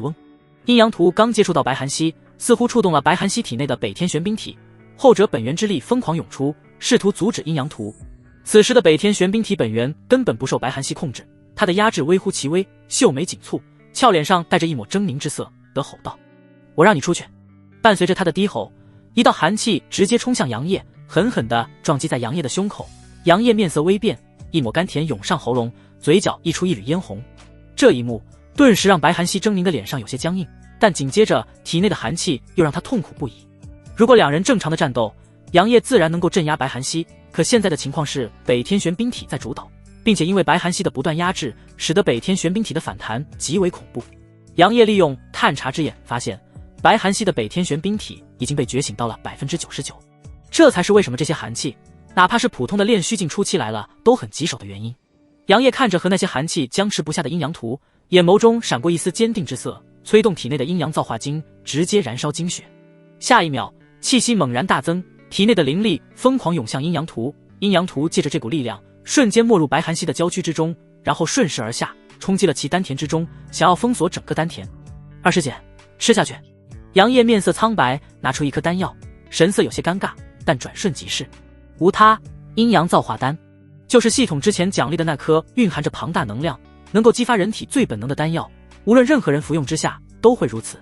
其中这颗丹药拥有着阴阳之力，能够调和白寒溪体内的寒气，虽然有些不是特别的对口，但绝对有效果。白寒溪此时已经连张嘴都张不了了，美眸中全部被白色寒气所占据，仿佛变成了一个冰美人一样。而且阴阳图居然没有把北天玄冰体的本源之力完全封印住，甚至是有冲破前者的趋势。杨业见状，只能够是从极缓暗道一声得罪了，双手上缠绕着一黑一白的能量，右手掐住白寒溪的下巴，左手把丹药放入白寒溪的口中。你倒是咽一下啊！杨业有些哭笑不得，看着卡在嘴里没能咽下去的阴阳造化丹。其实并不是白寒溪咽不下去，正常来说丹药是入口即化的，但是他体内的寒气阻止了阴阳造化丹进入他的体内。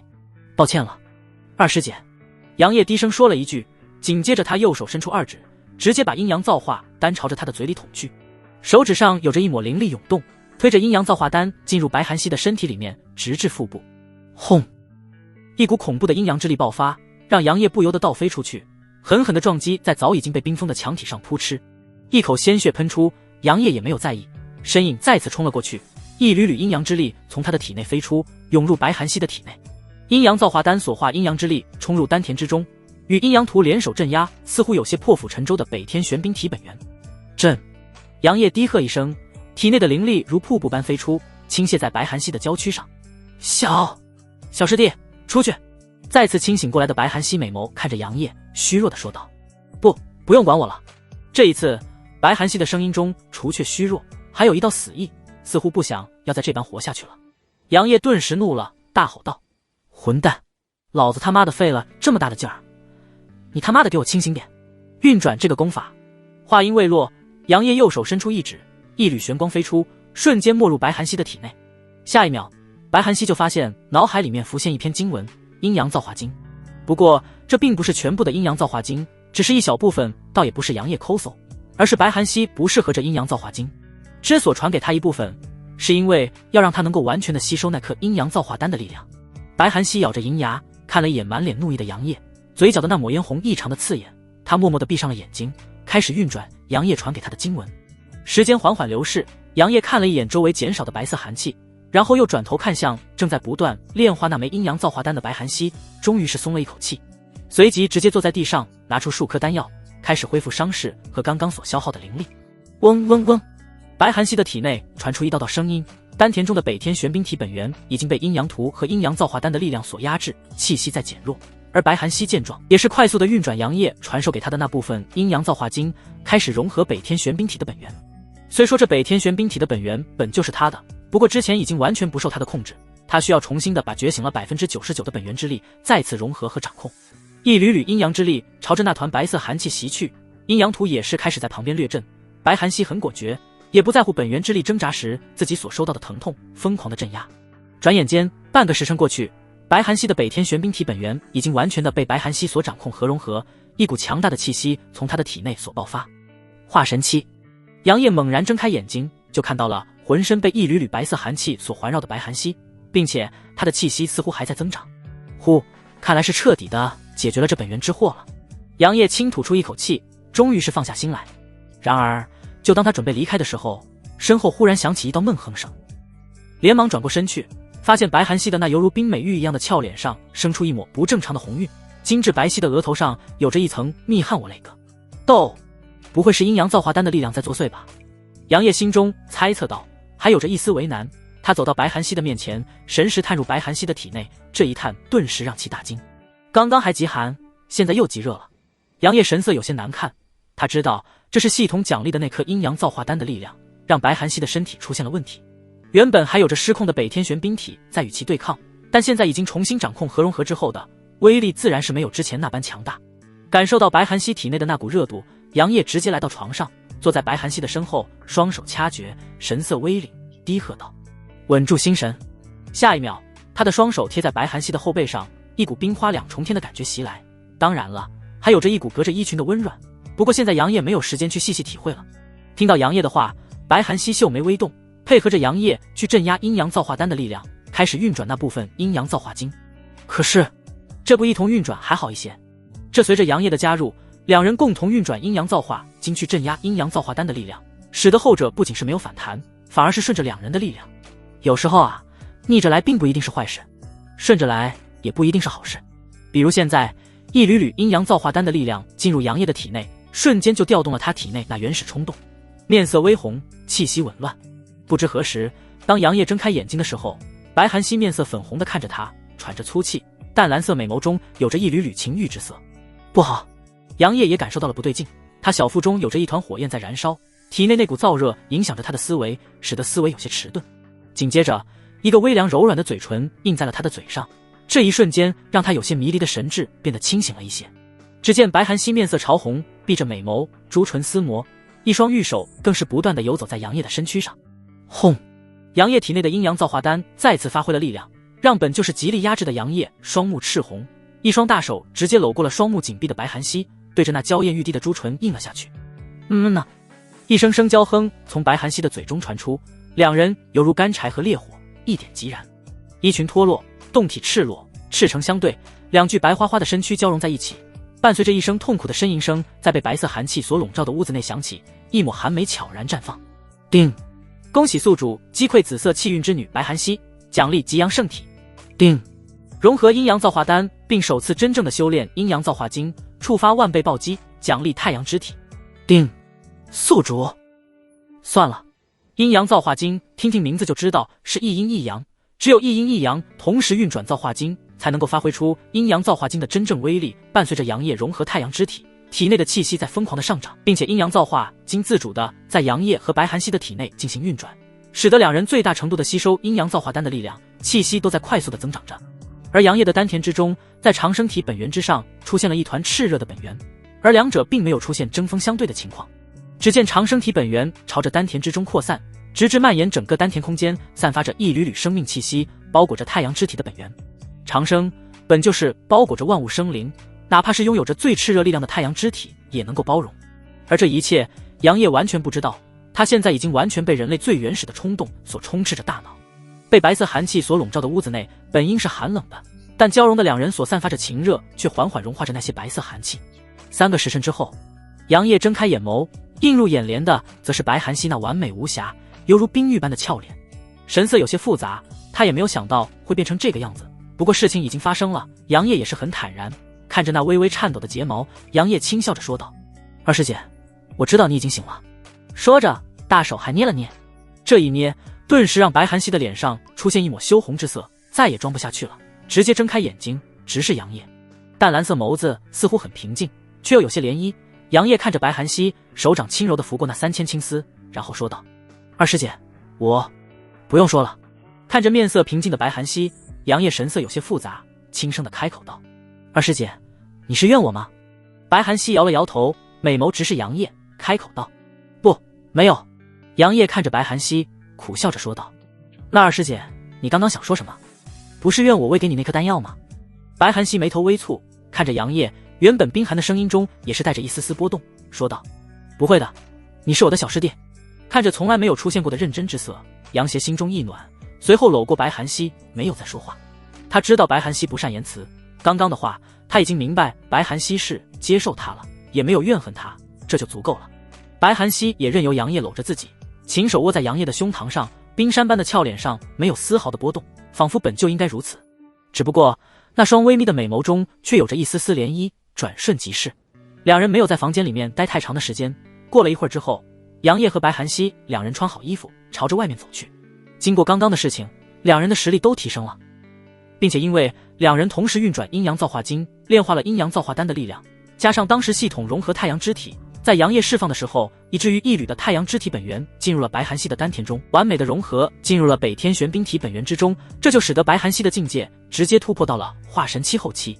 至于杨业，境界更是到达了化神期巅峰，最主要的就是融合太阳之体这种极强的特殊体质，和温清婉的太阴之体同为诸天10大体质之一。第一的体质没有丝毫争议的自然是混沌体，不过好在杨业原本的体质是被誉为乌龟神体的长生体，代表着长生，也能够包容万物，这才能够让太阳之体没有丝毫障碍的融入杨业的身体中。伴随着白寒溪和杨业走出房门，小院中的白色寒气也是在缓缓消退。小院外正在努力控制白色寒气的苏小月发现那些白色寒气在消退，不由得松了一口，然后直接收回了冰鸾虚影，脸上满是苍白之色，娇躯微微有些摇晃，显然是消耗很大。这时候秦依依则是出现在他的身边，扶住了苏小月，担心地问道：“你没事吧？”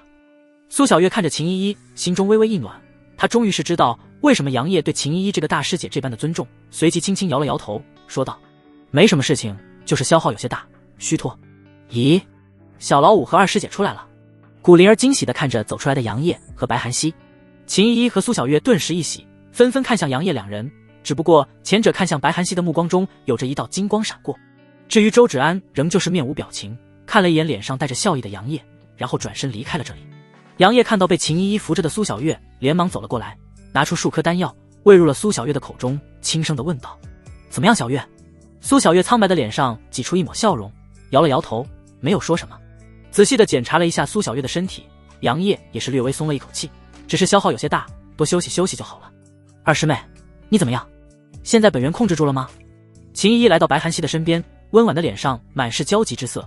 古灵儿也是收起了平日里面的古灵精怪，走到白寒溪的身边，拉着白寒溪的手问道：“二师姐。”白寒溪虽然还是那副冰冷的神色，但是这次彻底的解决了北天玄冰体的隐患，也让他不需要再时时刻刻遭受其折磨，所以他的脸上罕见的露出一丝笑容，轻声的说道：“多亏了小师弟，现在没有事情了。”说完，白寒溪看向杨业的目光中有着一道涟漪出现。这一幕古灵儿倒是没有发现，反而是没心没肺的笑了起来，身后的蝎子便一摇一摇的，煞是可爱。但是秦依依却发现了这么特殊的波动，看着白寒溪，又不知怎的想起来了之前白寒溪走出来的时候，似乎有些不对劲。美眸中瞳孔骤然一缩，但是脸上的表情却没有丝毫的变化，只不过看向杨业的目光中再次生出了一抹幽怨之色。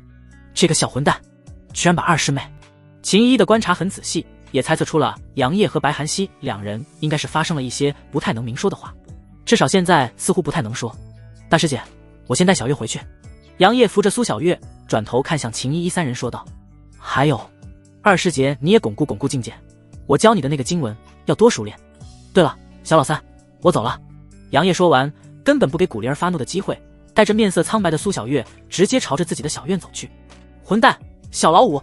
果不其然，反应过来的古灵儿顿时气得跳脚，小袖全死死地握着，可爱的脸上满是怒火，恶狠狠地瞪着杨业的背影，似乎在思索着什么时候要把杨业狠狠地教训一顿。灵儿，你先回去吧，我帮寒溪稳定一下境界。秦依依对着气愤不已的古灵儿说道：“啊，要不我也留下帮二师姐稳固境界吧。”气愤的古灵儿一听要帮白寒溪稳固境界，立刻把刚刚杨业气自己的事情扔一边去了，可爱的脸上满是认真和严肃。秦依依温婉的脸上露出一抹笑容，玉手摸了摸古灵儿的小脑袋，然后说道：“去休息吧，这里有我就好。那好吧，若需要我，给我传音啊，大师姐，还有二师姐。”古灵儿看了一眼秦依依，然后撅着小嘴转身离开了。可以不听师尊的，但是必须听大师姐的。看着离去的古灵儿，秦依依转头似笑非笑的看向神情似乎又恢复成原来那般冰冷模样的白寒溪，轻笑着说道：“寒溪，你和小师弟是不是做一些事情呢？”此言一出，白寒溪冰冷的脸上出现一抹僵硬之色，扭头看向面带笑容的秦依依：“大师姐。”与此同时，大前皇都的废墟之上，一身青色衣裙的温清婉手持长剑，头顶悬浮着散发着金色神辉的混元阵界鼎，目光冷冽地看着倒在血泊之中的大前王朝的合体七老祖。两人大战了一天一夜，尤其是最后极尽升华的大前王朝的老祖，实力极为的强大，而且他本就是合体期中期的存在，活了无数年，当状态达到巅峰之后，自然是也是很强的。要不是温清婉的实力更强，有用觉醒的太阴之体，还有极品灵宝混元阵界鼎，还真的不一定能够拿捏住他。当然，最主要的是温清婉的太阴之体并没有完全的觉醒，要是完全觉醒的太阴之体，别说是合体中期，就算是大成期的修士，温清婉不靠混元阵界鼎也能够杀伤一番。这就是拥有特殊体质所带来的强大天赋。所以这个世界就是不公平的，天赋有时候就是决定一下，拥有天赋之后再去努力，那才是事半功倍。而此时的大前老祖气若游丝，几乎是就差一口气就嗝屁了。还好，这老家伙还剩一口气。温清婉神识感知了一下血泊中的大前老祖，不由得嘀咕道：“要不然回去还不知道会被那个小混蛋怎么折磨呢。”随后，温清婉直接带着濒死的大前老祖朝着紫阳王朝的方向飞去。他觉得杨业说的很对，趁着这件事情还没有传出去，他还有时间去灭了紫阳王朝。大前王朝的皇都全都被温清婉给屠戮一遍，没有留下任何的活口。皇族、世家、大臣等等全都被灭了，连条狗都没能跑出去。温清婉不是嗜杀之人，但已经是死敌了，自然是要灭个干干净净。至于大前王朝其余的地方，那倒是不需要温清婉这尊合体期的大佬去做了，后续这些自然会由清玄宗的人去接收。因为大前王朝占地面积可是非常大的，虽然清玄宗是宗门势力，但不妨碍自己可以扶持一个势力去管理大前王朝的地域。要知道，在任何的世界，底盘越大，也就意味着所能够利用的资源更丰富。所以温清婉是不可能把这偌大的地域让给琉璃王朝，尽管两者是联盟，可是你琉璃王朝要是没有我清玄宗，现在被打到黄都的就是你们了。大前王朝距离紫阳王朝很近，温清婉仅仅是用了不到半天的时间就到了紫阳王朝的黄都。高空之上，温清婉看着下方繁荣的黄都，没有丝毫的犹豫，对着黄都猛地展出一道上百丈的青色剑芒。混账！是谁在吾紫阳王朝闹事？一道充满怒火的声音从紫阳王朝境的传出，只见一道巨大的紫金色的拳芒袭来，狠狠地撞击在那上百丈的青色剑芒之上。轰隆隆，空间破碎，无尽漆黑的虚空裸露出来，散发着冰冷的气息。嗖！一道魁梧的身影出现在高空之上，目光冰冷地看向神色淡漠的温清婉。紫阳王朝的老祖。温清婉淡淡地说道，丝毫没有把其放在眼中。魁梧大汉身穿紫金色衣袍，面色刚毅，神色冷漠地看着温清婉，质疑道：“清玄宗的人，你不是李淳刚？”温清婉听到对方话，美眸中出现一道涟漪，微微转动手中的长剑，淡漠地说道：“那是我清玄宗的老祖，覆灭你们紫阳王朝，还不需要老祖他老人家出手。”狂妄！朱九众怒喝道，但是看向温清婉的目光中有着一抹忌惮之色。幸亏因为朱洪武的原因，他提前苏醒，要不然就刚刚那道上百丈的剑芒就足以覆灭整个黄都了。咻咻咻！这时候10几道身影从紫阳皇宫中飞出来，为首者赫然是满脸威严的朱洪武。朱洪武在看到温清婉的瞬间，震惊地说道：“怎么可能？你突破到合体期了？难道是因为那份玉简？”想到这里，朱洪武的眼中除却震惊，还有着一抹不加掩饰的贪婪之色。他身后的那些人虽然同样震惊温清婉突破到合体期，但是却都是对那大成期传承玉简更加的向往。至于朱九重之所以提前苏醒，就是因为朱洪武想要快点的结束和琉璃王朝的战争，好得到那份玉简。他是谁？朱九重冷声开口问道。朱洪武立刻回答道：“清玄宗当代宗主温清婉，也是苍兰界7大美人之首。”我没问你后面那个。朱九重怒斥朱洪武，眼眸中流露出不满之色。我老朱家是一代不如一代了，都什么时候了，还想着女人？想当年祖先带领着义军铲除暴元，建立紫阳王朝，多么的威风，结果这代皇主大敌当前，居然还想着女人，再美也是红粉骷髅。朱九重狠狠地瞪了一眼有些尴尬的朱洪武，也没有再说些时，随后转头看向温清婉，沉声地说道：“李淳刚死了，就算是你死了，老祖他老人家也不会死。”温清婉面若寒霜，美眸中泛着凛冽的杀气，然后也不给朱九重说话的机会，冰冷地说道：“今日紫阳除名。”狂妄！就凭你温清婉，哪怕是你晋级了合体期又如何？朱九重还没有说话，朱洪武率先跳了出来，指着温清婉怒喝道：“温清婉，乖乖地交出那份玉简，然后成为我的妃子，你清玄宗还可以在苍兰界。”闭嘴，蠢货！朱九重真的是怒了，一声威压落在朱洪武的身上，让其冷汗直流。他老朱家怎么就有这么蠢的子孙呢？他怎么坐上皇位的？朱洪武满头大汗，他的身后那些大臣们也是惶恐不已，但看向朱洪武时候，眼眸中也是闪过一丝不满。大哥，你也不看看现在是什么情况？人家已经是合体期了，哪怕是你一直爱慕着人家温宗主，可是你一直没有打赢过啊。与此同时，本就是面若寒霜的温清婉心中的杀意已经止不住地溢了出来，猩红的杀意犹如实质般扑向对面的朱洪武等人，冰冷的声音在紫阳皇都上方回荡：“今日紫阳灭国！”轰隆隆，散发着金色神辉的混元阵界顶闪亮登场。一天后，温清婉带着半死不活的朱九重朝着清玄宗飞去，并且在他覆灭大前王朝的时候，就已经给正在琉璃王朝的2尊战斗长老传音，让其告知赵世天直接出动所有的力量，覆灭紫阳王朝和大前王朝带队的炼虚境强者，然后去接收大前。刚刚又给那2尊战斗长老传音，让其分出1人来接收紫阳王朝。2尊战斗长老，哎，这么大岁数了，还像牛马一样。与此同时，大前被灭和温清婉突破到合体期的消息也犹如长翅膀一样，迅速的在整个苍兰界扩散，所有人都震惊地望向清玄宗所在的方向。而正准备攻打玉女宗的凌天宗和御剑宗沉默了，没有直接出动所有的力量去攻打玉女宗。玉女宗所在大殿中，没想到温清婉突破了合体期，唐柔凤眸中闪烁着金光，不过她的脸上也是松了一口气，因为她知道凌天宗和御剑宗不可能真的攻打玉女宗了，至少现在不可能了。不过想到这里，唐柔的脸上生出一抹担忧之色，自语道：“这样一来的话，凌天宗和御剑宗定然会直接倒向一直没有动作的圣绝门。温清婉合体期，真是该死啊！”圣绝门，江元仲目光阴沉如水，死死地握着手中的玉简，里面是温清婉突破合体期，并且覆灭了紫阳和大前2个王朝的消息。哈哈哈哈！忽然间，江元仲笑了起来，直至后面更是仰头大笑。突破合体期又如何？只要天元界的人来了，小小的清玄宗又如何？哪怕是温清婉那个小辈突破到合体期又如何？清玄宗必亡。另一边，清玄宗也是得知了温清婉覆灭大前和紫阳王朝的消息，全宗上下惊喜不已，纷纷高贺宗主威武。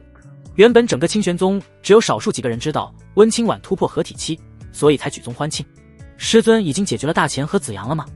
杨业有些激动地看着面带笑容的秦依依，他已经迫不及待想要看到提溜着一堆炼虚境和合体期强者的温清婉回来了。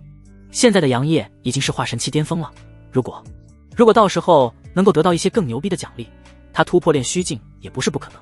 至于你说根基会不稳，那纯纯是扯淡。拥有着长生体、太阳之体以及上古重瞳，谁敢说他的个根基会不稳？长生体在战斗方面是真的一般，也就是相当于普通的特殊体质而已，只是比较好长寿而已。虽说重瞳就已经很猛了，可是谁又不希望自己能够越来越猛呢？太阳之体这般在诸天万界都是强大无比的体质，现在出现在苍蓝界绝对是降维打击。而且杨业的太阳之体可是完全觉醒的状态，不是温清婉那般才觉醒不长时间的太阴之体可以相比的。合体期杨业不敢说能够打得过，但是面对一般的炼虚境，他觉得自己还是手拿把掐的，除非是遇见气运之子级别的存在，要不然炼虚境之下就是秒杀。秦依依看着面前激动的杨业有些奇怪，毕竟已经合体期的温清婉灭掉大钱和子阳有什么奇怪的？毕竟温清婉本身就是苍蓝界的天之娇女，7大美女之首，要不是功法的原因，温清婉早就已经是合体期的强者了，甚至是达到大成期也不是不可能。不过秦依依还是笑着说道：没错的小师弟，据突破了炼虚境的大长老说，师尊很快就要回来了。杨业平复了一下有些激动的心情，然后笑着对秦依依说道：我刚当是有些激动的大师姐，对了，二师姐境界稳固的怎么样了？听到杨业的话，秦依依美眸中闪过一丝幽光，轻笑着说道：已经彻底稳固了境界，不过二师姐这次也是因祸得福了，已经突破到了化神期后期。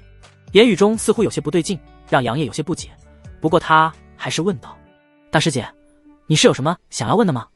此言一出，杨业忽然反应过来什么，再次看向秦依依，发现对方脸上挂着一抹似笑非笑的表情，顿时让杨业微微有些尴尬。秦依依缓缓坐下来，然后漫不经心地说道：小师弟，你就没有什么想要和大师姐说的吗？听到秦依依的话，杨业挠了挠头，然后尴尬地看着秦依依说道：那什么，大师姐你都知道了？哼，废话，你和韩熙出来的时候我觉得有些不对劲，后续你们走后，我询问韩熙的脸上竟然罕见地出现了一丝羞涩之意，如果这样我还不知道的发生了什么，那我可真的是个傻子了。秦依依没好气地说道。杨业挠了挠头，然后讨好地说道：这不是发生了一丝意外吗？而且二师姐也没有说什么，不过这件事情确实怪我，但二师姐，我不会再让她受到任何伤害了。说完，杨业神色坚定地看着秦依依，那坚定的目光让秦依依面色微正，心中不知不觉地出现一丝羡慕之情，眼底闪过一丝苦涩，随后轻叹一声，站起身来帮着杨业整理一下衣衫，然后看着杨业说道：小师弟，你定不要负了韩熙。杨业没有说话，但却重重的点点，白韩熙是他的女人，他自然不会让其受到伤害。秦依依笑着点点头，然后拍了拍杨业的手臂，转身离去。只不过不知道为什么，杨业看向秦依依的背影有些落寞。喂，夫君，人都已经走了。苏小月不知道何时出现在杨业的身边，玉手在有些发呆的杨业眼前晃了晃。啊，是吗？我刚刚有些出神了。杨业回过神来，转头看向旁边的苏小月，笑着说道：你恢复的怎样了？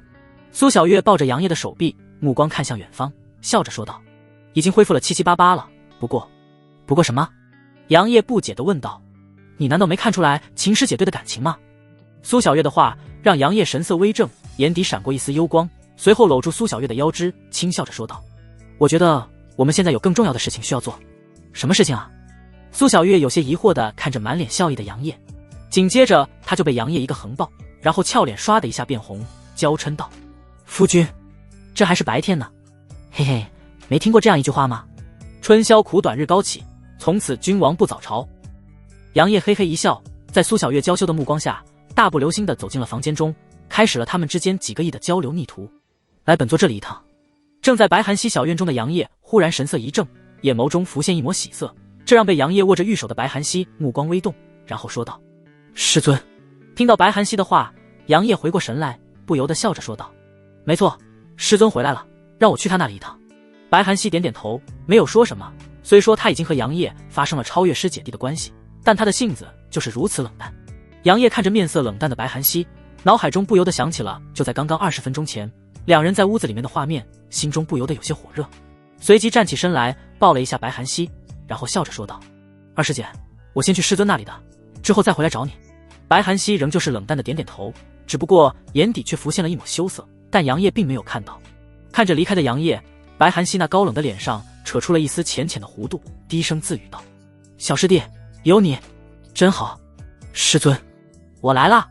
杨业的身影如风，从空中落到温清婉所在的小院之中，瞬间就看到了坐在柳树下静静地喝着茶水的温清婉。不过他刚想开口，就看到了道底上气若游丝的2道身影，眼眸中瞳孔骤然一缩，紧接着指着这2道浑身血液都粘稠干的身影说道：“师尊，这2人应该是合体期吧？”听到杨业的话，温清婉淡定地喝了一口茶水，然后淡淡地说道：“大钱和子阳的2个老祖。”轰！杨业脑海中仿佛有着一道惊雷响起，表情有些呆滞，但紧接着就狂喜，这 bug 不就来了吗？而温清婉看着满脸狂喜的杨业，秀眉却微微蹙起，美眸中有着一抹奇怪之色，心中自语道：“为什么给我一种莫名的冲动呢？好像是他的身上有着什么东西异常的吸引我。”温清婉可以肯定，之前的杨业绝对没有给他这样的感觉，可是想来想去都没有想到到底是怎么回事。难道是那男女之事？温清婉有些荒谬的想到，但又紧接着快速的否认了，暗暗的说道：“不可能的。虽然这个骑士灭祖的逆徒有那么一丢丢的吸引本座，但本座还不至于食髓知味。”心中虽然在否定，可是一想到和杨业做那档子事情，俏脸不由得有些发热，尤其是杨业让他做的一些动作，更是让他羞涩不已，同时也是暗骂杨业混蛋。与此同时，杨业走到了大钱和子阳老祖的面前，看着安静的睡着了的2人，脸上不由得浮现一抹笑容。他能够感知到这2人都是货真价实的合体期，并且生死垂危，要不是同为合体期的温清婉用混元阵界顶的力量吊住了2人的性命，估计早就已经嗝屁了。不过现在虽然没有嗝屁，但也快了嗖。极光剑浮现在杨业的手中，体内灵气激荡，快速的涌入极光剑中。他笑着俯视着地上的大钱和子阳的老祖，笑着说道：“抱歉了，谢谢你们帮我卡 bug 了。”嗡！一道青色剑气从极光剑中斩出，瞬间斩落了2人的首级，并且直接摧毁了他们的神魂。可怜2人也是合体期的存在，死前连一句狠话都没有说出来，就嗝屁了。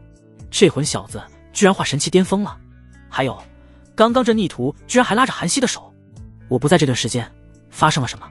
温清婉看着散发着强大气息的杨业，似乎已经不比炼虚境差，心中有些震惊和疑惑。与此同时，正满脸期待的杨业终于听到了系统的声音：“叮！恭喜宿主击杀2尊合体期，奖励下品灵宝镇妖幡1转金丹星号石。叮！触发500倍暴击，奖励仙气人黄幡5转金丹星号石。”卧槽！杨业顿时再次被系统的奖励给震惊了，双眼中满是狂喜之色。这可是人黄幡啊！还有5转金丹，据说一颗9转金丹就能够让人立地成仙。虽说只是5转，但在金丹在苍兰界就是传说，出现的高级的也不过是9转灵丹而已。而且因为苍兰界的整体修来水平有些低，9转灵丹都好多年没出现了。如果当时温清婉有一颗9转灵丹，都需要杨业的大破金丹就能够突破到合体期，更别说金丹了。就像是现在的才堪堪觉醒了 30% 太阴之体的温清婉，只要是能够服用一颗1转金丹，就能够立刻全部觉醒。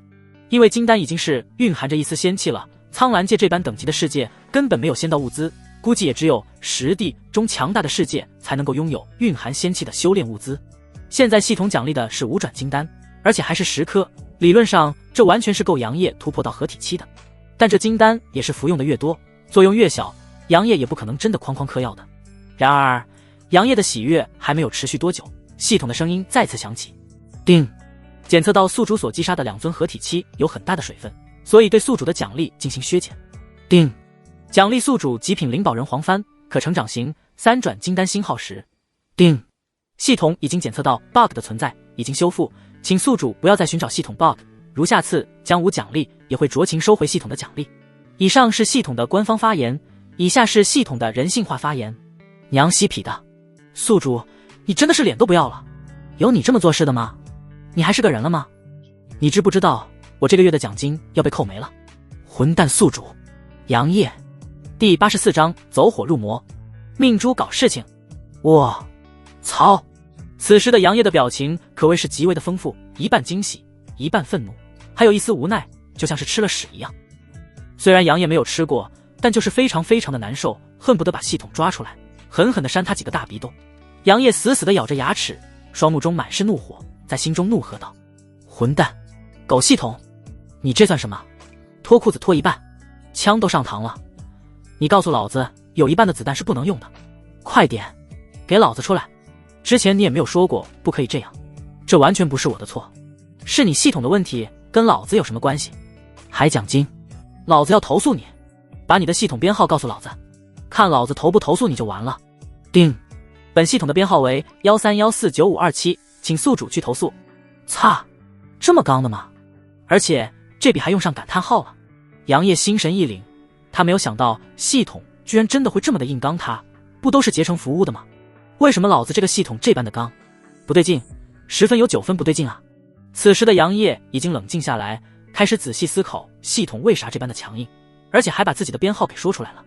这太不对劲了啊！编号？我尼玛的，知道编号有个屁用？老子知道上哪去投诉你吗？杨业反应了过来，这系统纯就是在耍他，也没有说去哪里投诉啊。然而杨业不知道的是，系统早已经悄悄地把系统页面下方最右角的那个小到微不可察的按钮给隐去了。系统，哼哼，隐瞒投诉方式是每一个系统必会的技能。想到这里，杨业非常死劲地磨了磨牙齿，脖子上出现一道道青筋，握着吉林剑的手发出咯吱咯吱的响声，现在是在极力的压制怒火。这一幕看得旁边的温清婉是一愣一愣的，他不明白发生了什么事情，居然让杨业生这么大的火气。于是温清婉清了清嗓子，略微小心地问道：那个叶儿，发生了什么事情？你可以和师尊说说。啊！刷！杨业猛然回过头来，双目赤红地看着温清婉，把后者吓了一跳。他还没有见过杨业这副表情，不过温清婉毕竟是他的师尊，还是合体期的强者，情绪转变得很快，凝声问道：叶儿，发生了什么事情？告诉师尊，师尊定然帮你解决。听到温清婉的话，杨业直接把吉林剑扔在地上，面色有些狰狞地朝着温清婉走去，并且咬着牙说道：师尊，弟子现在的火气很大。温清婉。然而还没等温清婉反应过来，就发现自己身体一轻，直接被杨业抗在了肩膀上。这时候那还不明白杨业想要做些什么，不由得拍打着杨业的后背，怒声说道：逆徒，你想要干什么？立刻放本坐下来。杨业仿佛没有听到一样，身影一闪，直接出现在了屋子内，然后把温清婉放在床上，整个人直接朝着满脸震惊的温清婉扑了过去。撕了，撕了，简单粗暴。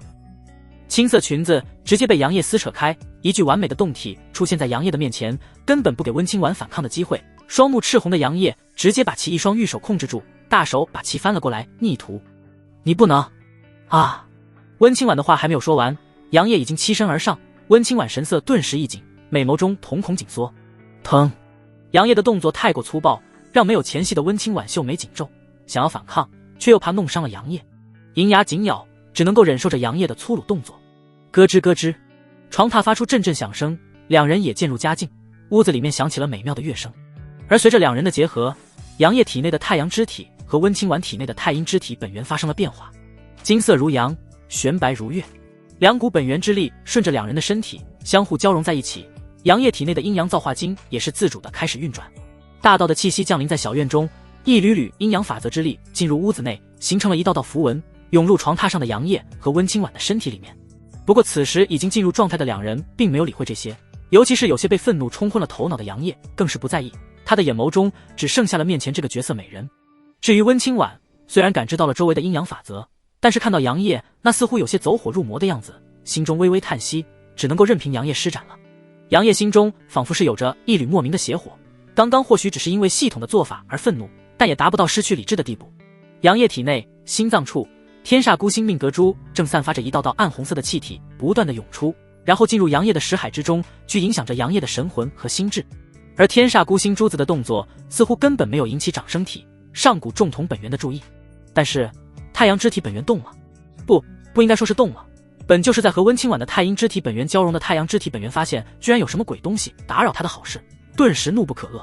再加上融入杨业的身体中还没有立过什么功劳，所以他直接分出一道金色的光团，犹如一轮炽热的太阳一样，轰向了心脏中的那颗暗红色珠子。砰！这一撞让暗红色珠子猛地一颤，甚至是表面都出现了一丝裂痕，被吓得瑟瑟发抖，也不敢再释放暗红色的气体了，老老实实的躲在心脏中。教训完暗红色珠子之后，这轮小太阳没有直接离开，而是围着暗红色珠子绕了几圈，似乎在恐吓他一样，足足过了10秒钟才再度飞回杨业的丹田中。天煞孤星命珠，擦！这回来了一个霸道的家伙。伴随着天煞孤星命珠不再释放暗红色气体，双目赤红的杨业也渐渐地变得清明，看着下方的动情的温清婉，不由得懵逼地问道：师尊这……闭嘴，继续。时间缓缓流逝，在美妙的夜曲下，两道身影也是渐渐地停下了动作，伴随着最后的一次冲锋，杨业终于是长长的舒了一口气，呼！杨业低头看去，只见温清婉面色潮红，美眸微闭，精致的脸上有着层层汗水，朱唇微张，吐气如兰。似乎是察觉到了杨业的目光，温清婉睁开眼眸，瞬间对上了杨业那炽热中带着柔情的目光。经过数次的战斗，温清婉已经没有了之前的那般羞涩，瞪了一眼杨业，撅着嘴说道：“逆徒，你现在满意了吗？”听到温清婉的话，杨业嘿嘿一笑，大手搂了搂温清婉，然后笑着说道：“刚刚差点走火入魔了，多谢师尊了。对了，你刚刚到底是发生了什么？师尊感觉你似乎失去了理智。”温清婉秀眉微蹙，脸上带着一丝担忧之色。杨业笑了笑说道：“没什么，就是我那命珠搞事情，想要让我控制我的心神，不过最后被本源给压制了。”命珠？你那个命珠还在？温清婉有些惊讶，他记得当时不是。哦对了，当时杨业觉醒长身体的时候，只是压制住了那命珠，并没有彻底的消灭它。想到这里，温清婉的脸上再次生出一抹担忧之色，想要询问什么，但是杨业却比他先开口道：“师尊，你没发现这次有什么不同吗？”不同。温清婉看着满脸笑意的杨业，美眸中满是思索之意。难道叶儿是说，他战斗力又变强了吗？想到这里，温清婉看向杨业的目光变得有些危险，这可是让杨业心中一紧，看着温清婉眼眸中的不善，无语的说道：“不是啊，师尊，你想什么呢？我是说，你没发现你的境界提升了吗？还有你的太阴之体也觉醒了更多了吗？”此言一出，温清婉顿时一愣，他还以为杨业说的是那啥呢。刚刚褪去粉红的俏脸再次变得粉红，白了一眼杨业，然后开始内视自己的体内情况。这一不看不要紧，他顿时惊呼一声：“我什么时候提升了一个境界啊？”没错，他已经从合体期初期突破到了合体期中期，甚至是接近合体期后期了。要知道，达到合体期之后，每一个小境界的晋升都是需要大量的资源的，每一个境界之间相差都是很大的。当然了，这里没有说那些天赋怪。面对温清婉的惊讶，杨业则是笑呵呵地说道：“神奇吧？师尊，你难道之前没有发现太阳之力吗？”听到杨业的话，温清婉神色一动，随即查看杨业的身体，顿时震惊地说道：“叶儿，你这是？”美眸中瞳孔骤然一缩，不可思议地看着满脸笑意的杨业。太阳之体和你的太阴之体正好相对。杨业笑着说道，并且还动了动腰。这一动让温清婉面色一紧，顿时感受到了一股力量传来，面色微红，没好气地拍了杨业一下，狠狠地说道：“混蛋逆徒，要死啊！”看着面色有些羞红的温清婉，杨业嘿嘿一乐，随即紧了紧怀中的温清婉，说道：“师尊，现在咱俩是阴阳互补，再加上我的阴阳造化经和你的太阴心经，绝对能够完美的配合起来。咱们只要多做几次，境界提升的绝对快。”此言一出，温清婉的俏脸更加的红润，她自然是明白杨业话中的意思，白了一眼杨业，没有说什么，而是静静地趴在杨业的胸口上，双目微闭。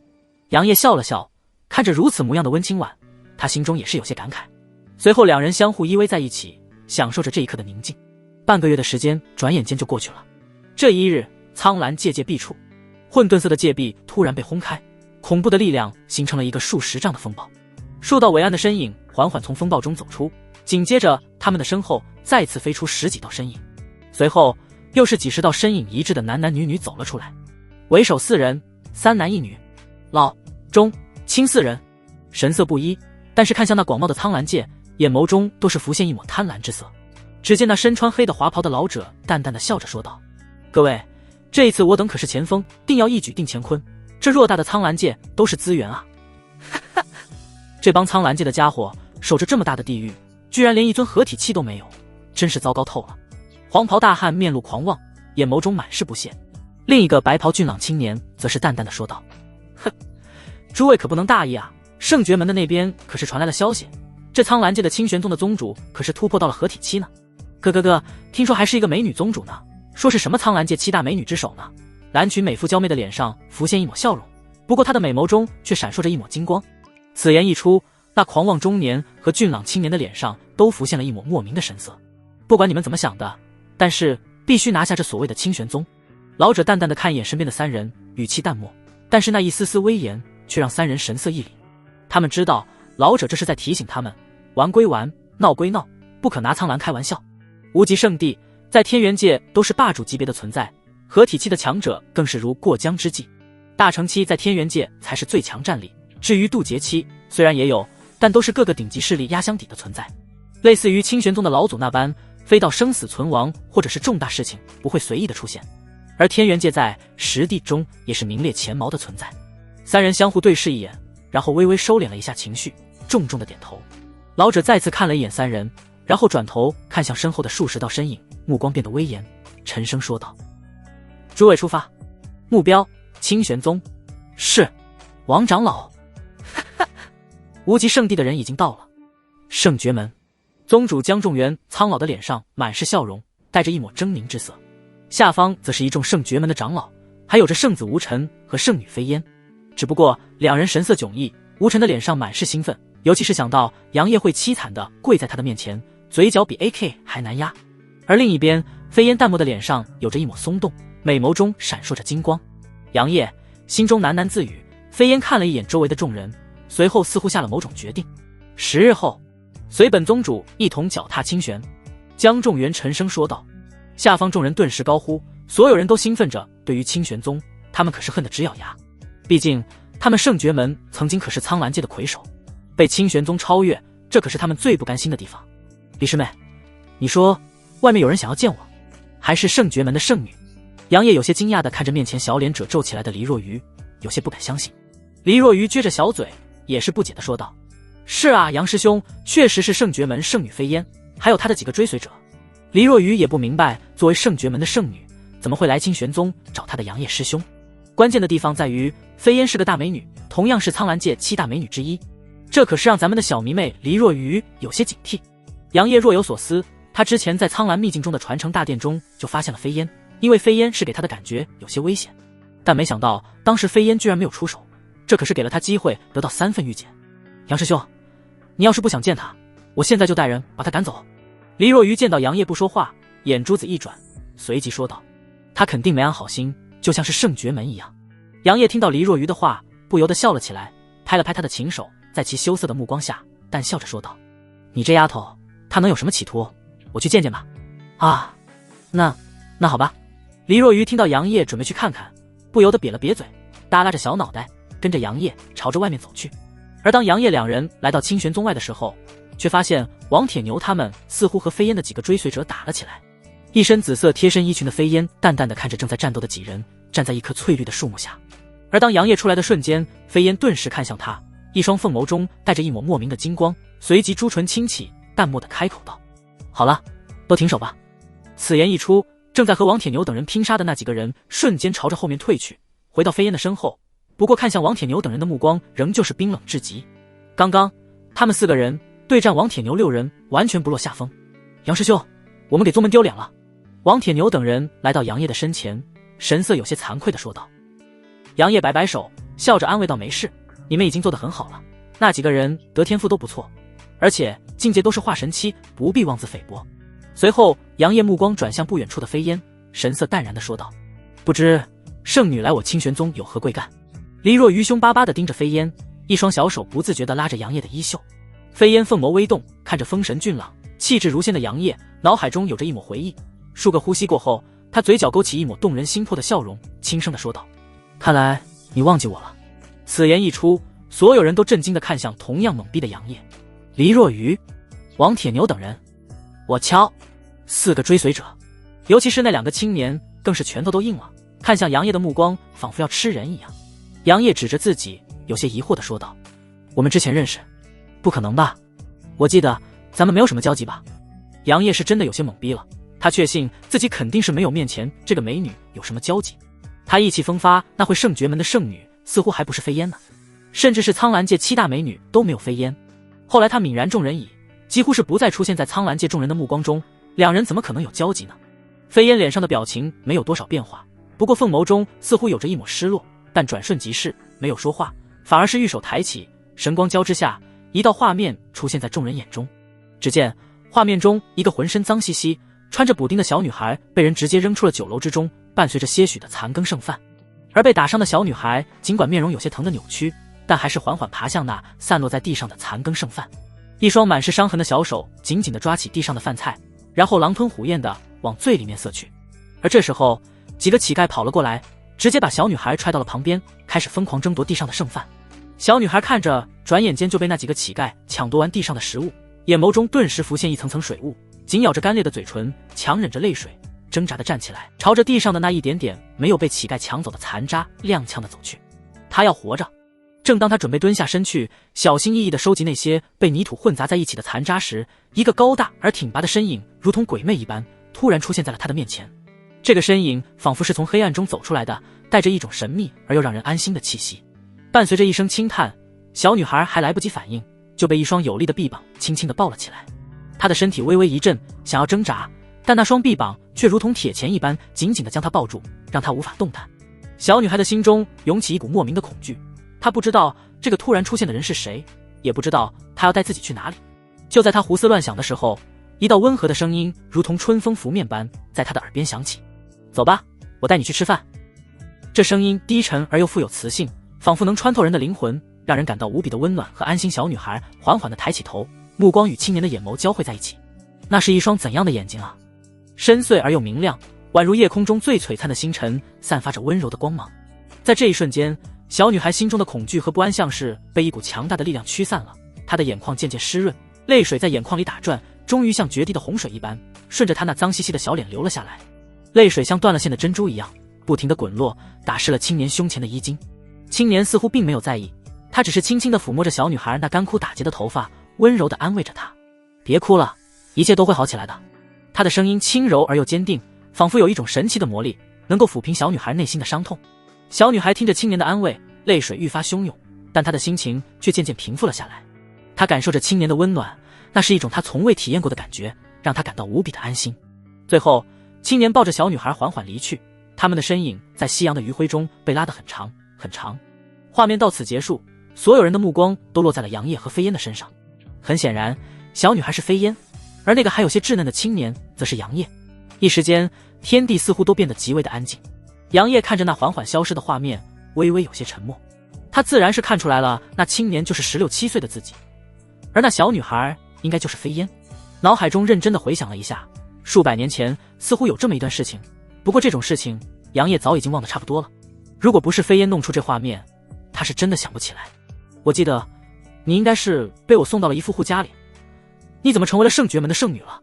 杨业神色有些复杂地看向飞烟，他感觉事情没有朝着自己当初预想的那般进行。飞烟看着杨业，凤眸深处有着一抹莫名的情绪闪过，嘴角微微掀起一抹弧度，但笑着说道：刚开始他们对我很好，直到我14岁那年，他们发现你一直都没有回去，心中对我也没有之前那般真心了，然后对我非打即骂，又想把我卖给一个大商人的傻儿子。不过我拼死逃了出来。算了，这些都是过去的事情了，我现在来是想告诉你一件事情。飞烟面色变得淡漠，不想再去谈论以前的事情了。杨业内心五味杂陈，但看到飞烟认真的神色，也是收起来了心中的情绪，凝声说道：你说吧，如果你想脱离圣爵门，我清玄宗可以庇护你。此言一出，黎若愚顿时眉头紧皱，一双手纠结地缠在一起。王铁牛等人神色微动，偷偷地看向杨业，没敢说些什么。飞烟看着神色认真的杨业，平静的脸上露出一抹温柔的笑容，轻声地说道：还是记忆中的那般温暖呢。随即他轻轻地摇了摇头，开口道：不了，这次来除了告诉一个消息，剩下的就是和你道个别。杨业眉头微皱，开口道：你要离开这里？飞烟微微点头，眼底有着一抹不舍，那是对记忆中那抹温暖的不舍。这件事情我只和你说。飞烟看着杨业说道，随后对着身后的几人摆摆手。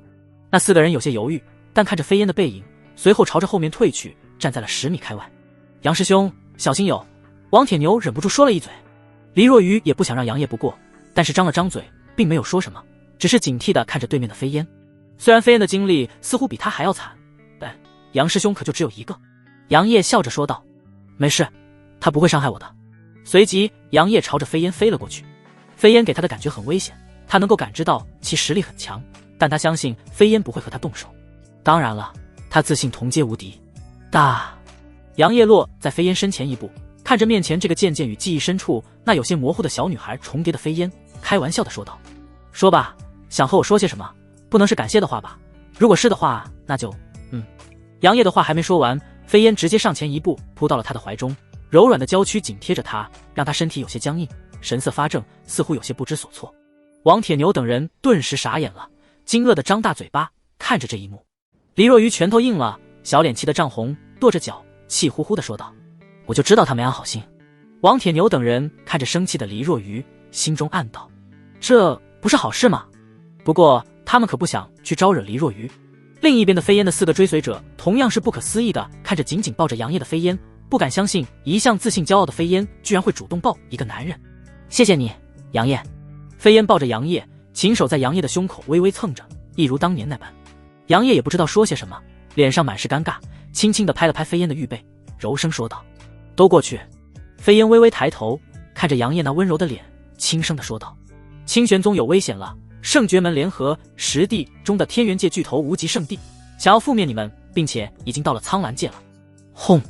杨业眼眸中瞳孔骤然一缩，震惊地看着怀中的飞烟，飞烟满脸认真，凝声开口道：无极圣地很强，在天元界都是霸主级别的存在，你们清玄宗很难抵挡，哪怕是你师尊突破到了合体期也很难。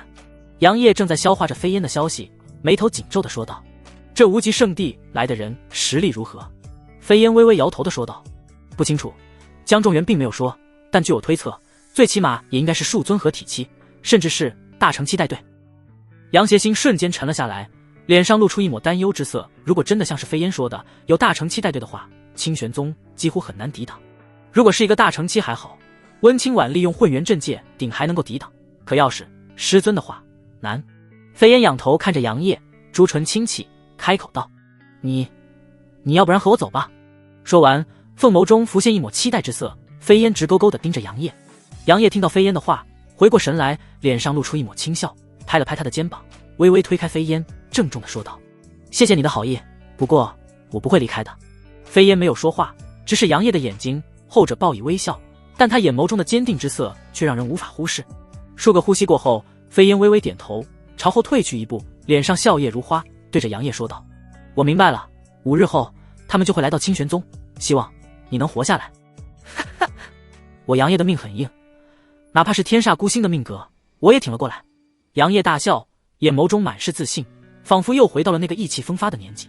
飞烟重重的点头，然后转身离去，淡然的声音中夹杂着一抹期待之色：杨业，如果你死了，我以后会给你报仇的，要是活下来了，记得去上界找我，这个给你。走了。话音落下，一块紫色的玉佩带着淡淡的香气落入杨业的手中，而飞烟带着他的4个追随者离开了，没有再回头去看杨业。杨业握着手中的紫色玉佩，看着渐渐离去的身影，自语道：上界吗？杨师兄。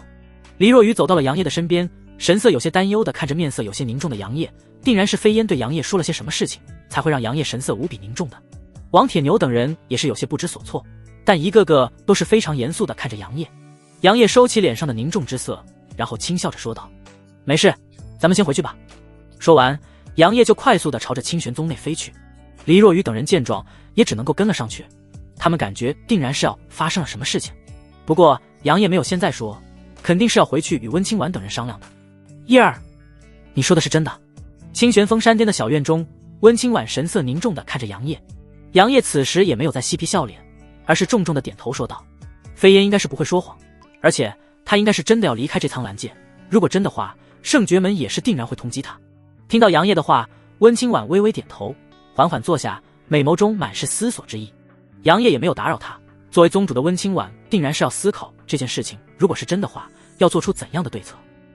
没有说那无极圣地来的人实力如何，温清婉沉声问道。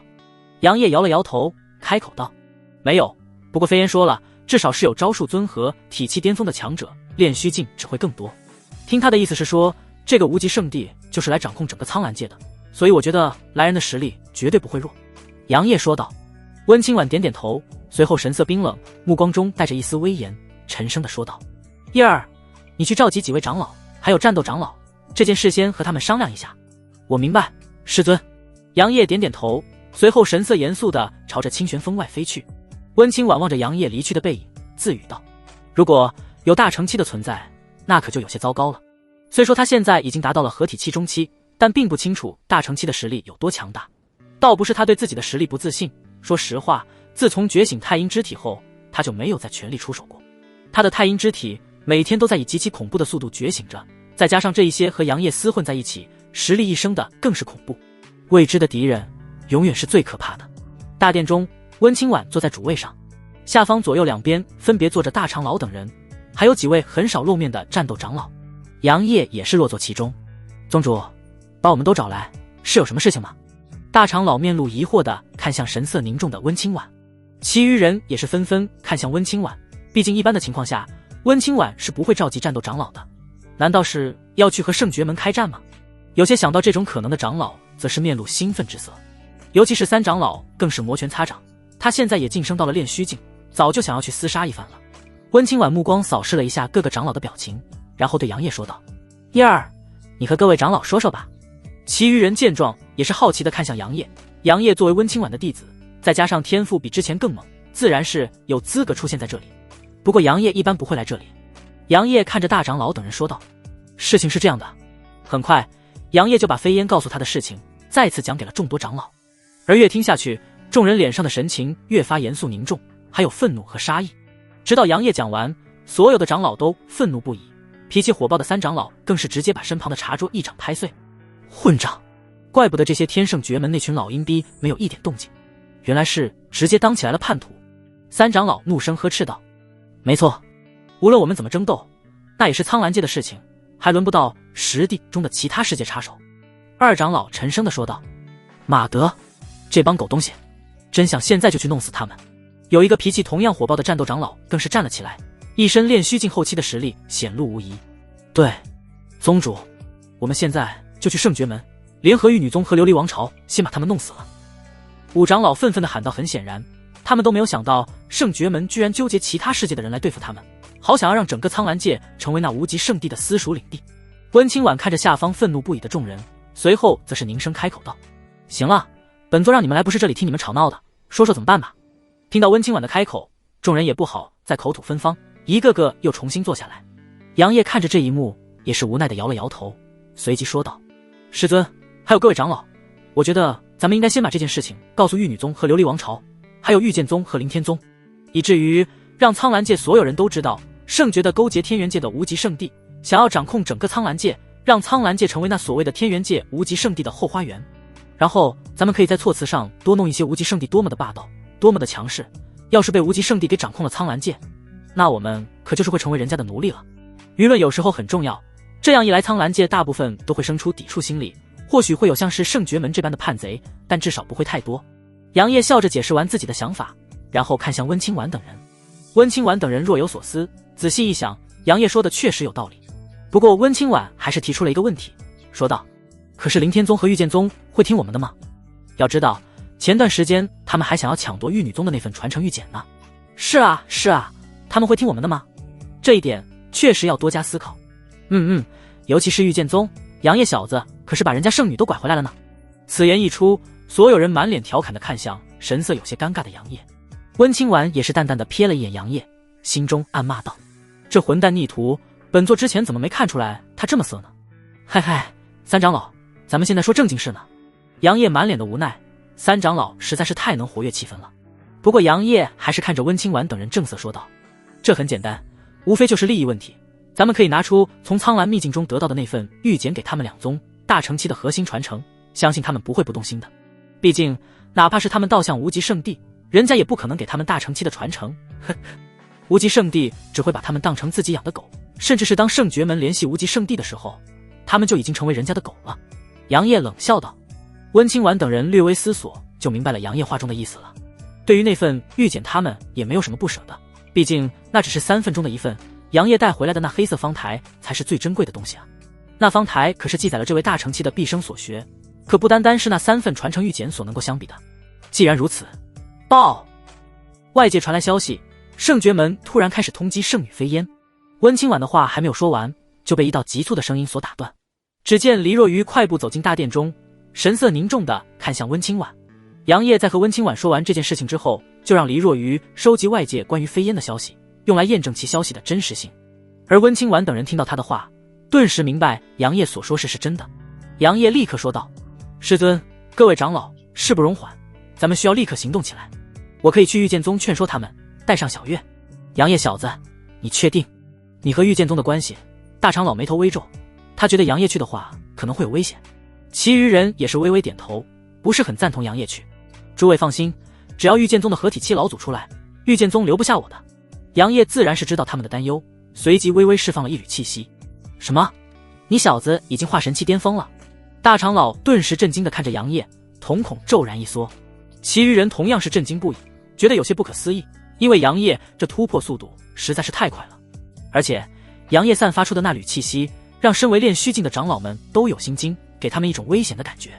温清婉看着大殿中身姿挺拔如松的杨业，美眸中流露出一抹欣慰，然后笑着说道：本座准了，叶儿也该独当一面了。大长老你和刘长老去凌天宗，二长老负责去外界散发消息，三长老和四长老分别去琉璃王朝和玉女宗。至于本座，温清婉缓缓站起身来，目光落在众人身上，凝声说道：本座会去禁地唤醒老祖，清玄宗老祖。此言一出，大殿中除却杨业和没有离去的黎若愚之外，其余人顿时狂喜，甚至是眼眸中的担忧之色都消失了大半。是，宗主。众人齐声回应道，随后满脸兴奋地朝着大殿之外走去。老祖啊老祖，那可是清玄宗历来最好战的老祖，姓李，名纯刚，曾经威压整个苍兰界的恐怖存在，更是喊出一句让所有人心神震荡的言语：天不生我李纯刚，万古剑道如长夜。他的剑道天赋让以剑立宗的御剑宗都嫉妒的要死，甚至是当年还恳求李纯刚成为他们宗门的老祖。可惜李纯刚看不上他们，觉得御剑宗的剑宗也就是比狗屎强一些。叶儿，你也去吧，如果是不可为，以自身安全为主。温清婉看向杨业，嘱咐的说道。杨业笑呵呵的说道：师尊，你就放心吧，还不相信我的实力吗？温清婉点点头，他自然是知道杨业的实力有多恐怖，不过是仍旧有些担心罢了。杨业冲着温清婉拱了拱手，然后大步流星的朝着外面走去。温清婉神色变得冰冷，低声说道：圣绝门还有无极圣地，哼，等着吧。夫君，我们真的要去御剑宗吗？清玄宗外，杨业和苏小月两人的身影出现。苏小月神色有些复杂的看向杨业，他自从离开苍兰秘境就再也没有回过御剑宗了。御剑宗的行为实在是太让他寒心了，尤其是他的师尊御剑宗宗主凌霄完全没有顾及他的感受，或者是说已经把他当成了丢弃的货物。再加上在御剑宗内他也没有什么朋友，这才和杨业回到了清玄宗。看着神色复杂的苏小月，杨业摸了摸他的琴手，然后柔声的说道：不用担心，无论怎样我都会护你安全，一切有我。苏小月点点头，只是朱唇紧抿，没有再说些什么。随后两人冲天而起，朝着御剑宗的方向飞去。御剑宗议事大殿中零零落落有着几道身影，上方则是御剑宗宗主凌霄。凌霄面色略微有些阴沉，目光扫过下方几道身影，淡漠的开口道：都说说吧，圣绝门的提出的条件如何？下面的几道身影相互看了看，然后之前陪伴苏小月去清玄宗退婚的长老林城开口道：宗主，我觉得与圣绝门合作绝对是与虎谋皮，最后我御剑宗很有可能会成为炮灰，最好的结果也不过是成为那所谓的无极圣地的狗而已。林城的话不可谓不重，但他的脸上满是坚定。在他看来，御剑宗无论怎样都是苍兰界的五大宗之一，总比当那所谓的无极圣地的狗要强啊。其余人也是微微点头，都觉得林城的话有道理。毕竟如果真的变成那般的话，他们这些长老的地位也是会严重下降，这可不是他们想看到的。所以你们想怎么做？凌霄淡漠地说道，目光却变得越发的阴翳。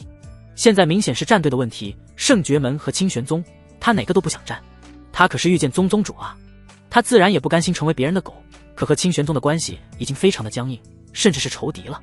报，宗主，圣女回来了。轰！突然间，刚刚的话语犹如一声巨响，如同惊雷一般在大殿中炸响，整个大殿都被这股巨大的声浪所震撼，让大殿瞬间变得鸦雀无声，静得连一根针掉落在地上都能听得一清二楚。众人惊愕地张大嘴巴，满脸不可置信地望向大殿门口处。只见那里站着一名青年，他微微低着头，双手拱起，再次开口道：圣女大人回来了，并且清玄宗的杨业也来了。上方的凌霄，他那张原本威严无比的面庞，此刻也不禁泛起了一丝动容之色。他那阴翳的眼眸紧紧地盯着门口的青年，紧接着一抹若有所思的神色在他眼中闪过。就在这时，大殿外传来一声清脆而又清冷的高喝声：清玄宗杨业前来拜访御剑宗。话音未落，只见一道挺拔的身影走进了大殿之中。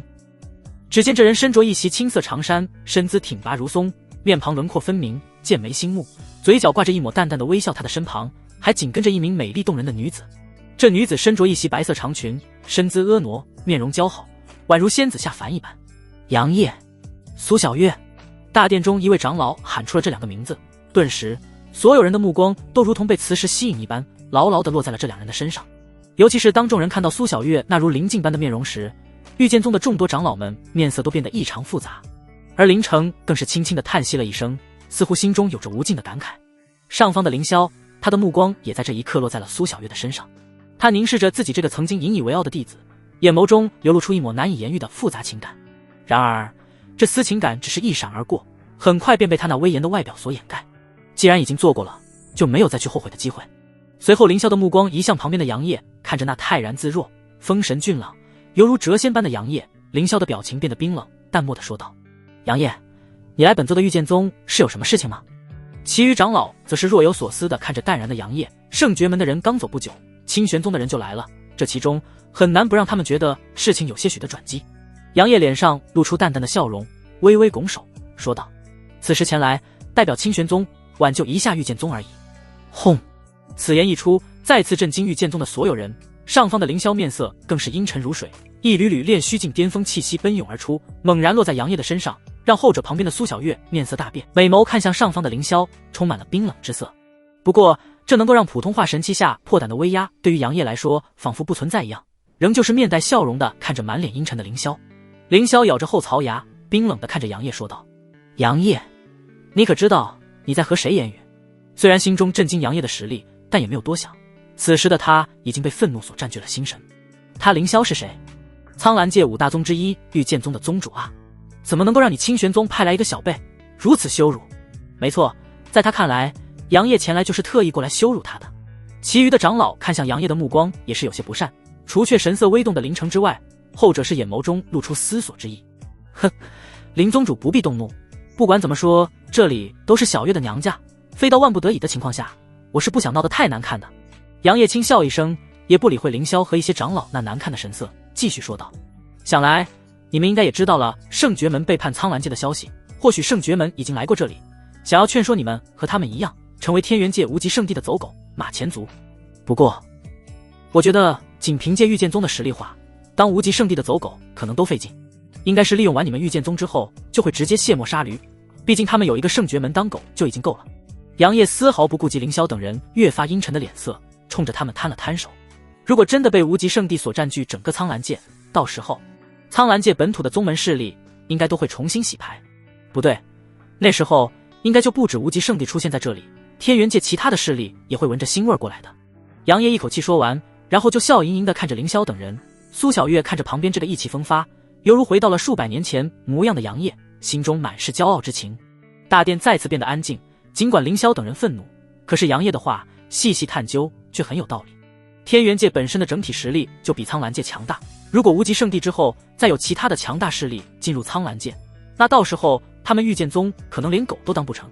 过了十几个呼吸，林城对着杨业微微点头，然后对着满脸沉默的凌霄微微拱手说道：宗主，我们却不能成为无极圣地的左下属势力，如果真的这样的话，必定会被整个苍兰界所鄙夷，甚至是以后可能都不会有太多的人加入御剑宗了。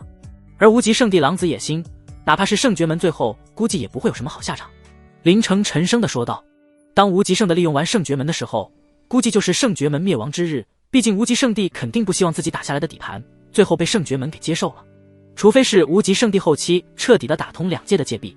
而无极圣地之所以能够利用圣绝门，定然是给了其偌大的好处，这些好处定然是圣绝门不可拒绝的。修炼资源已经能够突破到合体期的功法。杨业看着凌霄，轻笑着说道：如果御剑宗真的想要当无极圣地的走狗的话，就当我杨业今日没有来过。诸位长老，看在曾经同门的情谊下，还是好好考虑一下吧。一直未曾说话的苏小月则是淡淡的开口道，目光平静的与凌霄对视，说道：师尊，这是我最后一次叫你师尊，希望你不要为了一己私欲连累御剑宗的其他弟子。小月。凌霄目光落在苏小月的身上，右手紧紧地抓住旁边的扶手，一条条青筋在脖子上抱起。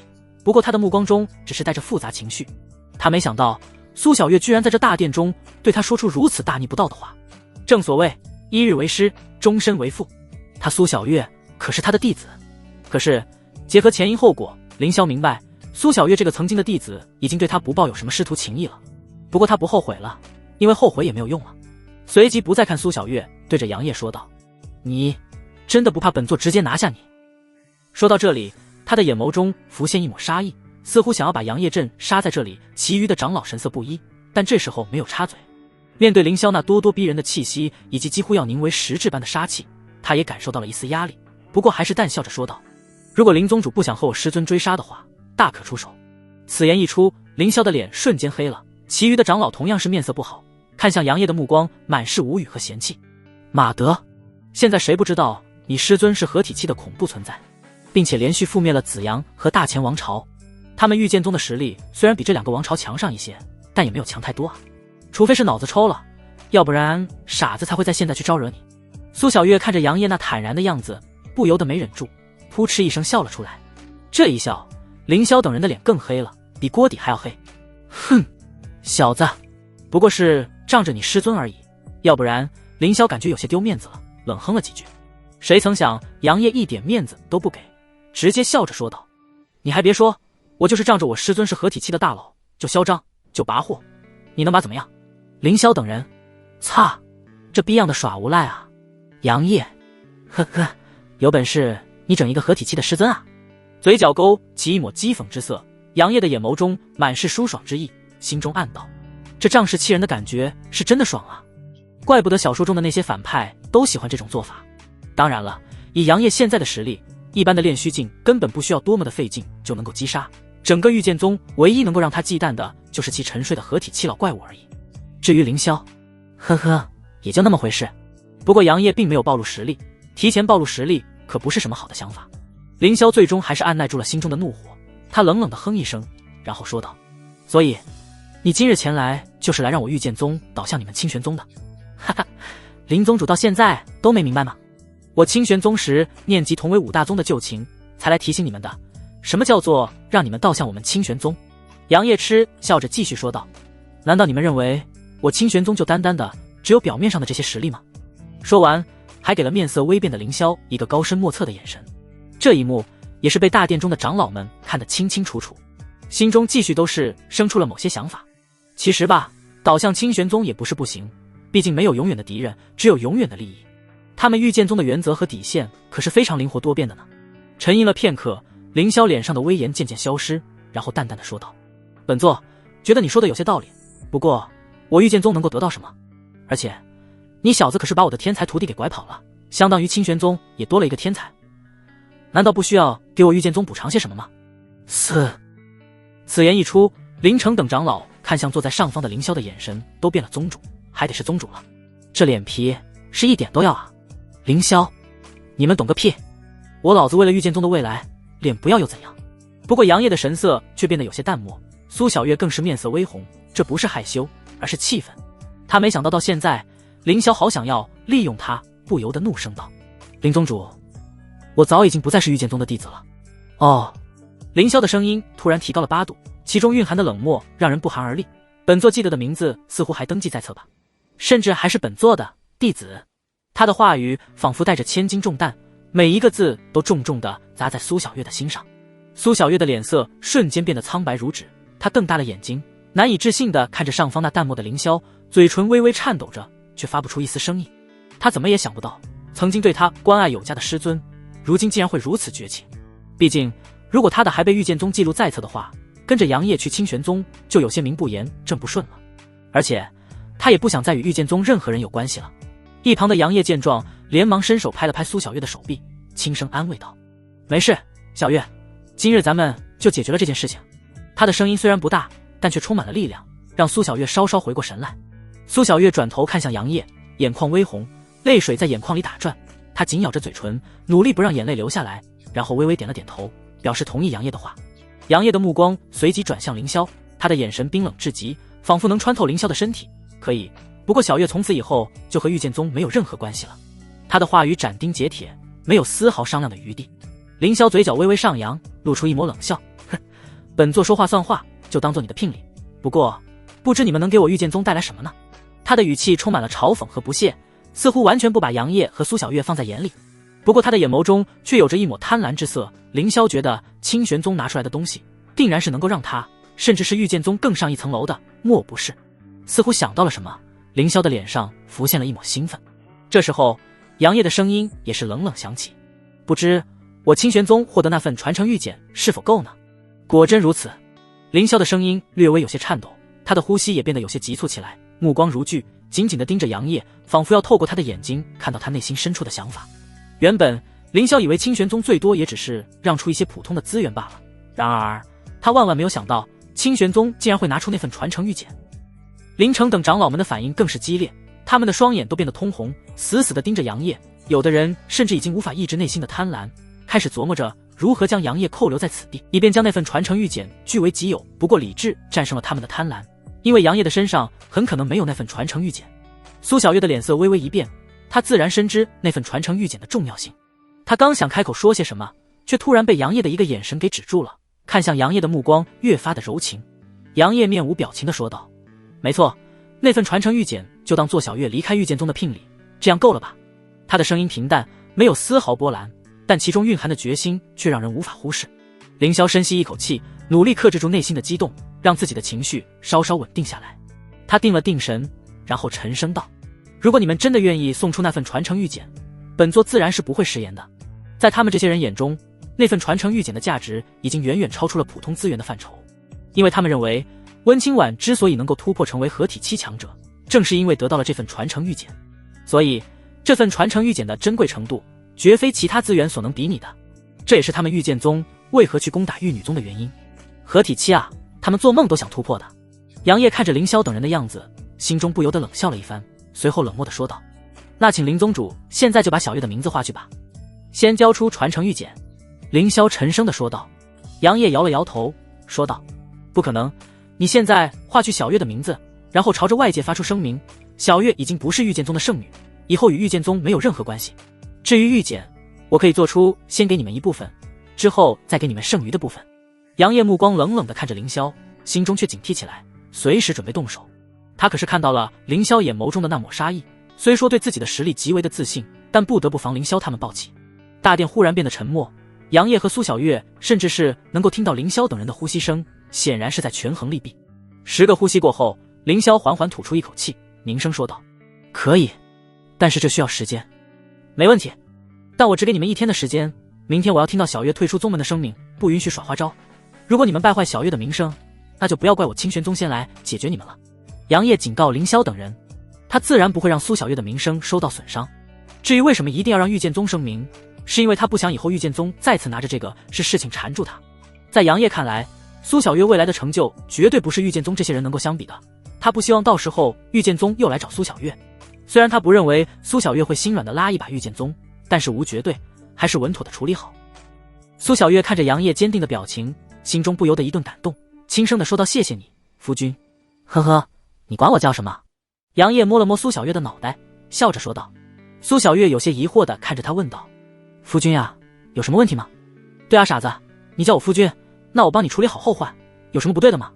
杨业笑着捏捏苏小月的俏脸，滑溜溜的让杨业爱不释手。爱不释手，苏小月心中更加的感动，脸上满是笑容，忍不住直接抱住了杨业的手臂，旁若无人的靠在了杨业的身上。“凌霄等人，为我花生啊！”看着如胶似漆的两人，凌霄有那么一瞬间发怔，心中自语道：“难道真的是我错了？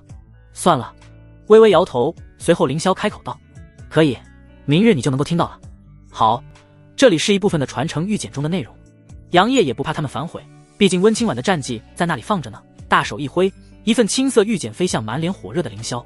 除非他们是不想好好活着了。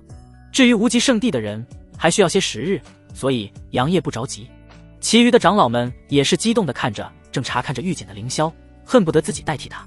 数个呼吸过后，凌霄恋恋不舍地把神识从玉简中移出，脸上除却喜悦，还有着一抹可惜，冲着那些长老微微点头，随后看向杨业说道：“没什么问题，林长老，你带着他们去休息吧，直接带他们去圣女峰，那里还没有人注入。”凌霄看了一眼面色微正的苏小月，随后直接消失在了大殿中。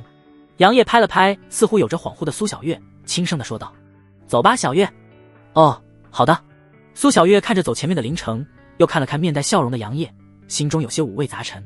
当初就是凌城带着他去的清玄宗，没想到转眼间发生了那么多的事情。一路上三人都没有说话，很快杨业和苏小月三人就来到了一座风景秀丽、灵气氤氲的山峰。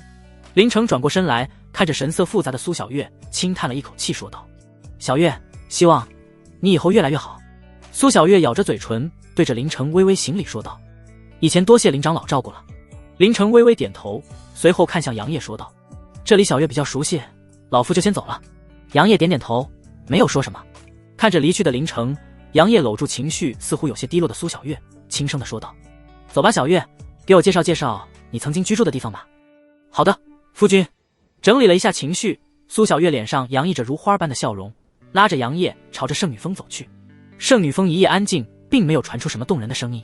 第二天一早，杨业就收到了外界的消息，原御剑宗圣女苏小月与御剑宗和平分手。这件事情虽让外界的众多势力和散修们惊讶，但却并没有引起轩然大波。毕竟现在整个苍兰界都风声鹤唳，因为所有人都知道了天元界的无极圣地来了。杨业也履行了约定，把剩余的传承玉捡给了凌霄。凌霄这次没有毁约，答应了站在清玄宗这边，这也是深思熟虑之下决定的事情。凌霄毕竟是一宗之主，而不是蠢货。杨业既然这般笃定，那清玄宗定然是有着应对方案，最次也是能够与无极圣地的来人相抗衡，而不是一边倒的战争。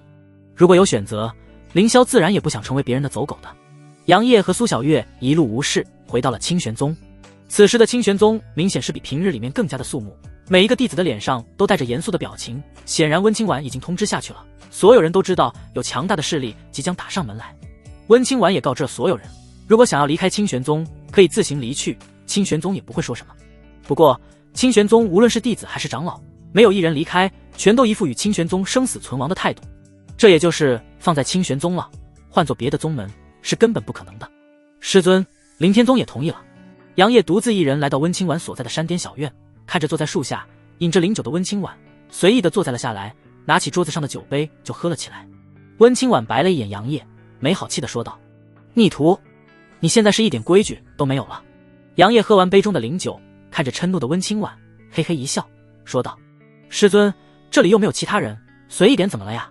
而且我不光随意，我还叫清婉呢。”杨业朝着温清婉的位置挪了挪屁股，笑嘻嘻地牵起温清婉的玉手，慢慢地摩擦着，眼眸含笑地看着温清婉。温清婉翻了翻白眼，但是心中却嘀咕起来，现在对这小混蛋是越发的没有约束力了，真不知是好是坏。御剑宗已经处理妥了吗？温清婉没有理会杨业的小动作，而是转口问道。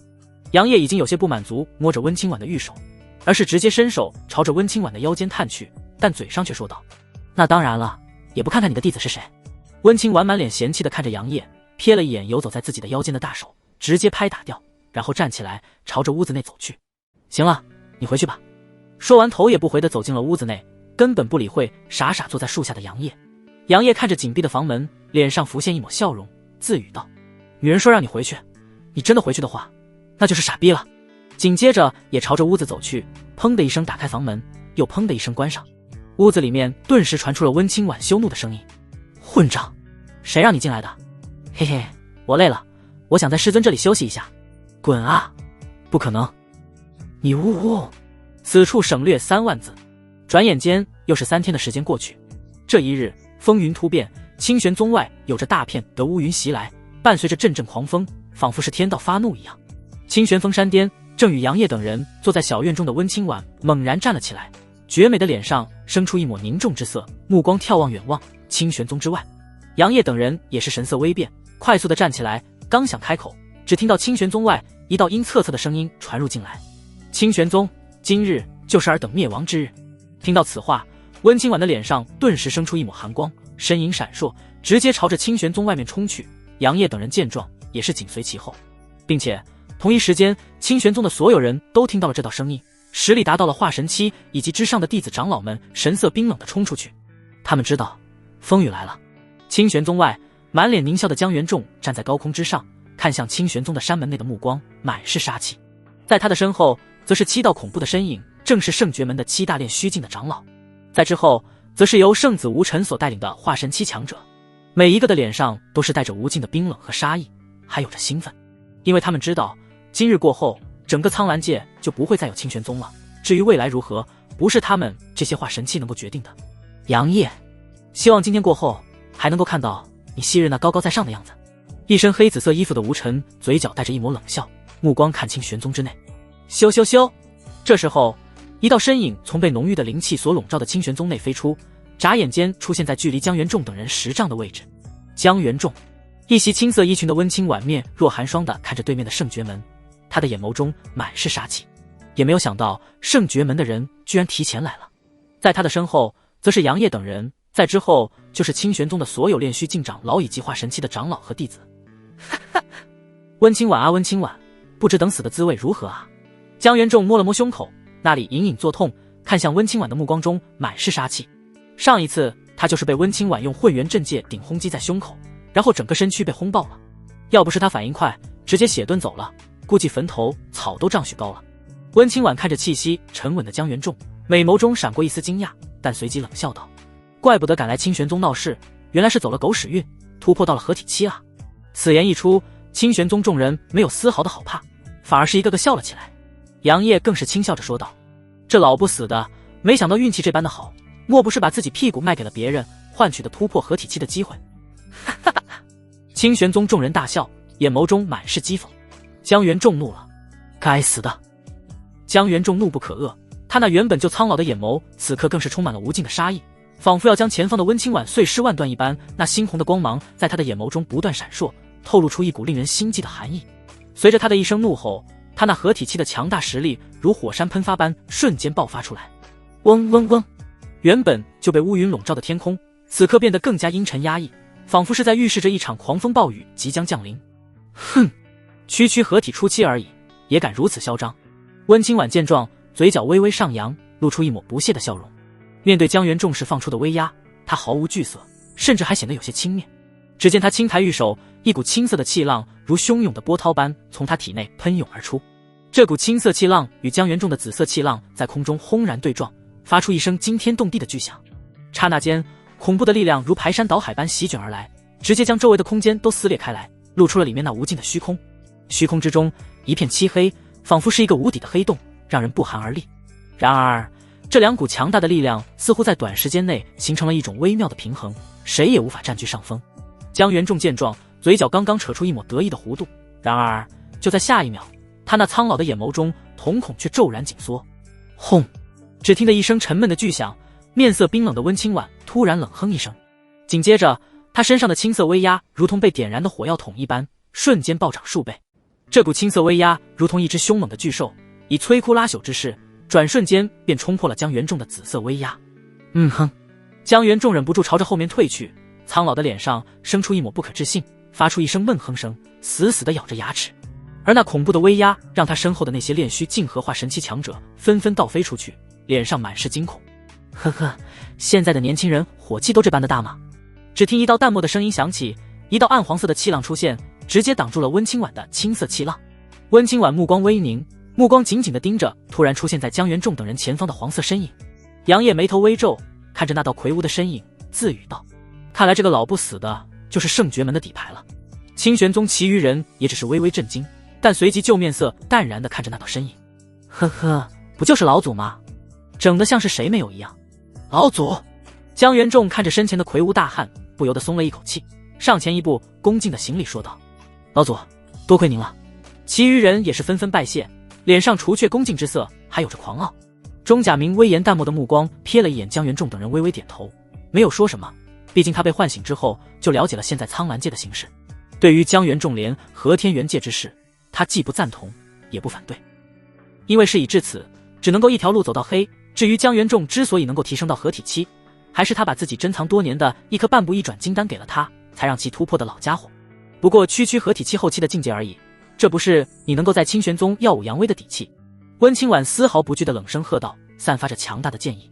钟甲明见状，眉头微皱，目光冰冷地看向温清婉，淡漠地开口道：你就是这一代的清玄宗宗主，还不错，居然突破到了合体期中期，但是这不是你可以不遵敬本座的理由，让你们清玄宗的老祖出来面对我。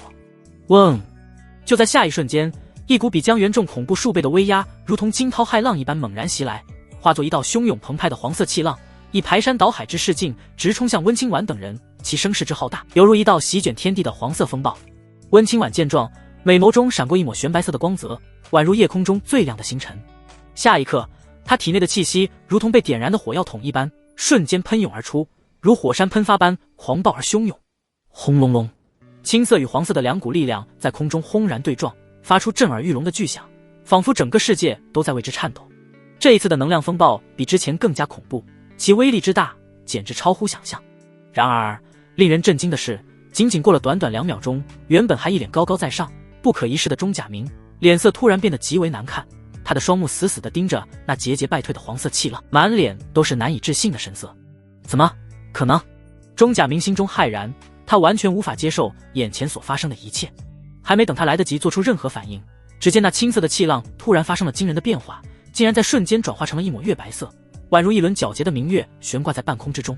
这月白色的气浪所蕴含的力量比之前更加强大，仿佛是来自9天之上的神之力量，带着毁天灭地的气势，如同一股惊涛骇浪般直接摧毁了钟甲明的黄色气浪，并且继续以雷霆万钧之势朝着他们猛扑过来。这一幕不仅让钟甲明等人瞠目结舌，就连一旁的江元仲等人也都看傻了眼，他们再也不复之前的嚣张气焰，一个个都被吓得目瞪口呆，不知所措。轰隆隆，没有反应过来的钟甲明等人直接被月白色的气浪所掀飞，朝着后面快速的倒飞出去。嘿嘿，这老家伙装逼不成，反被打脸。站在温清婉身后的杨业不由得乐了出来，在他身后的秦依依等人也是扑哧了的笑了出来，脸上满是笑意。众所周知，笑是会传染的。这就是圣爵门的老祖吗？真是搞笑。呵呵呵，刚刚那老家伙还说让老祖出来面对他，他以为他是美娇娘。老王，你这话整得像是咱们老祖是好色之徒呢。嗨，你还别说，我之前可是看过清玄宗的野史，其中可是说了咱们老祖可是风流倜傥之人。哦，老王，详细说说看看。又众所周知，野史不一定真，但一定也。一时间，清玄宗众人欢声笑语，而那边被月白色气浪冲飞的圣爵门众人则是一个个灰头土脸的样子，怨恨地盯着清玄宗众人。如果今天只有你们的话，我想圣爵门可以除名了。温清婉面无表情地看着对面狼狈不堪的钟甲明等人，他那如深潭般的眼眸中闪烁着丝丝冰冷的寒光，仿佛能够穿透人的灵魂。即使再加上一尊合体期后期的强者，温清婉也毫不畏惧，心中充满了自信。因为随着他对太阴之体的不断开发，他越发深刻地感受到这体质的强大之处。小辈，钟甲明何曾遭受过如此蔑视？他怒不可遏，浑身的衣袍无风自动，猎猎作响。他的气息在一瞬间变得极为狂暴，如同一头被激怒的雄狮，散发出令人心悸的威压。下一刻，钟甲明的身影如同闪电一般骤然消失在原地，只留下一道模糊的残影，速度之快令人啧舌。温清婉见状，嘴角微微上扬，勾勒出一抹轻蔑的冷笑。他体内的太阴心经如同一台高速运转的机器，源源不断地汲取着周围的灵气，灵气在他的经脉中激荡，如汹涌的波涛一般。嗖，伴随着一声轻微的破空声，温清婉的身影如同离弦之箭一般激射而出，与那道黄色的残影轰然相撞。只听得一声巨响，仿佛整个天地都为之颤抖。那恐怖的力量如同火山喷发一般，瞬间席卷了万米高空之上的乌云，直接将其撕裂开来。紧接着，那道黄色的身影如同断了线的风筝一般被狠狠地击飞出去。这一幕让一旁的江仲元脸色大变，他心中暗叫不好，连忙高声喊道：老祖，我来助你。杨业顿时骂道：靠，你个老不死的脸都不要了。不过杨业对于温清婉的非常的相信，要知道温清婉可是此界唯一的金色气运之女，并且还觉醒了太阴之体，掌握着杨业传给她的太阴心经。最后混元阵界鼎也是在温清婉的手中，就算是再来几个合体期，杨业相信其也能够应付得过来。作为此界唯一的金色气运之女，跨界战斗应该挑不出什么毛病吧。各位，随我杀！杨业手持极灵剑，高喝一声，整个人犹如一个箭矢一样冲向了对面的圣爵门众人。他的身后则是秦依依等人，全都手持各种法器朝着圣爵门众人杀去。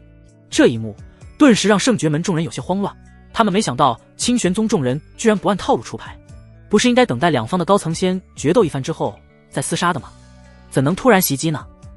虽然有些突然，不过圣爵门毕竟是大宗门，众多长老反应也是极快，纷纷掏出了自己的兵器和清玄宗众人厮杀起来。而鸡贼的杨业根本没有去找那些练虚境的强者，因为对面只有7个练虚境，清玄宗却有9尊练虚境，这还得多亏杨业拿出了那仅剩的几颗大破境丹，直接给了大长老等人，让其突破。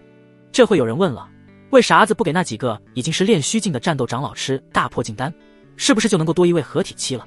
不是李环不给，而是那几位战斗长老都没有把握突破。每一个人突破境界的时候是有预感的，能够大概的感知到自己的突破的几率大不大，或者是说时机到不到。最后杨业只能够把仅剩的几颗大破镜单分了出去。扑哧扑哧，只见杨业手持麒麟剑，身影的每一次闪烁都带走一个小卡拉米的性命，鲜血飞溅，却滴血不沾。其实这些小卡拉米都是化神期的修士，不过面对在化神期同阶无敌的杨业来说，除非遇到那种天骄，要不然管你是化神期初期还是化神期巅峰，都是一件的事情。一件不够的话再来一件，总之目前没有一人能够让杨业斩出第三件。杨业！忽然一声怒喝声在杨业的身后响起，杨业神色一动，体内灵力激荡，猛然转身，朝着后面甩出一道青色剑芒。吱吱吱，青色剑芒和水蓝色的剑芒碰撞在一起，瞬间迸发出一层层气浪。不过最终还是青色剑芒更胜一筹，击碎了那道水蓝色的剑芒，然后威势稍减的朝着吴尘斩去。吴尘面色微变，体内涌出一缕绿蓝色的能量，化作一道水浪扑向那道青色剑芒。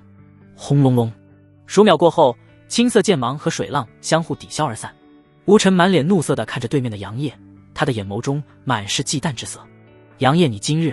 吴尘刚想放狠话，结果杨业根本没有想理会他的意思，整个人朝着他爆射而去。青莲剑诀！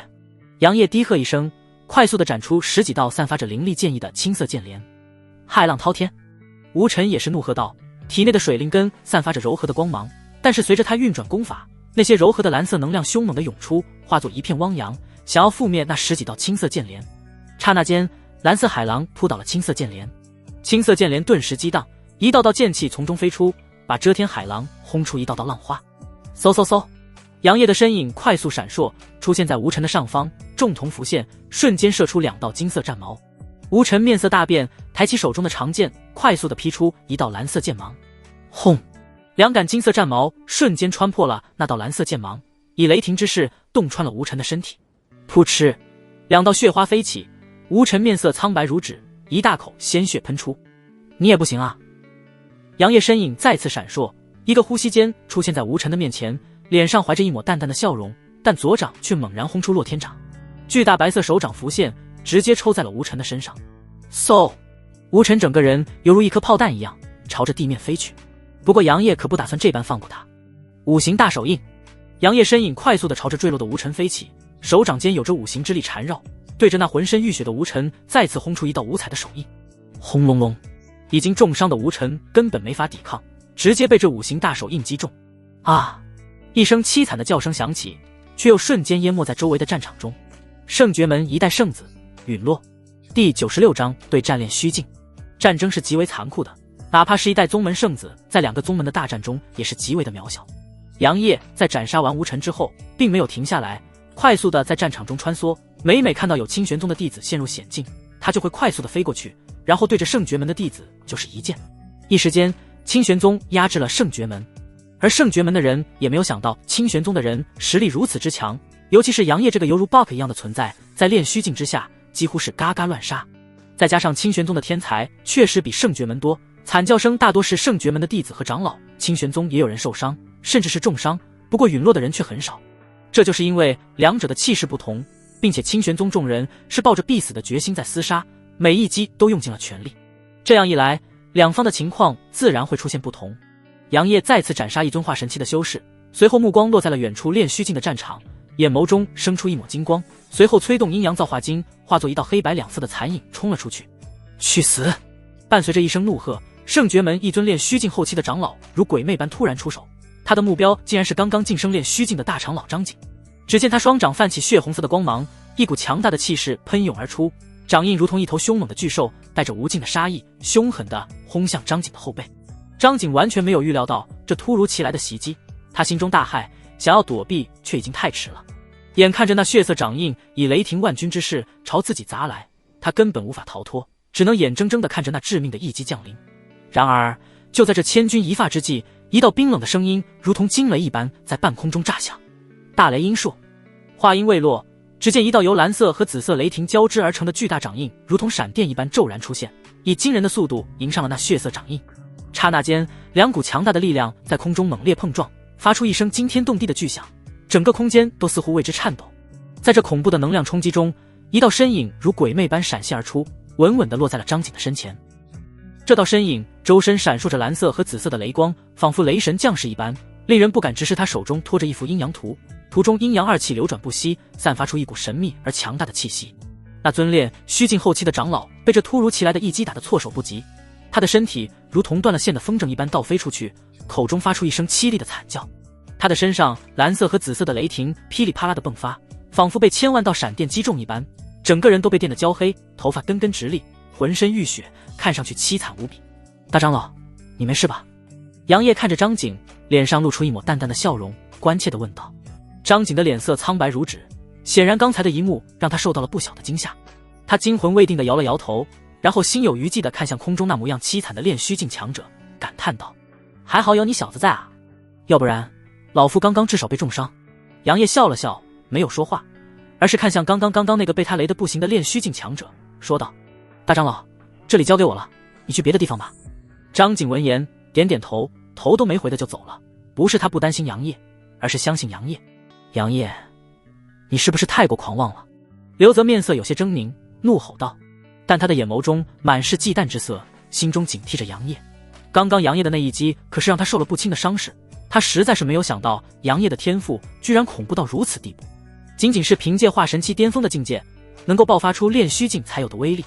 要知道炼虚境可不是化神期能够相比的，踏入炼虚境之后，每一个境界相差都是巨大的，他怎么都没有想到杨业还能够跨境界战斗。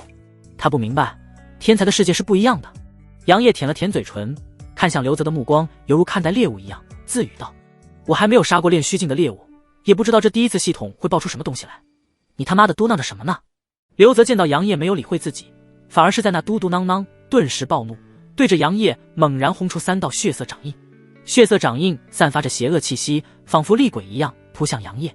杨业见状，快速运转阴阳造化经，黑白之力涌入手中的极灵剑中，快速地斩出数道剑莲。剑莲不再是青色，而是黑白相间的颜色，散发着阴阳之力，直直地撞击在那3道血色掌印之上。轰隆隆，空间破碎，露出了里面漆黑无比的虚空，冰冷的气息快速地在空中蔓延。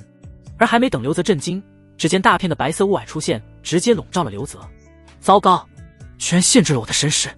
刘泽暗道不好，刚想暴退出去白色雾霭，结果一道散发着毁灭气息的乌光冲出雾霭，嗖的一下射穿了刘泽的胸口，噗嗤，带起一道血花，并且那道乌光在他的胸口还炸了一下，血肉横飞，剧烈的疼痛让刘泽面色扭曲，清玄剑诀惊鸿。杨业的声音在刘泽的身后响起，刘泽流汗直流，心中发狠，怒喝道：玉！只见一道血色光芒从他的身体里面飞出，千钧一发之际挡住了杨业的斩击。哦，中品法宝！杨业的身影显露出来，眼神诧异地看着刘泽身前的那道血色盾牌。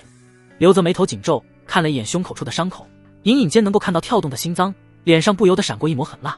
从灵界中拿一个玉瓶，倒出了一颗8品灵丹，放入口中，胸口的伤势则是在快速地恢复着，但这只是身躯上的恢复，内伤可没有那么简单就能够恢复的。杨业看着刘泽吞服下8品灵丹也不着急，反而是静静地等待着他，眼眸中闪烁着兴奋的光芒。他倒要检验检验自己的战力现在到底有多强。第97章斩杀刘泽。杨业看着刘泽，随意地挽了一个剑花，轻笑着说道：好了没？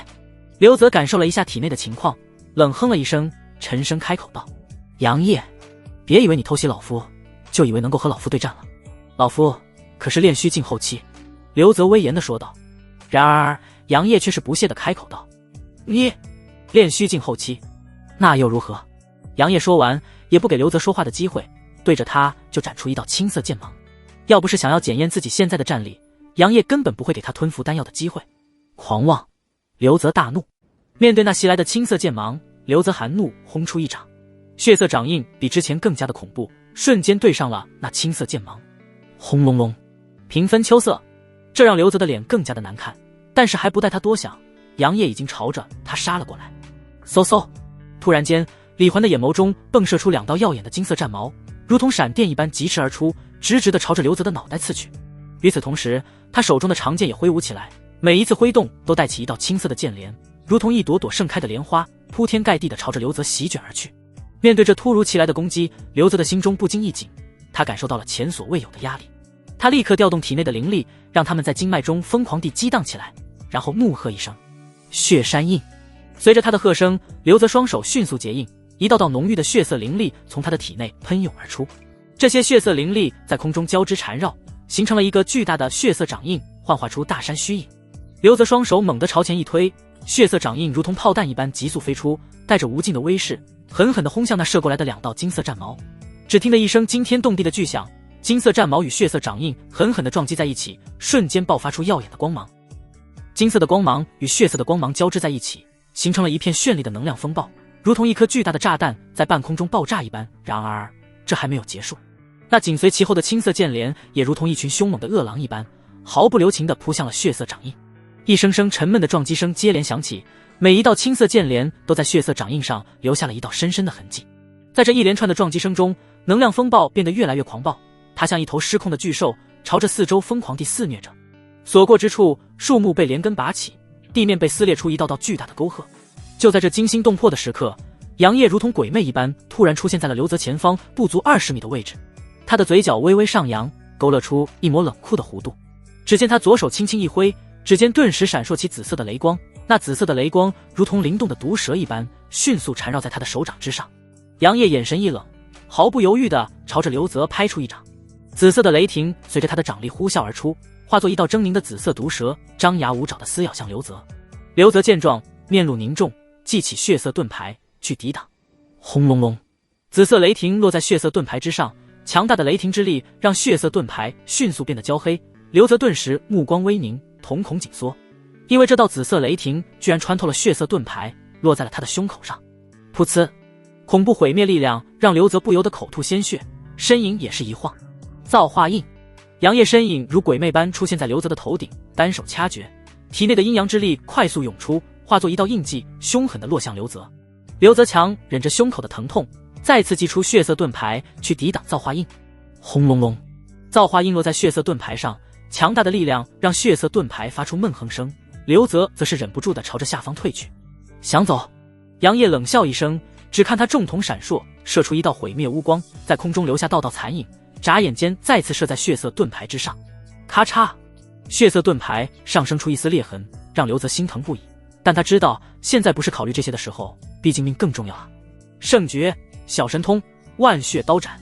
只看刘泽怒吼一声，浑身气血翻涌，灵力不要前世的飞出体内，周围的空间生出一道道血色的钢刃，足足有着上万道，全都散发着冰冷嗜血的气息。去死！刘泽怒吼，大手一挥，那漫天的血色钢刃化作一条条血色线条，在空中交织，然后又疯狂地射向杨业。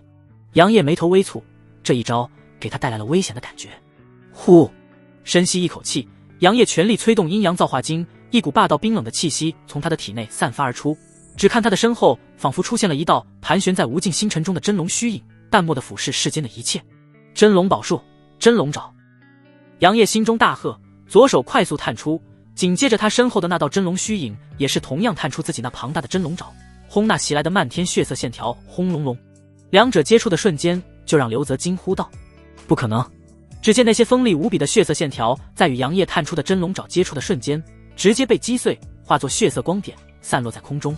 而泛着寒光的真龙爪并没有停下，仿佛是穿越了空间，没有给刘泽反应的机会，犹如泰山压顶之势，毫不留情地落在了他的身上。砰！刘泽胸前的血色盾牌直接碎裂开来，紧接着他就被真龙爪覆盖，眼神惊恐地看着这一切。真龙爪散发着镇压天地的力量，让他根本反抗不了。杨业！伴随着一声凄惨的怒吼，刘泽直接被真龙爪轰碎了肉身，连带着神魂也被覆灭。这一声惨叫也让整个战场都为之一静，所有人都不可置信地望向傲立在空中的杨业，心神皆惧。叮！恭喜宿主第一次亲手斩杀炼虚境强者，奖励天阶初级功法阵玉诀。叮！触发500倍暴击，奖励大神通法相天地。这狗系统还挺记仇的，这次居然只是触发了500倍的暴击。杨业撇撇嘴说道：爱要不要？然而这时候，远处的天际有着近100道身影正在快速的接近，并且一道苍老威严的声音在天地间响起：圣诀门，你们太废物了！轰隆隆，温清婉一剑斩退中假名，又轰出一掌击飞江元仲。而这时候，那道苍老的声音正好传了过来，让温清婉顿时秀眉微蹙，目光跳远远方，那里有着近100道身影快速的朝着这里袭来。这应该就是无极圣地之人了。温清婉声音微沉，目光凝重地看向那快速逼近的4道身影。嗨嗨，该死的，居然来得这么慢！钟甲明咳了一口血，目光阴沉地看着那即将到来的4道身影，浑身狼狈，面容有些苍白，气息凌乱，显然是受了不轻的伤势。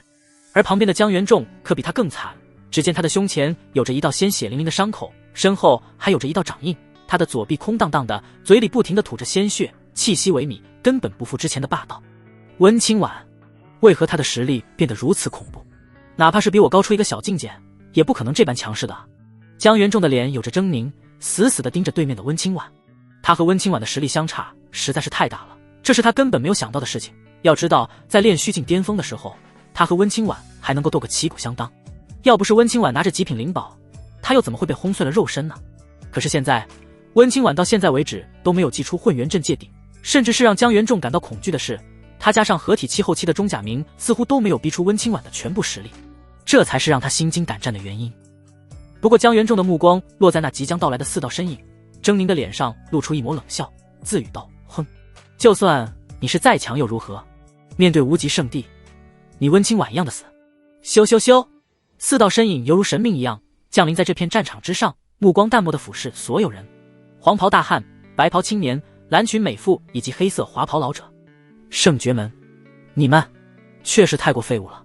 黑色华袍老者淡漠地看向狼狈不已的钟甲明和江元仲，淡漠地说道：让你们前来开个场子，结果就这。老者旁边的3人也是露出一抹轻蔑的笑容，目光落在脸色阴沉的江元仲和钟甲明的身上，满是戏谑之色。江元仲和钟甲明相互对视一眼，随后深深地吸一口气，然后朝着老者4人飞去。来到老者的面前，两人略显恭敬地拱了拱手，说道：无极圣地的道友你们。道友？你是谁的道友？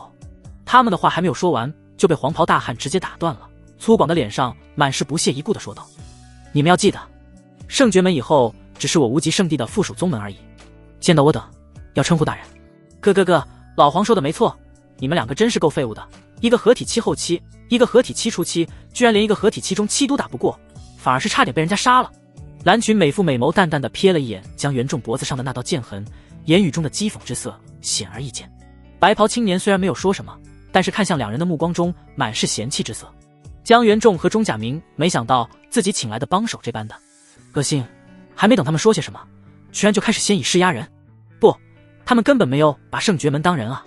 江元仲和钟甲明2人死死地握着拳头，看向蓝裙美妇3人的目光异常的阴沉，但是当对上黑色华袍老者的瞬间，就被其眼眸中的淡漠和威严给惊到了，是那种头皮发麻、浑身汗毛炸起的恐惧。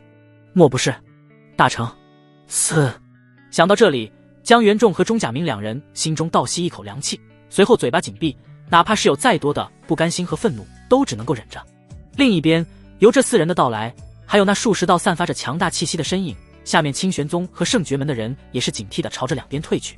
不过圣绝门的那些弟子和长老此时已经面色通红，眼眸中满是窘迫和愤怒，因为刚刚黑袍老者4人的话，他们也全都是听得清清楚楚。他们只是人家无极圣地的一只狗啊，人家根本瞧不上圣绝门，利用你圣绝门打开苍兰界的界壁，要不是顾忌那一丝丝的名声，估计早就把你们踹开了。什么？你说无极圣地不得道，不是人？那我问你，你打得过人家吗？操！打不过你就给我忍着。此时的圣绝门众人只感觉脸上火辣辣的，尤其是对面清玄宗那略带戏谑的目光，更是让他们尴尬的直抠脚趾头。就这一会，几乎每个人都抠出了3室一厅了师尊，看来这些人就是无极圣地的人了。杨业来到温清婉的身边，神色凝重地盯着老者4人，然后目光又落在他们4人身后的那近100道身影上。清玄宗的长老和弟子也都是能够感受到那些人的强大，一个个神色严肃无比，紧了紧手中的武器，眼眸中满是决绝。是与宗门共存亡。温清婉微微点头，美眸看了一眼蓝裙美妇3人，最后落在了那神色淡漠的老者身上，心中隐隐有着一股危险的气息。不过紧接着体内的太阴之体微动，直接压下了心中的担心，甚至是浑身气息都变得有些不一样，更加的自信，神色淡然地看着对面的老者。这一幕让黑袍老者眉头微挑，眼眸中有些疑惑，心中自语道：这个女人怎么回事？为何在她的眼眸没看到恐惧呢？难道是本长老的霸王之气侧漏的不彻底？虽然有些纳闷，不过仅凭借温清婉那显露出来的合体期中期，他自然是不放在眼中。收拾了一下心情，老者淡漠地看着温清婉等人，说道：尔等就是那所谓的清玄宗。温清婉没有开口，他身边的杨业则是双眸微眯，轻笑着说道：无极圣地的人也真是有意思，这才刚来就把自己的狗腿子给骂了一顿，真是卸磨杀驴啊！杨业的话让圣爵门众人羞怒不已，但是却不敢说什么。而无极圣地的人在听到此话之后，目光齐刷刷地看向面带笑意的杨业，杀意凛冽，似乎下一秒就准备格杀了杨业。黑袍老者四人神态不一，其中蓝裙美妇在看到杨业的瞬间，美眸中异彩连连，娇笑着说道：“哟，好俊俏的小哥呢，不知道有没有兴趣跟着我呢？”此言一出，清玄宗众人顿时怒了，苏小月和白寒曦美眸中更是杀意迸现，死死地盯着蓝裙美妇。温清婉脸上的表情更加的淡漠，朱唇轻启，冰冷地说道：“你算什么东西？居然敢这般和本座的弟子说话！哼，这位老婆婆都这么大岁数了，就不要出来勾搭人了。”杨业更是嗤笑了一声，看向蓝裙美妇的目光满是不屑。蓝心，你这魅力不行啊！黄袍大汉哈哈大笑，而目光却贪婪地落在温清婉、苏小月等人的身上，他啧啧说道：“没想到这清玄宗的美女真是不少啊！”白袍青年萧伦淡一笑说道：“黄凯，你这话说的，不知道清玄宗的宗主是苍兰界的第一美人吗？”而蓝裙美妇则是俏脸生寒，目光死死地盯着杨业，还是第一次有人说她年龄大。小哥，你这么说可就是让人家伤心了。不过等姐姐我杀了你的师尊，你就知道姐姐的厉害了。蓝裙美妇冷冷说道。杨业不置可否地摊了摊手，脸上的表情很是淡漠。这时候温清婉声音清冷地说道：“无极圣地虽然很强，但是仅凭借你们这些人还不足以灭了我清玄宗。分权各位，从哪来的回哪去。”温清婉话音落下，她美眸中闪烁一抹太阴之力，一股恐怖的气息从她的体内爆发，直冲云霄。轰！在温清婉爆发之后，清玄宗众人也是瞬间爆发，无尽的战意让天地都为之一震，对面的无极圣地等人面露一抹异色。圣爵门的江元仲和钟甲明更是面色极为的难看，他们没想到面对无极圣地人，清玄宗居然还能够这般的强势。这样一对比下来，就显得他们圣爵门很呆很拉，怪不得能够成为苍兰界的魁首，仅凭借合体期中期气息就能够堪比合体巅峰，有些意思。黑袍老者脸上露出一抹淡淡的笑容，不过言语中丝毫没有把温清婉放在眼中。蓝裙美妇三人脸上嚣张微微收敛了几分，看向温清婉的眼眸中有着一抹凝重之色。温清婉刚刚爆发的力量已经不逊色他们了。哼，没想到这落后的苍兰界居然也有这等天才。萧伦四有些感叹，不过他看向温清婉的目光却变得更加的炽热。只有这等天之娇女才能够配得上我萧伦啊！他萧伦在天元界虽然不是最顶级的天骄，但是却也是名动一方的强者，在无极圣地也是大权在握的存在。他自觉自己是能够配得上温清婉的，当然了，只是他自觉。这时候黑袍老者刘韵饶有兴趣地看着温清婉，笑着说道：“温清婉是吧？本座觉得你应该还没有爆发全部的力量吧？本座可以破格让你进入无极圣地，直接成为一峰之主。清玄宗也可以成为无极圣地在苍兰界的代表。”轰！此言一出，萧伦三人都惊讶了，不可置信地看着刘韵，然后又看向温清婉，目光中满是探究之意。他们没想到温清婉居然还没有爆发出全部的实力，这怎么可能？然而更震惊的是，江元仲和钟甲明等人、圣爵门等人全都傻眼地看着刘韵。不是，你老闹着玩呢？我圣爵门之所以不惜毁去名声，帮助你们无极圣地进入苍兰界，不就是想让你们无极圣地弄死清玄宗吗？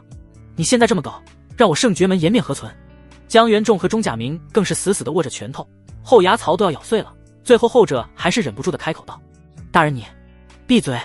刘韵直接打断了钟甲明的话，苍老的眸子中闪烁着寒意，一股凌驾于天地间的恐怖的威压落在钟甲明的身上，让后者面色一变。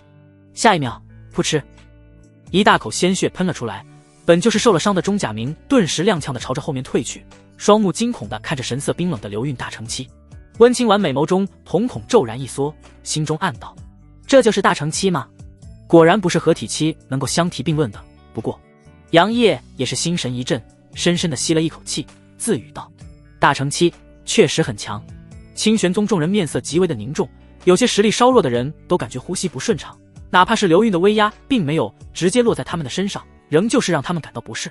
蓝心三人脸上浮现一抹冷笑，不屑地看向脸色苍白却又愤怒不敢吱声的钟甲明。虽然他们能震惊刘韵的决定，但是却不会出声反驳。在无极圣地，刘韵的地位和实力本就是靠前，权力也不是他们能够相比的，除非是他们突破到大成期。可是大成期又岂是那么好突破的？要不然他们三人也不会在合体期巅峰半步大成期沉浮多年了。刘韵轻哼了一声，然后又满脸笑意地看向温清婉，继续说道：“虽然本座不知道你的天赋具体如何，不过本座能够感知到，你的体内还藏有更惊人的力量，在这苍蓝界确实埋没你这等天骄了。加入无极圣地吧，本座相信你定然是可以突破到大成期的。”刘韵的眼神很真诚，他也不是说笑。作为大成期，他几乎是站在了实地的顶点，除却那些已经开始渡劫的老怪物。杨业看了一眼面色淡漠的温清婉，然后轻笑着说道：“师尊，你想去吗？”身后的清玄宗众人听到杨业的话，刚刚还凝重的脸上纷纷浮现了一抹笑容。温清婉闻言白了一眼杨业，然后转头看向目光灼灼的刘韵，淡淡的说道：“多谢了，不过本宗主并没有改换门庭的想法。”静！所有人都不可思议地看向神情淡漠的温清婉，蓝星三人更是面色变得冰冷至极，刘韵脸上的笑容也缓缓消失，淡漠地看向温清婉。江元仲和钟甲明两人暗暗地松了一口气，随后一脸戏谑地看向温清婉。如果温清婉答应了刘韵，那他们圣爵门可就是非常的尴尬了，尤其是那句清玄宗可以成为无极圣地在苍蓝界的代表，更是让两人难以接受。好在温清婉不识大体，狂傲至极。刘韵轻叹了一口气，然后满脸可惜地看着温清婉说道：“真是可惜，看来只能够除掉你了。”话音落下，刘韵的眼神一变，比之前更加恐怖的威压落向温清婉等人。温清婉等人神色一变，只见温清婉娇喝一声：“请老祖，请老祖，请老祖，请老祖！”清玄宗众人齐声呐喊，声音如雷，震慑九霄。而刘韵的脸上却满是不屑，威压继续落下去。老祖，那又怎么样？难不成也是大成期的存在？蓝星三人更是满脸的嘲讽之色。实地中最次的苍蓝界，在他们来之前，最强者只是练虚境而已。就算是清除你们的老祖，那又如何？不过是增加了一尊合体期而已。优势仍旧是在我无极圣地。天不生，我李纯刚，见到万古如长夜。这道苍老却刚毅的声音，仿佛蕴含着无尽的力量和威严，从清玄宗禁地中传出，如同一股洪流般席卷而来，直接冲破了刘韵的威压。刘韵面色微变，他感受到了这股力量的恐怖，心中暗自一惊。然而他毕竟也是一方大成期强者，迅速调整了自己的状态，双目中闪烁着一抹金光，死死地盯着那声音传来的方向。就在这时，只见天地间突然涌现出无数道剑气，这些剑气如同闪电一般划破了虚空，发出嗡嗡的声响。紧接着，一道伟岸的身影出现在众人的视野之中。这道身影身着灰色衣袍，身姿挺拔如松，负手而立，散发出一种无法形容的威严和霸气。他的面容刚毅，犹如刀削斧凿一般，尤其是那双漆黑如墨的眸子，其中闪烁着的凌厉剑意，仿佛能够洞穿人的灵魂，让人根本不敢与之对视。来者正是清玄宗的老祖李纯刚，他的出现就如同太阳升起一般，瞬间吸引了所有人的目光。李纯刚，这家伙怎么还没死？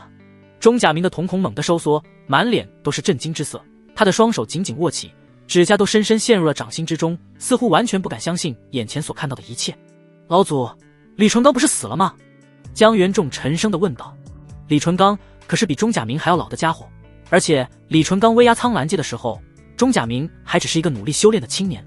钟甲明面色有些扭曲，看向李纯刚的目光带着一丝丝恐惧，根本没有回应江元仲的话。李纯刚那可是苍蓝界首屈一指的存在啊！当年他仅凭一人一剑，就压得苍蓝界所有势力抬不起头来。可是不是说他作画了吗？难道是当年清玄宗放出来的烟雾弹？还有李纯刚那恐怖的气息是怎么回事？他的真的成为了大成期？一个个疑惑在钟甲明的心中闪烁，可是却没有人能够给他解释。清玄宗众人的脸上满是激动之色，他们全都崇拜地望着上方那如天神下凡般的李纯刚，这就是他们清玄宗的老祖。一出场逼格就起来了，这老家伙，这逼让他装的牛逼。杨业忍不住地感慨道。结果下一秒头顶瞬间吃痛，他忍不住叫了一声：“啊！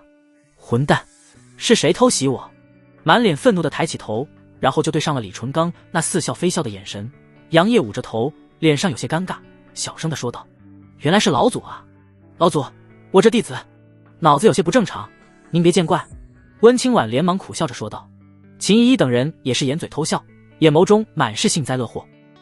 李纯刚笑着点点头，看向撇着嘴的杨业，眼眸中闪过一抹惊讶，说道：“丫头，你这弟子够妖孽啊，比你的天赋似乎都要恐怖。”温清婉闻言，绝美的脸上露出一抹笑意，轻轻点头说道：“老祖，这逆徒虽然有时候很混蛋，但是天赋一直很好，直到迈过了命中的大劫，他的天赋比之前更强了。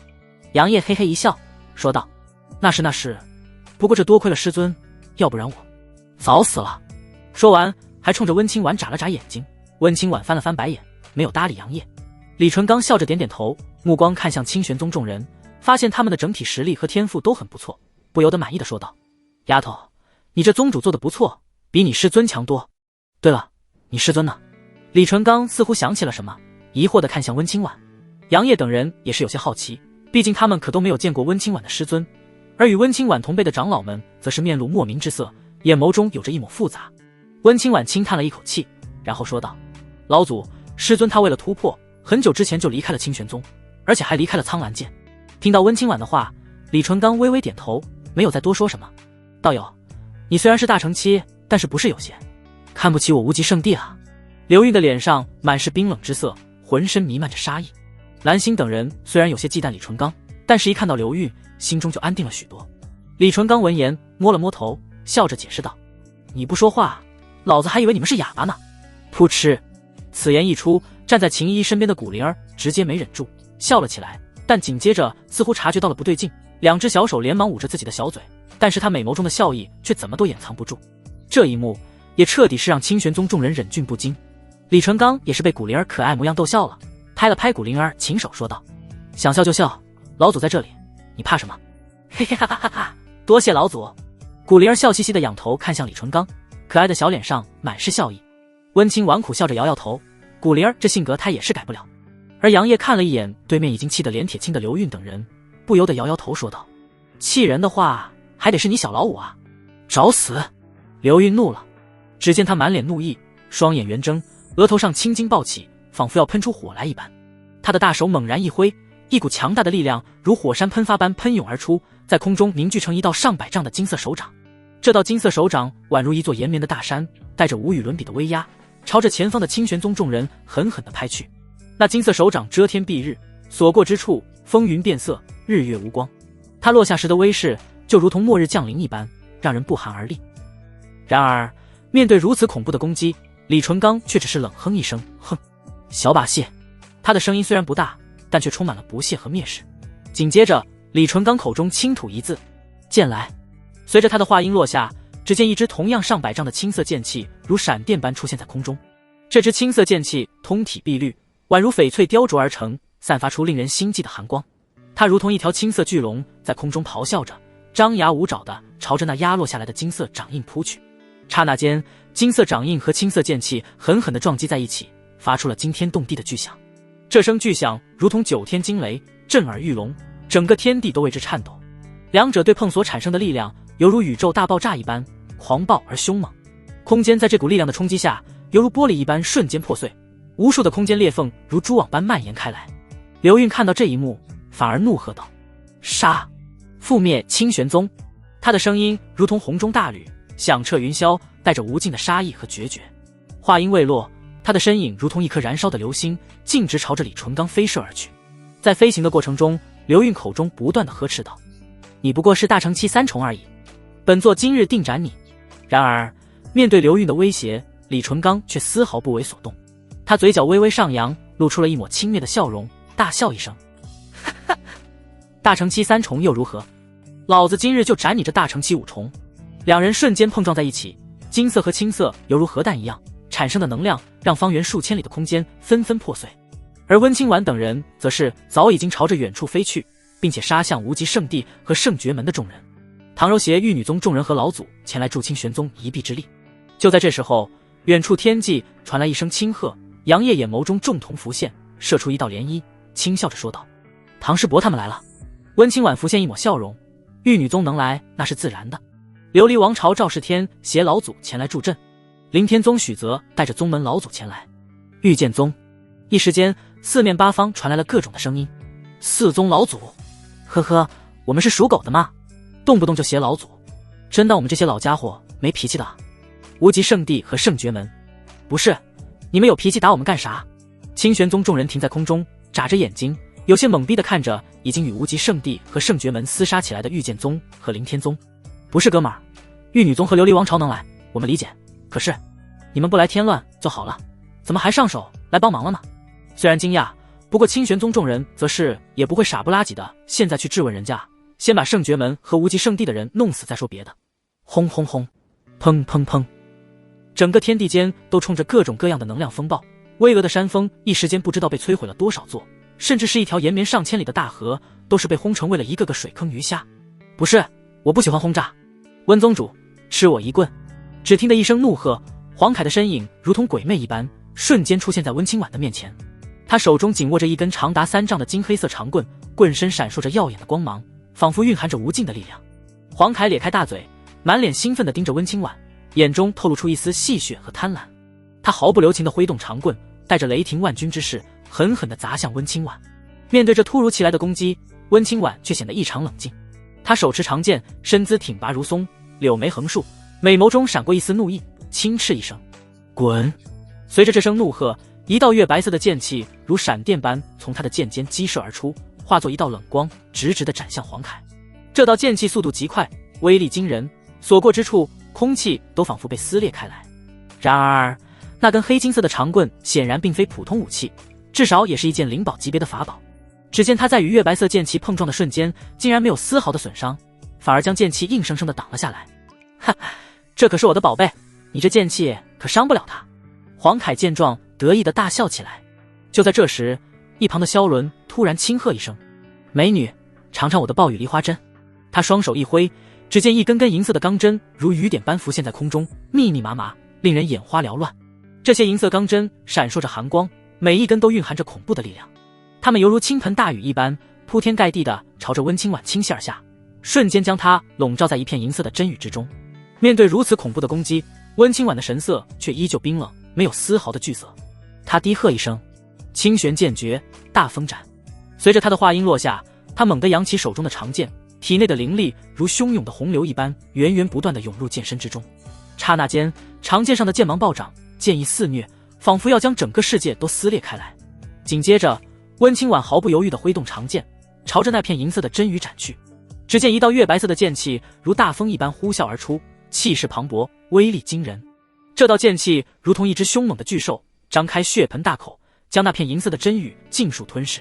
在剑气的肆虐下，那些原本无坚不摧的银色钢针纷纷被搅碎，化作无数银色的碎片散落一地。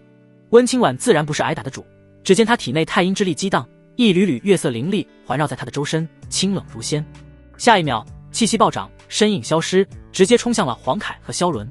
黄凯两人神色一变，温清婉现在的气息已经不比他们弱了。周围的人们开始了乱战，无极圣地的人还好一些，他们本身的实力就很强，同阶甚至是以1敌2，不落下风。但是圣绝门的人就惨了，尤其是杨业领着苏小月几人，专挑他们下手。不过这时候，一道娇笑声在杨业等人的头顶响起：“小哥，让我来陪你玩玩，好不？”杨业目光转向前方，只见蓝裙美妇蓝心笑盈盈地看着自己，不由得眉头微皱。旁边的苏小月等人更是神色冰冷地看着蓝心，哪怕是明知道对方是合体期的存在，仍旧是没有丝毫的害怕。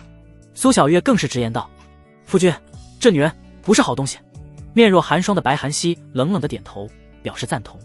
秦依依和古灵儿则是神色警惕，而最后的周芷安提着长剑，面无表情地看着我这一幕，不知在想些什么。蓝心目光落在杨业身边的苏小月等人身上，美眸中闪过一抹妒忌之色。苏小月等人的颜值似乎比她还要高，就连可爱的古灵儿都比她年轻啊。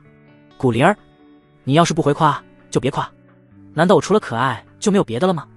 蓝心轻笑着说道。怎么样，姐姐之前说的话仍旧是有效，自己要你把旁边的那几个女人杀了，以后姐姐只属于你一个人的。姐姐可不是这些小丫头能够相比的哦，任何姿势都可以的哦，而且姐姐还能够给你许多的修炼资源呢，怎么样？蓝心满脸妩媚地看着杨业，鲜红欲滴的朱唇泛着一抹诱惑。杨业还没有说什么，旁边的苏小月顿时怒声道：“浪蹄子，你发情的话可以去找鸭子，找狗都行，别在这里污了我夫君的耳朵。”小月说：“没错，小师弟最讨厌你这种水性杨花的女人了。”秦依依淡淡开口，玉手紧握着佩剑。古灵儿更是仰着袖拳，骄横道：“呸！坏女人，一会儿我就用拳头让小老五打死你。”杨业，他惊异地看向满脸不爽的古灵儿，有些无语地说道：“不是，三师姐，你这是啥意思啊？”古灵儿根本没有搭理他，只是仰着小脑袋，等着对面面色阴沉的蓝心。周芷安看了一眼杨业，又看了一眼苏小月和白寒溪，美眸中有着一道涟漪闪过。既然弟弟你不想亲自动手，那就让姐姐我代劳吧。蓝星不打算聊下去了，合体期巅峰境界瞬间爆发，恐怖的气息直接震飞了周围的一些人。只见他身影突然消失，杨业顿时面色大变，大喊道：都闪开！并且一把拉过古灵儿，朝着远处甩去，自己则是抬起极灵剑，猛然朝着古灵儿刚刚的位置斩去。砰！只见杨业的极灵剑被一道蓝色光芒挡住，蓝星的身影出现在蓝光后面，苏小月的等人直接被这股气浪掀飞。杨业眉头紧皱，喊道：小月、大师姐，你们不用管我，去帮别人。苏小月等人也知道自己的实力太多，根本帮不上杨业，只能够恨恨地看了一眼蓝星，然后朝着旁边的战场杀去。哥哥喽，弟弟还真的够心疼自己的女人的呢。蓝星玉的笑声如同银铃一般清脆，但其中却蕴含着丝丝寒意。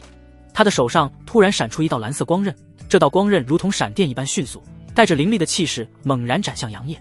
杨业见状，心中大骇，他疯狂地催动着阴阳造化诀，将全身的灵力都汇聚到双腿之上，然后身形如同闪电一般朝着旁边闪去。只听嗤的一声，那道蓝色光刃擦着杨业的身体划过，虽然没有直接击中他，但那强大的剑气还是让杨业的衣衫被撕裂开来，露出了里面精壮的体魄。而杨业刚才所站立的空间则倒了大霉，那道蓝色光刃如同切豆腐一般，轻易地将空间切割成了一道巨大的漆黑裂缝，仿佛是通往无尽黑暗的深渊一般。弟弟反应很快吗？蓝星见到这一击竟然没有击中杨业，柳眉微蹙，美眸之中闪过一丝惊讶。他原本以为以自己的实力，这一击绝对能够重创杨业，甚至直接将他斩杀。然而杨业的速度和反应都超出了他的预料，他不禁对这个仅仅是化神期巅峰的杨业重新审视了起来。杨业没有说话，他的脸色有些苍白，刚才那一瞬间的生死危机让他的心跳都快了几分。他深吸了一口气，感受着体内灵力的流动，然后将目光投向了前方的蓝星。两个大境界，杨业心中暗自叹息，蓝星的实力比他高出太多，这完全就是一场不对等的战斗。但是杨业并没有退缩，他紧紧握着拳头，眼中闪过一丝决绝。众瞳开！杨业突然低喝一声，只见他的双眼中众瞳缓缓浮现，与此同时，他的身后更是出现了一个巨大的紫黑色众瞳虚影，这个虚影如同山岳一般巍峨，散发出令人心悸的气息。杨业的气息在这一刻变得比之前更加强大。哦，好强大的一瞳！蓝星神的微微有些严肃，他没想到杨业的天赋居然也这般的强大，但越是这样，他越加的兴奋。能够把这种天才压制在身下，他只会更加的激动。他要征服杨业，不光是实力上，还有着其他的方面。这双一瞳姐姐我好喜欢啊，要不然你送给姐姐我吧。蓝星娇笑着，但是手上的动作却丝毫没有停下，玉手一挥，一道道蓝色的箭矢出现在空中，瞬间射向杨业。杨业众瞳中射出两道金色战矛，并且扬起手中的极灵剑，凶狠地斩出10几道减青色剑连。轰隆隆，金色战矛在接触那些蓝色箭矢的瞬间就被直接击碎，而那些青色剑连则是摧毁了大量的蓝色箭矢，但也很快就被击碎，剩下的那些蓝色箭矢继续朝着杨业落去。五行大手印！杨业怒喝一声，只见他左手上五色光交织，五行之力缠绕，猛然拍出一掌五行大手印，对上那些蓝色箭矢，发出轰隆隆的声音。嗖嗖嗖！弟弟的实力还真是强大，也不知道其他方面是不是也这么的强呢。蓝星不知何时出现在杨业的身后，脸上挂着妩媚的笑容，但是美眸深处却是散发着丝丝寒意。杨业的天赋有些恐怖，不能收服的话得杀。玉手轻飘飘地落在杨业的背上，砰！杨业面色一变，顿时犹如炮弹一样朝着地面上射去。轰隆隆，大地被轰出一个巨大的坑洞，烟尘四起。嗨嗨，不愧是合体期巅峰的强者，单单是空间的运用就不是炼虚境能够相提并论的。坑洞中，杨业面色有些苍白，咳出了一口鲜血，后背上有着一道掌印，隐隐渗着鲜血。弟弟怎么是累了吗？忽然蓝星那似乎关心的话语在杨业的身后响起，杨业眼眸中瞳孔紧缩，猛然转身朝着后面斩出一道青色剑芒，撕了，空间破碎，但是却没有斩中蓝星。呵呵，弟弟还是有些太嫩了。蓝星的身影再次出现在杨业的身后，美眸中泛着寒光，玉手伸出两指，嗖的一声插在了杨业的肩膀上，并且一股能量在杨业的肩膀中炸裂开来。砰！杨业整个人再次被击飞，前方的地面被他直接撞碎。蓝星看着飞出去的杨业，嘴角不禁是露出一抹笑容，然后身影再次朝着前面飞去。不得不说，无极圣地准备很充足，不单单是只有蓝星3个合体期，还有这5位合体期初期以及数十尊炼虚境。战况也是非常的激烈。不过此时的杨业则是没有更多的精力去看别处了。砰！杨业用手中的棘鳞剑插入地面，强行止住倒飞出去的身体。哇！一口嫣红的鲜血吐了出来，杨业的脸色变得更加的苍白，左肩上的有着一个血洞在鼓鼓的流着鲜血。快速的拿出几颗丹药，吞服进入体内。操！这娘们也太强了！杨业咒骂道：“不能这样下去了，只能够拼一把了。”杨业眼神凌厉，黑紫色的重瞳中闪过一抹炽热的光芒。弟弟啊，要拼命了吗？姐姐就我喜欢这种耐力好的哦。蓝星的身影再次出现在杨业的前方，不过他这次没有直接动手，而是饶有兴趣地看着他。他倒要看看杨业还有什么手段。重瞳虽然让他有些惊讶，但是杨业的境界和他差太多了，根本没有机会施展。当然了，哪怕是施展出来也没什么用。所以蓝星想要看看杨业还有什么手段。杨业的眼神冰冷而锐利，仿佛能够穿透人的灵魂。面对蓝星的调侃，他完全无动于衷，甚至连一个多余的表情都没有露出。他深深地吸了一口气，心中默念：太阳起。随着他的一声低喝，一股恐怖的炽热之力在他体内猛然爆发。这股力量如同火山喷发一般，瞬间冲破了他的身体束缚，向外喷涌而出。刹那间，金色的光芒如同一股洪流，直接将周围的烟尘驱散得无影无踪。那耀眼的光芒让人无法直视，仿佛整个世界都被这股力量所笼罩。强大的气息如同一股风暴席卷而来，让对面的蓝星也不禁为之动容。他的柳眉微微一皱，目光紧紧地锁定在杨业身上，似乎想要看穿他的底细。就在这时，一道奇异的景象出现在杨业的头顶上方，只见一片金色的海洋凭空浮现，波涛汹涌，仿佛有无尽的力量在其中涌动。而在这片金色海洋的上方，一轮炽热的金色太阳缓缓升起，它散发着耀眼的光芒，如同宇宙中的恒星一般，释放出无尽的热量和能量。金色的道纹在海洋中流动，如同一条条金色的河流，交织成一幅神秘而壮观的图案。白色的雷霆在上方凝结，不时闪烁出凛冽的光芒，仿佛在警示着人们这股力量的恐怖。这一幕实在是太过震撼，不仅让蓝星震惊得合不拢嘴，就连不远处正在战斗的人们也纷纷被吸引了过来，惊愕地望向这边。蓝星满脸难以置信地说道：这小子居然还拥有如此恐怖的体质，他的天赋莫不是能够堪比我天元界的那几个妖孽不成？此时的杨业虽然境界没有提升，但是他的气息却比之前强大了数倍不止，尤其是他还在疯狂地催动长生体本源，并且重瞳异象也浮现金色海洋之上。太阳之体的异象实在是太吸人眼球了，不单单是不远处的那些正在战斗的人看到了，就连合体期的战场也微微停下来，目光震惊地看着那仿佛要把整个世界燃烧的金色海洋印儿。正在与黄凯和萧伦厮杀的温清婉也看到了这一幕，美眸穿越空间，看到了远处的杨业，带着一丝担忧之色。他发现杨业的对手居然是蓝星那个女人，合体期巅峰啊！不行，我要快点解决这两个人。温清婉深吸一口气，下一秒，在黄凯和萧伦震惊的目光中，他的气息大变。一道巨大的圆月出现在空中，周围有着群星拱卫，柔和的月光散落在空中，让周围的空间都隐隐破碎。只见温清婉神色清冷的站悬浮在那轮圆月之上，月白色的灵力混绕在他的周身，犹如月仙子一样，淡漠地看着对面的黄凯和萧伦。该死的，这是传说中的太阴之体。萧伦面色难看地望着温清婉，眼神阴翳，有着一抹惧意闪过。黄凯更是忍不住咽了咽口水，有些结巴地说道：那刚刚那个岂不是太阳之体？此言一出，萧伦的眼眸中恐惧更甚，他没想到实地中最弱的一界居然能够出现两尊传说中强大体质。不过紧接着他就听到数万米高空之上的冰冷声音：无极圣地所有人听令，全力击杀太阳之体和太阴之体。刘韵的声音，哪怕是他现在正在与李纯刚厮杀，可是仍旧是被杨业和温清婉两人那恐怖的异象所吸引，忍不住下出这等命令给无极圣地众人。两具传说中只有在上界才出现在的体质，居然在这里出现了，而且还成为了无极圣地的敌人，自然是不能够留着他们的性命。该死的，没想到那温清婉隐藏的居然是太阴之体这等强大的体质，还有那个小子。刘韵满脸的冰冷，目光穿透层层云霄，落在杨业和温清婉的身上。没想到我清玄宗居然诞生两具如此恐怖的体质，看来老天要让我清玄宗兴盛万万年啊！李纯刚负手而立，刚毅的脸上满是笑容。哼，你能够活下去再说吧。刘韵怒喝道。李纯刚大笑道：你的手段不行。下一秒，两人再次冲向对方。轰！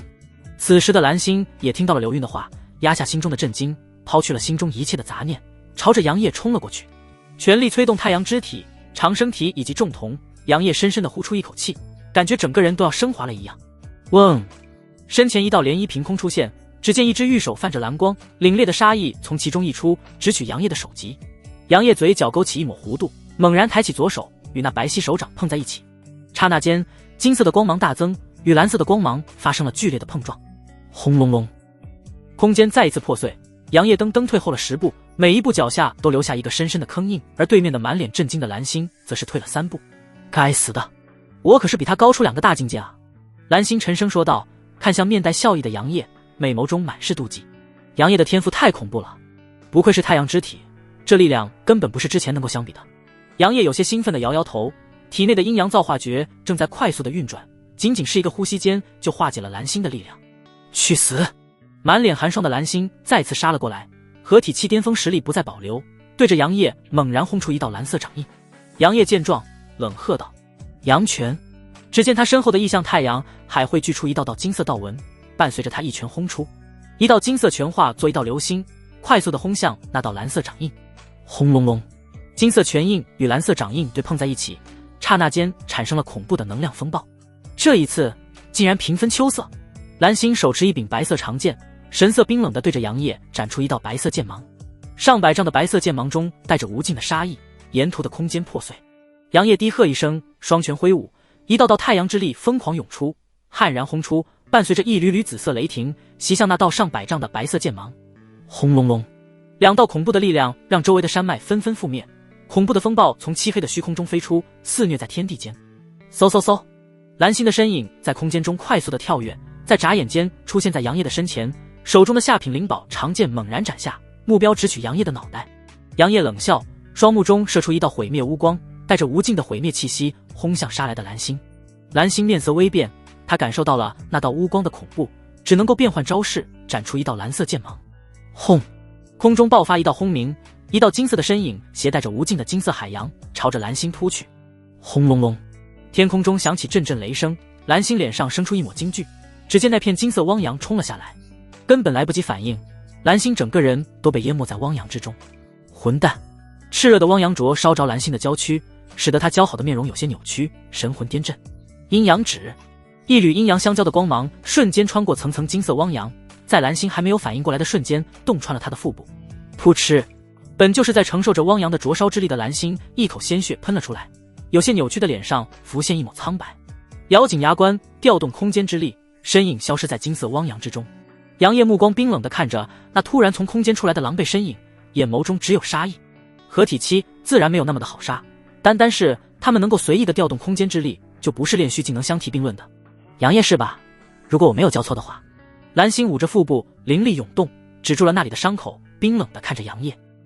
杨业面对蓝星的怒喝，竟然毫无反应，他面沉似水，双眼如炬，死死地盯着蓝星，然后毫不犹豫地再次轰出一道金色如太阳般的拳芒。这道拳芒气势磅礴，犹如火山喷发一般，带着无与伦比的力量，直直地朝着蓝星轰去。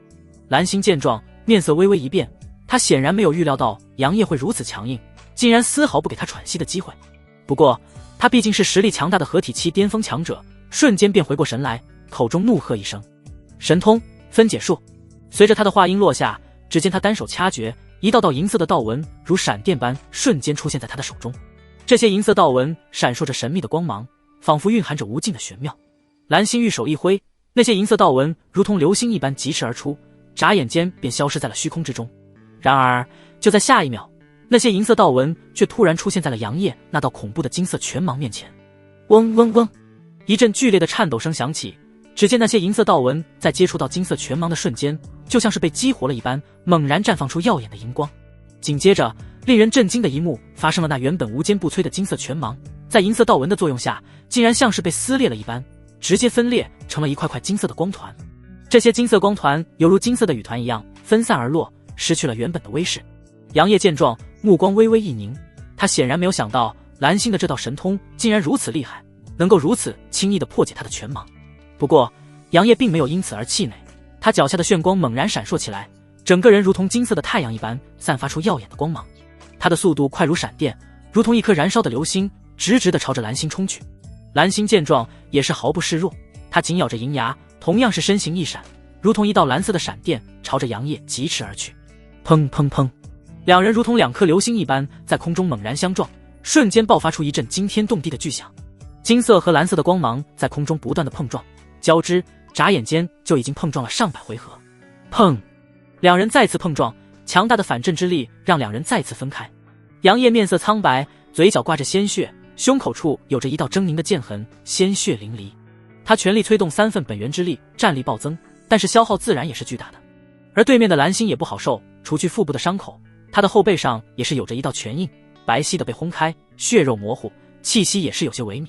显然他也不是巅峰状态了。杨业看着对面的蓝星，感知了一下体内的灵力消耗，快速的拿出了丹药吞服，而蓝星也是同样的动作。阴阳造化诀在体内快速的炼化丹药，仅仅是个呼吸，大部分药力就已经吸收。杨业也没有什么迟疑，因为他看到对面的蓝星显然是还在炼化丹药，根本不给他多的时间，携带着炽热的太阳之力杀了过去。该死的，他怎么可能这么快炼化丹药？蓝星看着冲过来的那道金色身影，不由得暗骂了一声，顾不得体内那些还没有吸收完的药力，直接能够提着长剑冲了过去。金阳焚天，杨业一声怒吼，如同一头凶猛的巨兽，气势磅礴，震慑人心。他的体内太阳之力如汹涌的波涛一般疯狂地涌动着，仿佛要冲破他的身体束缚。随着杨业的大喝，他身后的虚空之中突然浮现出一片无边无际的金色汪洋。这片汪洋波涛汹涌，白色雷霆在其中穿梭跳跃，仿佛是这片金色海洋的主宰。杨业的大手紧握，太阳之力如囚笼一般缠绕在他的拳头上，白色雷霆在其间闪烁，不时发出噼里啪啦的声响。他的拳头如同被太阳之力和白色雷霆包裹的流星，带着无尽的威势，直直地朝着蓝星轰击而去。刹那间，炽热的金色光芒如同火山喷发一般，从杨业的拳头上喷涌而出，形成一片遮天蔽日的金色火海。这片火海熊熊燃烧，汹涌澎湃，如同一头咆哮的巨兽，张牙舞爪地扑向蓝星。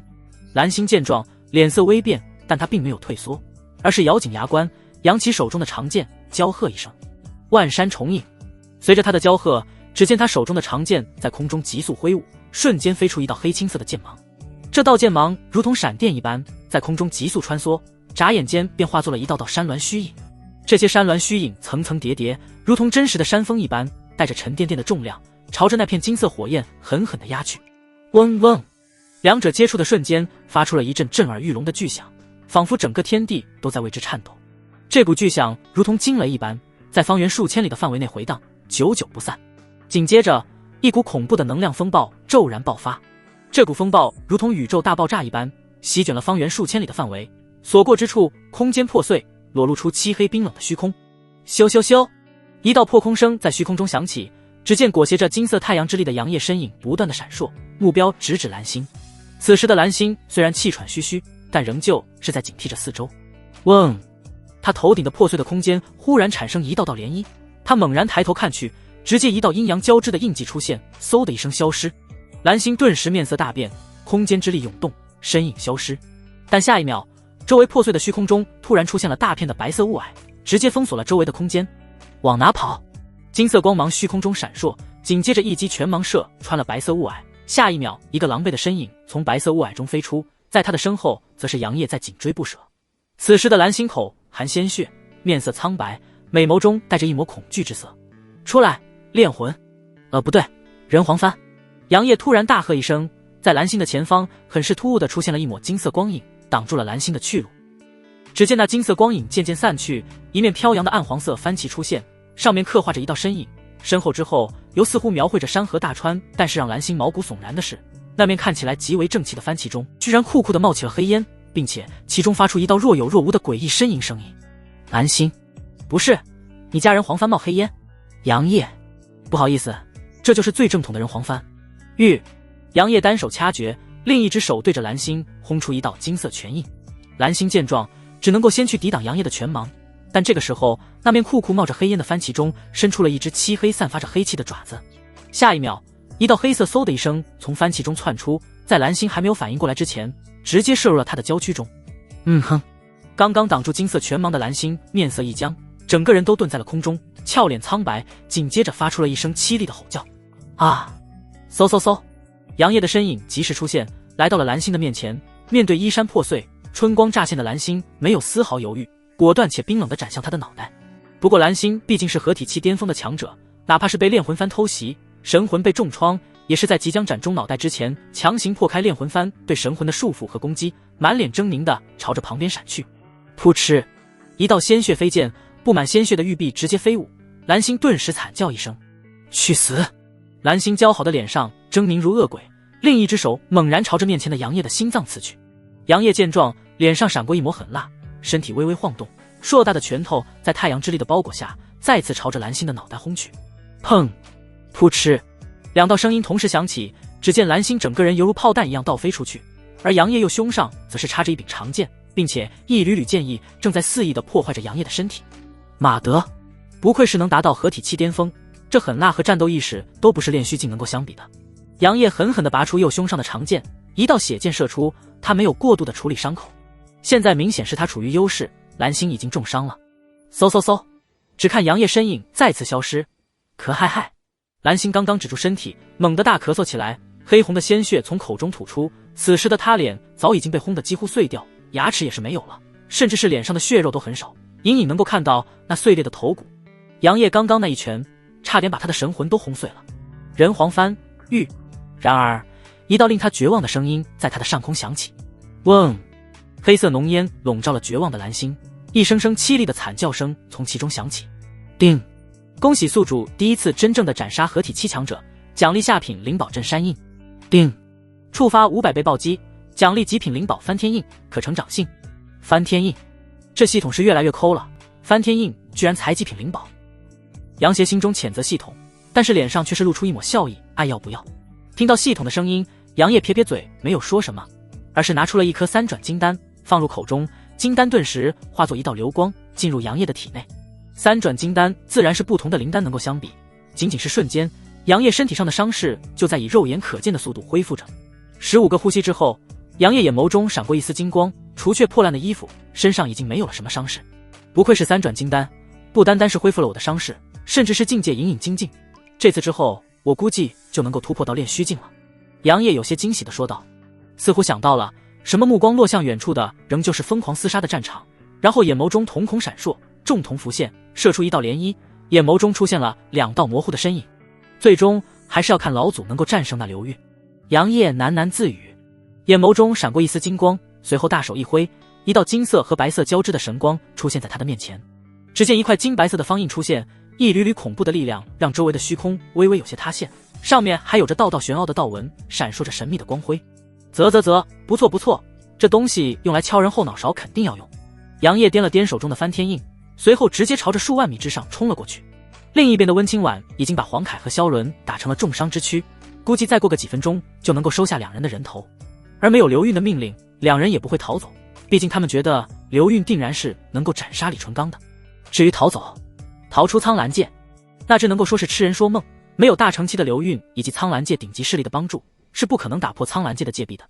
一剑开天门，伴随着李纯刚的轻喝，他手中那柄古老的长剑仿佛被赋予了生命一般，猛然迸发出一道凌冽至极的剑意。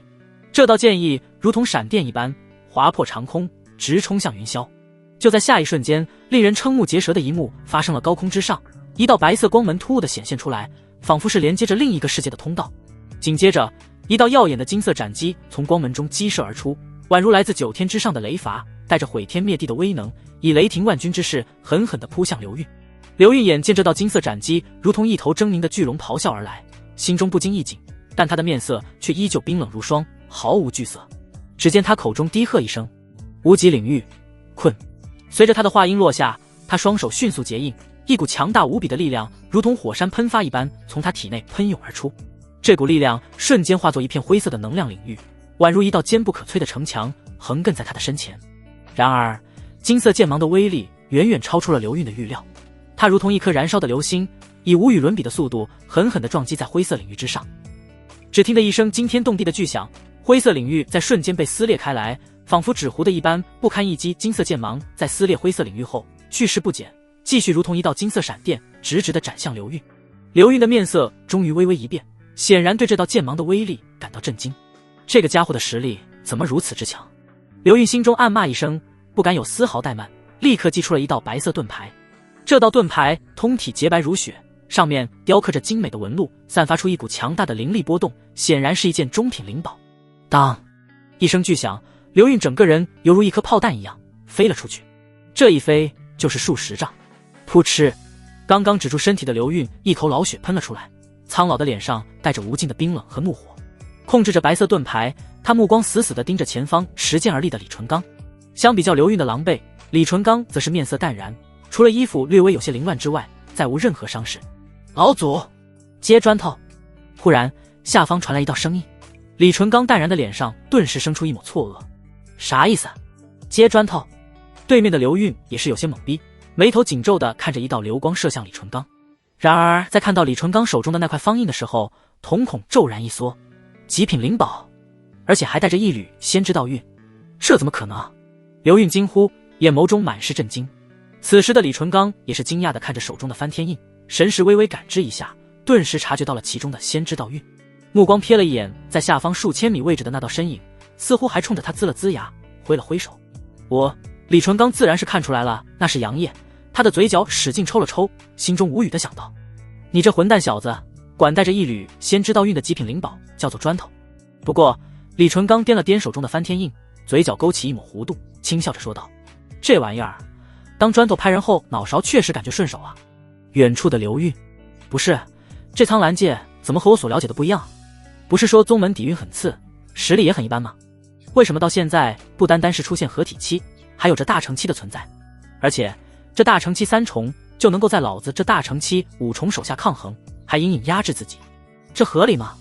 这不合理啊！此时的刘运面色阴沉如水，死死地盯着对面的李纯刚，又瞥了一眼似乎隐隐有着落败之势的下方战场，他内心有些动摇了。要不先撤一手？而就在刘运心中思索着是不是先撤退，然后再从长计议的时候，李纯刚的声音响起：嘿，废物老东西，吃老子一板砖！嗖！刘运猛然抬头，只见一道流光砸向他。轰！翻天印带着恐怖的力量砸在了刘运身前的盾牌之上，一道气浪朝着四面八方散去。嗡嗡！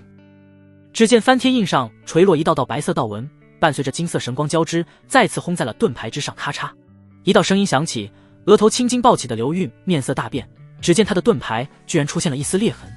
一剑震九域！李纯刚怒喝一声，声如洪钟，震耳欲聋。他手中的长剑在这一瞬间仿佛被赋予了无尽的力量，闪烁着耀眼的光芒。随着他的动作，一道上百丈的剑芒如同一道闪电划破长空，直直地朝着正在苦苦抵挡翻天印的刘运疾驰而去。这道剑芒气势磅礴，宛如一条咆哮的巨龙，带着毁天灭地的威能。刘运见状，心中大惊，但他并未退缩，他死死地咬着牙关，全身的灵力如决堤的洪水一般汹涌而出，尽数汇聚在他的身后。刹那间，一道巨大的白色光幕在他的身后浮现，宛如一座坚不可摧的城墙，横亘在他和剑芒之间。这道白色光幕散发出令人心悸的气息，显然是刘运倾尽全身之力所催动的防御手段。然而面对如此恐怖的剑芒，这道白色光幕也仅仅坚持了2个呼吸的时间，就如同纸糊的一般瞬间破碎。刘运的脸色瞬间变得惨白，他瞪大了双眼，满脸不可置信。他想要再次抽调些力量去抵挡那道即将降临的剑芒。就在刘运感到绝望的时候，翻天印却突然再次发力。只见翻天印上一缕缕金色道纹如蛛网般浮现，散发出耀眼的光芒。这些金色道纹相互交织，形成了一个神秘而强大的符文图案。极品灵宝的力量在这一刻全部爆发，尤其是其中的那缕先知道韵，更是如同夜空中最亮的星辰一般，在翻天印上流转不息，使得翻天印的威能瞬间提升到了一个恐怖的程度。轰！翻天印如同陨石撞击地球一般，狠狠地砸在了刘运身前的灵宝级别的盾牌上。只听得一声巨响，那面盾牌瞬间碎裂开来，化作无数碎片四处飞溅。翻天印去势不减，继续朝着刘运猛砸而去。而此时那道上百丈的剑芒也终于笼罩了刘运。刹那间，刘运只觉得一股无法形容的巨力狠狠地撞击在他的身上，他的身体如同被重锤狠狠地砸中一般，猛地倒飞出去。在倒飞的过程中，刘运先是鲜血狂吐，如同一股红色的喷泉一般从他的口中喷涌而出。紧接着，他胸前的骨头发出清脆的断裂声，纷纷碎裂开来。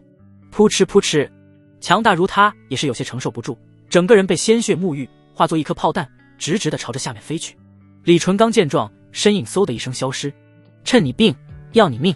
嗖嗖嗖，正在快速坠落的刘运胸口塌陷，身后有着一道鲜血淋淋的伤口，骨头全部碎裂，隐隐能够看到其中的五脏六腑，而五脏六腑也是碎裂，不过却被一条条白色的灵力连接在一起。嗨嗨，该死啊！满脸鲜血的刘运暴怒不已，他已经近千年没有受过这般重的伤了。清玄剑诀，越山。李淳罡的声音再次响起，只见一道山峦虚影出现，化作一道数十丈的剑芒，穿越了空间，瞬间落在了刘运的身上。啊！一声惨叫，刘运整个人再次被击中，似乎没有了丁点的反抗之力。嗖嗖嗖，数十道白色剑气突然从他坠落的路上出现，落在刘运的身上。刘运虽然被重伤，但仍旧是拼命地护住自己的主要部位。噗嗤，一道残影飞起，只见一条鲜血盖满的大腿从他的下身掉落，鲜血犹如水柱一样喷涌而出。强忍着身体上的疼痛，刘运提起体内的所剩的灵力，怒喝道：风行烛影！一缕缕灰色的能量出现，刘运隐没其中，化作一道灰色光影，直接钻了空间中，想要逃离这里。没错，他怕了。当然了，留得青山在，不愁没柴烧。他要回到天元界，他要报仇。但是李淳罡又怎么能够轻易的放过他呢？想跑？问过老子的板砖啊，不对，是老子的剑了吗？万剑归宗。嗡！天空上出现了数以万计的青色剑气，剑意弥漫，仿佛是剑道的王者。李淳罡凌厉在数以万计的剑气之中，神情淡漠，轻喝一声：去！下一秒，那上万的青色剑气射向前方，犹如大雨倾盆一样，方圆上万米的空间瞬间被割裂，化作一道道好似镜片一样。而在这些空间碎片中，一道灰色光影在快速的闪烁着。那些青色剑气在接触到灰色光影的瞬间就被吞没了。找到你！李淳罡嘴角勾起一抹弧度，单手掐诀，身影嗖的一声消失不见。此时的刘运虚弱至极，脸上没有丝毫的血色，气息萎靡到了冰点，死死地咬着牙关。本座定要你们死！心中愤怒地想着，速度却又是加快了几分。他明白，要是不能够逃离这里，报仇什么的都是痴人说梦。可是他已经是重伤之躯了，尤其是李淳罡的对手。只见李淳罡的身影闪至灰色光影之前，对着其就是狠狠地斩出一剑，灰色光影根本来不及反应，瞬间被击中。而断了一腿的刘运直接从灰色光影中倒飞出去。李淳罡再次杀了过去，刘运见状只能够殊死一搏，直接催发了自己的精血，强行恢复到巅峰，与李淳罡再次站在了一起，极尽升华。呵呵，徒劳挣扎罢了。李淳罡轻蔑一笑，提着长剑冲了过去。刘运怒喝道：今日本座就是死也要拖着你下去！杀！斩！两人再次碰撞在一起，不过这一次李淳罡是完完全全的压着刘运打，每一剑对刘运的伤害都是直接拉满。刘运落败只是时间问题罢了。另一边，温清婉也早已经斩杀了黄凯和萧伦，没有丝毫的停歇的朝着无极圣地其余的合体期杀去。而无极圣地和圣绝门的众人也是听到了数万米高空上刘运的怒吼，也明白了他们要败了。有些人已经朝着远处逃窜去了，正所谓兵败如山倒。这场酝酿数日的大战即将落下帷幕。呼！空中满脸疲惫的杨业望着前方破碎的山河，不由得长长的舒了一口气，轻声道：终于结束了。高空之上，繁星降临，柔和的月光洒落在大地上，仿佛是披上了一层银色的白纱。羞羞羞！叶儿，你的伤势怎么样？面色有些苍白的温清婉出现在杨业的身边，神色担忧地看着杨业。杨业笑了笑，说道：放心吧，师尊，我没事的。温清婉顿时松了一口气，随后看向周围正在打扫战场的众人，不由得叹了一口气，说道：这样大战，伤亡实在是太惨重了。不单单是前来支援的玉女宗四大势力，哪怕是清玄宗的伤亡都不少，无论是弟子还是长老。杨业见状，拍了拍温清婉的琴手，安慰地说道：没事的，师尊，一切都过去了。过去了？不，叶儿。温清婉突然打断了杨业的话，美眸只是有些错愕的杨业，其中泛着冰冷的寒光，朱唇轻启，冷声说道：不可能就这样算了，圣绝门的人必须屠戮殆尽，不允许留下任何一个人，哪怕是鸡蛋都得给本座摇碎了。本座要把圣绝门彻底的铲除，还有那些圣绝门的附属势力必须全部覆灭。温清婉越说越愤怒，抬起玉手对着前方的半截大山狠狠地拍了过去。只见一道巨大青色手掌出现在空中，瞬间拍碎了那座半截的山峰。杨业吃惊的张大张嘴，看着满脸愤怒的温清婉。只听温清婉继续说道：我清玄宗立宗以来，第一次发生如此惨烈的事情，是我这个当宗主的没有做好，让下面的弟子无意义的牺牲。作为宗主，我能够做的事情就是帮助他们报仇。还有天元界的无极圣地，只许他们来我苍兰界。难道我们不能够进去天元界？无极圣地，本座定要在有生之年灭了他们。嘶！杨业倒吸一口凉气，震惊地望着满面寒霜、双目含煞的温清婉，脑子里全是疑惑。不是，这还是我的师尊吗？咋杀性这般的大？啊，倒也没有什么问题。杨业想了想，他觉得温清婉说的非常有道理。本来他就是打算过些时日离开苍兰界，去那所谓的天元界看看，看看那所谓的无极圣地到底是几斤几两。不过现在肯定是不行，很多事情都没有处理妥当了。于是他安抚地说道：“师尊，我明白你的意思，你不说，我之后也打算去那天元界看看。咱们先把苍兰界的事情处理完再说。”温清婉看着满脸认真的杨业，脸上的寒霜缓缓褪去，随后轻叹了一声，对着杨业说道：“叶儿，走吧。”杨业点点头，随后两人朝着前方狼藉的战场飞去。第二日，苍兰界所有人都知道了清玄宗赢了，从天元界而来的强大势力无极圣地被击败了，甚至是清玄宗的老祖李淳罡把无极圣的派来的大成期强者都斩杀了，面目全非的脑袋就挂在了清玄宗前方不远处的山巅之上，并且在清玄宗某些极端分子的建议下，温清婉采纳了在那片战场的中心处筑了人头关。而在第二日清晨，上百道身影快速地离开清玄宗，目标直指圣绝门。很快，苍兰界再次震动，矗立在苍兰界无数年之久的圣绝门彻彻底底地被覆灭了，并且和其附属势力也被连根拔起。从那日起，苍兰界再无圣绝，清玄宗、玉女宗、凌天宗、御剑宗以及琉璃王朝成为苍兰界最大的势力。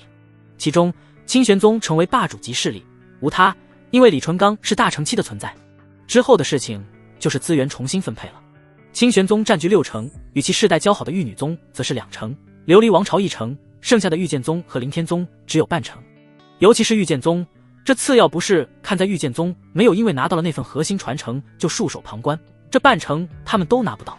并且随着这次的大战，也不知道是不是打通了苍兰界的堵塞的经脉，苍兰界的灵气浓度整体上涨了许多，灵脉涌现，甚至是还出现了些许的龙脉，各种资源犹如井喷式爆发，仿佛是回到了曾经最巅峰的时代。各种天才层出不穷，在苍兰界活跃起来。而杨业从解决完圣绝门以及其附属势力之后，就待在清玄宗，整天与苏小月厮混在一起。哦不，现在还需要加上白寒溪。看得秦依依是咬牙切齿的，但女子的矜持以及作为大师姐的威严，她又怎么会去对杨业说出那番羞耻的话呢？至于古灵儿，则是没心没肺的天天的跟在温清婉的身后，这可是把杨业气得恨不得揪起她，对着她的小屁股啪啪抽一顿。因为古灵儿原因，杨业半个多月没能够和温清婉交流人生，沟通灵魂。作为老四的周芷安则是平静地看着整天与秦依依等人嬉戏的杨业，可是每想到杨业那妖孽到让人羡慕嫉妒恨的天赋的时候，周芷安的内心都会生出些许的不甘心。可是不甘心又能怎样？难不成他还打得过杨业吗？李淳罡又闭关了，因为杨业给了他一颗3转金丹，然后魂不吝的丝毫不顾及身为老祖的威严，与杨业勾肩搭背，笑呵呵地说什么杨业是他的忘年交兄弟，让清玄宗众人以后见到杨业都叫一声二祖。这可是把杨业弄得尴尬不已，尤其是这老家伙拿完3转金丹，转身就去闭关了，丝毫不理会温清婉等人看向杨业那冰冷的眼神。杨业被古灵儿抓着耳朵狠狠地揍了一顿。时间一转，1个月的时间过去，古灵儿终于是不跟在温清婉的屁股后面了。杨业得知这一情况之后，顿时激动的连衣衫都没有系好，匆匆忙忙地飞向了清玄峰山巅。师尊，弟子来看望你了。小院中安静喝茶的温清婉顿时喷了出去，精致白皙的额头上满是黑线，眼神冰冷地看着那从天而降的身影。这个逆徒，看望我，你确定不是带着某种不可告人的秘密？温清婉看着那急冲冲地飞落下来的杨业，脸上的激动掩饰都不掩饰，让温清婉一顿无语。师尊啊师尊，可是想死弟子我了。杨业直接一个箭步冲到了温清婉的面前，然后以迅雷不及掩耳之势把温清婉搂入了怀中。逆徒，你就是这样想念我的？温清婉看着那双游走在自己的纤细腰间的大手，额头上的黑线顿时再次增加了许多。温清婉忽然面色一红，发出娇哼声，目光却死死地盯着那已经钻进自己衣衫内的大手。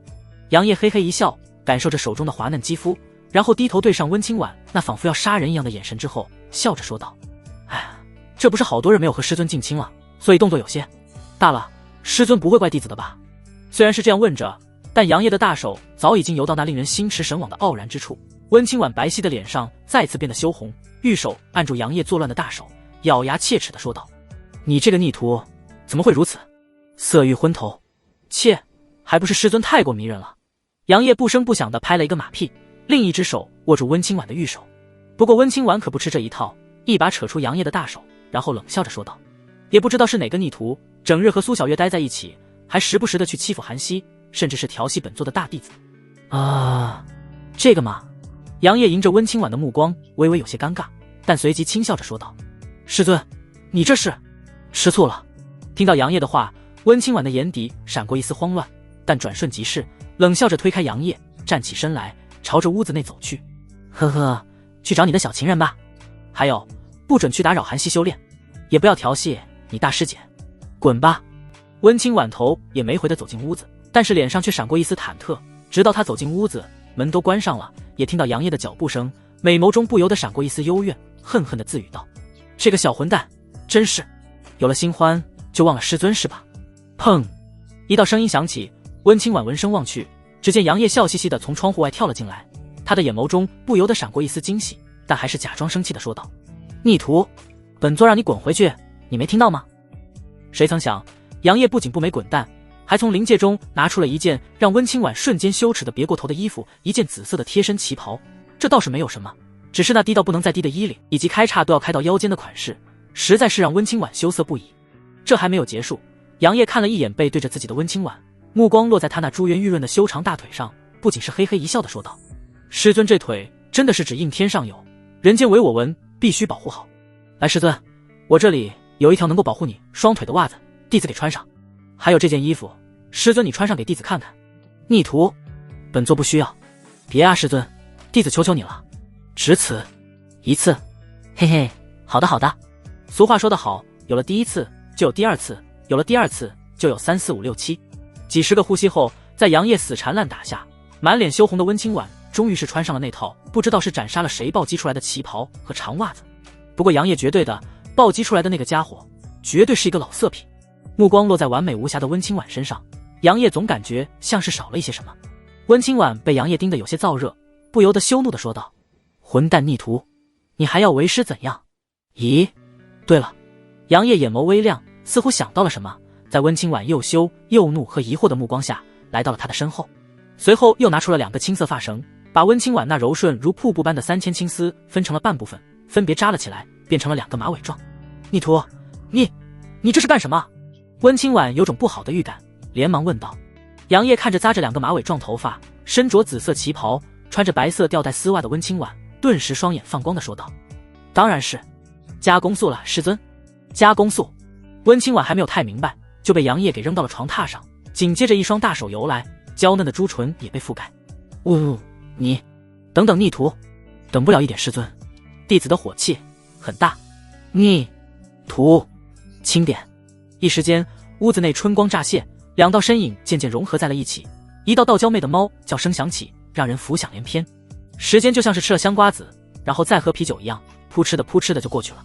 1年后，逆徒，给本座滚！清玄峰山巅小院，砰！一个身影从屋子内飞了出来，重重的落在地面上，让旁边水池中的精灵鱼都震了一震，纷纷逃进了那些荷叶之下。精灵鱼，不是我们害怕，那家伙每次被踹出来都会抓我们吃了补身体啊！杨业苦笑着从地上站起来，揉了揉胸口，嘟囔道：“切，都老夫老妻了，居然还家暴我，给本座滚！”嗖！杨业化作一道残影，直接离开了小院之中。惹不起，我还躲不起吗？屋子内靠在床榻上的温清婉微微喘着气，绝美的脸上满是潮红，美眸中还带着丝丝媚意，但更多的只是气愤杨业这个混蛋，足足折腾了他7天，真不知道这混蛋是什么做的，而且每个月都来要一趟。虽然那种事情很舒服，但是这是不是有些荒淫了？逆徒啊逆徒，其实灭祖的逆徒，当初就应该直接把这逆徒亲手喂妖兽吃了。温清婉恨恨地说了一句，但下一秒脸上却露出了一抹温柔，似乎想到了什么，扑哧地笑了起来，随后摇了摇头，轻声地说道：“孽缘啊。”3个月后，小院之中灵气弥漫，伴随着一道轻喝，院落中的灵气瞬间消失，被院落中的那道身影所吸收。轰！杨业体内仿佛是有着惊雷响起，整个人的气息疯狂上涨。炼虚境，双眸开合间有着一抹幽紫色的光芒闪过，杨业缓缓地吐出一口气，轻声道：“终于突破了。”这3个月的时间，杨业都在修炼，一是打磨根基，而是准备突破炼虚境。功夫不负有心人，终于是突破到了炼虚境。站起身来，微微伸了一个懒腰，体内顿时出现犹如炒豆子般噼里啪啦的响声。妈的，我这命格是真的硬啊！杨业内视心脏中的那颗宿在角落里面的暗红命珠，不由得无奈地摇了摇头。就在刚刚，他本想凭借突破的这股力量，直接轰碎那颗暗红命珠，结果这鬼东西只是轻微地晃了晃，然后缩在了角落里，屁事没有。暗红命珠，哼，这可是我家里，想欺负我？没门！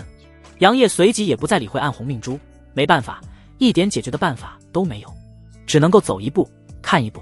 夫君，你突破成功了吗？小院外传来了苏小月的声音。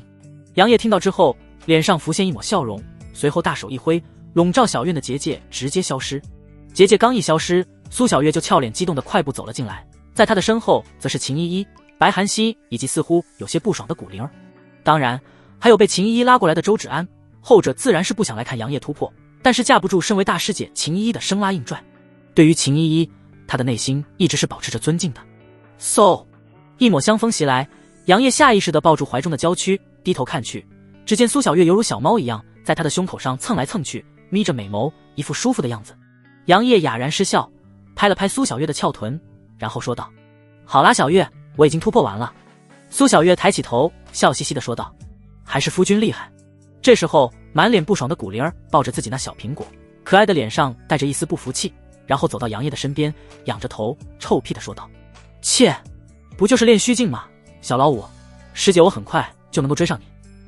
杨业瞥了一眼古灵儿，嘴角勾起一抹弧度，张了张嘴，突然转头对秦依依说道：大师姐，我怎么感觉这里有些酸呢？咦？苏小月看着杨业那嫌弃的表情，一个没忍住，扑哧笑了出来。秦依依也是莞尔一笑，看着气鼓鼓、杏眸似乎有着火焰的古灵儿，不由得白了一眼杨业，说道：小师弟，你别气灵儿了，小心他一会儿揍你。似乎印证了秦依依的话，杨业目光瞥了一眼旁边的古灵儿，果然不出所料，古灵儿已经摩拳擦掌，凶狠地盯着杨业。杨业干笑了一下，然后直接朝着白寒溪走去，拉着白寒溪的玉手说道：二师姐，最近修炼怎么样？白寒溪眼眸中有着生出一抹涟漪，寒霜的俏脸上也是有着一抹松动，虽然声音还是很冷，但却有着一抹放松之意。估计快了。杨业点点头，脸上浮现一抹喜悦。本身白寒溪的境界就比他，再加上两人第一次的结合，使得白寒溪彻底的融合和掌控了北天玄冰体，早就已经达到了化神期巅峰。他也将要突破到练虚境了。经过上次的大战，秦依依的实力也来到了化神期中期，古灵儿更是做火箭似的，直接突破到了化神期后期，并且体内似乎觉醒了什么不得了的血脉，使得本就是天生神力的他力气变得更大。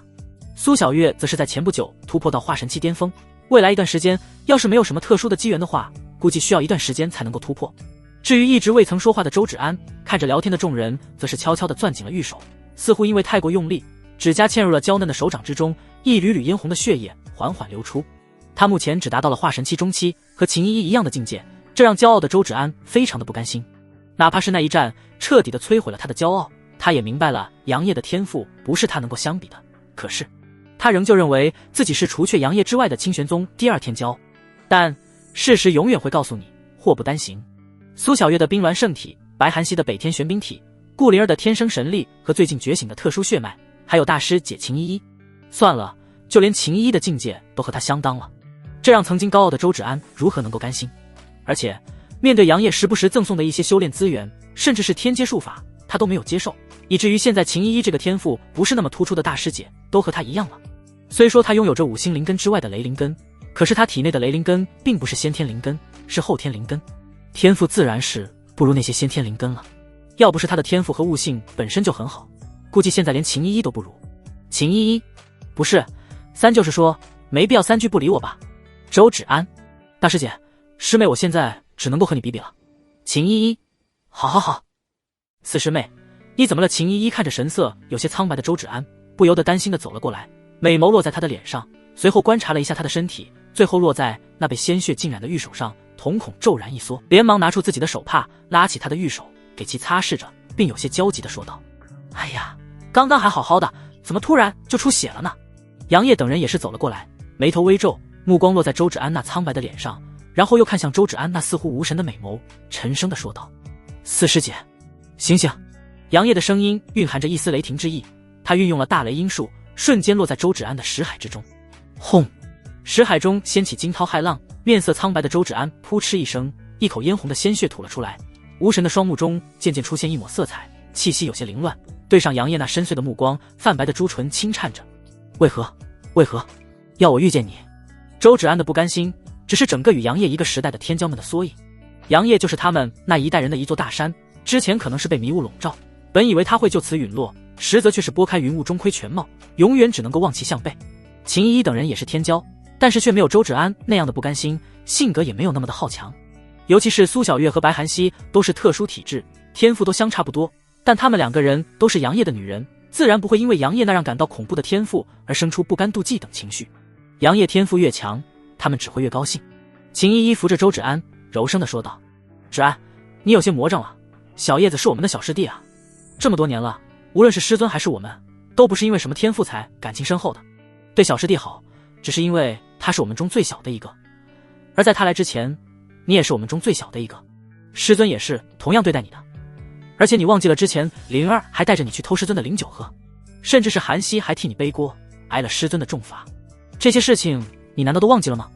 秦依依的话让有些魔怔的周芷安微微回过神来，抬眸看着秦依依那满是温柔的脸，美眸渐渐湿润，两行清澈的泪水顺着脸颊滑落，颤抖着说道：“大师姐。”白涵熙站在旁边没有说什么，但是看着泪流满面的周芷安，淡蓝色眸子里面有着一道涟漪浮现，似是回忆一样。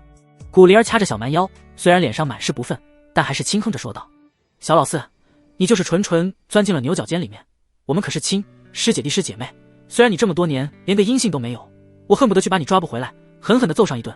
不过看在你傻不拉几，脑子不好使的份子上，就免了吧。”说完，古灵儿挥了挥手，抱着小胸脯，微微有些高傲地转过头去。只不过杨业清晰地见到了古灵儿，偷偷地抬起头，抹去了一滴泪水。这个小老三，杨业暗自摇了摇头，然后目光落在周芷安身上，轻叹了一口气，对着周芷安说道：“四师姐，我本以为经过上次的事情，你能够想明白，但没想到你差点入魔了。大师姐和小老三师姐说的没错，我们之前无论怎样都是师姐弟的关系。如果你想要打败师弟我，那就不能够再这样颓废下去。师尊和师姐们都不希望你这样下去的。”杨业轻声地说道。苏小月在旁边也是插嘴道：“对啊对啊，夫君就是一个变态。”此言一出，刚刚还一副煽情的画面忽然变得有些不对劲。白涵熙的眼眸中出现一抹羞涩，瞥了一眼神色僵硬的杨业，没有说什么，但是脑海中却不由得想起了某些画面。皮鞭、项圈。秦依依看向杨业的眼神也是有些怪异。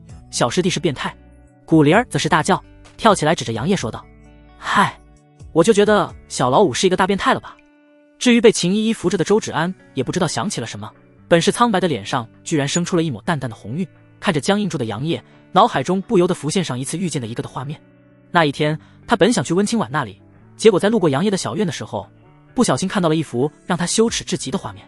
杨业和苏小月两人在屋里的窗口做着某些大人做的事情。那一次也是杨业粗心大意，没有设置结界，再加上整个清玄峰除却温清婉就只有杨业等人，而且想要登上清玄峰需要特制的令牌，如果有大事发生，大长老等人会直接给温清婉传信的。所以杨业和苏小月做某些事情的时候，被周芷安看了一个正着。苏小月有些疑惑地看着秦依依和周芷安的表情，她开口说道：“你们这是什么表情？我说的是夫君的天赋就像变态似的，太妖孽了。”杨业松了一口气，杨业白了一眼说话说一半的苏小月，然后说道：“小月啊，你下次话就说全了。”苏小月也没有继续深究，而是听话的点点头。秦依依则是翻了翻白眼，然后对着周芷安说道：“你看小月说的多对，咱们没必要和小师弟这个变态比的，你已经很厉害了。”古灵儿拍了一巴掌杨业，气呼呼地说道：“小老四，你要振作起来，咱们努力修炼，以后一起镇压小老五。”杨业无奈地笑了笑，看了一眼有些微红的手臂，暗自咂舌，感慨古灵儿那恐怖的力量，然后正色地对周芷安说道：“四师姐，如果你真的想要镇压我，那就不能颓废下去了，要不然，嘿嘿，你可能连我的影子都看不带了哦。”一边说着，杨业从灵界中拿出了一颗雪白的七转灵丹，喂入了周芷安的嘴中，指尖划过周芷安的嘴唇，让他不由得心间微颤，有些莫名的慌乱，随即快速的吞了下去，站好身体，看了一眼众人，然后低着头小声的说道：“我知道了。”看着似乎有些改变了的周芷安，秦依依和杨业相视一笑，古灵儿掐着小蛮腰，呲着银牙，满脸笑容。苏小月也是温柔的看着这一幕，白涵熙那常年如寒冰的脸上略微有些动容，朱唇紧抿，微微点头。而高空之上的空间中，温清婉看着下方院落中似乎重归于好的弟子们，也是欣慰的说道：“这帮不让人省心的弟子啊！笑着摇摇头，随后身影消失。他需要去寻找苍蓝界界壁的空间节点，好为了之后进入天元界做准备。既然小老四解开心结了，那咱们吃火锅吧。古灵儿满脸期待地看着杨业，杏眸亮晶晶的，粉嫩的舌头还舔了舔小嘴，活脱脱一副小馋猫的样子。没办法，杨业上次弄的那个叫做火锅的东西实在是太好吃了。秦依依笑着点了点古灵儿的小脑袋说道：你这丫头真是馋猫啊。杨业大手一挥，笑着说道：走，吃火锅去。耶，小老五，你最好了。天元界，这是一个广袤无垠的世界，其中有无极圣地这样的庞然大物。在无极圣地的辉煌大殿中，气氛异常凝重。谁能够告诉本座，这到底是怎么回事？一声怒喝如洪钟大吕般在大殿中回荡。说话的是一个身穿玄袍的威严中年男子，他面如刀削，不怒自威。此刻他端坐在上位，深邃的目光如同寒星般落在下方的6道身影上，强大的气场让那6道身影都不禁身躯一震。过了许久，6道身影中一个身穿青色衣袍的刚毅中年终于站了出来。他的目光微沉，对着上方的中年男子说道：刘运长老乃是大成期5重的强者，以他的实力，仅仅凭借苍蓝界的那些宗门，应该不可能将其镇杀。没错，圣主，我也觉得此事颇为蹊跷。另一个身材挺拔的老者紧接着站了出来，他的神色凝重，同样看向了上位的威严中年。这位威严中年男子正是无极圣地的当代圣主陈岭，他的地位尊崇无比，在整个天元界都有着极高的威望。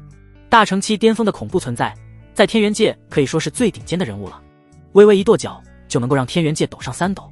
此时的他很显然怒火已经达到了极致，眼神有些阴沉，声音如雷，冷声说道：一尊大成期既然陨落在实地中垫底的世界，这件事情如果传出去，无极圣地的连绵都丢没了。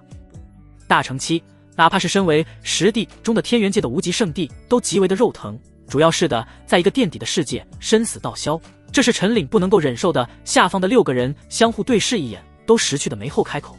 呼呼，陈岭目光冷冷地扫了一眼下方，微微吐出一口气，然后他双目如刀射向下方的6人，声音冰冷地说道：这件事情必须给本座一个交代，立刻前往苍蓝界调查刘运等人陨落的经过，把苍蓝界给我拿下。是。6人快速的应下。不过刚刚那个青袍中年则是开口道：不过最近天宇圣地的动作频繁，他们的行动很可疑。哼，天宇圣地那个女人肯定是察觉到了什么。陈琳冷哼一声，然后继续说道：先去派人查查天宇圣地，他们的目的是什么？还有，让下面知道这件事情的弟子长老全都给我嘴严实点，要不然不需要我教你们了吧。陈岭淡漠地看向下方6人，虽然这6人都是大成期的强者，但是面对陈岭的威严目光，却仍旧是快速地低下头。明白了，圣主。